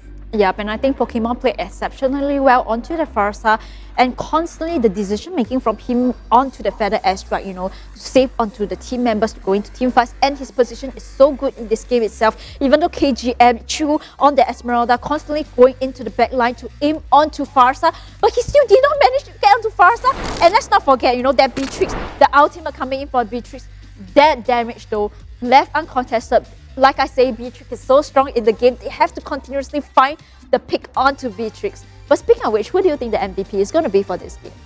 It's hard to say. I think everyone contributed. That is my political answer. But I think Suna onto that Roger, right? Could be my MVP. He did a lot of work coming in. He survived against a 1v3 long enough for the Esmeralda to come right back. And even for the Uranus to join into the fight. So I think yes, it is going to be Suna. 11, 2, and 9. Wow, I didn't actually feel like he did that much in terms of assists, but well, the numbers are there, numbers don't lie. 7.1 KDA, fantastic job. I think the Immortality saved him a couple of times in the last team fight. I think that's how he actually managed to survive in a couple of instances. So well done to coming with Suna. I think Kingsmen, you gotta commend them though. In the mid game, they were, as much as they were, kind of falling back because of the hype coming out from Roger. Unfortunately, it was just not enough. I feel like I'm seeing the same thing for Kingsmen as to what I said for Team Flash in Game 1. This feels so familiar. Yeah, but let's look at the highlights to see what happened in Game 2 itself that led to, Team Flash capitalizing on to the game. Yeah, so it kind of starts off with Kingsmen, not having the best of fights. Flasher, it feels like a weird call for Kingsmen to start a fight here because their heroes are not ready just yet. Belmont doesn't have the items, he's not even there. This was a lot still, You look at Odia Bambi, so patient onto the bottom lane itself, and Hayabusa managed to go onto the back line to catch on to Pokemon. Like I say, Pokemon has to be careful of his position, but once he's eliminated out of the fight, that's where Odia Bambi goes in, and the perfect slam, he will get onto that lot. Had KGM not get onto the lot, I feel that Team Flash will have ended that game that much earlier. Yeah, I mean, that was definitely one of the harder fights that Flash had in this game, but look at here, Suna just surviving for the longest of times, making sure that he's bought enough time for Dara to come in. He eventually goes down, but you know, it's job done. It was more than enough. Pokemon had died, risen from the dead, come back into the fight. This was the fight, you know, the GG kind of fight. Forza going in for the way of the dragon, but a good feather airstrike coming in, and Beatrix, you look at Beatrix left arm kind of not being picked off by KG, and with that, the damage coming in from Team Flash will be the GG push onto the side of them getting that game. So I feel that for the side of KG Jace, it will be ideal for him to kind of target onto either Pokemon or onto the side of A1, A2, but he didn't manage to find the opening. Yeah, I like I said, I feel like this was the exact carbon copy of game 1, except for this time around, a couple of heroes shifted here and there. The Uranus coming up from Dara Flash, a lot more significant. I think Dara is one of those players where he's really good at managing split push. Like he finds that perfect. He's the king of split push. Yeah, he just does a superb job of making sure that he's buying time. Same goes for some of the members on the side of Kingsmen as well. I think Jay on that higher booster could have done a little bit more in that last fight if he didn't get caught out by Beatrix. I think Kingsman could have done more in that fight. That being said, well, that's enough for game 2. We are definitely going to game 3, but before we go into the break, I want to give a big shout out to Subway. As you've seen in the ads, you know, you can stand a chance to win some Mobile Legends Bang Bang skins simply by commenting your go-to Subway meal that bulks you up for full day of battle. And all you have to do is comment your best sub. So, do you like veggies? Do you not like veggies? Do you want double meat, double cheese, whatever it is? You can just add it in the comments. Any favorite sub? Well, I kind of like the rendang one. I had it last week and it was surprising that it was good. Surprising? Well, I mean, you know, they come up with Subway. It's unorthodox. Like, it's something that you don't usually expect in a sandwich. That's true, but my favorite is actually the mac and cheese, which they discontinue. So I'm really hoping for Subway, please bring back the mac and cheese. It's my favorite. Yeah, hopefully they are watching this. And for those viewers out there, do remember to follow and follow as well as like for Subway Singapore's Facebook and Instagram page. And remember, tag 3 friends. I nearly forgotten that. If you tag 3 friends, that's how you can participate. If they are Mobile Legends fans, even better, because then they will win something that they really want, which is Mobile Legends Bang Bang skins. And well, as always, in tradition, before we go for a break, I think Jace and Abstract did it. We have to cheers with some H2O. We can definitely open this up. Kind of surprising that I actually like the new packaging. How about ASMR, guys? ASMR. Oh. Look at that was good. That was good. ASMR, you know, we gotta give it some ASMR. Let's see if I can get the. Yeah, let's drink it with, you know, ASMR. Okay. That's one for the ASMR fans there. But enough of jokes. We're gonna go for a break. When we are back, it's gonna be game 3 between Team Flash and Kingsman. We'll be right back. The ASMR though.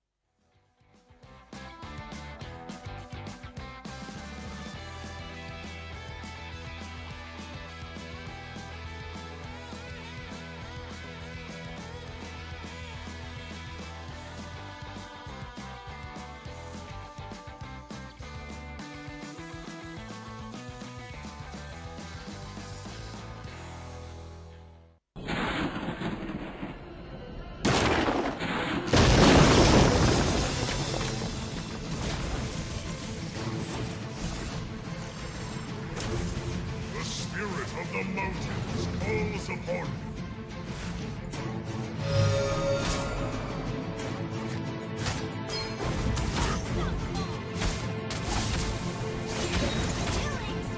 The power of the mountains.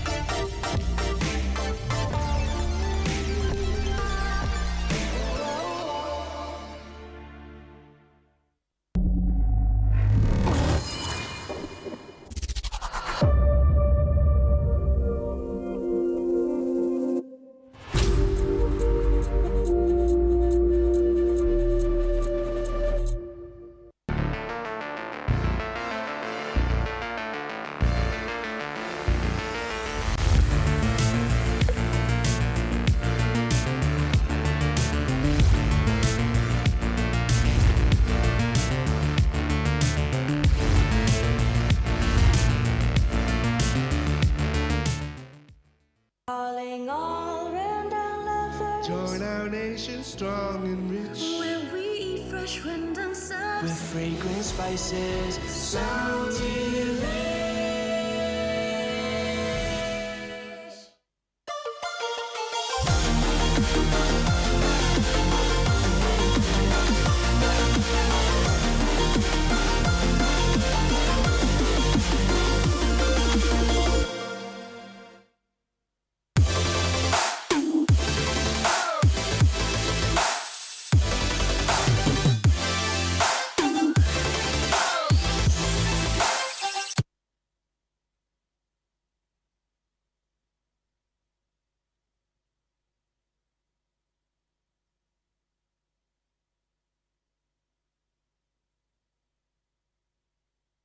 Times as fast. This is the connectivity that 5G delivers. Tomorrow begins here. Experience ultra-fast 5G with Singtel.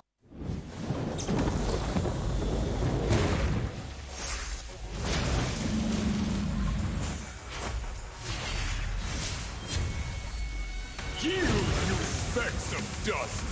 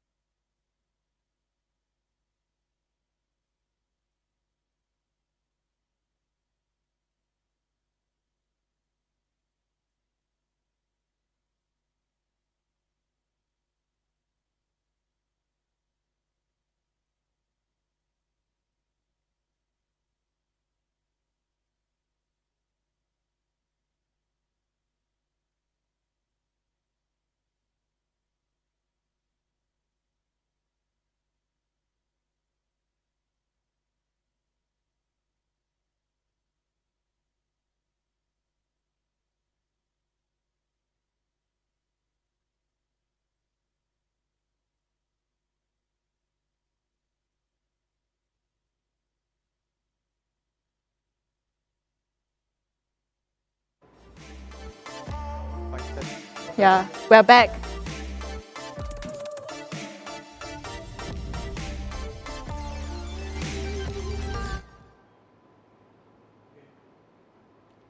Full quick transition. We're at ASMR just now, you know. Yeah. I think we were. Yeah. I think that might be a little bit too soft. But there it is. I was just saying, I think this is going to be a very contentious game 3. Both teams looking to seal the victory in this series. Both teams having a very similar performance in game 1 and game 2, kind of just swap sides here and there. What do you think is going to be an important draft strategy for Kingsmen going into game 3? Well, I think that for Kingsmen, they already targeted ban onto Pokemon, constantly targeting the off-laners. The fighter pool, right? You see that in the last ban themselves, they banned 5 fighters, not giving the off-lanes to Team Flash. But I feel that could it be a too focused ban onto the side of Pokemon, and then they have neglected the picks for themselves because they cripple so many fighters, right? And then kind of when they have the last pick itself, it kind of suffocated themselves. Yeah, I felt like they were reacting too much to Team Flash's draft. And because of that, like you said, by the time it came down to the last pick, they didn't really have much left. I think they could have gone for a conventional hyper. Someone like a Lancelot could have been pretty decent. You know, you catch into the Farsa, you can actually zone out the Beatrix. That, in my opinion, could have been a better draft. But that being said, the Belmont wasn't the worst. I think it's all about making sure that they react accordingly in the game and not just purely on draft. But here we go, Team Flash immediately picking up the Matilda of the banning away the Selena, Barats, and Popo and Koopa, whereas Kingsmen, they will take away the Asmodar, Ruby, and Joyhead, 2 of them which were played in the previous game. Yes, Team Flash immediately going for the Matilda, but for KGM, they have Beatrix open. You know, this time round, they are going to take that Farsa and Roger away from Team Flash, having that second game Pokemon play exceptionally well onto the Farsa itself, and they are going to take it away this time. Yeah, that begs the question, will Team Flash go for that Beatrix? I think it is still quite a viable pickup. She is really good early game. You get a lot of crowd clear once you hit the level 4. We saw how important it was once A1, A2 picks up the Blade of Despair. It was for him to actually take part in team fights, and to most part of the game, he was actually successful in dealing a ton of damage. Added with the fact that there was Pokemon playing on the Farsa, they could zone away heroes from coming too close to their Beatrix. Your team However, is picking. Team Flash, they want to secure the signature hero of Pokemon. It's going to be none other than the Harith. Yep, Pokemon immediately slash up their Harith, having banned for the previous 2 games, and also Dara. He's going to take up his signature Uranus. He'll be like, TKGM, you know, you keep banning my heroes, never mind, we'll just pick up our signature heroes for the 3rd game itself. But for KGM, they can pick up that Beatrix because, you know, it's essentially a very, very strong mid support hero, tons of damage, and especially they have the Farsa. The Farsa can go off lane, which I feel that is still viable, but let's see if KGM will pick up that Beatrix before the next rank phase goes. Your team is They're banning. going to pick up the Phobias. I feel that if I'm Flash, Tigreal is not a bad shout. I think Tigreal will add a lot of CC with the Implosion, and he does hurt quite a bit in the early game. So that is going to help with Matilda, you know, scaling into the mid. We know Matilda already has a ton of damage with the Soul Bloom. She's going to be super useful. She can pull the Tigreal out if he does a bad charge. So I think all in all, if you consider how Team Flash looks at Kingsman's draft, Tigreal is kind of looking good. What about the Baxia though? You know, you look at Team Flash, they have 2, you know, Harith as well as the Uranus. Could KGM go for that that tank instead to kind of do the anti-regen? Baxia. Yeah, I think Baxia is a good shout. Baxia is going to help a lot with the rotation. That's the most important. And with Matilda, they're going to be a very mobile team. You look at the heroes that Team Flash already has. A lot of them have some sort of a escape mechanism. At the same time, they can try to put a little bit more pressure by adding more damage with that Baxia. Even as a tank, he does do a decent amount of damage out. Yeah, but KGM immediately going for the Grandeur ban. They're not going to give Suna any marksman that he's comfortable with. You know, they took away the Roger from him, and this time out, Team Flash, they're going to ban out the Pilkito, and in response, KGM, they're going to ban out the Kagura, not giving A1, A2 his comfort mage pick. Well, is it going to be a Lunox? Because Team Flash don't really have much majors that are in the hero pool of A1, A2 anymore. However, it still could be a Mage Matilda, so don't count that out. That's true, that's true. I mean, they can go for the Mage Matilda or A1, A2. You know, I mean, he can still play the Harley if they want to have an early game composition, but the last ban going on to Team Flash will be the X-Bot. Kingsmen not really revealing who's going to be going into the goal lane. Well, here it is. It's going to be a Hayabusa. It could also be ALMGHTY playing on that Haya. Week 1, we saw a lot of Hayas with backdoor, so I wouldn't be surprised if Kingsmen want to go for that Hayabusa Hyper. Meanwhile, Team Flash have yet to pick up either a tank or even a core. So, could it be an Eldos now that Hyrif is being played by Pokemon? It could be, and then maybe the last pick will be SDs, right? Then it will be the perfect regen, but then... It feels like EVOS Season 1 all over It feels like... But I think that they're not going to unveil so much of their stress, so they're going to... I think they are not going to go with the Eldos for this time round, but it's going to be the Grok being picked up by Team Flash. Interesting, as well as the Soon coming in as the Hyper. Yeah, it's going to be a Soon Hyper. Well, so we're getting a little bit excited for it. It's been a while since we've seen a Soon Hyper. I'm super excited. I'm super excited. The last time I seen it, I think LY4 played the Soon as a Hyper last week for the side of RSG. But KGM coming in with the last pick itself is going to be the Lolita. Yeah, I think Lolita is going to be pretty decent. The Luminous Shield is going to help block out some of the damage output from Soul Bloom on the Matilda. It's going to help against Pokemon to a certain extent. I mean, I'm not a fan of Lolita, but I'm excited to see how both teams will play, having that Soon coming in. I'm super excited for Soon, you know. Yeah, it's not every day that you get to see both Soon and Lolita in the game. Exactly. Especially at MPL level. So. But hey, you know what? Last week we have Carmilla. This week it appears again. So anything happens, it can be... I mean, anything happens in this game, but it's going to be the last game of the day for Team Flash versus KGM. Will Team Flash take a 2-1 or will KGM fight back the game itself, not giving Team Flash this game? Welcome to Mobile Legends. Looks like we're going to see Clash of the Titans coming in. Team Flash, new and improved. I wouldn't say new and improved because this is their first season, so it's more like veterans with a new look, new brand. Yeah, but Kingsmen, we have a couple of newcomers coming up, trying to make their mark onto the local scene. They have seasoned veterans in Forza and ALMGHTY. Hopefully that is more than enough to help in terms of experience.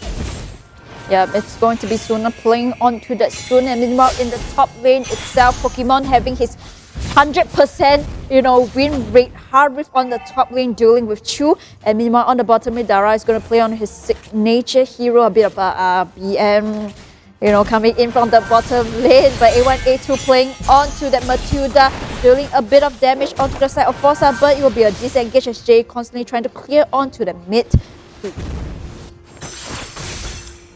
Team Flash here, they want to make sure that they give the Harif a good game that's going to allow him to transit into the late game a little bit easier. Ooh, Dara, he tried to go for the TP inside the bush and he's getting thrown out by Forza as well as Jay.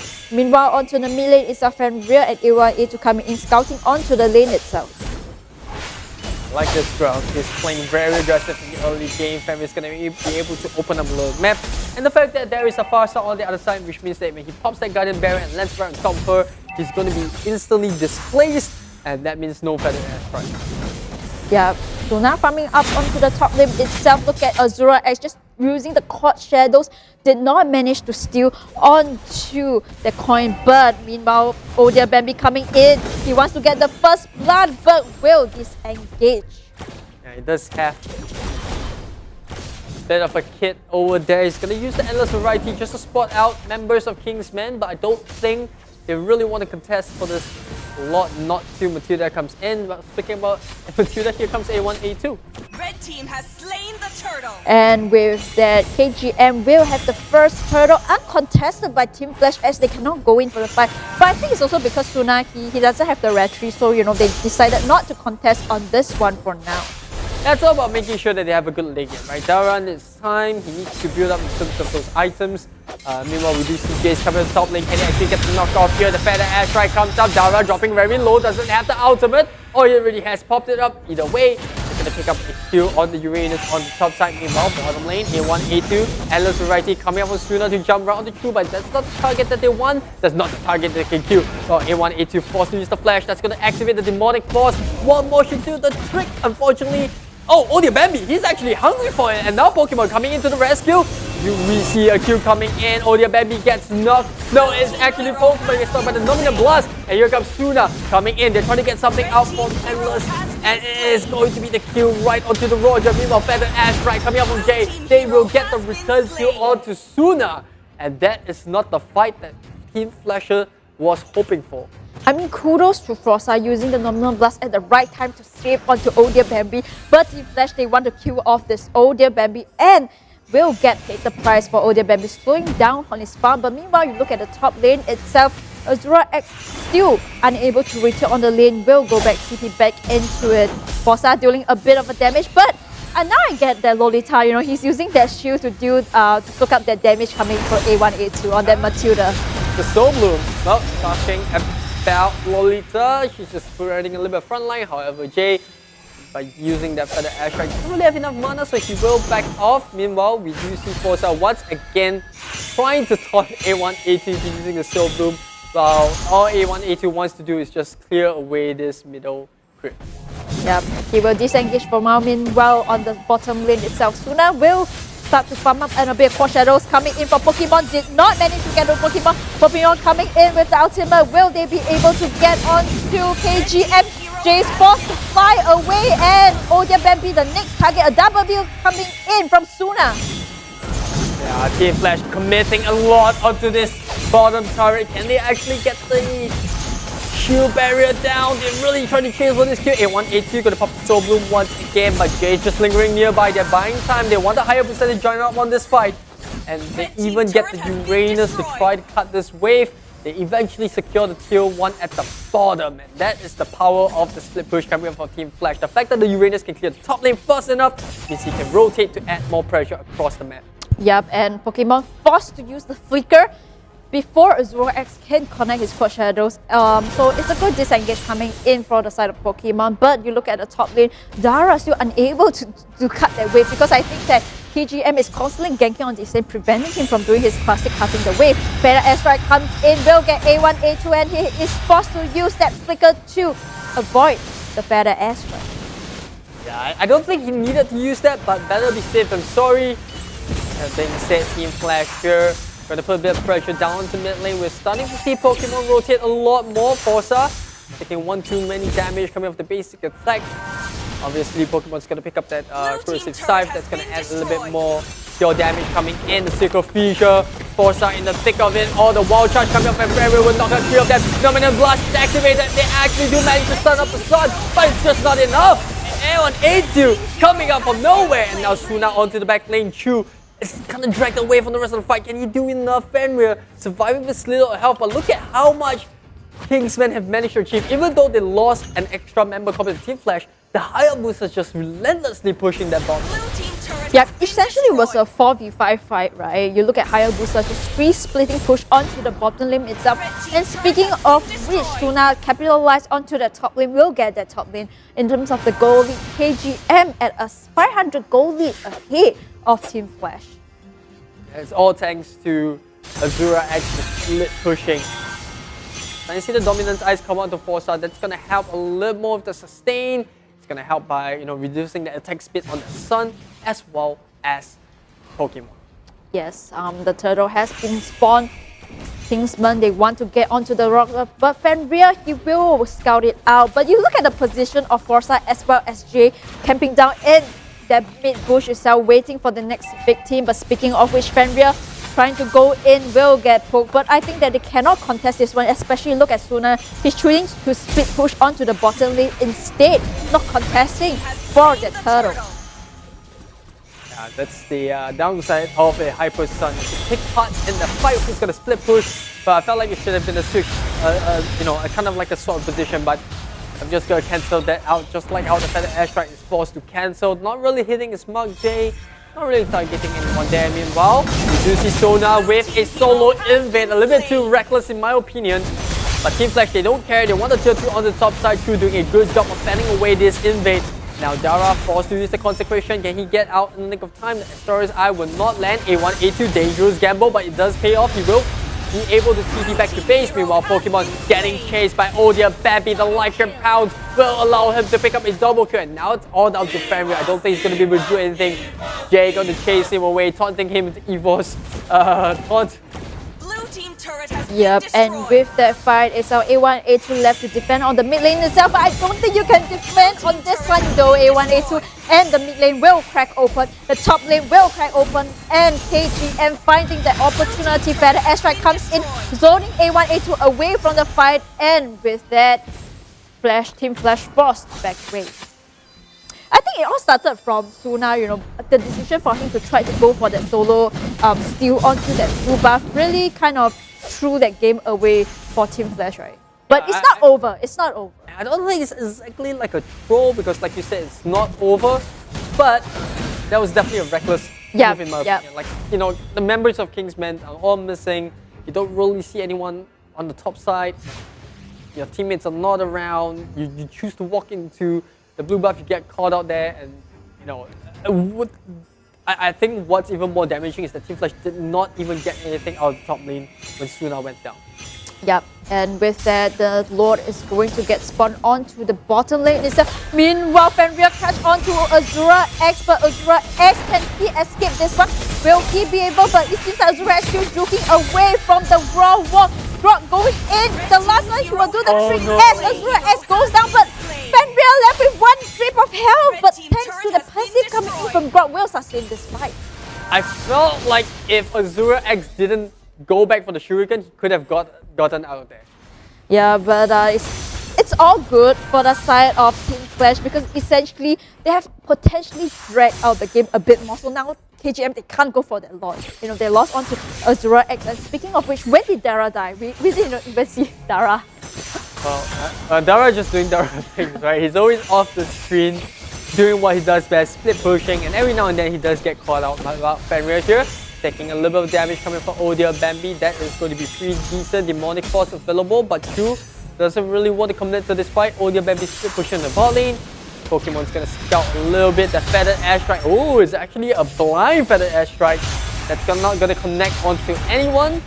But I don't think Team Flash will be bothered by that, or rather Kingsmen will be bothered by that. In fact, Odia Bambi already starting to take up the Lord. Yeah, but you look at the position of Suna. He's already in position, camping down onto the middle bush itself. Essentially, he wants to go for that Lord steal. Can he do it? And right now, it seems that Fenrir going in. They are going to disengage from the Lord. Are they going to disengage from the Lord? The Lord is still there.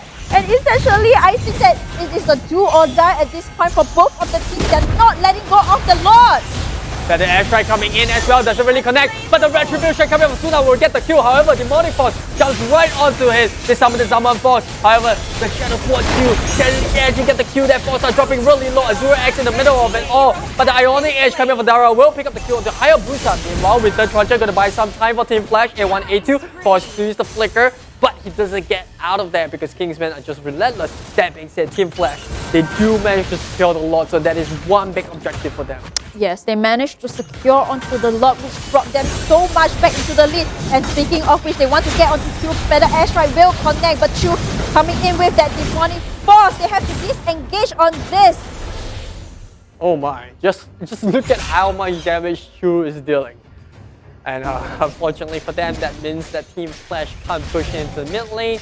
They still have a couple of Super Minion waves coming out, but with Dara and Pokemon being half HP, I don't think they really will fight well. Talking about half HP, he might just go down here. Zaman Force pop, just a sustainable Feathered Airstrike. Can he land it? Yes, he can. Jay, right on the money mark. They get the kill onto the Harif, and now Forza chasing them down even more. Odia Baby is not too far behind. The Lycan Pounds goes onto Illusion, but Suna, with the help of the Conceal, will get away. There's still Super Minions on the top side, so if Kingsmen want to take a fight here, they have to do it quick. Meanwhile, Chu going in, trying to do out damage from this, but Chu, he is too tanky, and Farsight has joined the fight. She has the Feather Airstrike, so essentially Jay's playing superb on that Farsight 404. like I said, Waves pushing onto the top side. Can Kingsmen retreat in the nick of time?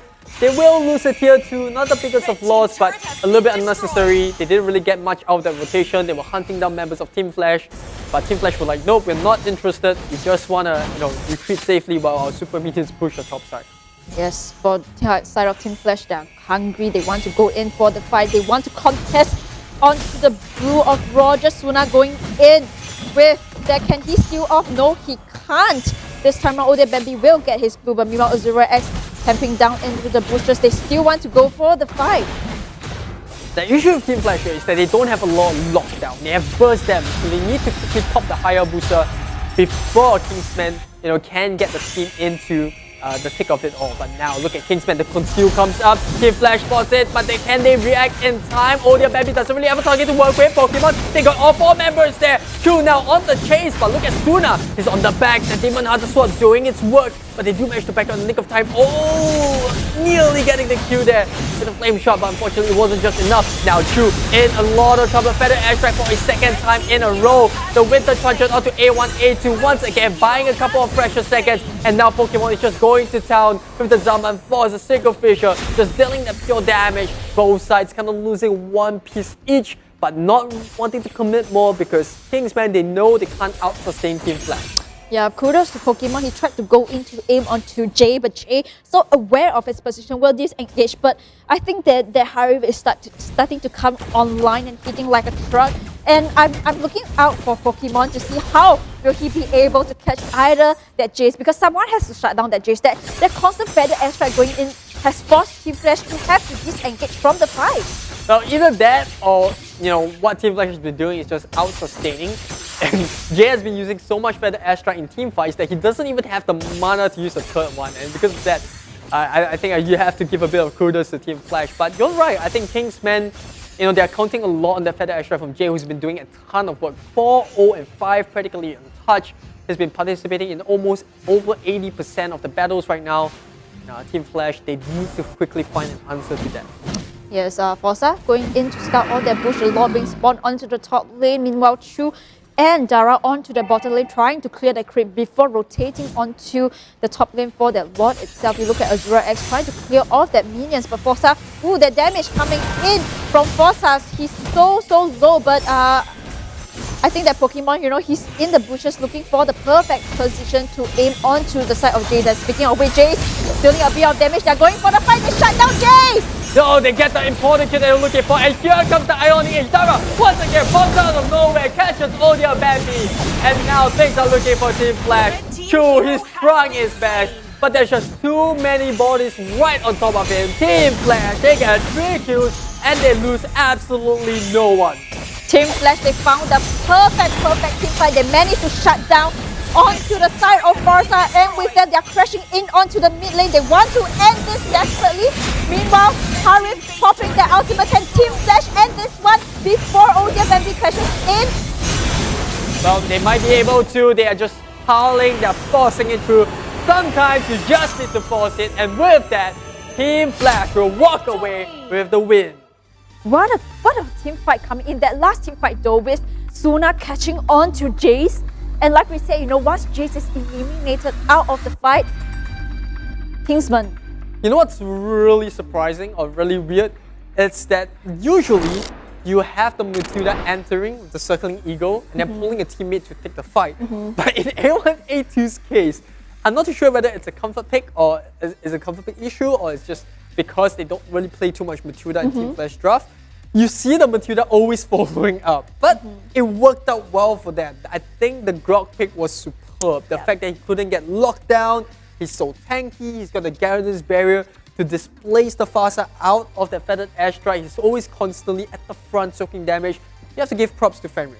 Yep, I think that their last fight itself was so good for the side of Team Flash, but then let's look into the item build. Anything out of ordinary for you for this fight? Not really. I think for both sides, it's very, very usual. You don't see, one too many weird item builds. I think maybe the one thing that's a little bit surprising, if you look at Forza, he's actually built 2 Dominance Eyes. I'm not too sure if that's an item bug or if that's the true intention.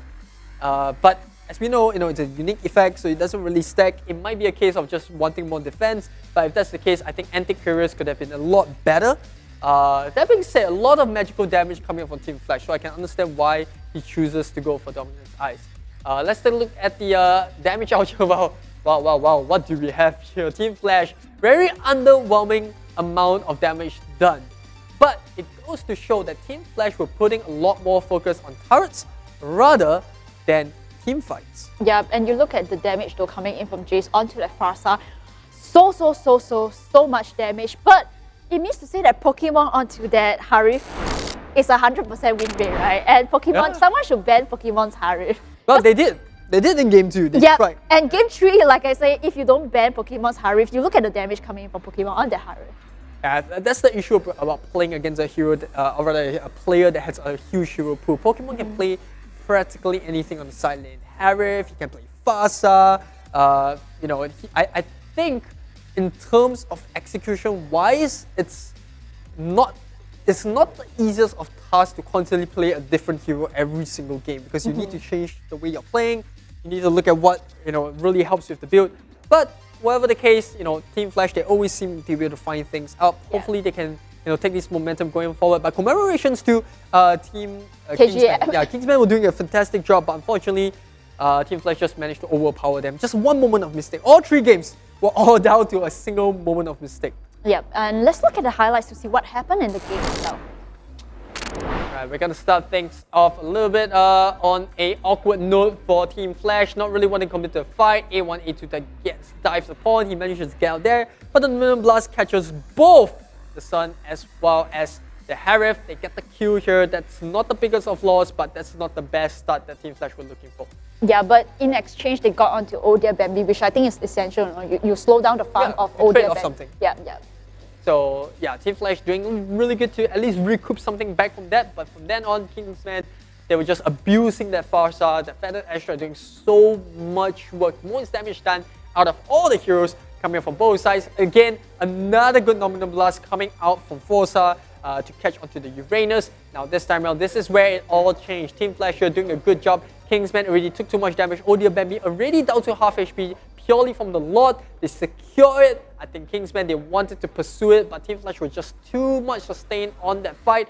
A good Winter Truncheon, I believe it was actually popped by A1, A2 to buy those precious seconds, while Kingsmen had to really chase for it. They eventually got it, but that is time lost on Kingsmen's end. And now, once again, like you said, another good fight, right? Forza, unfortunately, just couldn't help his team there. There's really not much you can do with a Lolita against a Grok. It's just a case of a matchup basis. The Wild Charge coming in, knocking out both the Farsa as well as the Roger. And with that, Team Flash, they got 3 for nothing. They said, we are in the lead. We can just 5-man snowball this bulldozer down the mid lane. That's how they secured Game 3.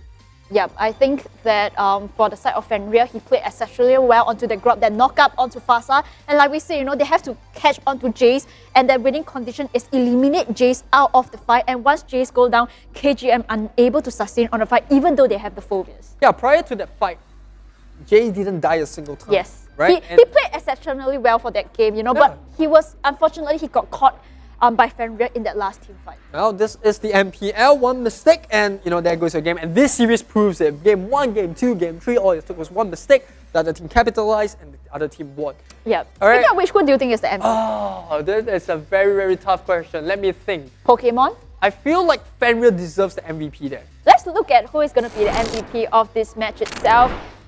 And it's going to be... It's always the Hyper that gets the MVP, because I'm a tech win, right? So every time I see the Hyper, I'm like, of course lah, you get all the kill, the C's. Okay, but enough about moaning from Aries, right? Let's take a look at the stats. 3, 2, and 5. Indeed, it's going to be the Suna that's the MVP playing the Sun. I think in the Lord fight, he was doing a lot of damage with Demon Hunter Sword and his illusions. A lot of people tend to forget that Sun, as much as he isn't the tankiest of fighter, once he picks up that Demon Hunter Sword, he can do a lot of that invisible damage, right? It's kind of like a coin term, invisible damage, because you don't feel it, but by the time you realize it, it's already too late. 1/4 of HP gone, Lord taking away the HP from Odia Bambi, he's forced to back off, and that gives the aerial control back to Team Flash. Yeah, speaking of which, Suna also picked up the Dominant Eyes, and just now, if we see in the build itself, Fenrir pick up on 2 dominant eyes. So later, Lysander, please ask, whether that dominant eyes, the 2 dominant eyes onto the side of Fenrir is No, it's actually bought by Forza on the Lolita. So I'm not sure whether it kind of helped with It's okay, dominant one day, when Kingsmen we win a game and we can get Forza in the winner's seat, we can finally ask him that question. But more importantly now, let's go to the winner's seat that we mentioned of and let's see what Kingsmen, what Kingsmen? I'm just going to get flamed for this. Let's see what Team Flash has for Lysander. All right, thanks, guys. I don't know what Sophia asked me to ask because I asked A1A2. He has no idea what I'm talking about, so I don't know what you're talking about. So we're gonna have to figure it out. You're welcome to the winner's seat, presented to you guys by Secret Lab. I'm Lysander, and I'm here with A1A2. We're gonna be talking a bit about Game 3. That was a very sudden game close. I think that game was just very well executed. No crazy kills. Everyone had 2-3 kills. But it just took one big team fight and you guys rolled down middle. I think less disciplined teams might have gone for Lord instead. What made you guys say, let's end it? So I see the waves are like, oh, there's only one higher, and I remember there's one more Lolita. Was it Lolita? I remember. It was 2. I think so, yeah. Yeah.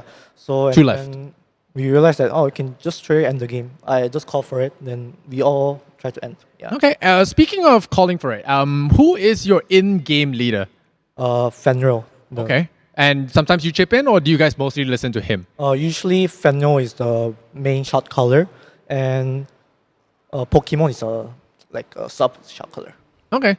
Now, speaking of Pokemon, he got his Harif this game, but I would like to say this game was won by Sun. Do you think? Do you disagree, or do you think someone else was the key pick? I think I agree because in Kingsman's side, there are Hayabusa players like Odir Bambi and Azura. Well, I didn't expect Jay to play Hayabusa, but yeah, there are a lot of Hayabusa players. They're quite decent, quite good. And then we decided to pick Sun to counter it. Okay, yeah, the illusions can soak up a little bit of that ultimate from Hayabusa and also cause a lot of confusion. I saw them committing a lot onto those clones.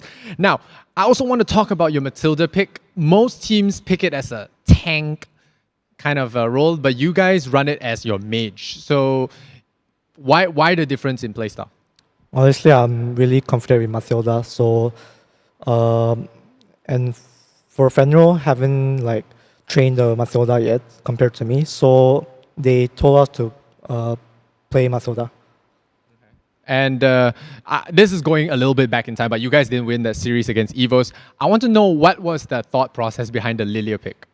Oh, okay. Honestly, first game was really messed up because our coach Aeon was quite busy, so he couldn't join us. So we had to draft ourselves, but it didn't really well what we expected. I think I should just play the Selena and let the Lilia off. Yeah. So you decided to pick Lilia because of that? Honestly, I don't know why I come up with Lilia, but that was the only mage that I would like to try it, but didn't really work well. Okay, maybe now time, yeah. All right, Aeon, what I'm hearing is just because you missed out on that session, they picked the mage girl with the shoes. So didn't work out then, but it could work out now. You never know. I was very excited to see a new hero. I'm always very excited when I see a new hero in the draft. And of course, that was also EVOS SG, so it's a very strong team. So it might not be Lilia's problem. Oh, now, moving forward, I think I want to ask you about your journey moving forward. What are the teams you're looking forward to face? The reigning teams, do you think top 4 is very possible now that you have beaten Kingsmen? I think there's one more team to look for, which is RSG. And just now, personally, I'm always looking for the Kingsmen because it was they're all my ex-teammates. And it's so happy to beat them. I think I feel like they need me back. Oh, yeah, Bambi's not going to like to hear that. But hey, that was a good one. I didn't even ask for that piece of content and I got it. Perfect. Speaking of RSG, they have the matchup against Impunity SG right now.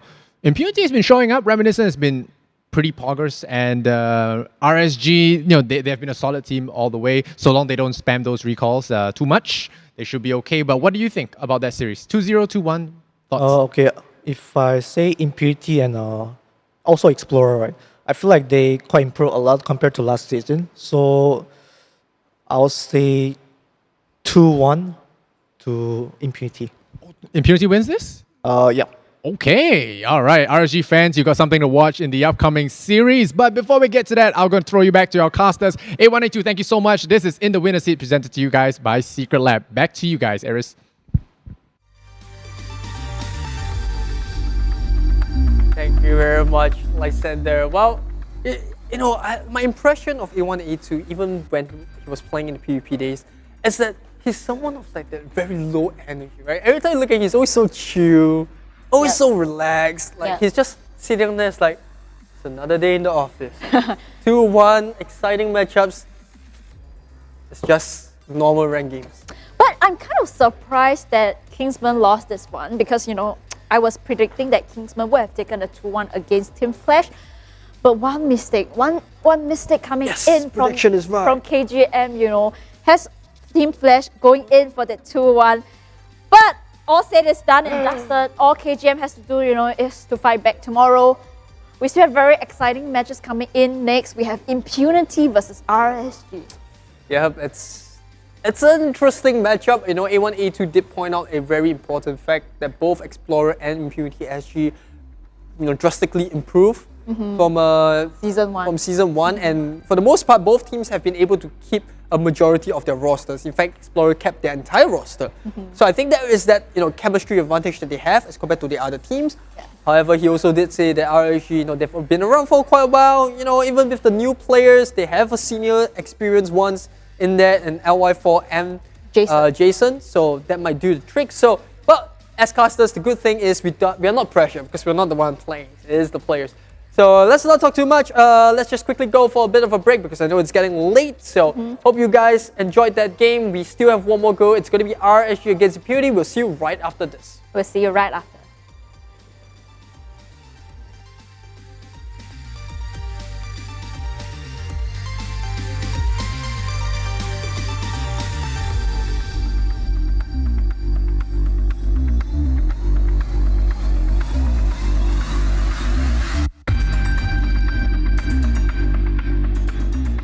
With data speeds that are 10 times as fast. This is the connectivity that 5G delivers. Tomorrow begins here. Experience ultra-fast 5G with Singtel.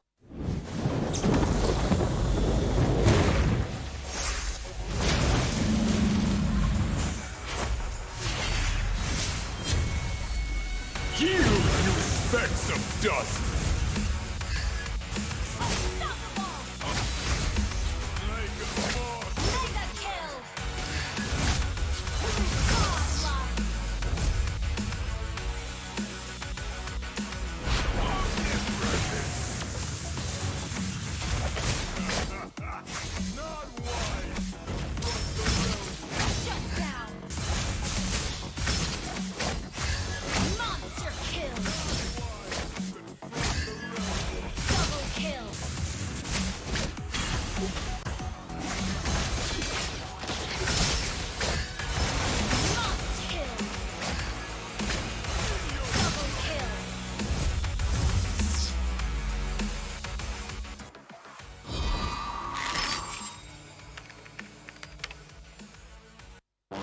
Somehow, most have come to believe that the right to dream is reserved for a chosen few.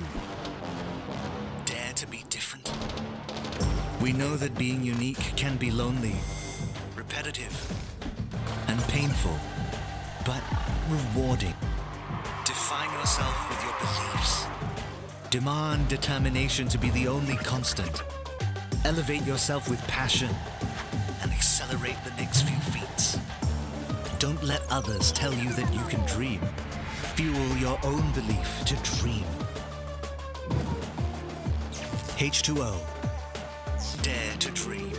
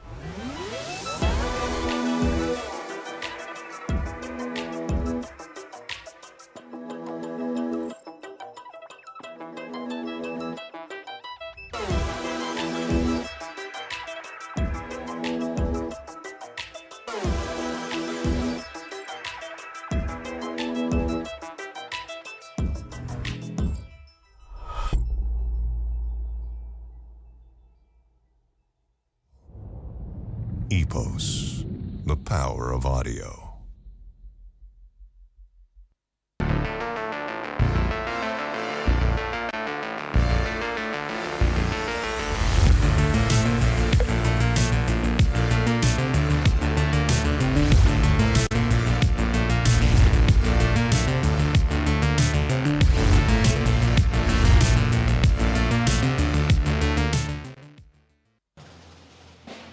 Calling all random lovers. Join our nation strong and rich. Where we eat fresh random subs. With fragrant spices so delicious. Smells like home truly. With crunchy veggies added to. As the united Random Nation. Chicken or beef, It's up to you.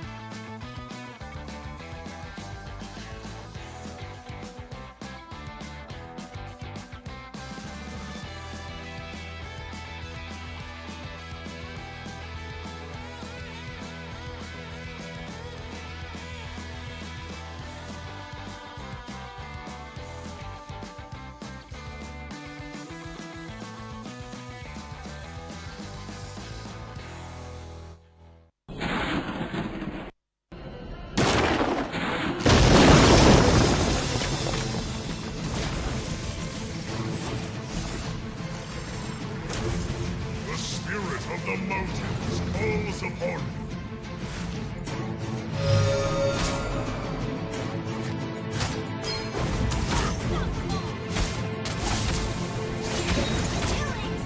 The power of the mountains.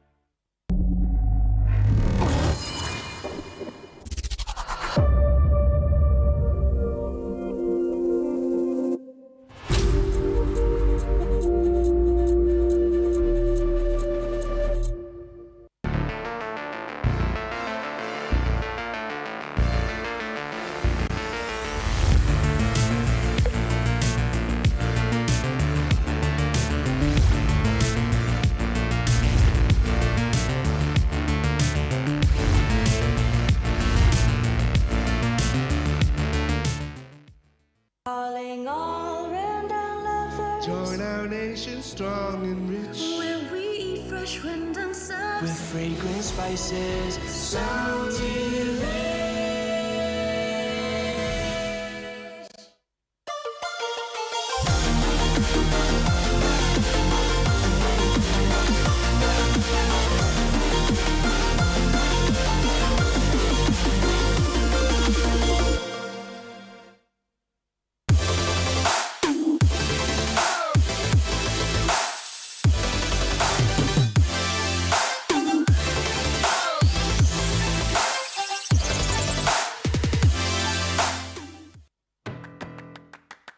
Singtel is proud to be the first to take 5G to a whole new space. Indoors at the 5G-powered Vivo City, creating new mobile experiences. Ultra-smooth 5G for video streaming with virtually no buffering.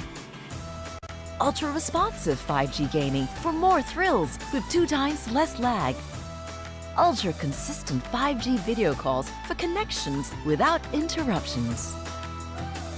We are all about helping people make the most of every moment.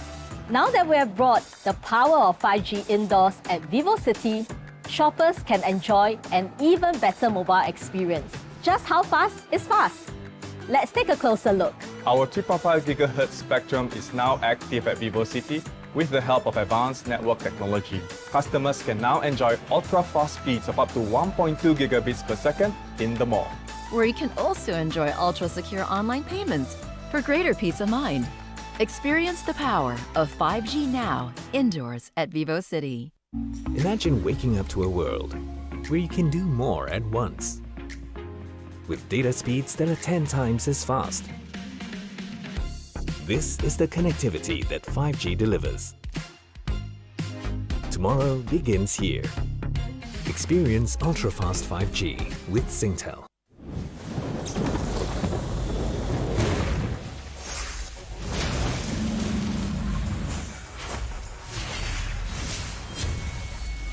You specks of dust!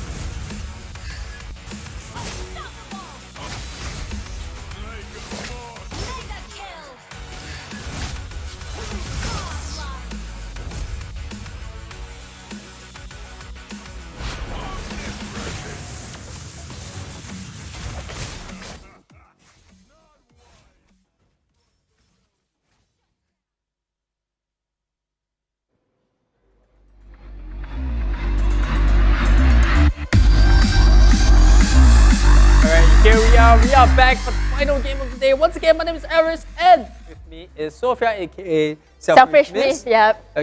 She feels so happy when we'll call it Selfish Miss, right? Yeah, because I'm rebranded for this season, but you know, Okay. I think that everyone knows me for being Selfish Miss. Yep, well, talking about rebranding, do remember to take a look at PvP MPL's Arena, as well as we have a giveaway for you guys, right? If you haven't taken part, please do remember to share the stream because we are doing a MPL Singapore live stream share giveaway. All you have to do is share the live stream that is on MPL Singapore's Facebook page, and that's it. You are in the running. That's all you have to do. Let's hope we can get those milestones in so that we can get those fantastic gifts away. And with that being said, here are the giveaways. Fantastic stuff. 100 shares, 250, 500, 1,000. Every time we hit those, milestones, we just love giving away so much skins.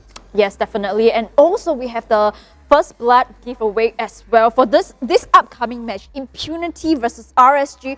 Who is going to have the First Blood? Comment down below and you too can be a winner. So don't wait. Just comment down with the hashtag #LegendsAreBorn and who you think will get the First Blood. If you are right, a team member from MPL Singapore will reach out to you in the next few days to collect your details and you can expect a prize in your account. So comment away, don't be shy. Speaking of which, Impunity versus RSG, revenge match, right? Fantastic stuff. I like it. I love it when there's a revenge. What's your predictions? I think it's going to go to RSG 2-1. Okay. Impunity is still going to get one game out. You know what? I know that KZP, you were saying that I missed out my predictions the previous series, right? This series itself, I'm going to vote Impunity 2-1, and you know why? Because KZP is not playing up. Very good. So we are on opposite ends for the entire day. Yeah, but I just praised KZP. It's so KZP, because you are not inside. Oh wow. Okay. Very good underlying message there. But let's see what underlying messages we can spot coming out from the team banters. Here it is.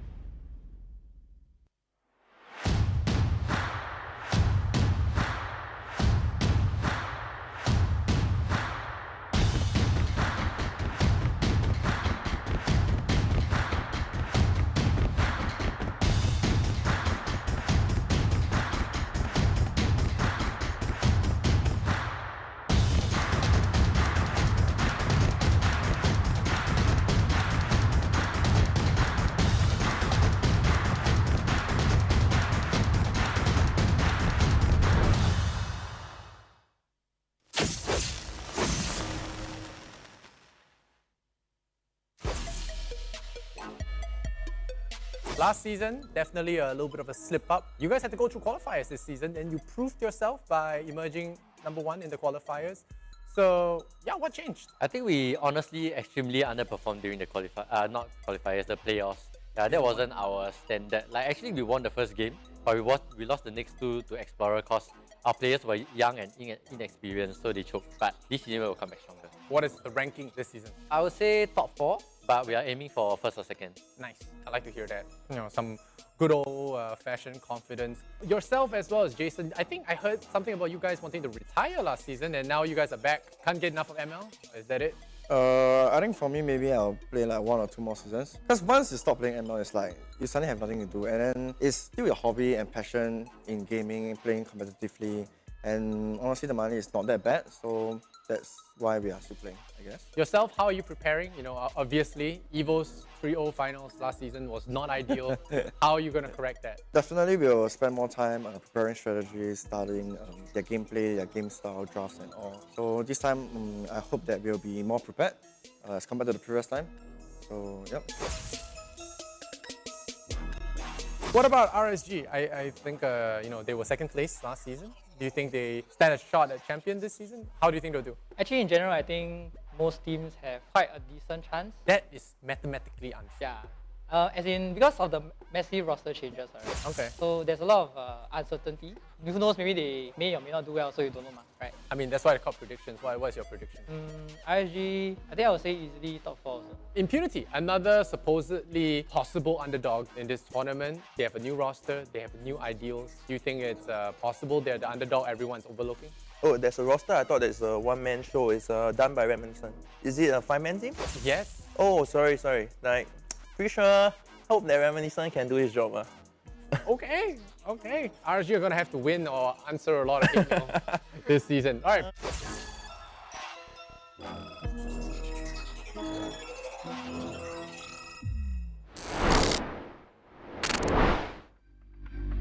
Oh, I love it. I love that confidence. You know, I have to give it to Lozzy. He's fully bought into this BM. He's like the villain that everybody hates now. But I love him so much.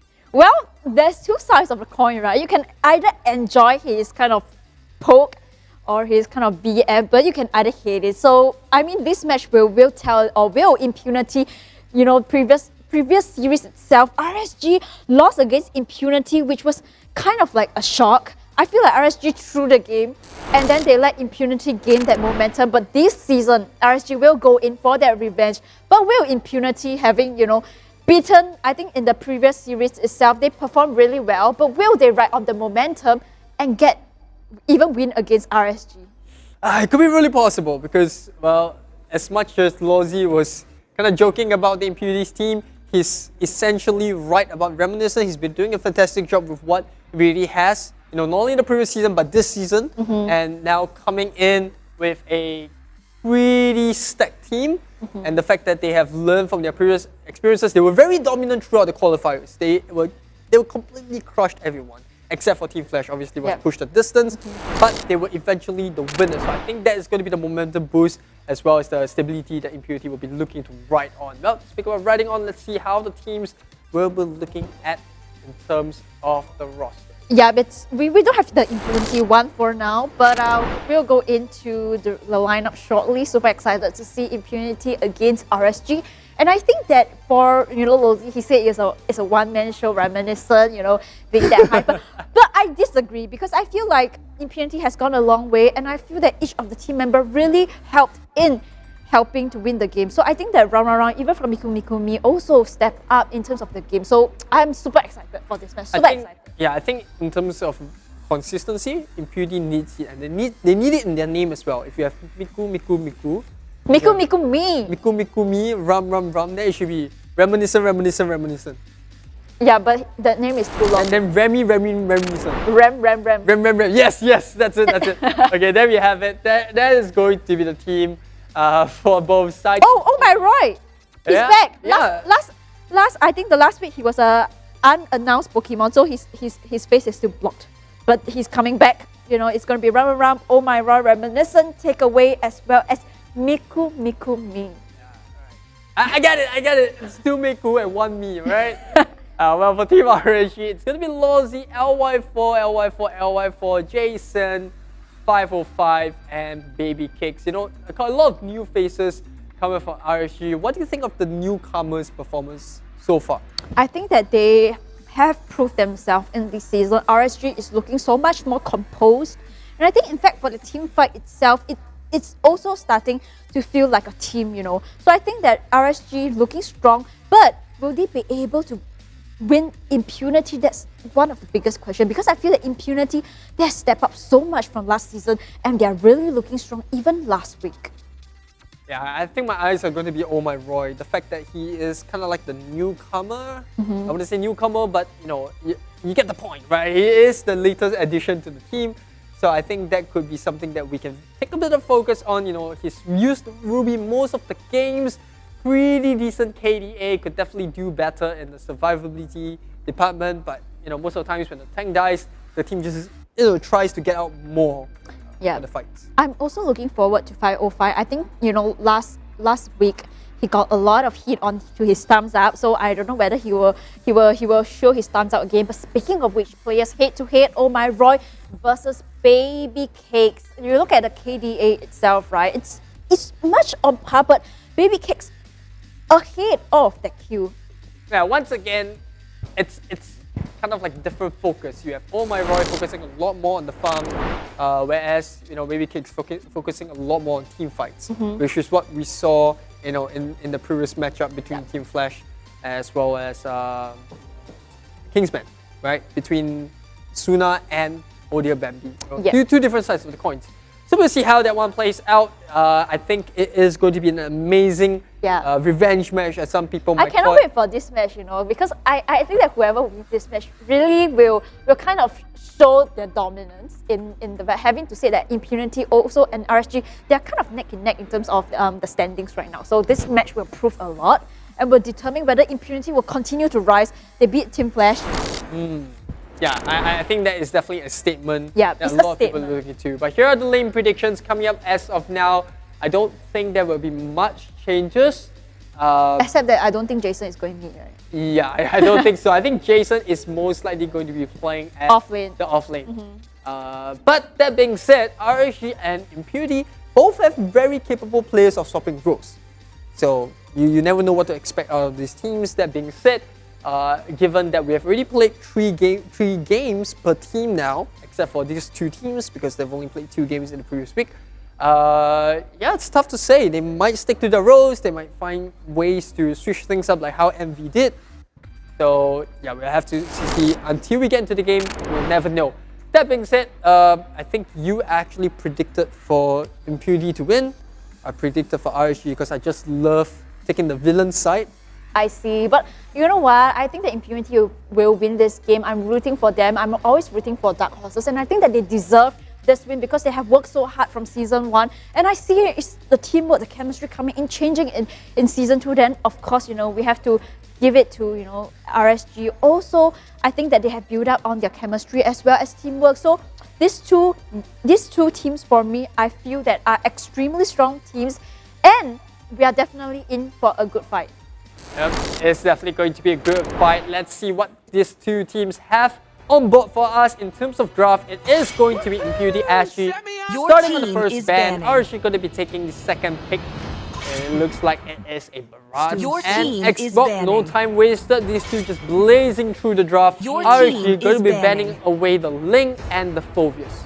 Well, no surprise on the Ling and the Phobius. I think in week 1, Impunity played Reminiscent really played very well onto the Ling, and also the Phobius onto Ram, constantly going into the correct team fight, stacking onto that, and I think it's a worthy respect ban onto the side. Your team is picking. Looks like we're going to see the 4-star ban come out. RSG, like I said, these two teams, they're just blazing it through. I think they already have a sort of an idea as to how they want to, you know, formulate the draft, and RSG here going to be taking away that Ruby. Like I said, she is pretty much the hot flavor of the month. Meanwhile, Impunity SG with Paquito being open, it's a no-brainer to go for that box. Paquito will be picked up, but speaking of which, Matilda still left open, but RSG will snatch up that Hayabusa. And the second pick itself, it's going to be a Kagura. Interesting early Kagura pick. I gotta admit, I think RSG here, they have the potential to snowball if they do well, because they also have a Hayabusa that can sort of act like a backdoor option. And well, for Impunity, they are picking away the Matilda. You mentioned about Matilda being left open by these two teams, and it is going to be Impunity SG that picks it up. I think over here they can choose to go for a tank if they want to. I'm not sure if they're going to use that Matilda as a tank. Personally, I feel like she's more impactful as a mage nowadays, given that her survivability has dipped quite a bit after some of the changes to her stats. Yeah, I agree with you though, but the beauty of it is that the Matilda can actually be a tank or a mage, but it seems like it's going to be a mage because they pick up that jaw head, which most probably will go to the mid lane. Your And speaking team of which, is banning. RSG in response will pick up that Popo and Cooper. Yeah, at this point, RSG doesn't really have a lot of hit in terms of lockdown. They have damage, and Popo and Koopa is kind of like that jigsaw puzzle at this point. Now let's jump into the phase 2 side of the draft. RSG taking away the Grandeur. I think that is a pretty decent ban. RSG members are looking very squishy if you think about it. So, you know, Grandeur is going to have a bit of a field trip day. If he does pop off that Death Sonata, he can immediately evaporate that Hayabusa if he's not too careful with his positioning. Same goes for the Kagura, and if Popo and Koopa doesn't have Koopa, he will be gone in a couple of shots too. Yeah, you look at how RSG is banning, right? They actually take out 3 of what Impunity SG's signature heroes is, which is going to be onto the Ruby, which we know that Oh My Roy played a really good Ruby. They ban out onto the Ling, they ban out onto the Phobias, and speaking of which, you know, for Impunity SG, they don't want Alice to be given to RSG. Yeah, I think in the case for RSG, banning away a Benedetta makes sense. The Benedetta is going to be annoying in terms of split push. She's going to be able to dodge a couple of that CC shots coming out from Popo and Koopa, especially that Bite Them Koopa. If your team she uses eye for an eye, it just makes a lot more sense to either take away the Benedetta, or they might even consider picking up for themselves, which is why they actually ban away the Isun Shin. Yeah, but I think that they're trying to deny Reminiscent onto that core role. You see, they ban out that Isushi, they ban out the Grandeur, they ban out that Link. So they are essentially taking away everything that Reminiscent could play. They took out their Hayabusa, so they don't want to give Reminiscent the Hayabusa, which we know Reminiscent is the king of backdoor, right? Yes, absolutely. Yeah, so I'm super excited to see how Impunity SG is going to draft the mid-core for Reminiscent, or will he be actually forced to play on a fighter role? I mean, Bharat is still possible. Well, Bharat is open, it's definitely taking. But Impunity SG, they have one more ban. I think they're going to be focusing a lot on a side lane. And yes, it is going to be a Uranus ban. At this point in time, Impunity SG, they don't have a decent draft in terms of handling the backdoor push. Well, RSG, a bit of a snap pick, I gotta admit. Like, I wasn't expecting such a snap pick on RSG, but I guess, like I said, they already have something in mind. It is going to be that Roger. Yeah, they're denying the core pick from Reminiscent so hard. They are so greedy that they go in for that side lane Hayabusa, they go in for the Roger. They don't want Reminiscent to take any comfort hyper role onto the side of Impunity. So you can see how threatened RSG feel about Reminiscent being that, you know, core role. They want to deny him so much.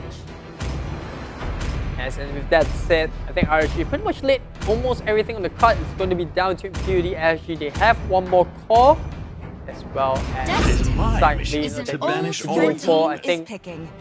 Oh, the Lancelot. I like the Lancelot pick. I personally do feel like they are lacking in terms of lockdown department, although they do have heroes that can chase, and that's what's important for Impunity's draft. Every single one of their heroes is very mobile. They can actually chase up to RSG members if they are low on HP, and they can also flee away because they have a lot of escape mechanisms available to them. I like the pick coming in from Impunity, but this is my first time seeing Reminiscent play onto the Lancelot. Lancelot requires a lot of mechanics. It is not easy to play Lancelot, especially in a professional match. So far, so I'm super excited to see Lancelot, but in response, RSG, they're going to go for a tanky side laner. It's going to be the Tamus, very good against either, I think, the Esmeralda or even the Paquito. Yeah, and Tamus is pretty much outstanding in terms of power for 1v1, in my opinion, alongside Dyrok. These two, very good in sustain, very bursty, I can't say bursty, right? DPS, like they put out a lot of damage over a long period of time. And it's because of the regen and the fact that they have that healing mechanism to them. So it's going to be super important for the Dominance Eyes to come up ASAP on those tanks. Yep, here we go. The first match against RSG versus Impunity. Will RSG finally find that revenge match against Impunity, or will Impunity take the game away from RSG? We're in the Land of Dawn. It's going to be the first match of the day for RSG versus Impunity. It's more like first match of the night. It is about 8:45 from where I'm sitting on, but the time doesn't matter because it is time for that grand final match of today's game. Impunity SG though, interesting lane composition, or rather say interesting lane matchup. Paquito against Tamus, Esmeralda on the goal lane against the Kagura. Who do you think is going to win between the matchup for Kagura and Esmeralda? Well, I think that for the side of Jason, he plays a really mean Kagura, so I think that he can control the lane against Esmeralda. But what I'm even more surprised is for 505, for Hayabusa, he is in the mid lane itself as a mid support Hayabusa. So that is kind of the interesting for me. We have seen in the previous match, the mid lane Hayabusa didn't really kind of helped in the game. So I'm looking forward to see how RSG will be able to use that mid lane support Hayabusa. Ram, just sustaining the lane, like you mentioned, you know, I think, honestly, I think it's going to be a draw. Like, Esmeralda and Kagura doesn't really have much interaction with one another. Esmeralda is just there to clear the waves. Kagura, the same thing. It's going to be hard to gank on her when she used the Resho Umbrella Flea. So, but Impunity is still going to try. They're going to try to put some sort of a pressure down the bot lane, or maybe they just want to take away that gold buff. But look at that. 8 members now starting to approach the bottom side. LY4 lingering nearby. They do spot out Tech away. And the Injector comes up. They can toss that Krupa. Miko on the chase. 505 just hiding nearby, but he doesn't have the ultimate. Can't afford to get caught out there. He's just flaunting a bit, showing what it takes to be the true BM master. And Impunity SG, well, they're not too annoyed with it. They're just gonna secure, or rather, put priority onto that turtle.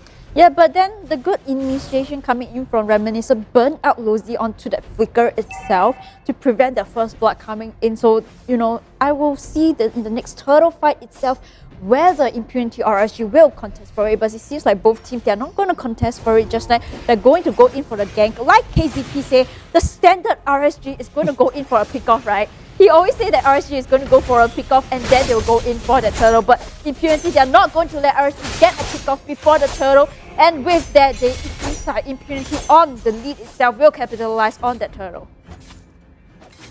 Yeah, RSG members playing a very late game draft. You know, you have LY4, which is pretty much the only early game. That being said, Baby Kicks is just going to be shredded to pieces as Impunity SG make the first move onto the side lanes. It's going to be a top gank. Nothing much that Baby Kicks could have done there. Yeah, but you look at the side of LY4, he's inside the red buff of Impunity SG. Do not get scouted out. But meanwhile, Ram trying to clear off the creeps. RSG still trying to find a gank onto the bottom lane to punish Ram. Ingyan overturn comes in. Ram being in a pickle. Can he escape from it? It seems like LY4, he want to get onto Ram. One more, he shall do the trick, but takeaway comes in on the nick of time, and a toss coming in. Lozi will be the victim.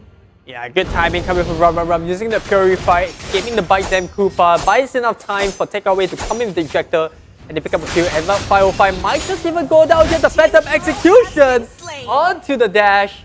That's going to be really painful for RSG. They lost 2 members, not only the bot lane, but even in the middle. Yeah, but good start for Impunity SG. Look at the goalie itself. They're leading in the goalie, about 1,000 goalie. A really good start onto the composition of Impunity SG. Unfortunately, they did not manage to find the gang onto the bottom lane on Ram. And with that, you know, they miss out the rotation. Yeah, a bit of a sting there. I spotted that Reminiscent. He actually failed to get the creep. But, well, he's not going to be too annoyed. You know, the taunt rose not exactly hitting his mark. Meanwhile, RSG in the middle lane. To get a bit of harassment coming from Mikumi. However, top lane, another gank incoming.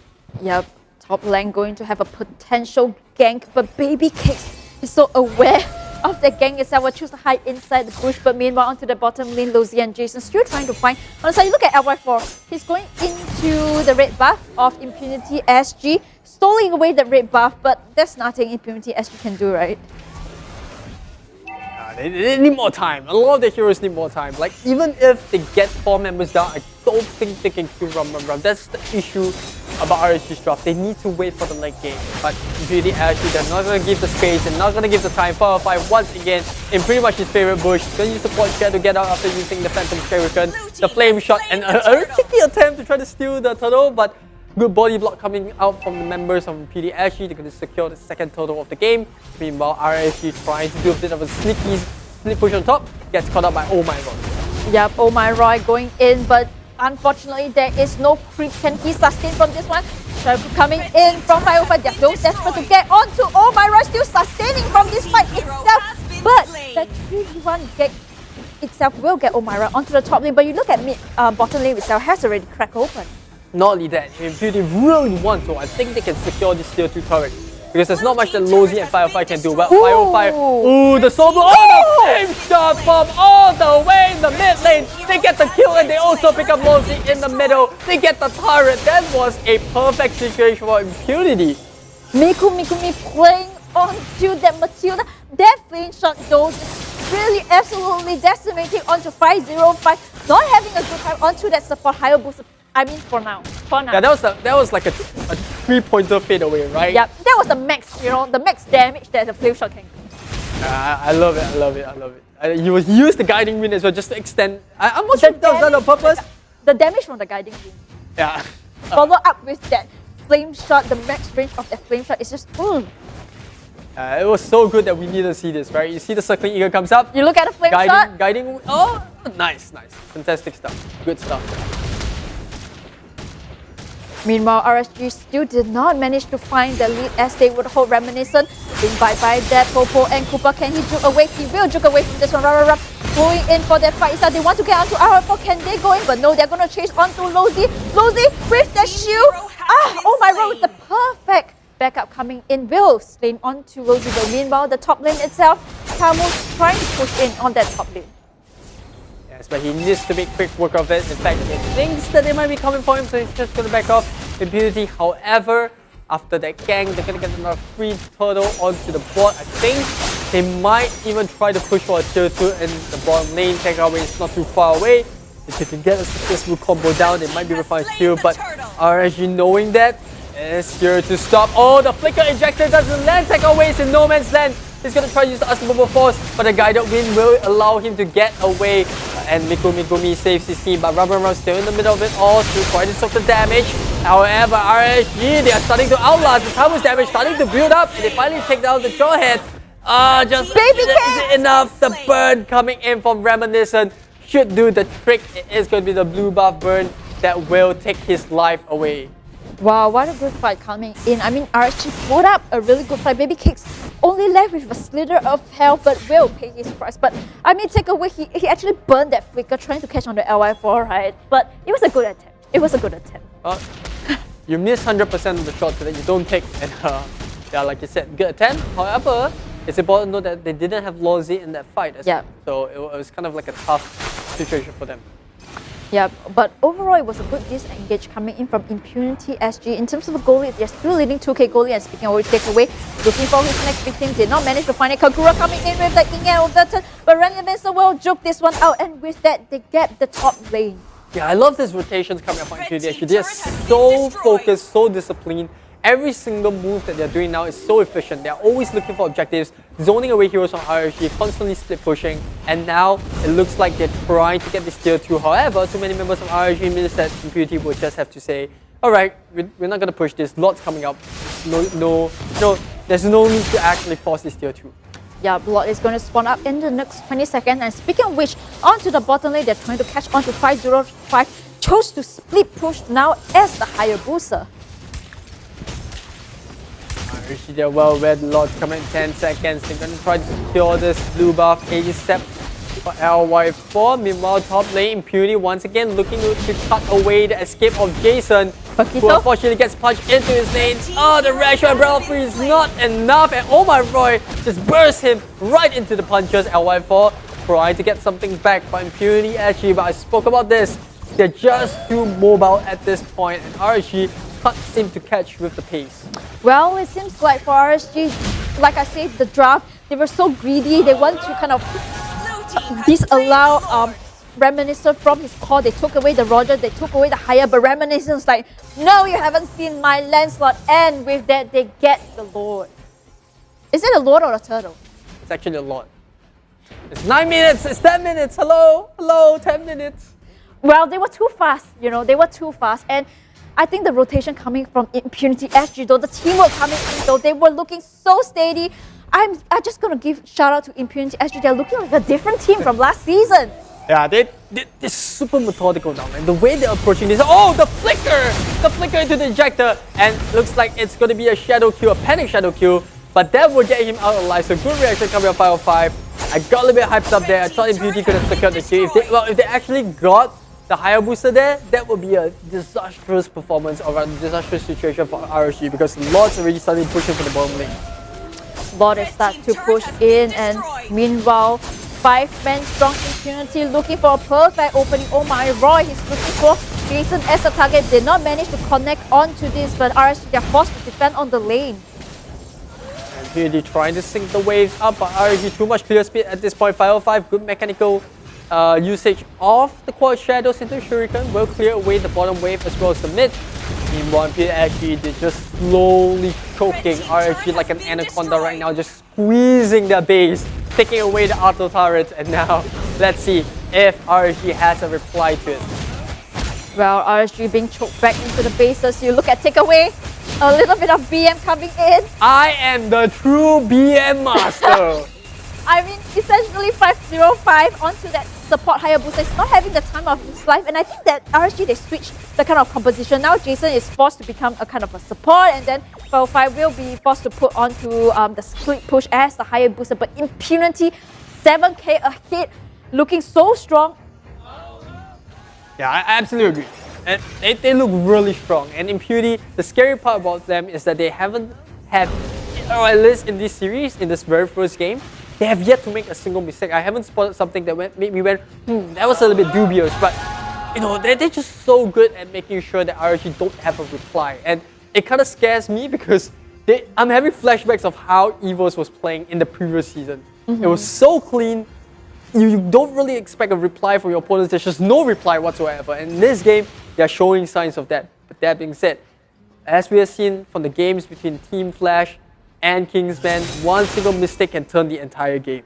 That is true. One single mistake can really turn the game. But I feel that Impunity SG, you look at them, they're playing super safe. They're not going in for any ganks. They're trying to just deter the minions from coming in. And slowly but surely, I feel that Impunity have this game in the bag unless they go for a big throw, right? They steal off the buff. Mikumi took that blue buff instead and take away, you know, I think last week, RSG having too much fun in terms of the emoticon, and this time round takeover will be like, this week it's my turn.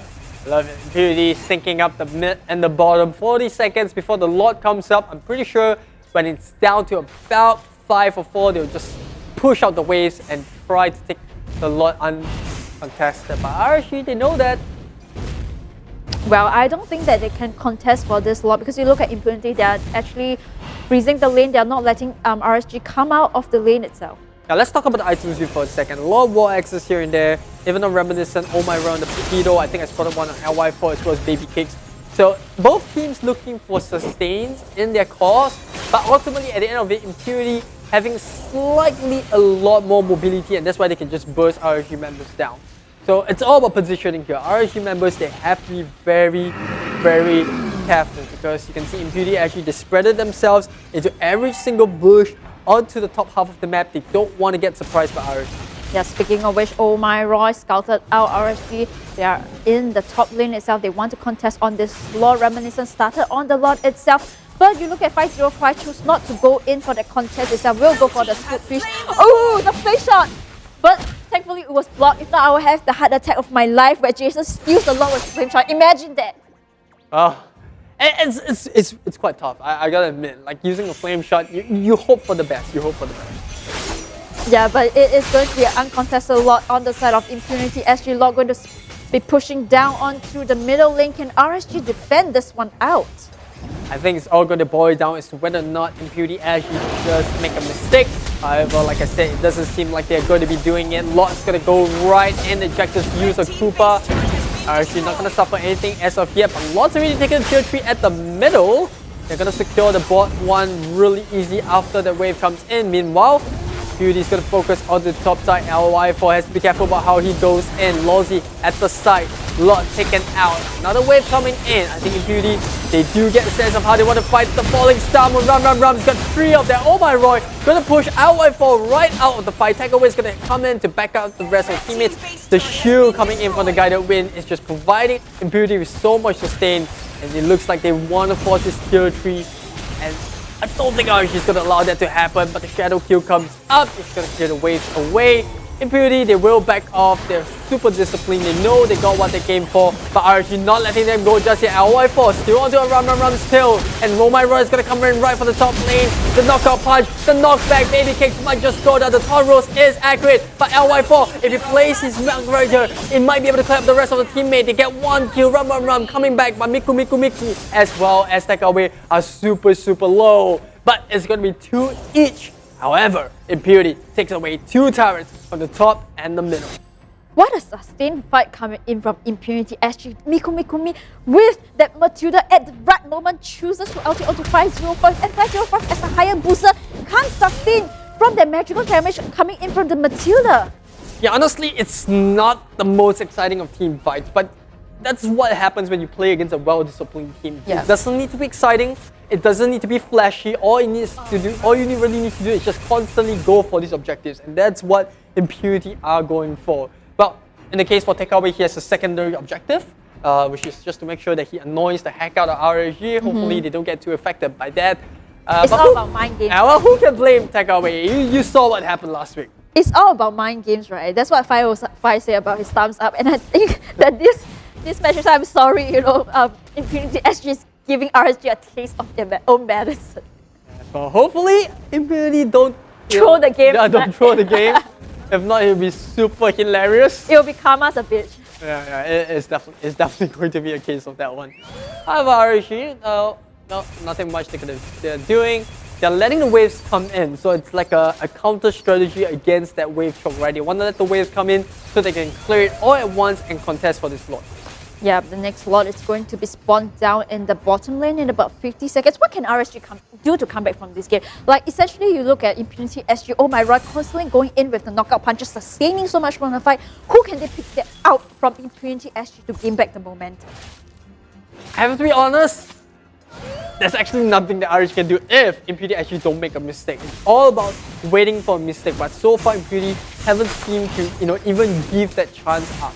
Because the core crux issue for RSG at this point is that Impunity has a very good front line. You have Takeaway with plenty of CC with the ejector, you have Run coming with the Falling Star Moon. They don't have anyone on the side of RSG that has enough burst damage to take down both the frontliners in Impunity SG. And then on top of the fact that Miku can just use the guided wind to pull someone out who's dove a little bit too deep, you add Q to your team. There's just so much sustain on board for Impunity SG. So it's really a case of hoping that a member of Impunity's heroes actually step out of bounds, gets caught, and then they can look to win the fight from there. Speaking of which, onto the bottom lane itself, oh my Roy coming in with that Paquito, looking for their lockout punch, but meanwhile onto the top lane, Hayabusa 505 choosing to go for that split push, not going to go in for the contest. Can RSG come up with the biggest upset by stealing the lot, but oh my god, he's not going to let them do it as he goes in for that fight itself. He's going to go TP back because look at the base. Look at the base. I think RSG, they're very well aware of that. They just want to make sure they buy enough time. Hayabusa pushing out the top lane. And the lot's going to get abandoned by LY4 is in no man's land. He nearly goes down. One more hit, the flame shot once again. Miku me on the dot. Run, catches his target, the falling star moon. And on top of it all, they also managed to defend the base. They sent Oh My Roy back to push away 505 for this Hayabusa. And the fight in the lost pit is still going on. Impunity, unfortunately, did get The Lord reset, but Jason doing his best. He's trying to buy time. I don't think he will get out of there. Run. Uses a falling star moon, but it's not needed because it's already been secured.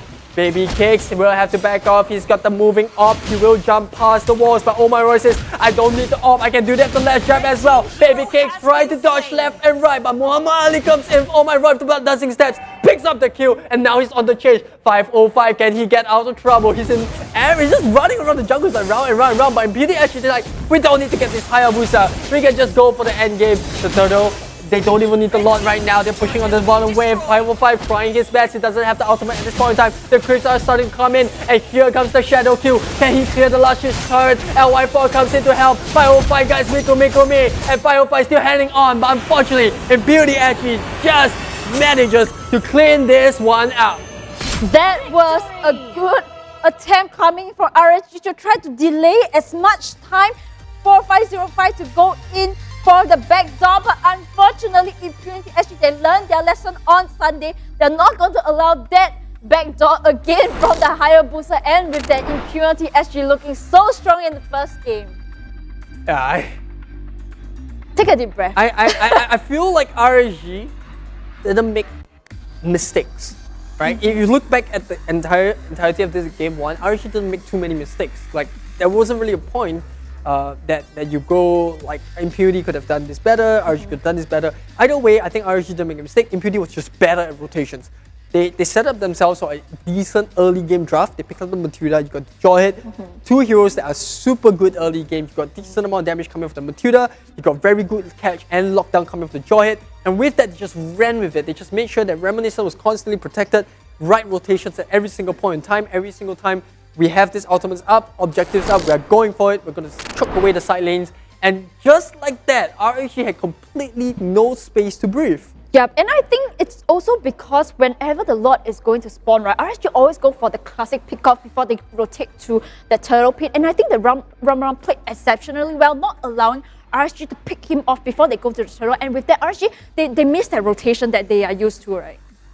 Yeah, look at the stats. Like, Impunity SG did not lose a single tower in open play. The only 3 towers that they lost was because the Hayabusa was pushing for a backdoor at the top. But good map awareness coming from Impunity SG. They sent Oh My Roy back just in the nick of time to fend off that backdoor effort. And then the rest of the teammates were just cleaning up RSG. And well, in terms of damage, look at that. Jaw hit 9,700, but it doesn't matter. Every single one's contributing to the fight.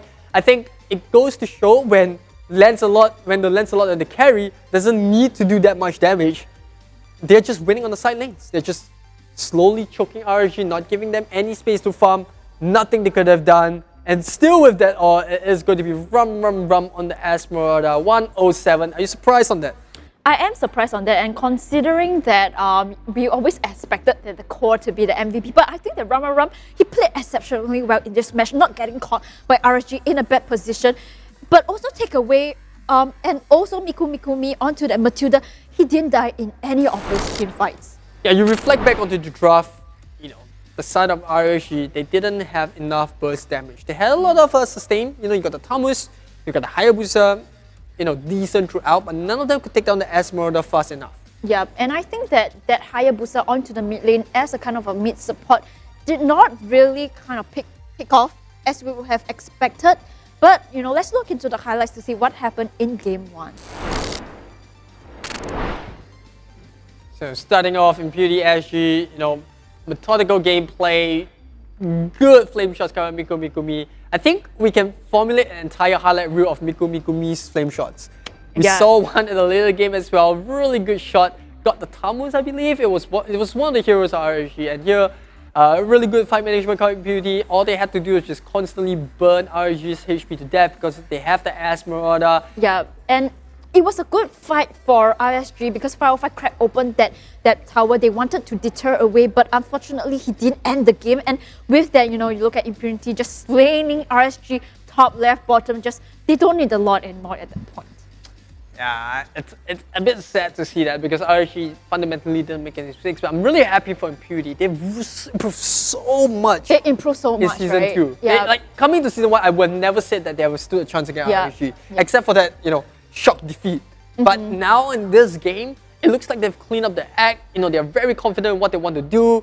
so good in their rotations. Look at this. Oh my god, just going left and right, dancing around with the Tamus. Doesn't really care. It's like, well, it's fine. I'm just going to chase up to you. Yep, and I think that Lozi, you know, he said in his interview that it's a one-man show. I disagree completely. No, this game shows. It's not. This game show is not reminiscent. It is the team fight. Around contributed so much. Oh my, right onto that Paquito, takeaway onto the Jawhead, Mikumi onto the Matilda. You know, I think that 5 men strong, each of them played exceptionally well. They didn't throw the game, you know. It wasn't like, you know, one person make a single team fight mistake or a mistake that cost them the game. They were so disciplined. Yeah, every single one was just contributing on rights. And it's just so, it's so nice. It's boring, but it's nice to see. This is what top teams do. They can just win without breaking a sweat. Well, speaking of breaking sweat, I definitely did break a sweat in the last long, prolonged team fight. So that's one of the highlight clips that those production can definitely use. With that being said, we are going for a little bit of a break because the players need it to as we come back for more MPL action happening in Singapore. It's Game 2 between Impunity and RSG. Don't go anywhere.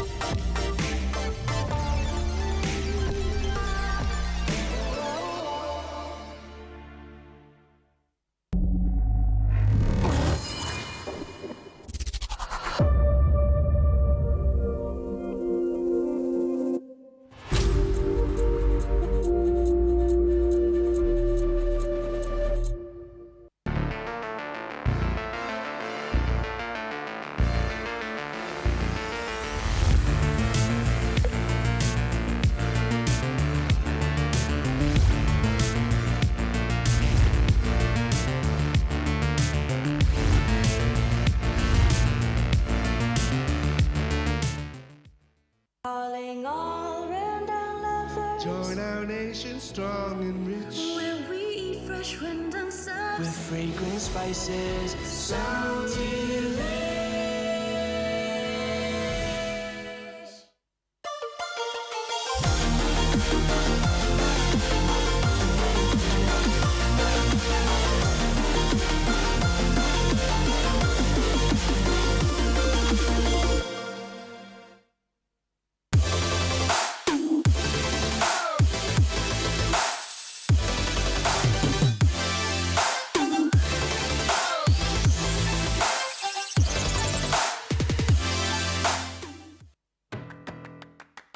Singtel is proud to be the first to take 5G to a whole new space.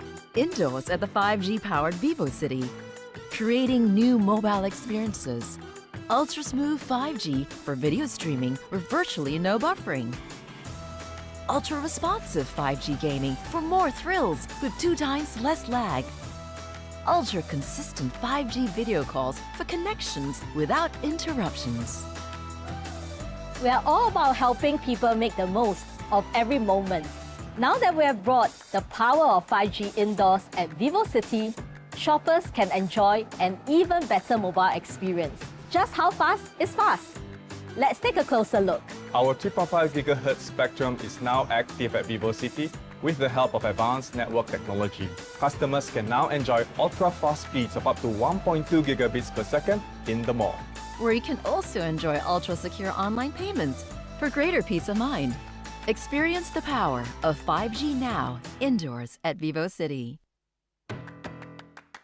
Singtel is proud to be the first to take 5G to a whole new space. Indoors at the 5G-powered VivoCity. Creating new mobile experiences. Ultra-smooth 5G for video streaming with virtually no buffering. Ultra-responsive 5G gaming for more thrills with 2 times less lag. Ultra-consistent 5G video calls for connections without interruptions. We are all about helping people make the most of every moment. Now that we have brought the power of 5G indoors at VivoCity, shoppers can enjoy an even better mobile experience. Just how fast is fast? Let's take a closer look. Our 3.5 GHz spectrum is now active at VivoCity with the help of advanced network technology. Customers can now enjoy ultra-fast speeds of up to 1.2 gigabits per second in the mall.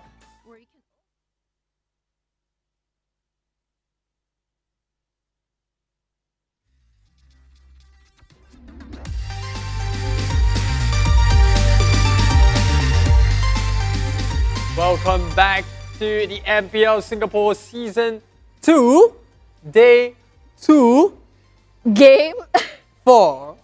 No, Match Series 4, Match 2. So many twos there. Yes, and well, definitely welcome back. Hopefully you guys have been enjoying a lot of the games that we've seen. It's a 2-1. Yes, there's a lot of 2-1s today, right? You know, Almighty 2-1 against Envy. We had Explorer that lost 2-0 against EVOS. We had a 2-1 for Team Flash against Kingsmen. If the stats are right, this should be a 2-0 for Impunity because 2-1, 2-0, 2-1, 0-0. It'll be nice, right?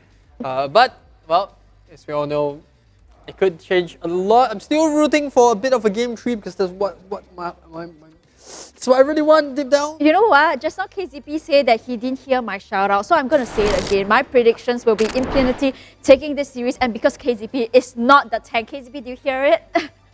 Yeah. Top 3 tanks, top 3 tanks. Top 3 tanks in Singapore. Oh, with that being said, well, let's go straight into the draft for game 2.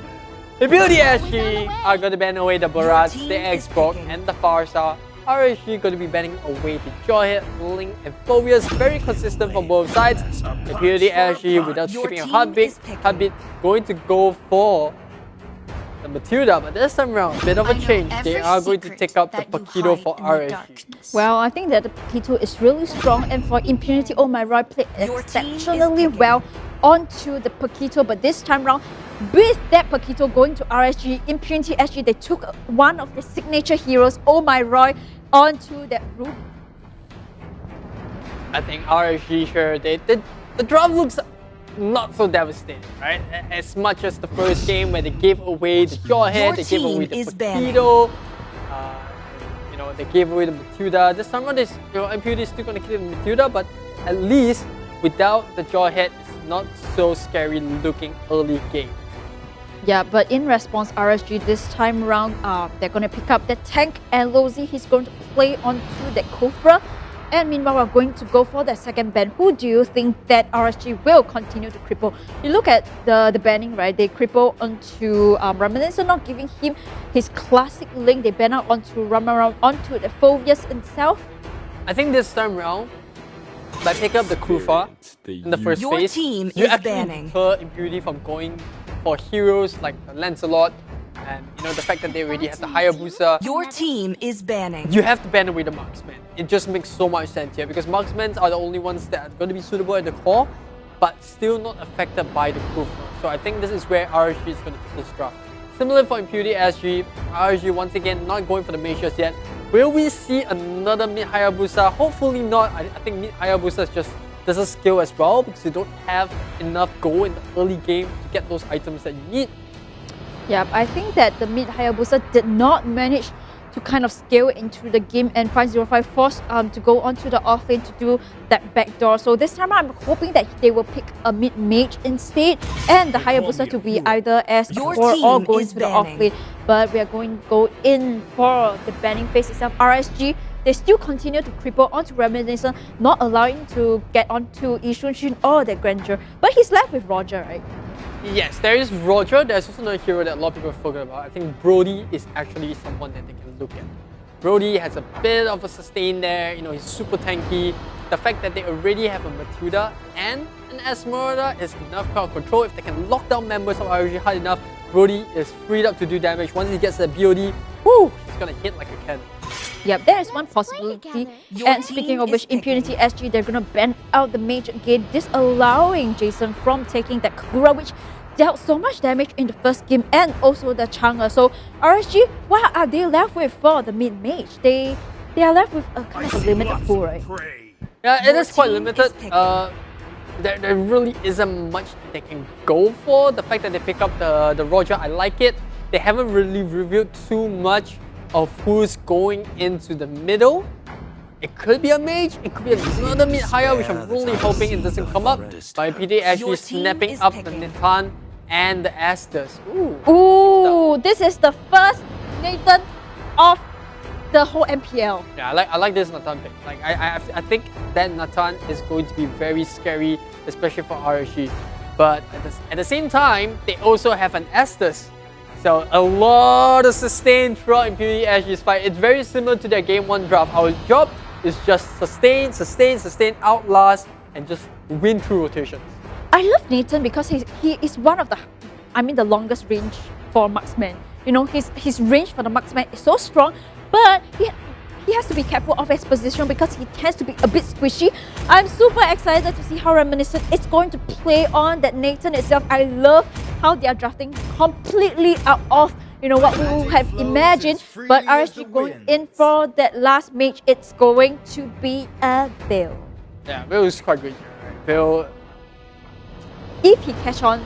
The idea behind the Veil is just to make sure that Impunity SG members don't stay in AoE. He's going to be able to control a little bit of the Cyclone, so I think it's a pretty decent pick.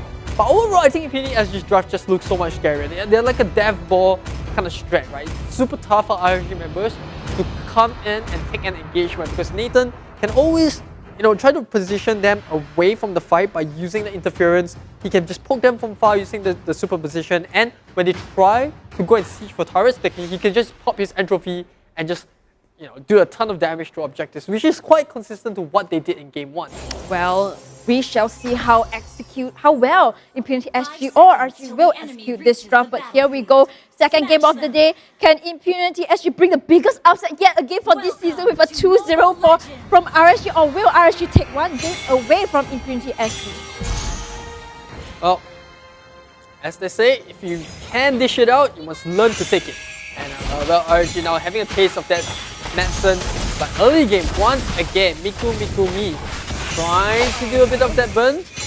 I don't think RSG got much here. The thing about Veil is that he needs time. He needs to get those levels in. He needs a bit of items before he becomes slightly more compatible in team fights.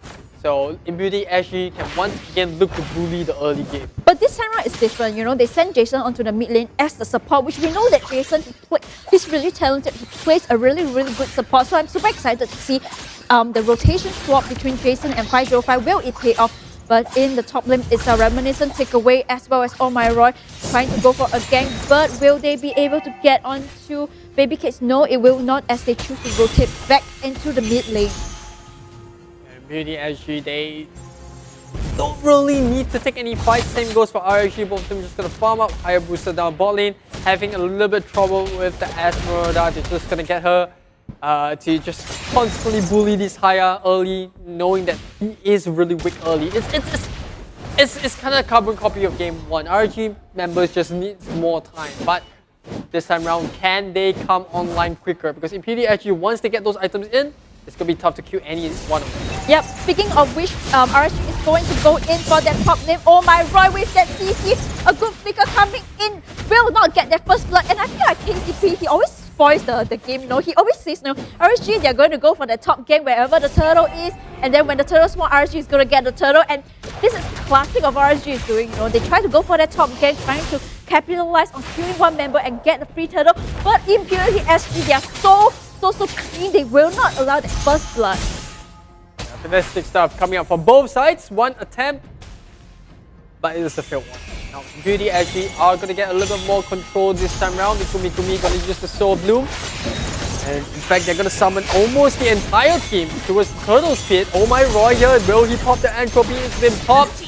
As the slow comes out the move well, they're going to take him down. They already secured the Turtle. Rum, doing a good job at soaking up all the damage upwards from both Jason and LY4. And with that, Impunity walk away with the Turtle and with no losses.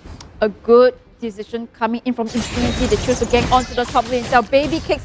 Can he sustain? You look at the poke coming in. Mikumi looking for the Soul Bloom instead. Can they go in the flame shot coming in from Mikumi? Mikumi, you cannot keep doing that flame shot. You cannot.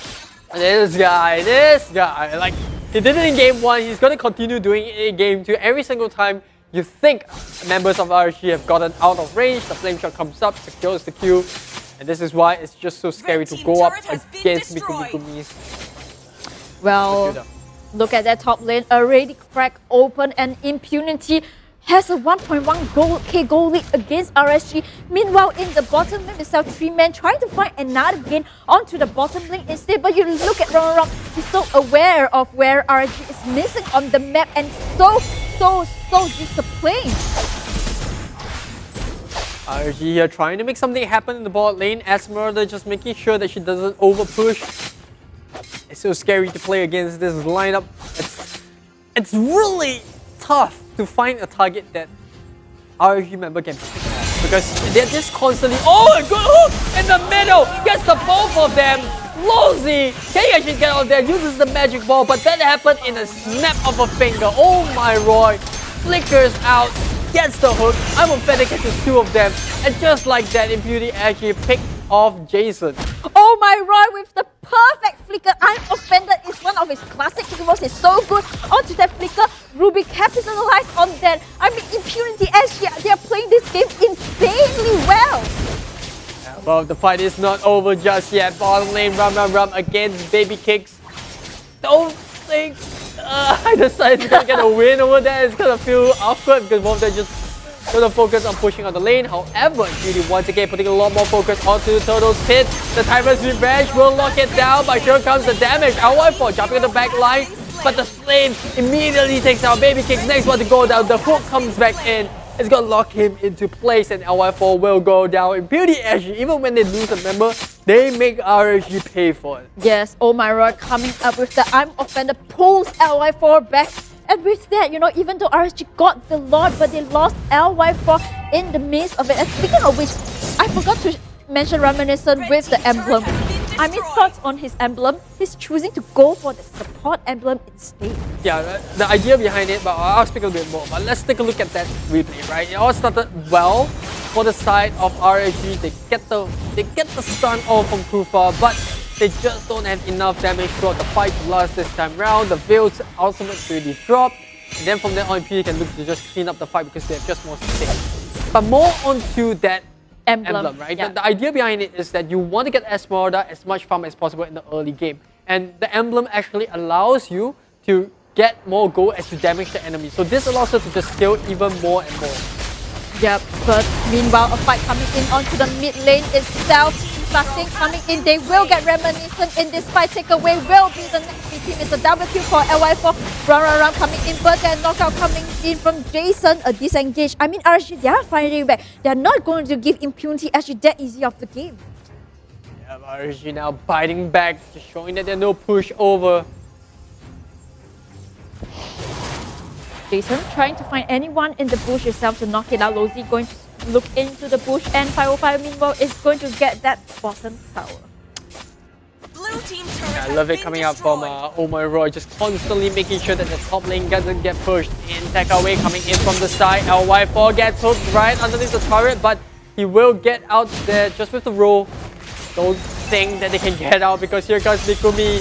He's just gonna push him backwards to the circling eagle. They're just gonna lock him constantly into place. But the rest of RSG comes to the rescue. They take out all three of them. Oh my Roy, how long can he survive? He's gonna be all by his own. This Ruby just buying as much time as possible. RSG, they finally go up. And I don't think he's gonna be able to survive this, but he's doing his damn best. And now he's gonna flicker out of position as well. The mana's dropping really low. So does the HP. Eventually, Jason will pick up that kill. Well, they were so desperate to get onto LY4, but their last life still dove from LY4. And with that, I mean, you look at the goal lead with that fight itself. RSG, they won back the goal lead. They are now 1.1k goal lead ahead of Impunity SG. Meanwhile, for the side of Brahma, cannot contest onto the team fight because he's in the bottom lane against 505, constantly being out of the fight itself. Meanwhile, under the top lane, Reminiscent forced the power onto the top lane. They did not spot onto Baby King. Yeah, I did mention that Impunity SG is looking like a death ball, but every single time they go for a chase, they risk getting spread too far apart, and RSG is capitalizing on that. They're picking members off one by one. And now Lozzy looking to do a 3-man knock. Does he actually do it? No, he only gets taken away. But it's more than enough. The Tyrant's Rage catches 2 people. They managed to get away both Reminiscent and take away without the Nathan. I don't think Impunity SG can take this fight. But oh my god, he's trying to lock them down. Wow, Rum does the damage. However, they're gonna have to back up because they're dropping really low. And RSG looking to bully with extra bodies coming in. 505 to quad shadows already used the ultimate in the team fight, so he doesn't have that. But RSG doesn't need to force this. All they have to do is secure the tier 1 in the middle. A good comeback from RSG, managed to capitalize on that. They got Reminiscent, and with that, you know, Impunity SG, they lost Reminiscent, they don't have the damage to go in, and that's when I find that RSG, they've managed to scale back into the game. And Jason onto that Veil though, managed to constantly, that CC coming in from Veil, just pivotal in the team fights. Yeah, I love it, but I think you need to give a lot of credit to Lozzy here. He's constantly catching him out, constantly forcing Impunity into uncomfortable situations. And as much as they are as a death ball strat, if you can strike in the middle and isolate and burst Tekaway down fast enough without the healing coming off from the Esters, Impunity SG just can't sustain long enough, and it's all about catching that Estes out. I think Tekaway needs to be a bit more aware about his positioning heading into these objectives.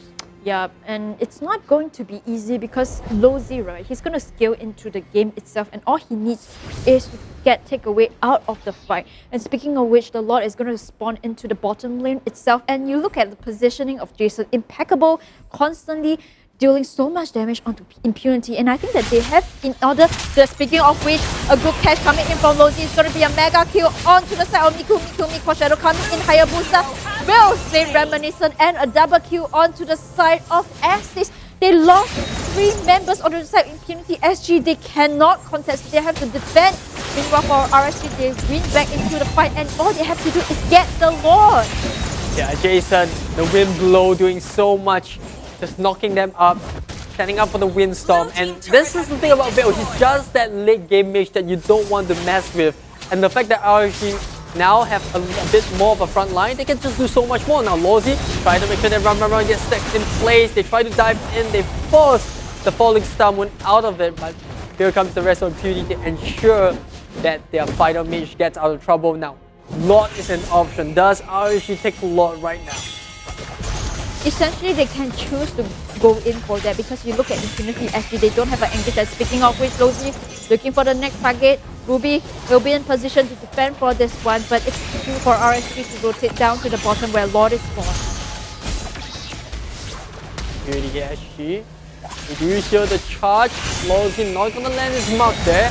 He does still have the flicker, but oh my god, goes into the eye on the defender, catches 2 of them. The rest of RSG is back. The flicker into the Tyrant's Rage. That's gonna spread Impunity members apart, which is not what they want, but they do manage to pick up Jason. It is a pretty decent fight. But here comes the Hayabusa. Here comes the Shadow Kill. It's gonna take 2 of them out. And Lozzy with a second charge following up, coming up on Baby Cakes. They're chasing them down, but LY4 is dropping super low. He does manage to heal up in the nick of time with the killing spree, and that's gonna allow him to continue pushing down the mid. And with 3 members down on the side of Impunity SG, RSG is just going to take what they can. a good defense coming from Impunity SG. I mean, baby kicks onto the Paquito though, going into the back line to knock on to take away. And also Rasmussen, he can't contest this lot, right? There's no way they can contest this lot. I mean, for RSG, they are playing this one. I mean, they have this game in the bag unless they throw this game. It's tough to say, because Impunity SG, they had a couple of good fights, but I think they're getting too distracted by the crew fight at this point. Every single time they see a potential kill, they spread their team too far apart. And that is when it's tough for Takeaway to keep the entire team alive. Even with Blessing of the Moon Daughters, there's only so much you can do if the team starts to spread out. You can only choose one of them to keep alive. He's been trying to keep Reminiscent alive for most part of the game, but RSG just targeting the Nathan over and over makes it even tougher for MPL SG to win some of these long fights. Yeah, but speaking of which, RSG, three members on the RSG, they pick up the Radiant Armor, you know, to deal with the potential damage coming in from Esmeralda, Mikumi, and even Nathan, if you choose to build onto the mage build, right, for Nathan. Yeah, that's why he goes for the Focusing Mark emblem, right? You get the dual penetration from the emblem stats itself, you pick up the Divine Glaive, you pick up the Malefic Roar, and it's just a ton of damage on both the magical and the physical side. It's been, you know, popularized by MPL Indonesia, and now even MPL Singapore is starting to show significance. That being said, RSG is starting up the lot. Nothing much that Impunity is able to do.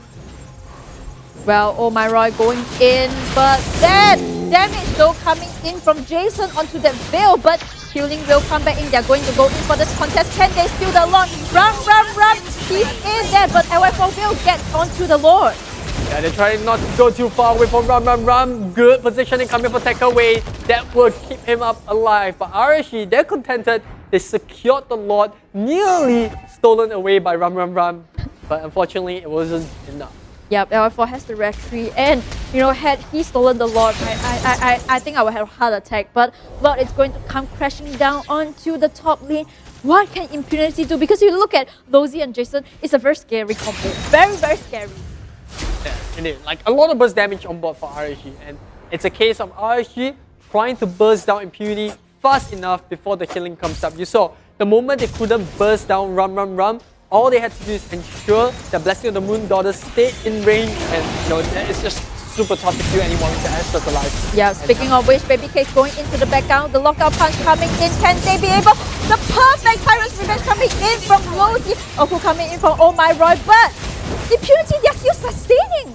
Yeah, it's all about that Astros too, but RSG don't care. They only came for turrets, and that's what they will walk away with. 2 turrets in the form of top and mid, and they might even be able to get the bottom one. Baby Case coming in. They no longer have Blessing of the Moon Daughter, so they can't sustain as much as possible. And Oh My Roy knows that. Same goes for Baby Case. They know on the other side they managed to get the flicker in. They get the kill onto the Ruby as well as Ram. And now with all 3 lanes exposed, will RSG look to end this game right here, right now? They're looking for the GG push. Lozy going in for a charge. Can he be able to catch Jason onto that Veil itself? The buff, the kill is becoming in from Nathan, and with that RSG, they're looking into kill. It's the Mega Kill going to SC. They lost SC to Mikumi. Can he be able to sustain this one out? But the kills are going crashing in. They can't defend as well. GG RSG, fight back into another game. All I have to say is, I called it. It's going to be a game 3. And looks like RSG, well, they learned the mistakes of their past. Banning away that Jawhead proved effective. But I still got to comment to Impunity SG. The draft looks better. They just didn't expect the Veil to pop off that hard. Jason undoubtedly is going to be the MVP. That win, you saw what he did to the Ruby there before the Lord fight, right? Yeah. One wind blow into a wind blade, boom! 3/4 of his HP gone from Ruby. Yeah, and Jason playing onto that mage itself, such a different kind of I think momentum coming in from game 1. I mean, looking at the item build, anything out of the external you want to shout out to? Not really. I think both sides are pretty decent. Obviously, for those who are not too familiar with, you know, Reminiscence build might look really weird. You know, some of you guys might be questioning why is he going for the support emblem, but it's mainly for that dual penetration coming up on physical and magical. And this is why you see the Hunter Strike coming up. Ideally, you would want to go for both the Genius Wand and the Malefic Roar. That is the meta build that some of the players from the MPL Indu are running. However, in this case, because they were constantly losing some of these fights, he needed to go for more damage. That kind of explains why he's trying to go into a BOD. So, good improvisation there. Unfortunately, RSG was just too quick. They spotted a weakness in Impunity's draft. It's all about getting the Asters down. Good call for Lozi to constantly aim the Asters. And you gotta give it to him. It was very accurate in a lot of instances. Yeah, it was really, really a good attempt coming in from Impunity, but I think that the draft for RSG, that Kufra though, coming in baby kicks, and of course, let's not forget the Veil. The Veil, the damage from Veil. Look at Jason, onto the damage dealt, onto the Veil. I think, if my math is correct, nope, my math is off. It's not more. I want to say that Jason could have just done more damage than the entire team of Impunity, but now looking at it, close, but not quite true. That being said, that Veil is so pivotal that they get him to the late game, and this is why I mentioned in the opening stages of the second game that Veil is weak early game. He needs the levels, he needs the goal, but once he gets there, he's going to be a beast of a mage, and that's what Jason proved. Well, you spoke about Jason being a really good mage player. I think none of us actually doubted it, but the fact that he put off the Veil so perfectly, that is a scary beast to face against. And here we have it. That is pretty much the stats that we have for you. Do we have the MVP ready? I'm really dying to find out who's the MVP. Yes, it is good. No, it's not. It is 505 onto the Hayabusa, but you know, kudos to him. He didn't even die in any of these team fights itself. 508 onto the Hayabusa, and you look at him. Even though he also picked up that magic defense. You know, Yeah. and I think that it's also because Reminiscent choose to go for that support build, you know, onto the side of the Nathan, and RSG in response they build up Radiant Armor to counter onto the magical damage. I think the Tough Woods is more for the CC output coming out from the side of the Ruby, just to make sure that he doesn't get CC as often. Eventually, you know, once you go into the late game, that luxury item in the Immortality is to be expected for most carry players. But what really struck out for me on 505 was the fact when he came in at the very last second, in the middle of the lane, where it seemed like Impunity could have survived.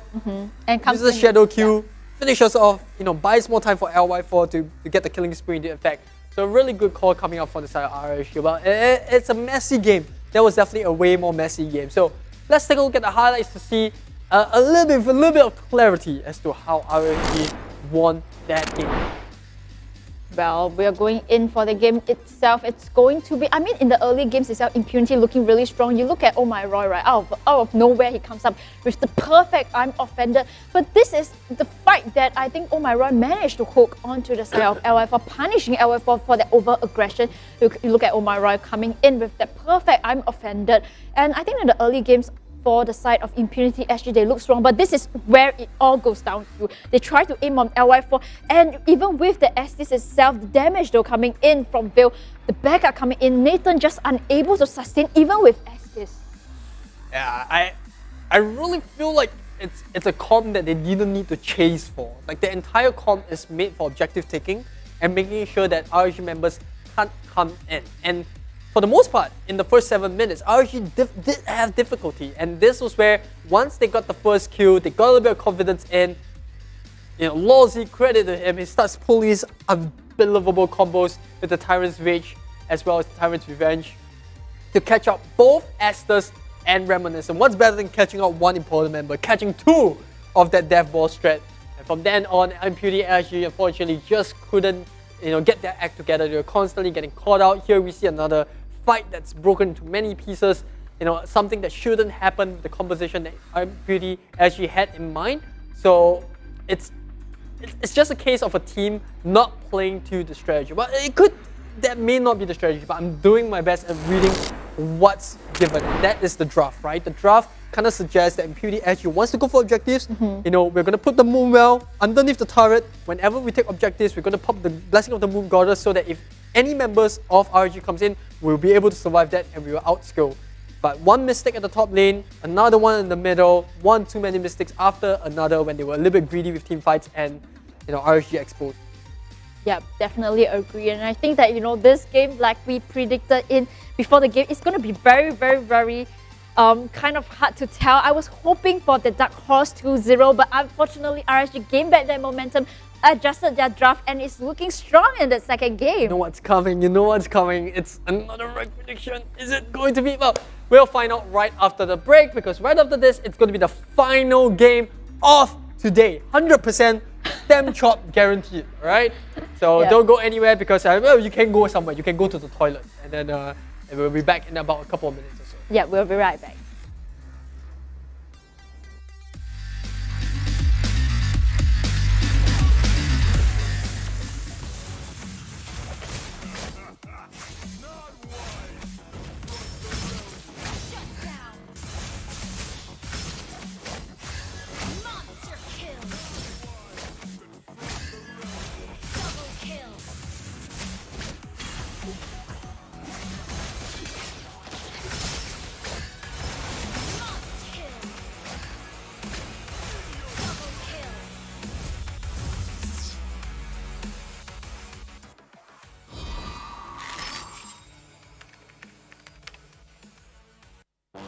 Somehow, most have come to believe that the right to dream is reserved for a chosen few.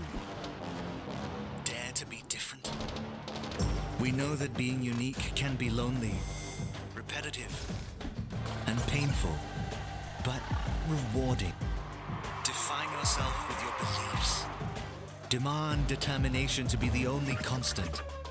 Elevate yourself with passion and accelerate the next few feats. Don't let others tell you that you can dream. Fuel your own belief to dream. H2O. Dare to dream.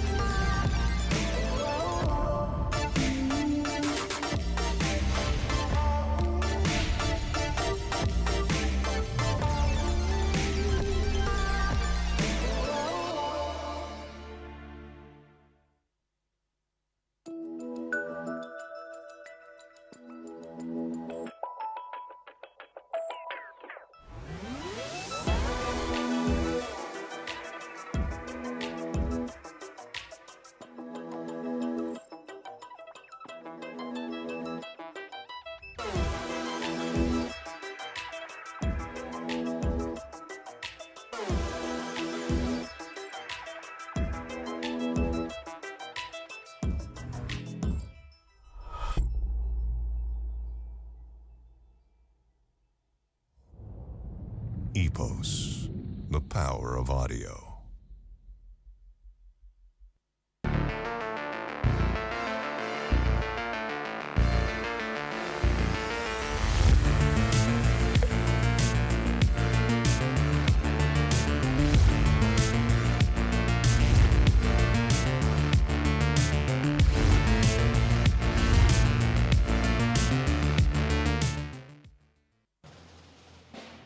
Calling all random lovers. Join our nation strong and rich. Where we eat fresh random subs. With fragrant spices, so delicious. Smells like home, truly. With crunchy veggies added to. As the united Banana Nation. Chicken or beef, It's up to you.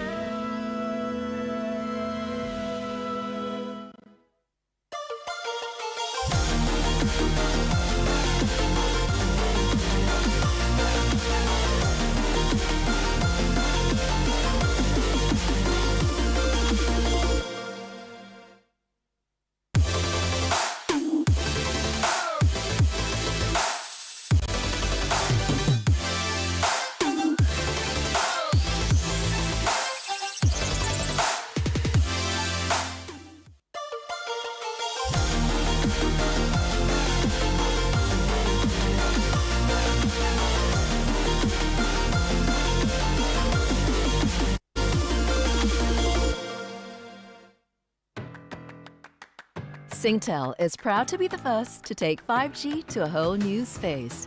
Indoors at the 5G-powered Vivo City, creating new mobile experiences. Ultra smooth 5G for video streaming with virtually no buffering. Ultra responsive 5G gaming for more thrills with 2 times less lag. Ultra consistent 5G video calls for connections without interruptions. We are all about helping people make the most of every moment. Now that we have brought the power of 5G indoors at VivoCity, shoppers can enjoy an even better mobile experience. Just how fast is fast? Let's take a closer look. Our 3.5 GHz spectrum is now active at VivoCity with the help of advanced network technology. Customers can now enjoy ultra-fast speeds of up to 1.2 gigabits per second in the mall.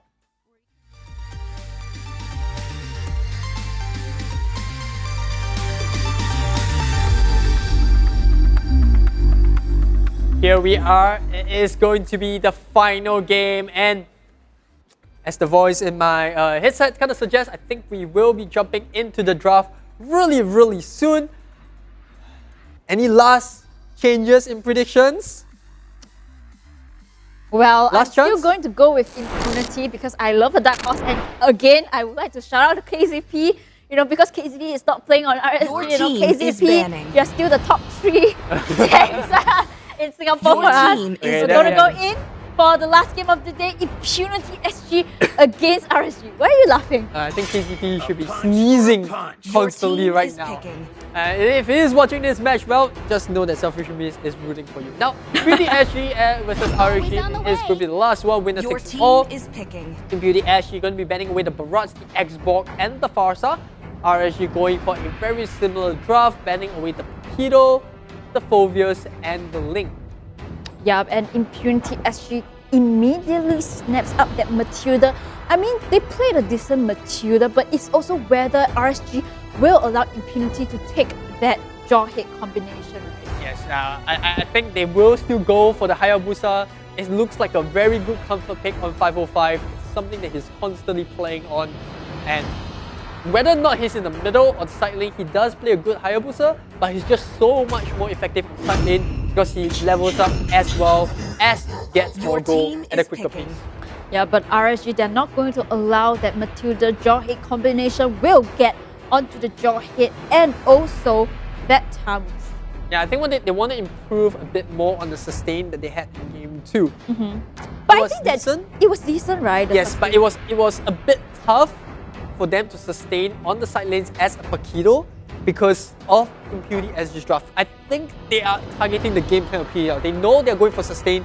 They know that Impunity loves to take objectives, and so with the help of the Tamus, he will be able to sustain a bit more in the side lanes, which is what RSG is doing with their draft. Well, Impunity SG immediately snaps up their Ruby. Classic pick for Impunity. Oh my god, play Your a team is mean Ruby, and meanwhile, they're going in for that Tank Martis. I love takeaway on that Tank Martis. Now, the Mortar Coil just allows you to disrupt the opponent's jungle. You know, in my opinion, I think the Mortar Coil is just slightly broken at the start of the game. He is damaged. He's got CC. He can push the blue and the red buff out of the zone, reset it, and he also has a bit of escape mechanism because the Mortar Coil allows him to move a bit of a distance. Your team is banning. And RSG immediately snaps up onto that Kagura. I mean, Jason, got to shout out to his Kagura, played a mean Kagura in game 1, and in game 2, Impunity SG ban it out. So this time around, they're going to snatch up that Kagura before Impunity has a chance to ban it out. I mean, it's all in for both of the teams, right? It would mean a lot to them to win this series. I mean, for Impunity and also for RSG. Yes, I think for RSG, it's kind of like a revenge. For Impunity SG is to constantly have that bragging right. Your team it's is a case banning. Of it's a story of 2 teams.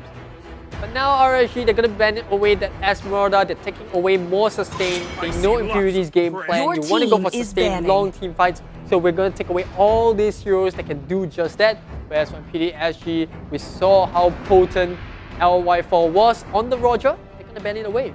Yeah, but this time around, RSG, they're not going to deny Reminiscent from his hero pool. In game 2 itself, they banned on Ishunshin, they banned onto Granger, but this time round, they're going to let Reminiscent choose onto the core, right? They team open is up banning. the Granger, they open up the Ishunshin, they only ban out the Hayabusa because they know that Reminiscent, you are a very dirty rat. The way you said it just sounds wrong, but it looks like we're going to see RSG ban away the Hayabusa. Looks like they're not going to step it up for themselves. Impunity SG going to be having the last ban. In the second phase, I think it's more important for them to actually ban away a core because RSG hasn't really reviewed a core just yet. They can, but the thing is, LY4, you know, he can play onto a fighter role instead, and this time around, Impunity SG, they're not going to go in for the Matrix. For RSG at this point in time, they need a core. They can kind of escape from the clutches from Impunity SG. And I think there are a lot of options on the board. Bruno looks pretty decent. To be honest, he does have a bit of support coming out from Jawhead. If Jawhead can get a good ejector off, the Bruno can burst him down in a couple of shots. Well, or they can go for the Barat Hyper. We have seen LY4 going in for that soon as a Hyper. It can be an option, you know, they're not just limited to the marksman role instead. Your team is picking. And it does look like it's going to be the Selena. It's going to be the first Selena. Is it the first Selena of the day? I do believe. I think, no. Second one. Yasro actually played onto the Selena early game, right? MV against All Might. A lot of options still on the board for RSG. Who knows, we might see one of the signature heroes coming up for LY4. It could be the carry. Carry looks pretty decent here against the side of Impunity SG. A lot of tank shredding needed to take that Martyrs down. But for Impunity SG, they are just going to have to settle for what they have left in the hero pool. For Reminiscent, they ban, you know, there's a lot of options for Reminiscent. But for the side lanes, not that much. They need someone that can tear this Hamus down. Well, speaking of which, it's going to be onto the Harif as well as Granger. They let out that Granger onto Reminiscent, and it is what is going to be Impunity SG's lineup. They're going to send Harif onto the offlane together with Ruby, and you know, I'm excited to see how they're going to scale on this one. But meanwhile, we still don't know what RSG is going to pick. You talk about the carry, but I don't think that, you know, LY4, he's going to pick that carry up for this game. He might go for Ishunshin. It's possible. Yes, I think it definitely is, but there is the threat of the Ruby catching him with the Armor Fender. So I'm not a big fan of Ishunshin because ultimately to maximize the way Ishunshin is played, you need to constantly dance in and out the fight. And you look at the hero side of Impunity, there is a Martyrs, there is a Ruby. It's not exactly my favorite. And true enough, they want to go for something that can hit slightly harder at the back. I mentioned about the Brody in game 2. RSG is going to take it up for game 3. Well, it's going to be the Brody for LY4. In terms of the composition between Impunity and RSG, I mean, any comments on the lineup? Essentially, they have that Selena, you know, if the Abyssal Arrow lands, it will really help RSG to scale into the game itself. But it really depends, you know, on whether the Selena will help RSG to snowball. But speaking of which, we have the Martyrs, which we know, you know, CC coming in from Takeaway. He plays a really good Martyr. So, game 3, RSG versus Impunity SG. Predictions, Aries. It's going to be a classic case of both tanks, right? How effective can both tanks play? We'll have to see. Here is the final game of day 1 of week 2 of MPL SG Season 2. And it's going to be Impunity against RSG. Why are you laughing? Why are you laughing? The viewers can't tell I'm laughing, you know. Can you just not expose this one for me? Well, we're going to go immediately, a fight going in poke onto Takeaway, but he will sustain this one. 505 onto the Selena. I'm looking forward to see how 505 execute that Selena. Mikumi being able to play 3 games back-to-back onto the Matilda, which you rarely do see because Matilda is just so good at being a bursty mage early game. The Soul Bloom, to me, one of the most devastating and damaging mage alongside Lure East displacement. I think 2 of them are quite on par in terms of damage. Yeah. That being said, she just has a bit more utility because of the guided wind. Well, but I'm going crazy. I don't.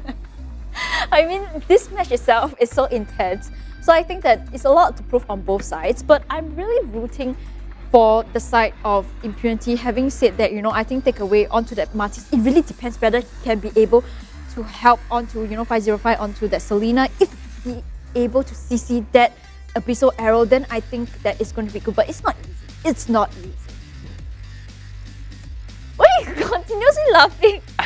I don't know. I don't know. Did they put something in the H2O? I think they did. They put some laughing gas into the H2O. But yes, I absolutely do agree. It is going to be very tough for Selena to land a good Abyssal hero onto the back of the members on the side of Impunity SG. That being said, as much as you're rooting for Impunity SG, who do you think is going to win Game 3? I thought I said Impunity over time again. I hear you. I want to say I hear you, and I support your decision, but I think you're going to be wrong. Go SG boys, let's show them. Let's show them who's the true BM master. Let's go into Game 3 immediately. And as we begin the countdown, RSG here having a bit more... I don't think they're more potent early game, but they do definitely have a lot more catch potential because you have the jaw hit into the Selena. I think that is a deadly combo. And like you said, if they can land the Abyssal Arrow onto someone, the jaw hit they then set up with the ejector, and that is pretty much a secured kill for the side of RSG. What's happening, guys? I have absolutely no idea. Well, it could be our eyes getting tired, but in this case, well, don't worry, Sustain has you covered. We have a bunch of Sustain there. If you're looking for a chance to win 2,000 diamonds on Epic Skin, 3 bottles of Sustain complete, and some limited edition PvP merch, you can head on down to Sustain's social media page on Facebook to participate in the contest at facebook.com/ALCOM Vision Care SG. That's ALCOM Vision Care SG. And but this contest is powered by Sustain Complete 2 drops, 1 unstoppable you. Yep, speaking of which, right, Sustain they actually is giving out 2,000 diamonds. So if you're looking to win 2,000 diamonds, an aspect skin or 3 bottles of Sustain Complete with some limited edition PvP merch, all you have to do is go over to Sustain's Facebook page and participate in their contest. So this contest is powered by Sustain, 2 drops, 1 unstoppable you. Yes, thank you very much for enforcing what I just said. It's nice that we get 2 in 1. Yep. And 2 in 1, right? 2 drops. Are you one of those that would put more dosage than required? I don't really count. I mean, whatever. You just pour the whole bottle in? Yeah, I just pour the whole bottle to make my eyes moist. I don't know why he's constantly making, making maybe my face has some kind of, I don't know, man. I have no idea what's happening. Guys, it's a long day, I'm glad that we kind of, helped the atmosphere because it was so intense. Game 1 and Game 2, and I think that we kind of, toned down that intensity of that Game 3. Yeah, and well, I think Game 3 is okay. Serious mode now. Everybody take a deep breath. Breathe in, breathe out. Alright. On a serious note, I think Game 3 wise, RSG, it really comes down to how well they can perform early game. I'm trying my best, guys. Do you see what I work with here? Guys, I'm trying to be serious about the match. But whatever it is, do continue to keep smashing that share button because we are nearly there. The last I checked on our Facebook page, we are nearly hitting that 1,000 share mark. So hopefully we do get there so that we can all walk away with some beautiful skins. I know not everybody's going to win it, but if you don't share, you have no chances. So quickly get that note as well as that memo out to your friends ASAP. Yep, speaking of which, we are going back into the game itself. After a long technical pause, we are back into the game, the last game of the day. And it's going to be onto the bottom lane. Abyssal Arrow connects onto takeaway, but like I said, the CC coming in from him, Emil coming in from him, soaking up onto the Abyssal Arrow. Maybe kicks here against Oh My Roy. I think this is pretty much a standstill, to be honest. If Oh My Roy plays this one out, I don't think Tamus will touch her. Same goes for Tamus. There's really not much that this dude can do. So I think the more exciting lane will be the bottom one, right? Kagura against the Harif. Both teams will be looking to gank the opposite side. And that will allow the team that has the successful gank to get either the Harif or Kagura to split push. And I think it's even more important for Impunity to get the gank off because they want Harif to be able to transit into that main damage dealer role, while Granger is just left, to do damage from afar with the Rhapsody as well as Destiny. But speaking of which, Mikumi onto the Purify, I think that he's also giving respect to that Selena coming in. Do not want that Abyssal Arrow because we all know how important it is when Abyssal Arrow lands in the early games, just helping RSG to snowball. So a lot of respect coming in from two Purifies from the team of Impunity SG. 5-5. Oh, the damage from the Snow Bloom coming out from Mikumi. Not really too pleasant. The Abyssal Arrow slightly misses both takeaway and Mikumi as Impunity once again. Yeah, but I think that this time around RSG, they want to go in, but they cannot contest for it as it's going to be a disengage on RSG side. They will not contest for this turtle, giving Impunity that turtle. But you look at the goalie itself, Impunity is just leading by a bit, barely by a bit. All thanks to the turtle that they have this lead. Meanwhile, RSG is going to be starting to look for the first gank. I think Brody is ready for it. Well, I mean, kudos to Lozy trying to go for that ejected itself, but will not catch on to takeaway. Takeaway will go scot-free for now, but meanwhile in the bottom lane, they're looking for a gank onto Jason. Can they catch this one out? Ramaram in position, but that Umbrella will spot Ramaram out. You did speak about the flicker, and here it comes, the Death Sonata. Lozy might be the first victim. It's going to be the first blood going in the way of Impunity. And well, it is a little bit of a sweet ace because it did landed onto the Granger's lap. It's going to help him propel a little bit further. Meanwhile, Shamu is onto the top side trying to cut the wave, but has to be careful about not going into the... Well, Baby Cake, you are in a bad position. The good rotation coming in from SG will get onto Baby Cakes. What is he doing trying to cut the wave? A little bit of a risky call in my opinion. I think there is no need to try to hard push that much. Ideally you just want to be able to sustain, but members of Impunity actually missing off the map. You never really know where they are, which is why I think that was a bit of a risky move. Speaking of which, take away onto that Matisse. Lozy trying to look for the perfect sniper, did not capitalize on it, but it's going to be a wasted bottom lane split unless Takeaway can escape from this one. That's CC coming in, but Brody with the ultimate will get Takeaway. Yeah, Broken Memory is too much for Takeaway to handle. We do see the hard score getting picked up by Oh My Roy. Meanwhile, Impurity does manage to take up tier 1 top lane. I think RSG is going to try to take this as fast as possible.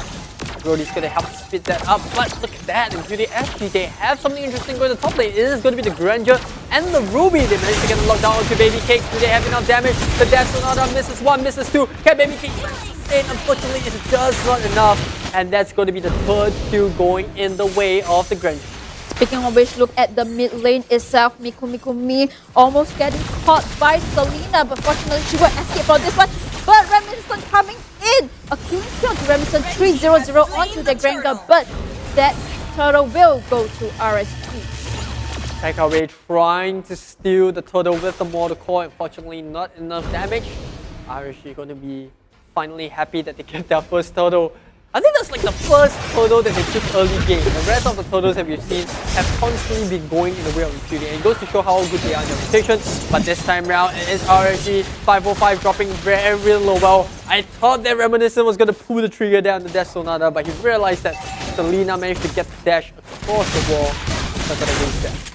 Well, Oh My Roy tried to go with the I'm Offended. This is the first time that I've seen him miss on his I'm Offended. But meanwhile, in the mid lane itself, Brody and Selena trying to gank onto that mid lane. But while on the bottom lane, Jawhead, Lozy doing a bit of damage, but will go scot-free for now. Yeah, they do manage to burn away Ram's Purify, so I think that is a little bit of a small win. There is still the flicker available for Lozy, and they get the jump on to take away. Look at how quickly this Mordecai is getting him away from that fight. They don't get the kill onto Martis, but they put enough pressure to make sure that Impunity actually can't really fight. But Oh My Roy caught out of nowhere, caught out of position, didn't really expect that. And now Impunity, they want something back for it. The Mortal Coil comes in the right time. Good iframe coming up to dodge the Abyssal Arrow. And now RSG making quick work of moving on to the top side. I think if they push this fast enough, they might be even be able to secure a tier 2 at the top. Well, unfortunate for Oh My Rod, he got caught by the Abyssal Arrow. And speaking of which, onto the top lane itself, it looks like Impunity SG on slow on that rotation, but backup coming in from Impunity SG. They will defend onto the top lane. This, you can definitely feel the tension, right? Both teams, having a very open game, neither side really having an advantage. The goal is pretty much similar. Yes, a couple of skirmishes here and there, but talking about skirmish, oh, the hook comes in, baby cake, standing in the middle of it, all the counter gets in top, but they don't really want to fight. In fact, they are backing off. Now Jason coming with the yin-yang overturn, the Shattered Memories comes in, they get the kill onto run. The flash shot, not really doing too much, but Lozzy gets shredded by the Resody, and Impunity now looking to bite back. Wow, this crew is just going at it, like these two teams are just tangoing in the lot of this prolonged fight. I can feel the intensity of this game, you just can feel how desperate both teams want to win this, and it's going to be a killing spree onto Reminiscent, onto the Granger, constantly ganking onto the right members, but that turtle onto the top side itself. Baby Cake already in position, opening up for the team for RSG. Will they be able to get this one? But Reminiscent, he's in position. Meanwhile, 505 is in position onto the Abyssal Arrow. Can he find it? Okay, but Takeaway will soak up the damage from the Abyssal. Good hook coming up on the side. Oh my god, the idea was there, but he missed it. A little bit of a missed opportunity, to be honest.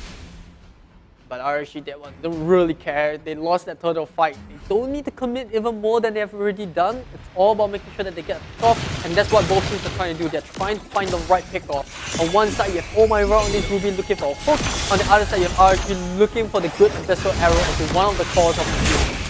Yep, speaking of which, they want to go to crack open that mid lane itself, but it's going to be a disengaged 5-man onto RSG, onto that bottom lane itself.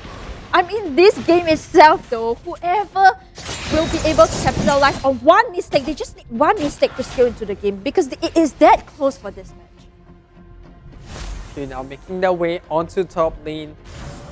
Rotations on point, but it's important that they don't get caught out in the middle. They're summoning the Grandeur and the Ruby to come in for the gank, but RSG, they know better to just stick around. They want to put a little bit more focus onto the bottom, while Grandeur and Ruby, this is what they saw in the last fight. Impunity managed to get the gank off onto the Tamus, but they're not really committing just yet, as Grandeur's going to go for the gold buff. Yep, and you look at the goal lead, right? Impunity SG, yes, they are ahead of the goal lead, but they are not far away. RSG is not far away. Speaking of it, Lozzy looking for a person to toss. They now managed to connect, but Oh My Roy, he's in position. He's looking for the perfect hook. Takeaway will soak up so much from that Abyssal Arrow. I mean, Takeaway, onto that Martis. Yeah, but here there is. I'm offended. Can they burst with Selena fast enough to get the stab away? Oh, the Death Sonata just getting soaked up by Lozzy, and here comes RSG. They're looking to bite back. Baby Kick, just a motion size to jump right across the wall, good maneuvering. But with the members of RSG low, they have to back off. They still have 3 in the middle, but Takeaway. Oh, is it enough? The conceal comes in from the back. Baby Kick just soaking the best that he can. The Abyssal Arrow doesn't land. Yin-Yang overturn comes up, but the rest of Beauty are out of range. But they do manage to pick up Jason, and now they're just trying to use the Grand damage to push that.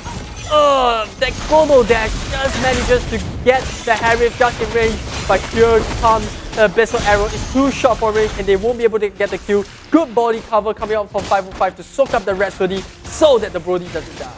Well, I said RSG, really good backup coming in from them, but unfortunately they're unable to sustain the team fight coming from Impunity SG. They almost got onto Baby Kicks. They almost got onto LY4, just left with one slither of health.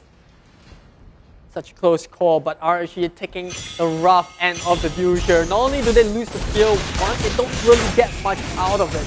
And yes, they do manage to get the Ruby and the Martis, but I think they will be hurt for that because they lost 2 members in that fight as well. But now the Lord fight coming in, the hook coming up for Oh My Roy. It is going to be Impunity actually that secures the total. They managed to get Lozzy down. The sustain coming for the Harif is good, and Oh My Roy is starting to hurt slightly, even though he's playing as a fighter.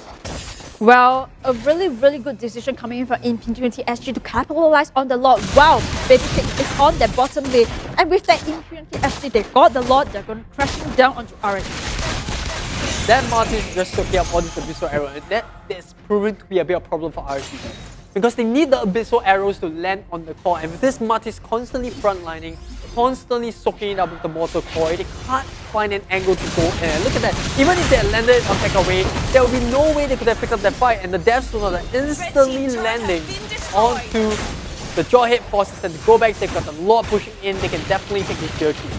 Well, Abyssal Arrow did not manage to connect. Lord being point onto that bottom lane itself. He's slowly trying to find a certain target, but they will shut down onto Reminiscent itself. Take away, trying to fight off his life, but he will go and Mikumi a disengage will have to go in as Impunity SG. They lost 3 members. Oh, the Abyssal Arrow, do they actually go for this Ruby? It's too far. They need to play away this super minion wave and they're just gonna let Oh My Roy scot-free. But I felt like Impunity SG, they're lacking the discipline. And there was really no need to push the turret there. There's really no need to force it. They can just use the Granger's range as well as the Harry's Chrono Dash to just take it. And now because of that, they lose 2 turrets in the middle. They might even lose the second tier turret at the bottom. And I think it's pretty sure that they're going to lose the tier 2 at the top because they have 4 members now. But Lawsy is low on HP, they want to back off, but they don't even need him there. They will take these tier 2s and a pretty good turn of events for RSG considering the fact that they actually lost a lot. Yeah, and one good catch is all they need. They catch on to Reminiscent, and with that, you look at the goal lead itself. RSG now taking the lead onto the goal lead, a 2k goal lead, as opposed to Impunity SG. You know, Reminiscent, he cannot get caught by Lowzy, and I think that Lowzy was really good. He managed to toss Reminiscent back into the base itself, and with that, you know, it's still neck and neck, tight to tight, so close. Absolutely. RSG now slightly, I don't think they're ahead, but their heroes just look so devastating in terms of damage. I think you got Brody, you know, you have that Kagura. That being said, I think if Impunity are a bit more disciplined, they look like they can take a cleaner fight just because of that Marty's tank, as well as the Ruby that has been providing so much CC. Yes, you go for Festive of Blood, you don't really have too many stacks there, so you don't have lifesteal, but the entire kit of Ruby already grants the lifesteal. You got the Heart's Claw, you got the passive coming out from her skill, you got the 20% lifesteal itself. So I think Impunity have what it takes to end this game. You just need to be a bit more focused and disciplined. Well, that's if Firefly lands the perfect Abyssal Arrow. I mean, essentially in this next team fight, Impunity SG, they cannot be out of position. And speaking of which, 505 looking for the next target, constantly going in with the Abyssal Arrows just to predict where Impunity SG is hiding in the bushes. Oh my Roy here. Look for an angle, but they're focusing on securing that buff for Granger. They're just going to slowly clear out any hidden bushes that RSG might be looking for. Always nice to have a Martis tank. Yeah, but you know, Lowzy already in position. Whoever's face that bush could potentially get tossed by Lowzy, but Lowzy has to toss the right members. But speaking of which, Mikumi, they're looking potentially for Baby Cakes. Well, Baby Cakes knows that you know, that Matilda is there. But the question is, what can Impunity do? Do they handle the split push from the Tamus, or do they go for the Lord?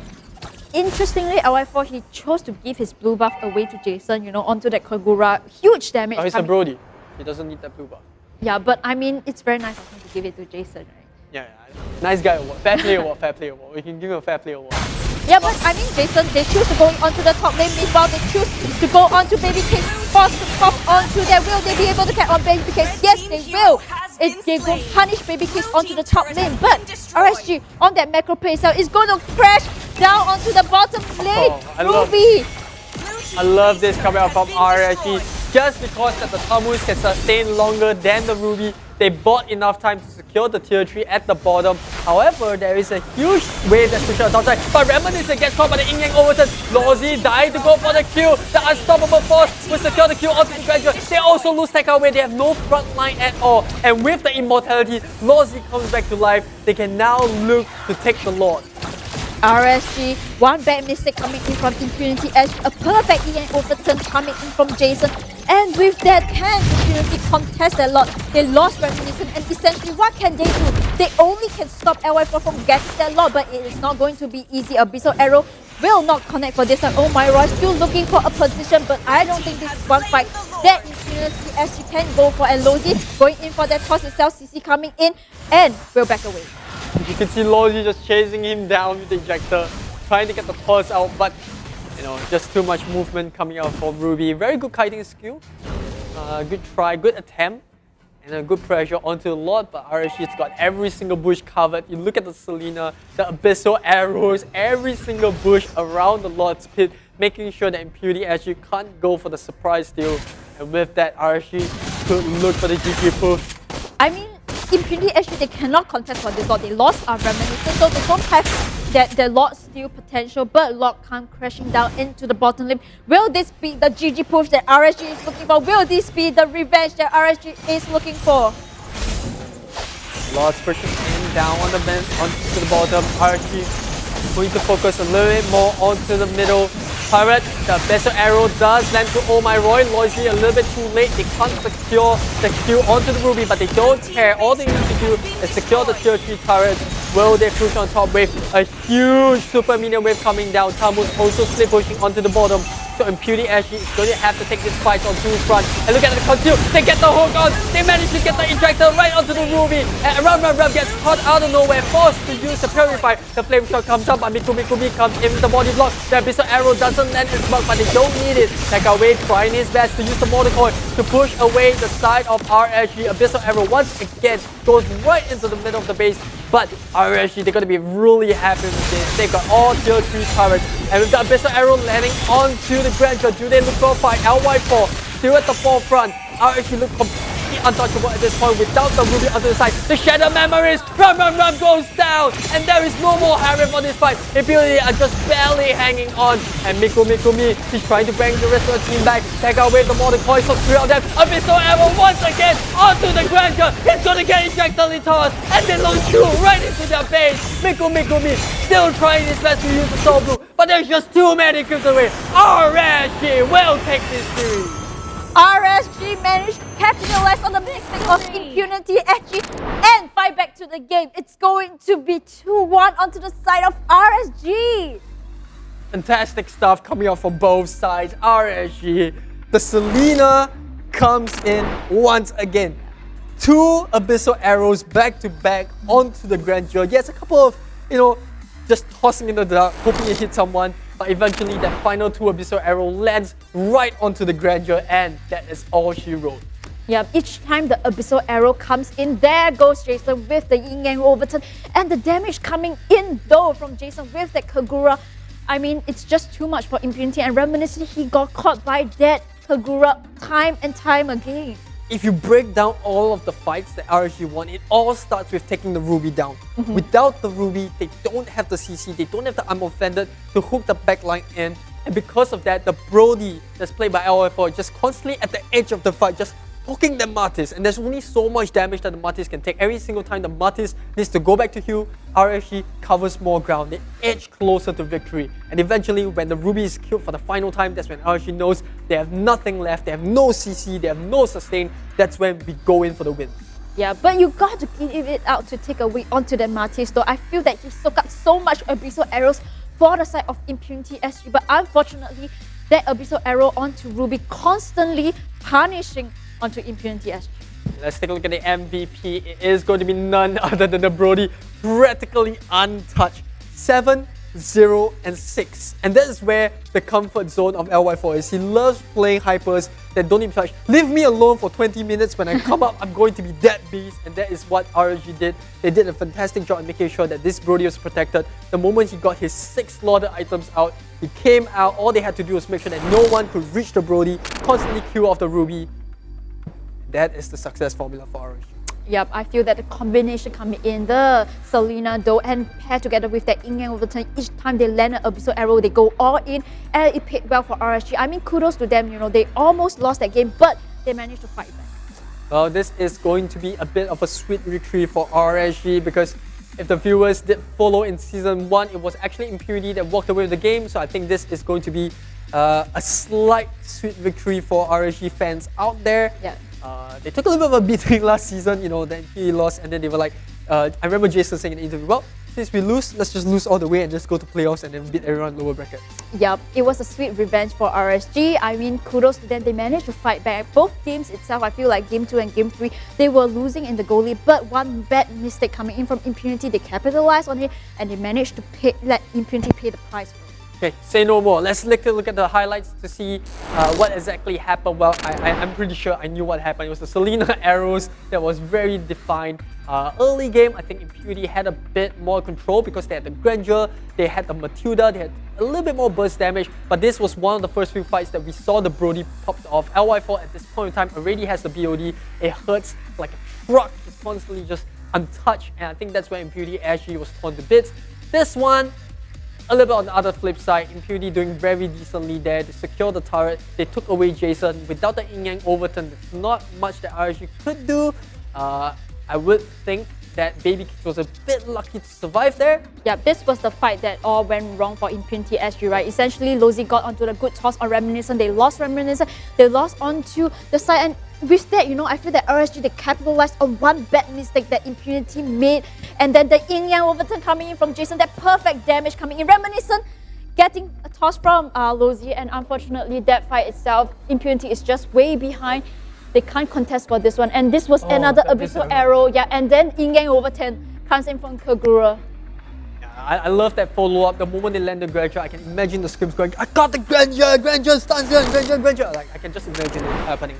Well, hopefully our behind-the-scenes footage will come up soon because I'm dying to find out if that clip is in. With that being said, well, that was going to be RSG taking the 2-1 series.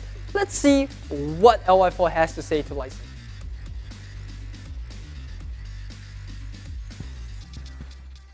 Hey guys, welcome back to In the Winner's Seat, presented to you by Secret Lab. I'm Lysander, joined here by LY4. He was the hyper carry for the last series for RSG, and yes, he definitely smurfed on the entire lobby. 7-0 on that third game on Brody. Very, very impressive stuff. But again, as a veteran in the MPL SG scene, it comes as no surprise that you guys will be destroying all series. I want to ask right off the bat, what happened in Game 2? Honestly, there was a few misplays here and there. Definitely, Im had a better gameplay than us. So it was just miscalculations of drafting gameplay, and that resulted in the loss. Yeah. Okay. I mean, Game 1, not Game 2. But Game 2, yeah, actually, I want to ask what happened in Game 2. Why do you think they decided to, you know what, we're in the lead, let's pick Nathan? What's up with that?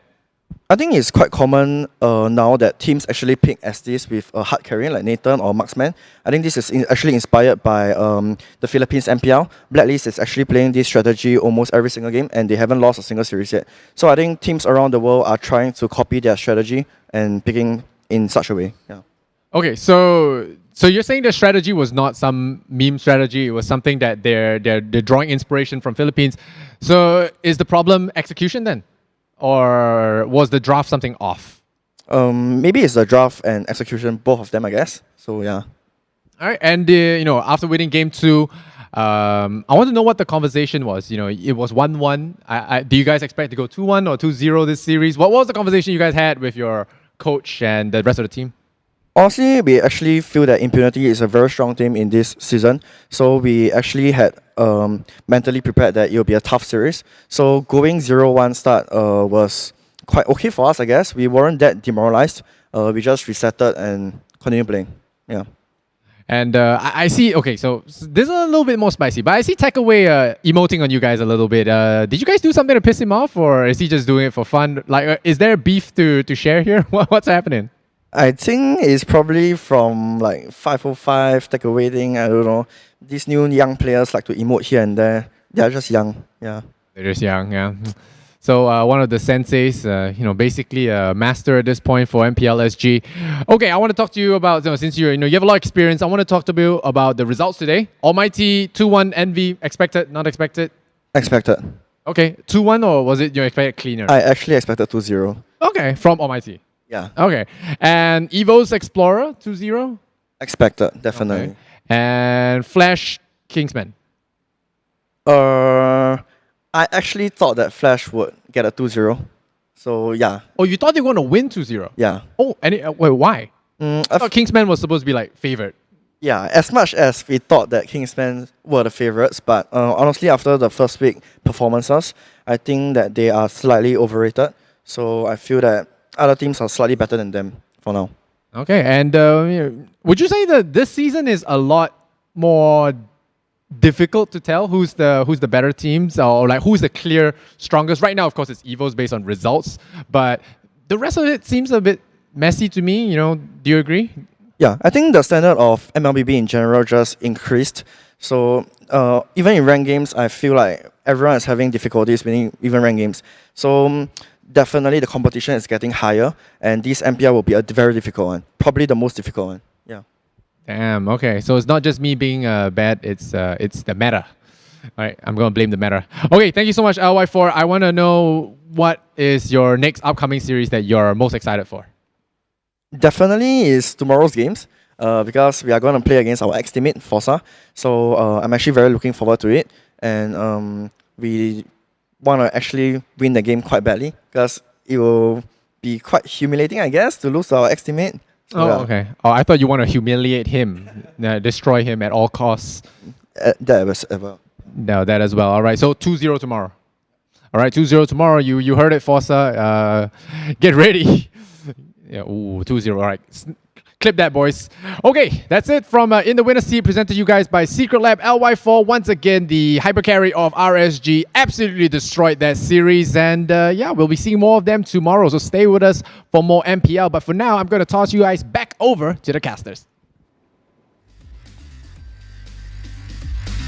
And there we have it. I love it how LY4 puts it, like, all these young players like to emote. So there's I agree, basically an old group and a young group. Right? Yeah, you look at the past games, whether it was MPL, MYSG, or even for Season 1, you never saw that happening. But with this new influx of the younger players, exciting gameplays comes with their ego attitude. I love it. I love how, like, the new generation is just shipping it up.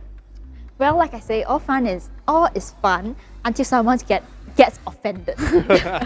Well, it's all sticks and stones. Hopefully no one really gets offended. The only offended that should be happening in game is Ruby's. I'm offended. Yes, high five, finally. We got one off. Yeah. In chemistry +1, okay?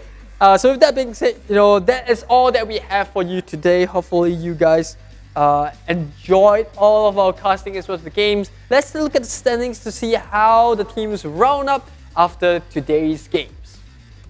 Well, after today, EVOS still looking very strong in the top RSG. Meanwhile, in the second place, Team Flash managed to take it away from KGM in the third spot.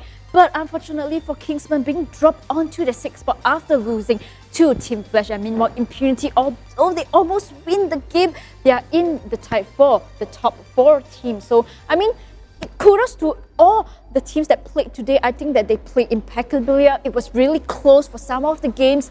But meanwhile, Notorious Villains still did not manage to clinch one game today. Hopefully, they'll pick up the pace for tomorrow.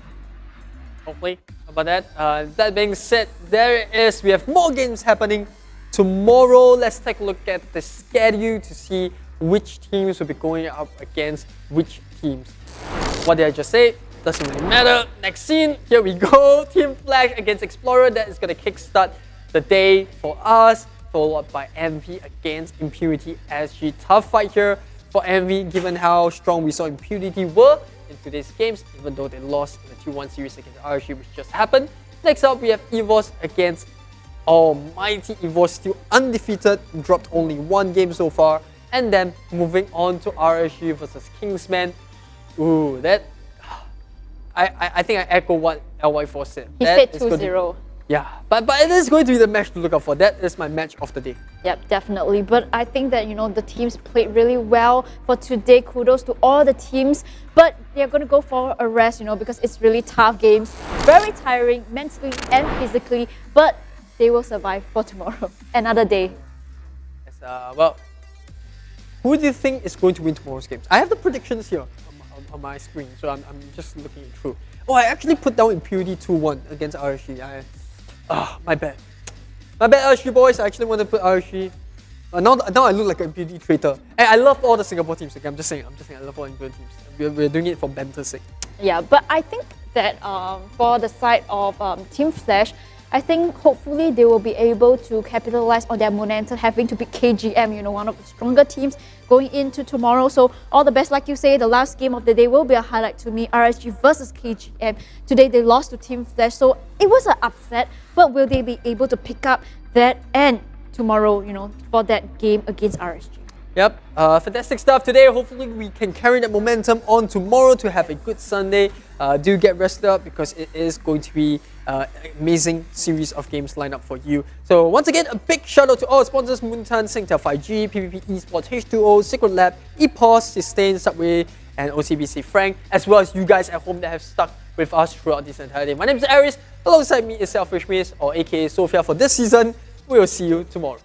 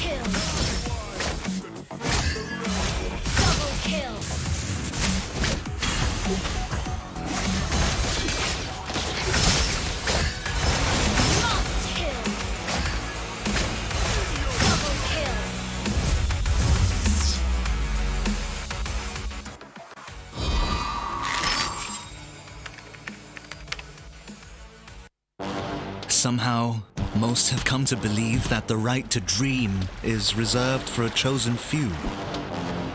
Dare to be different. We know that being unique can be lonely, repetitive, and painful, but rewarding. Define yourself with your beliefs. Demand determination to be the only constant. Elevate yourself with passion and accelerate the next few feats. Don't let others tell you that you can dream. Fuel your own belief to dream.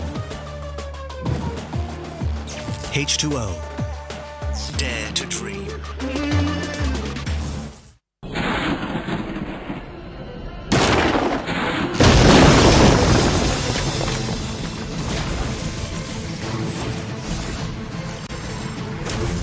The spirit of the mountains calls upon you.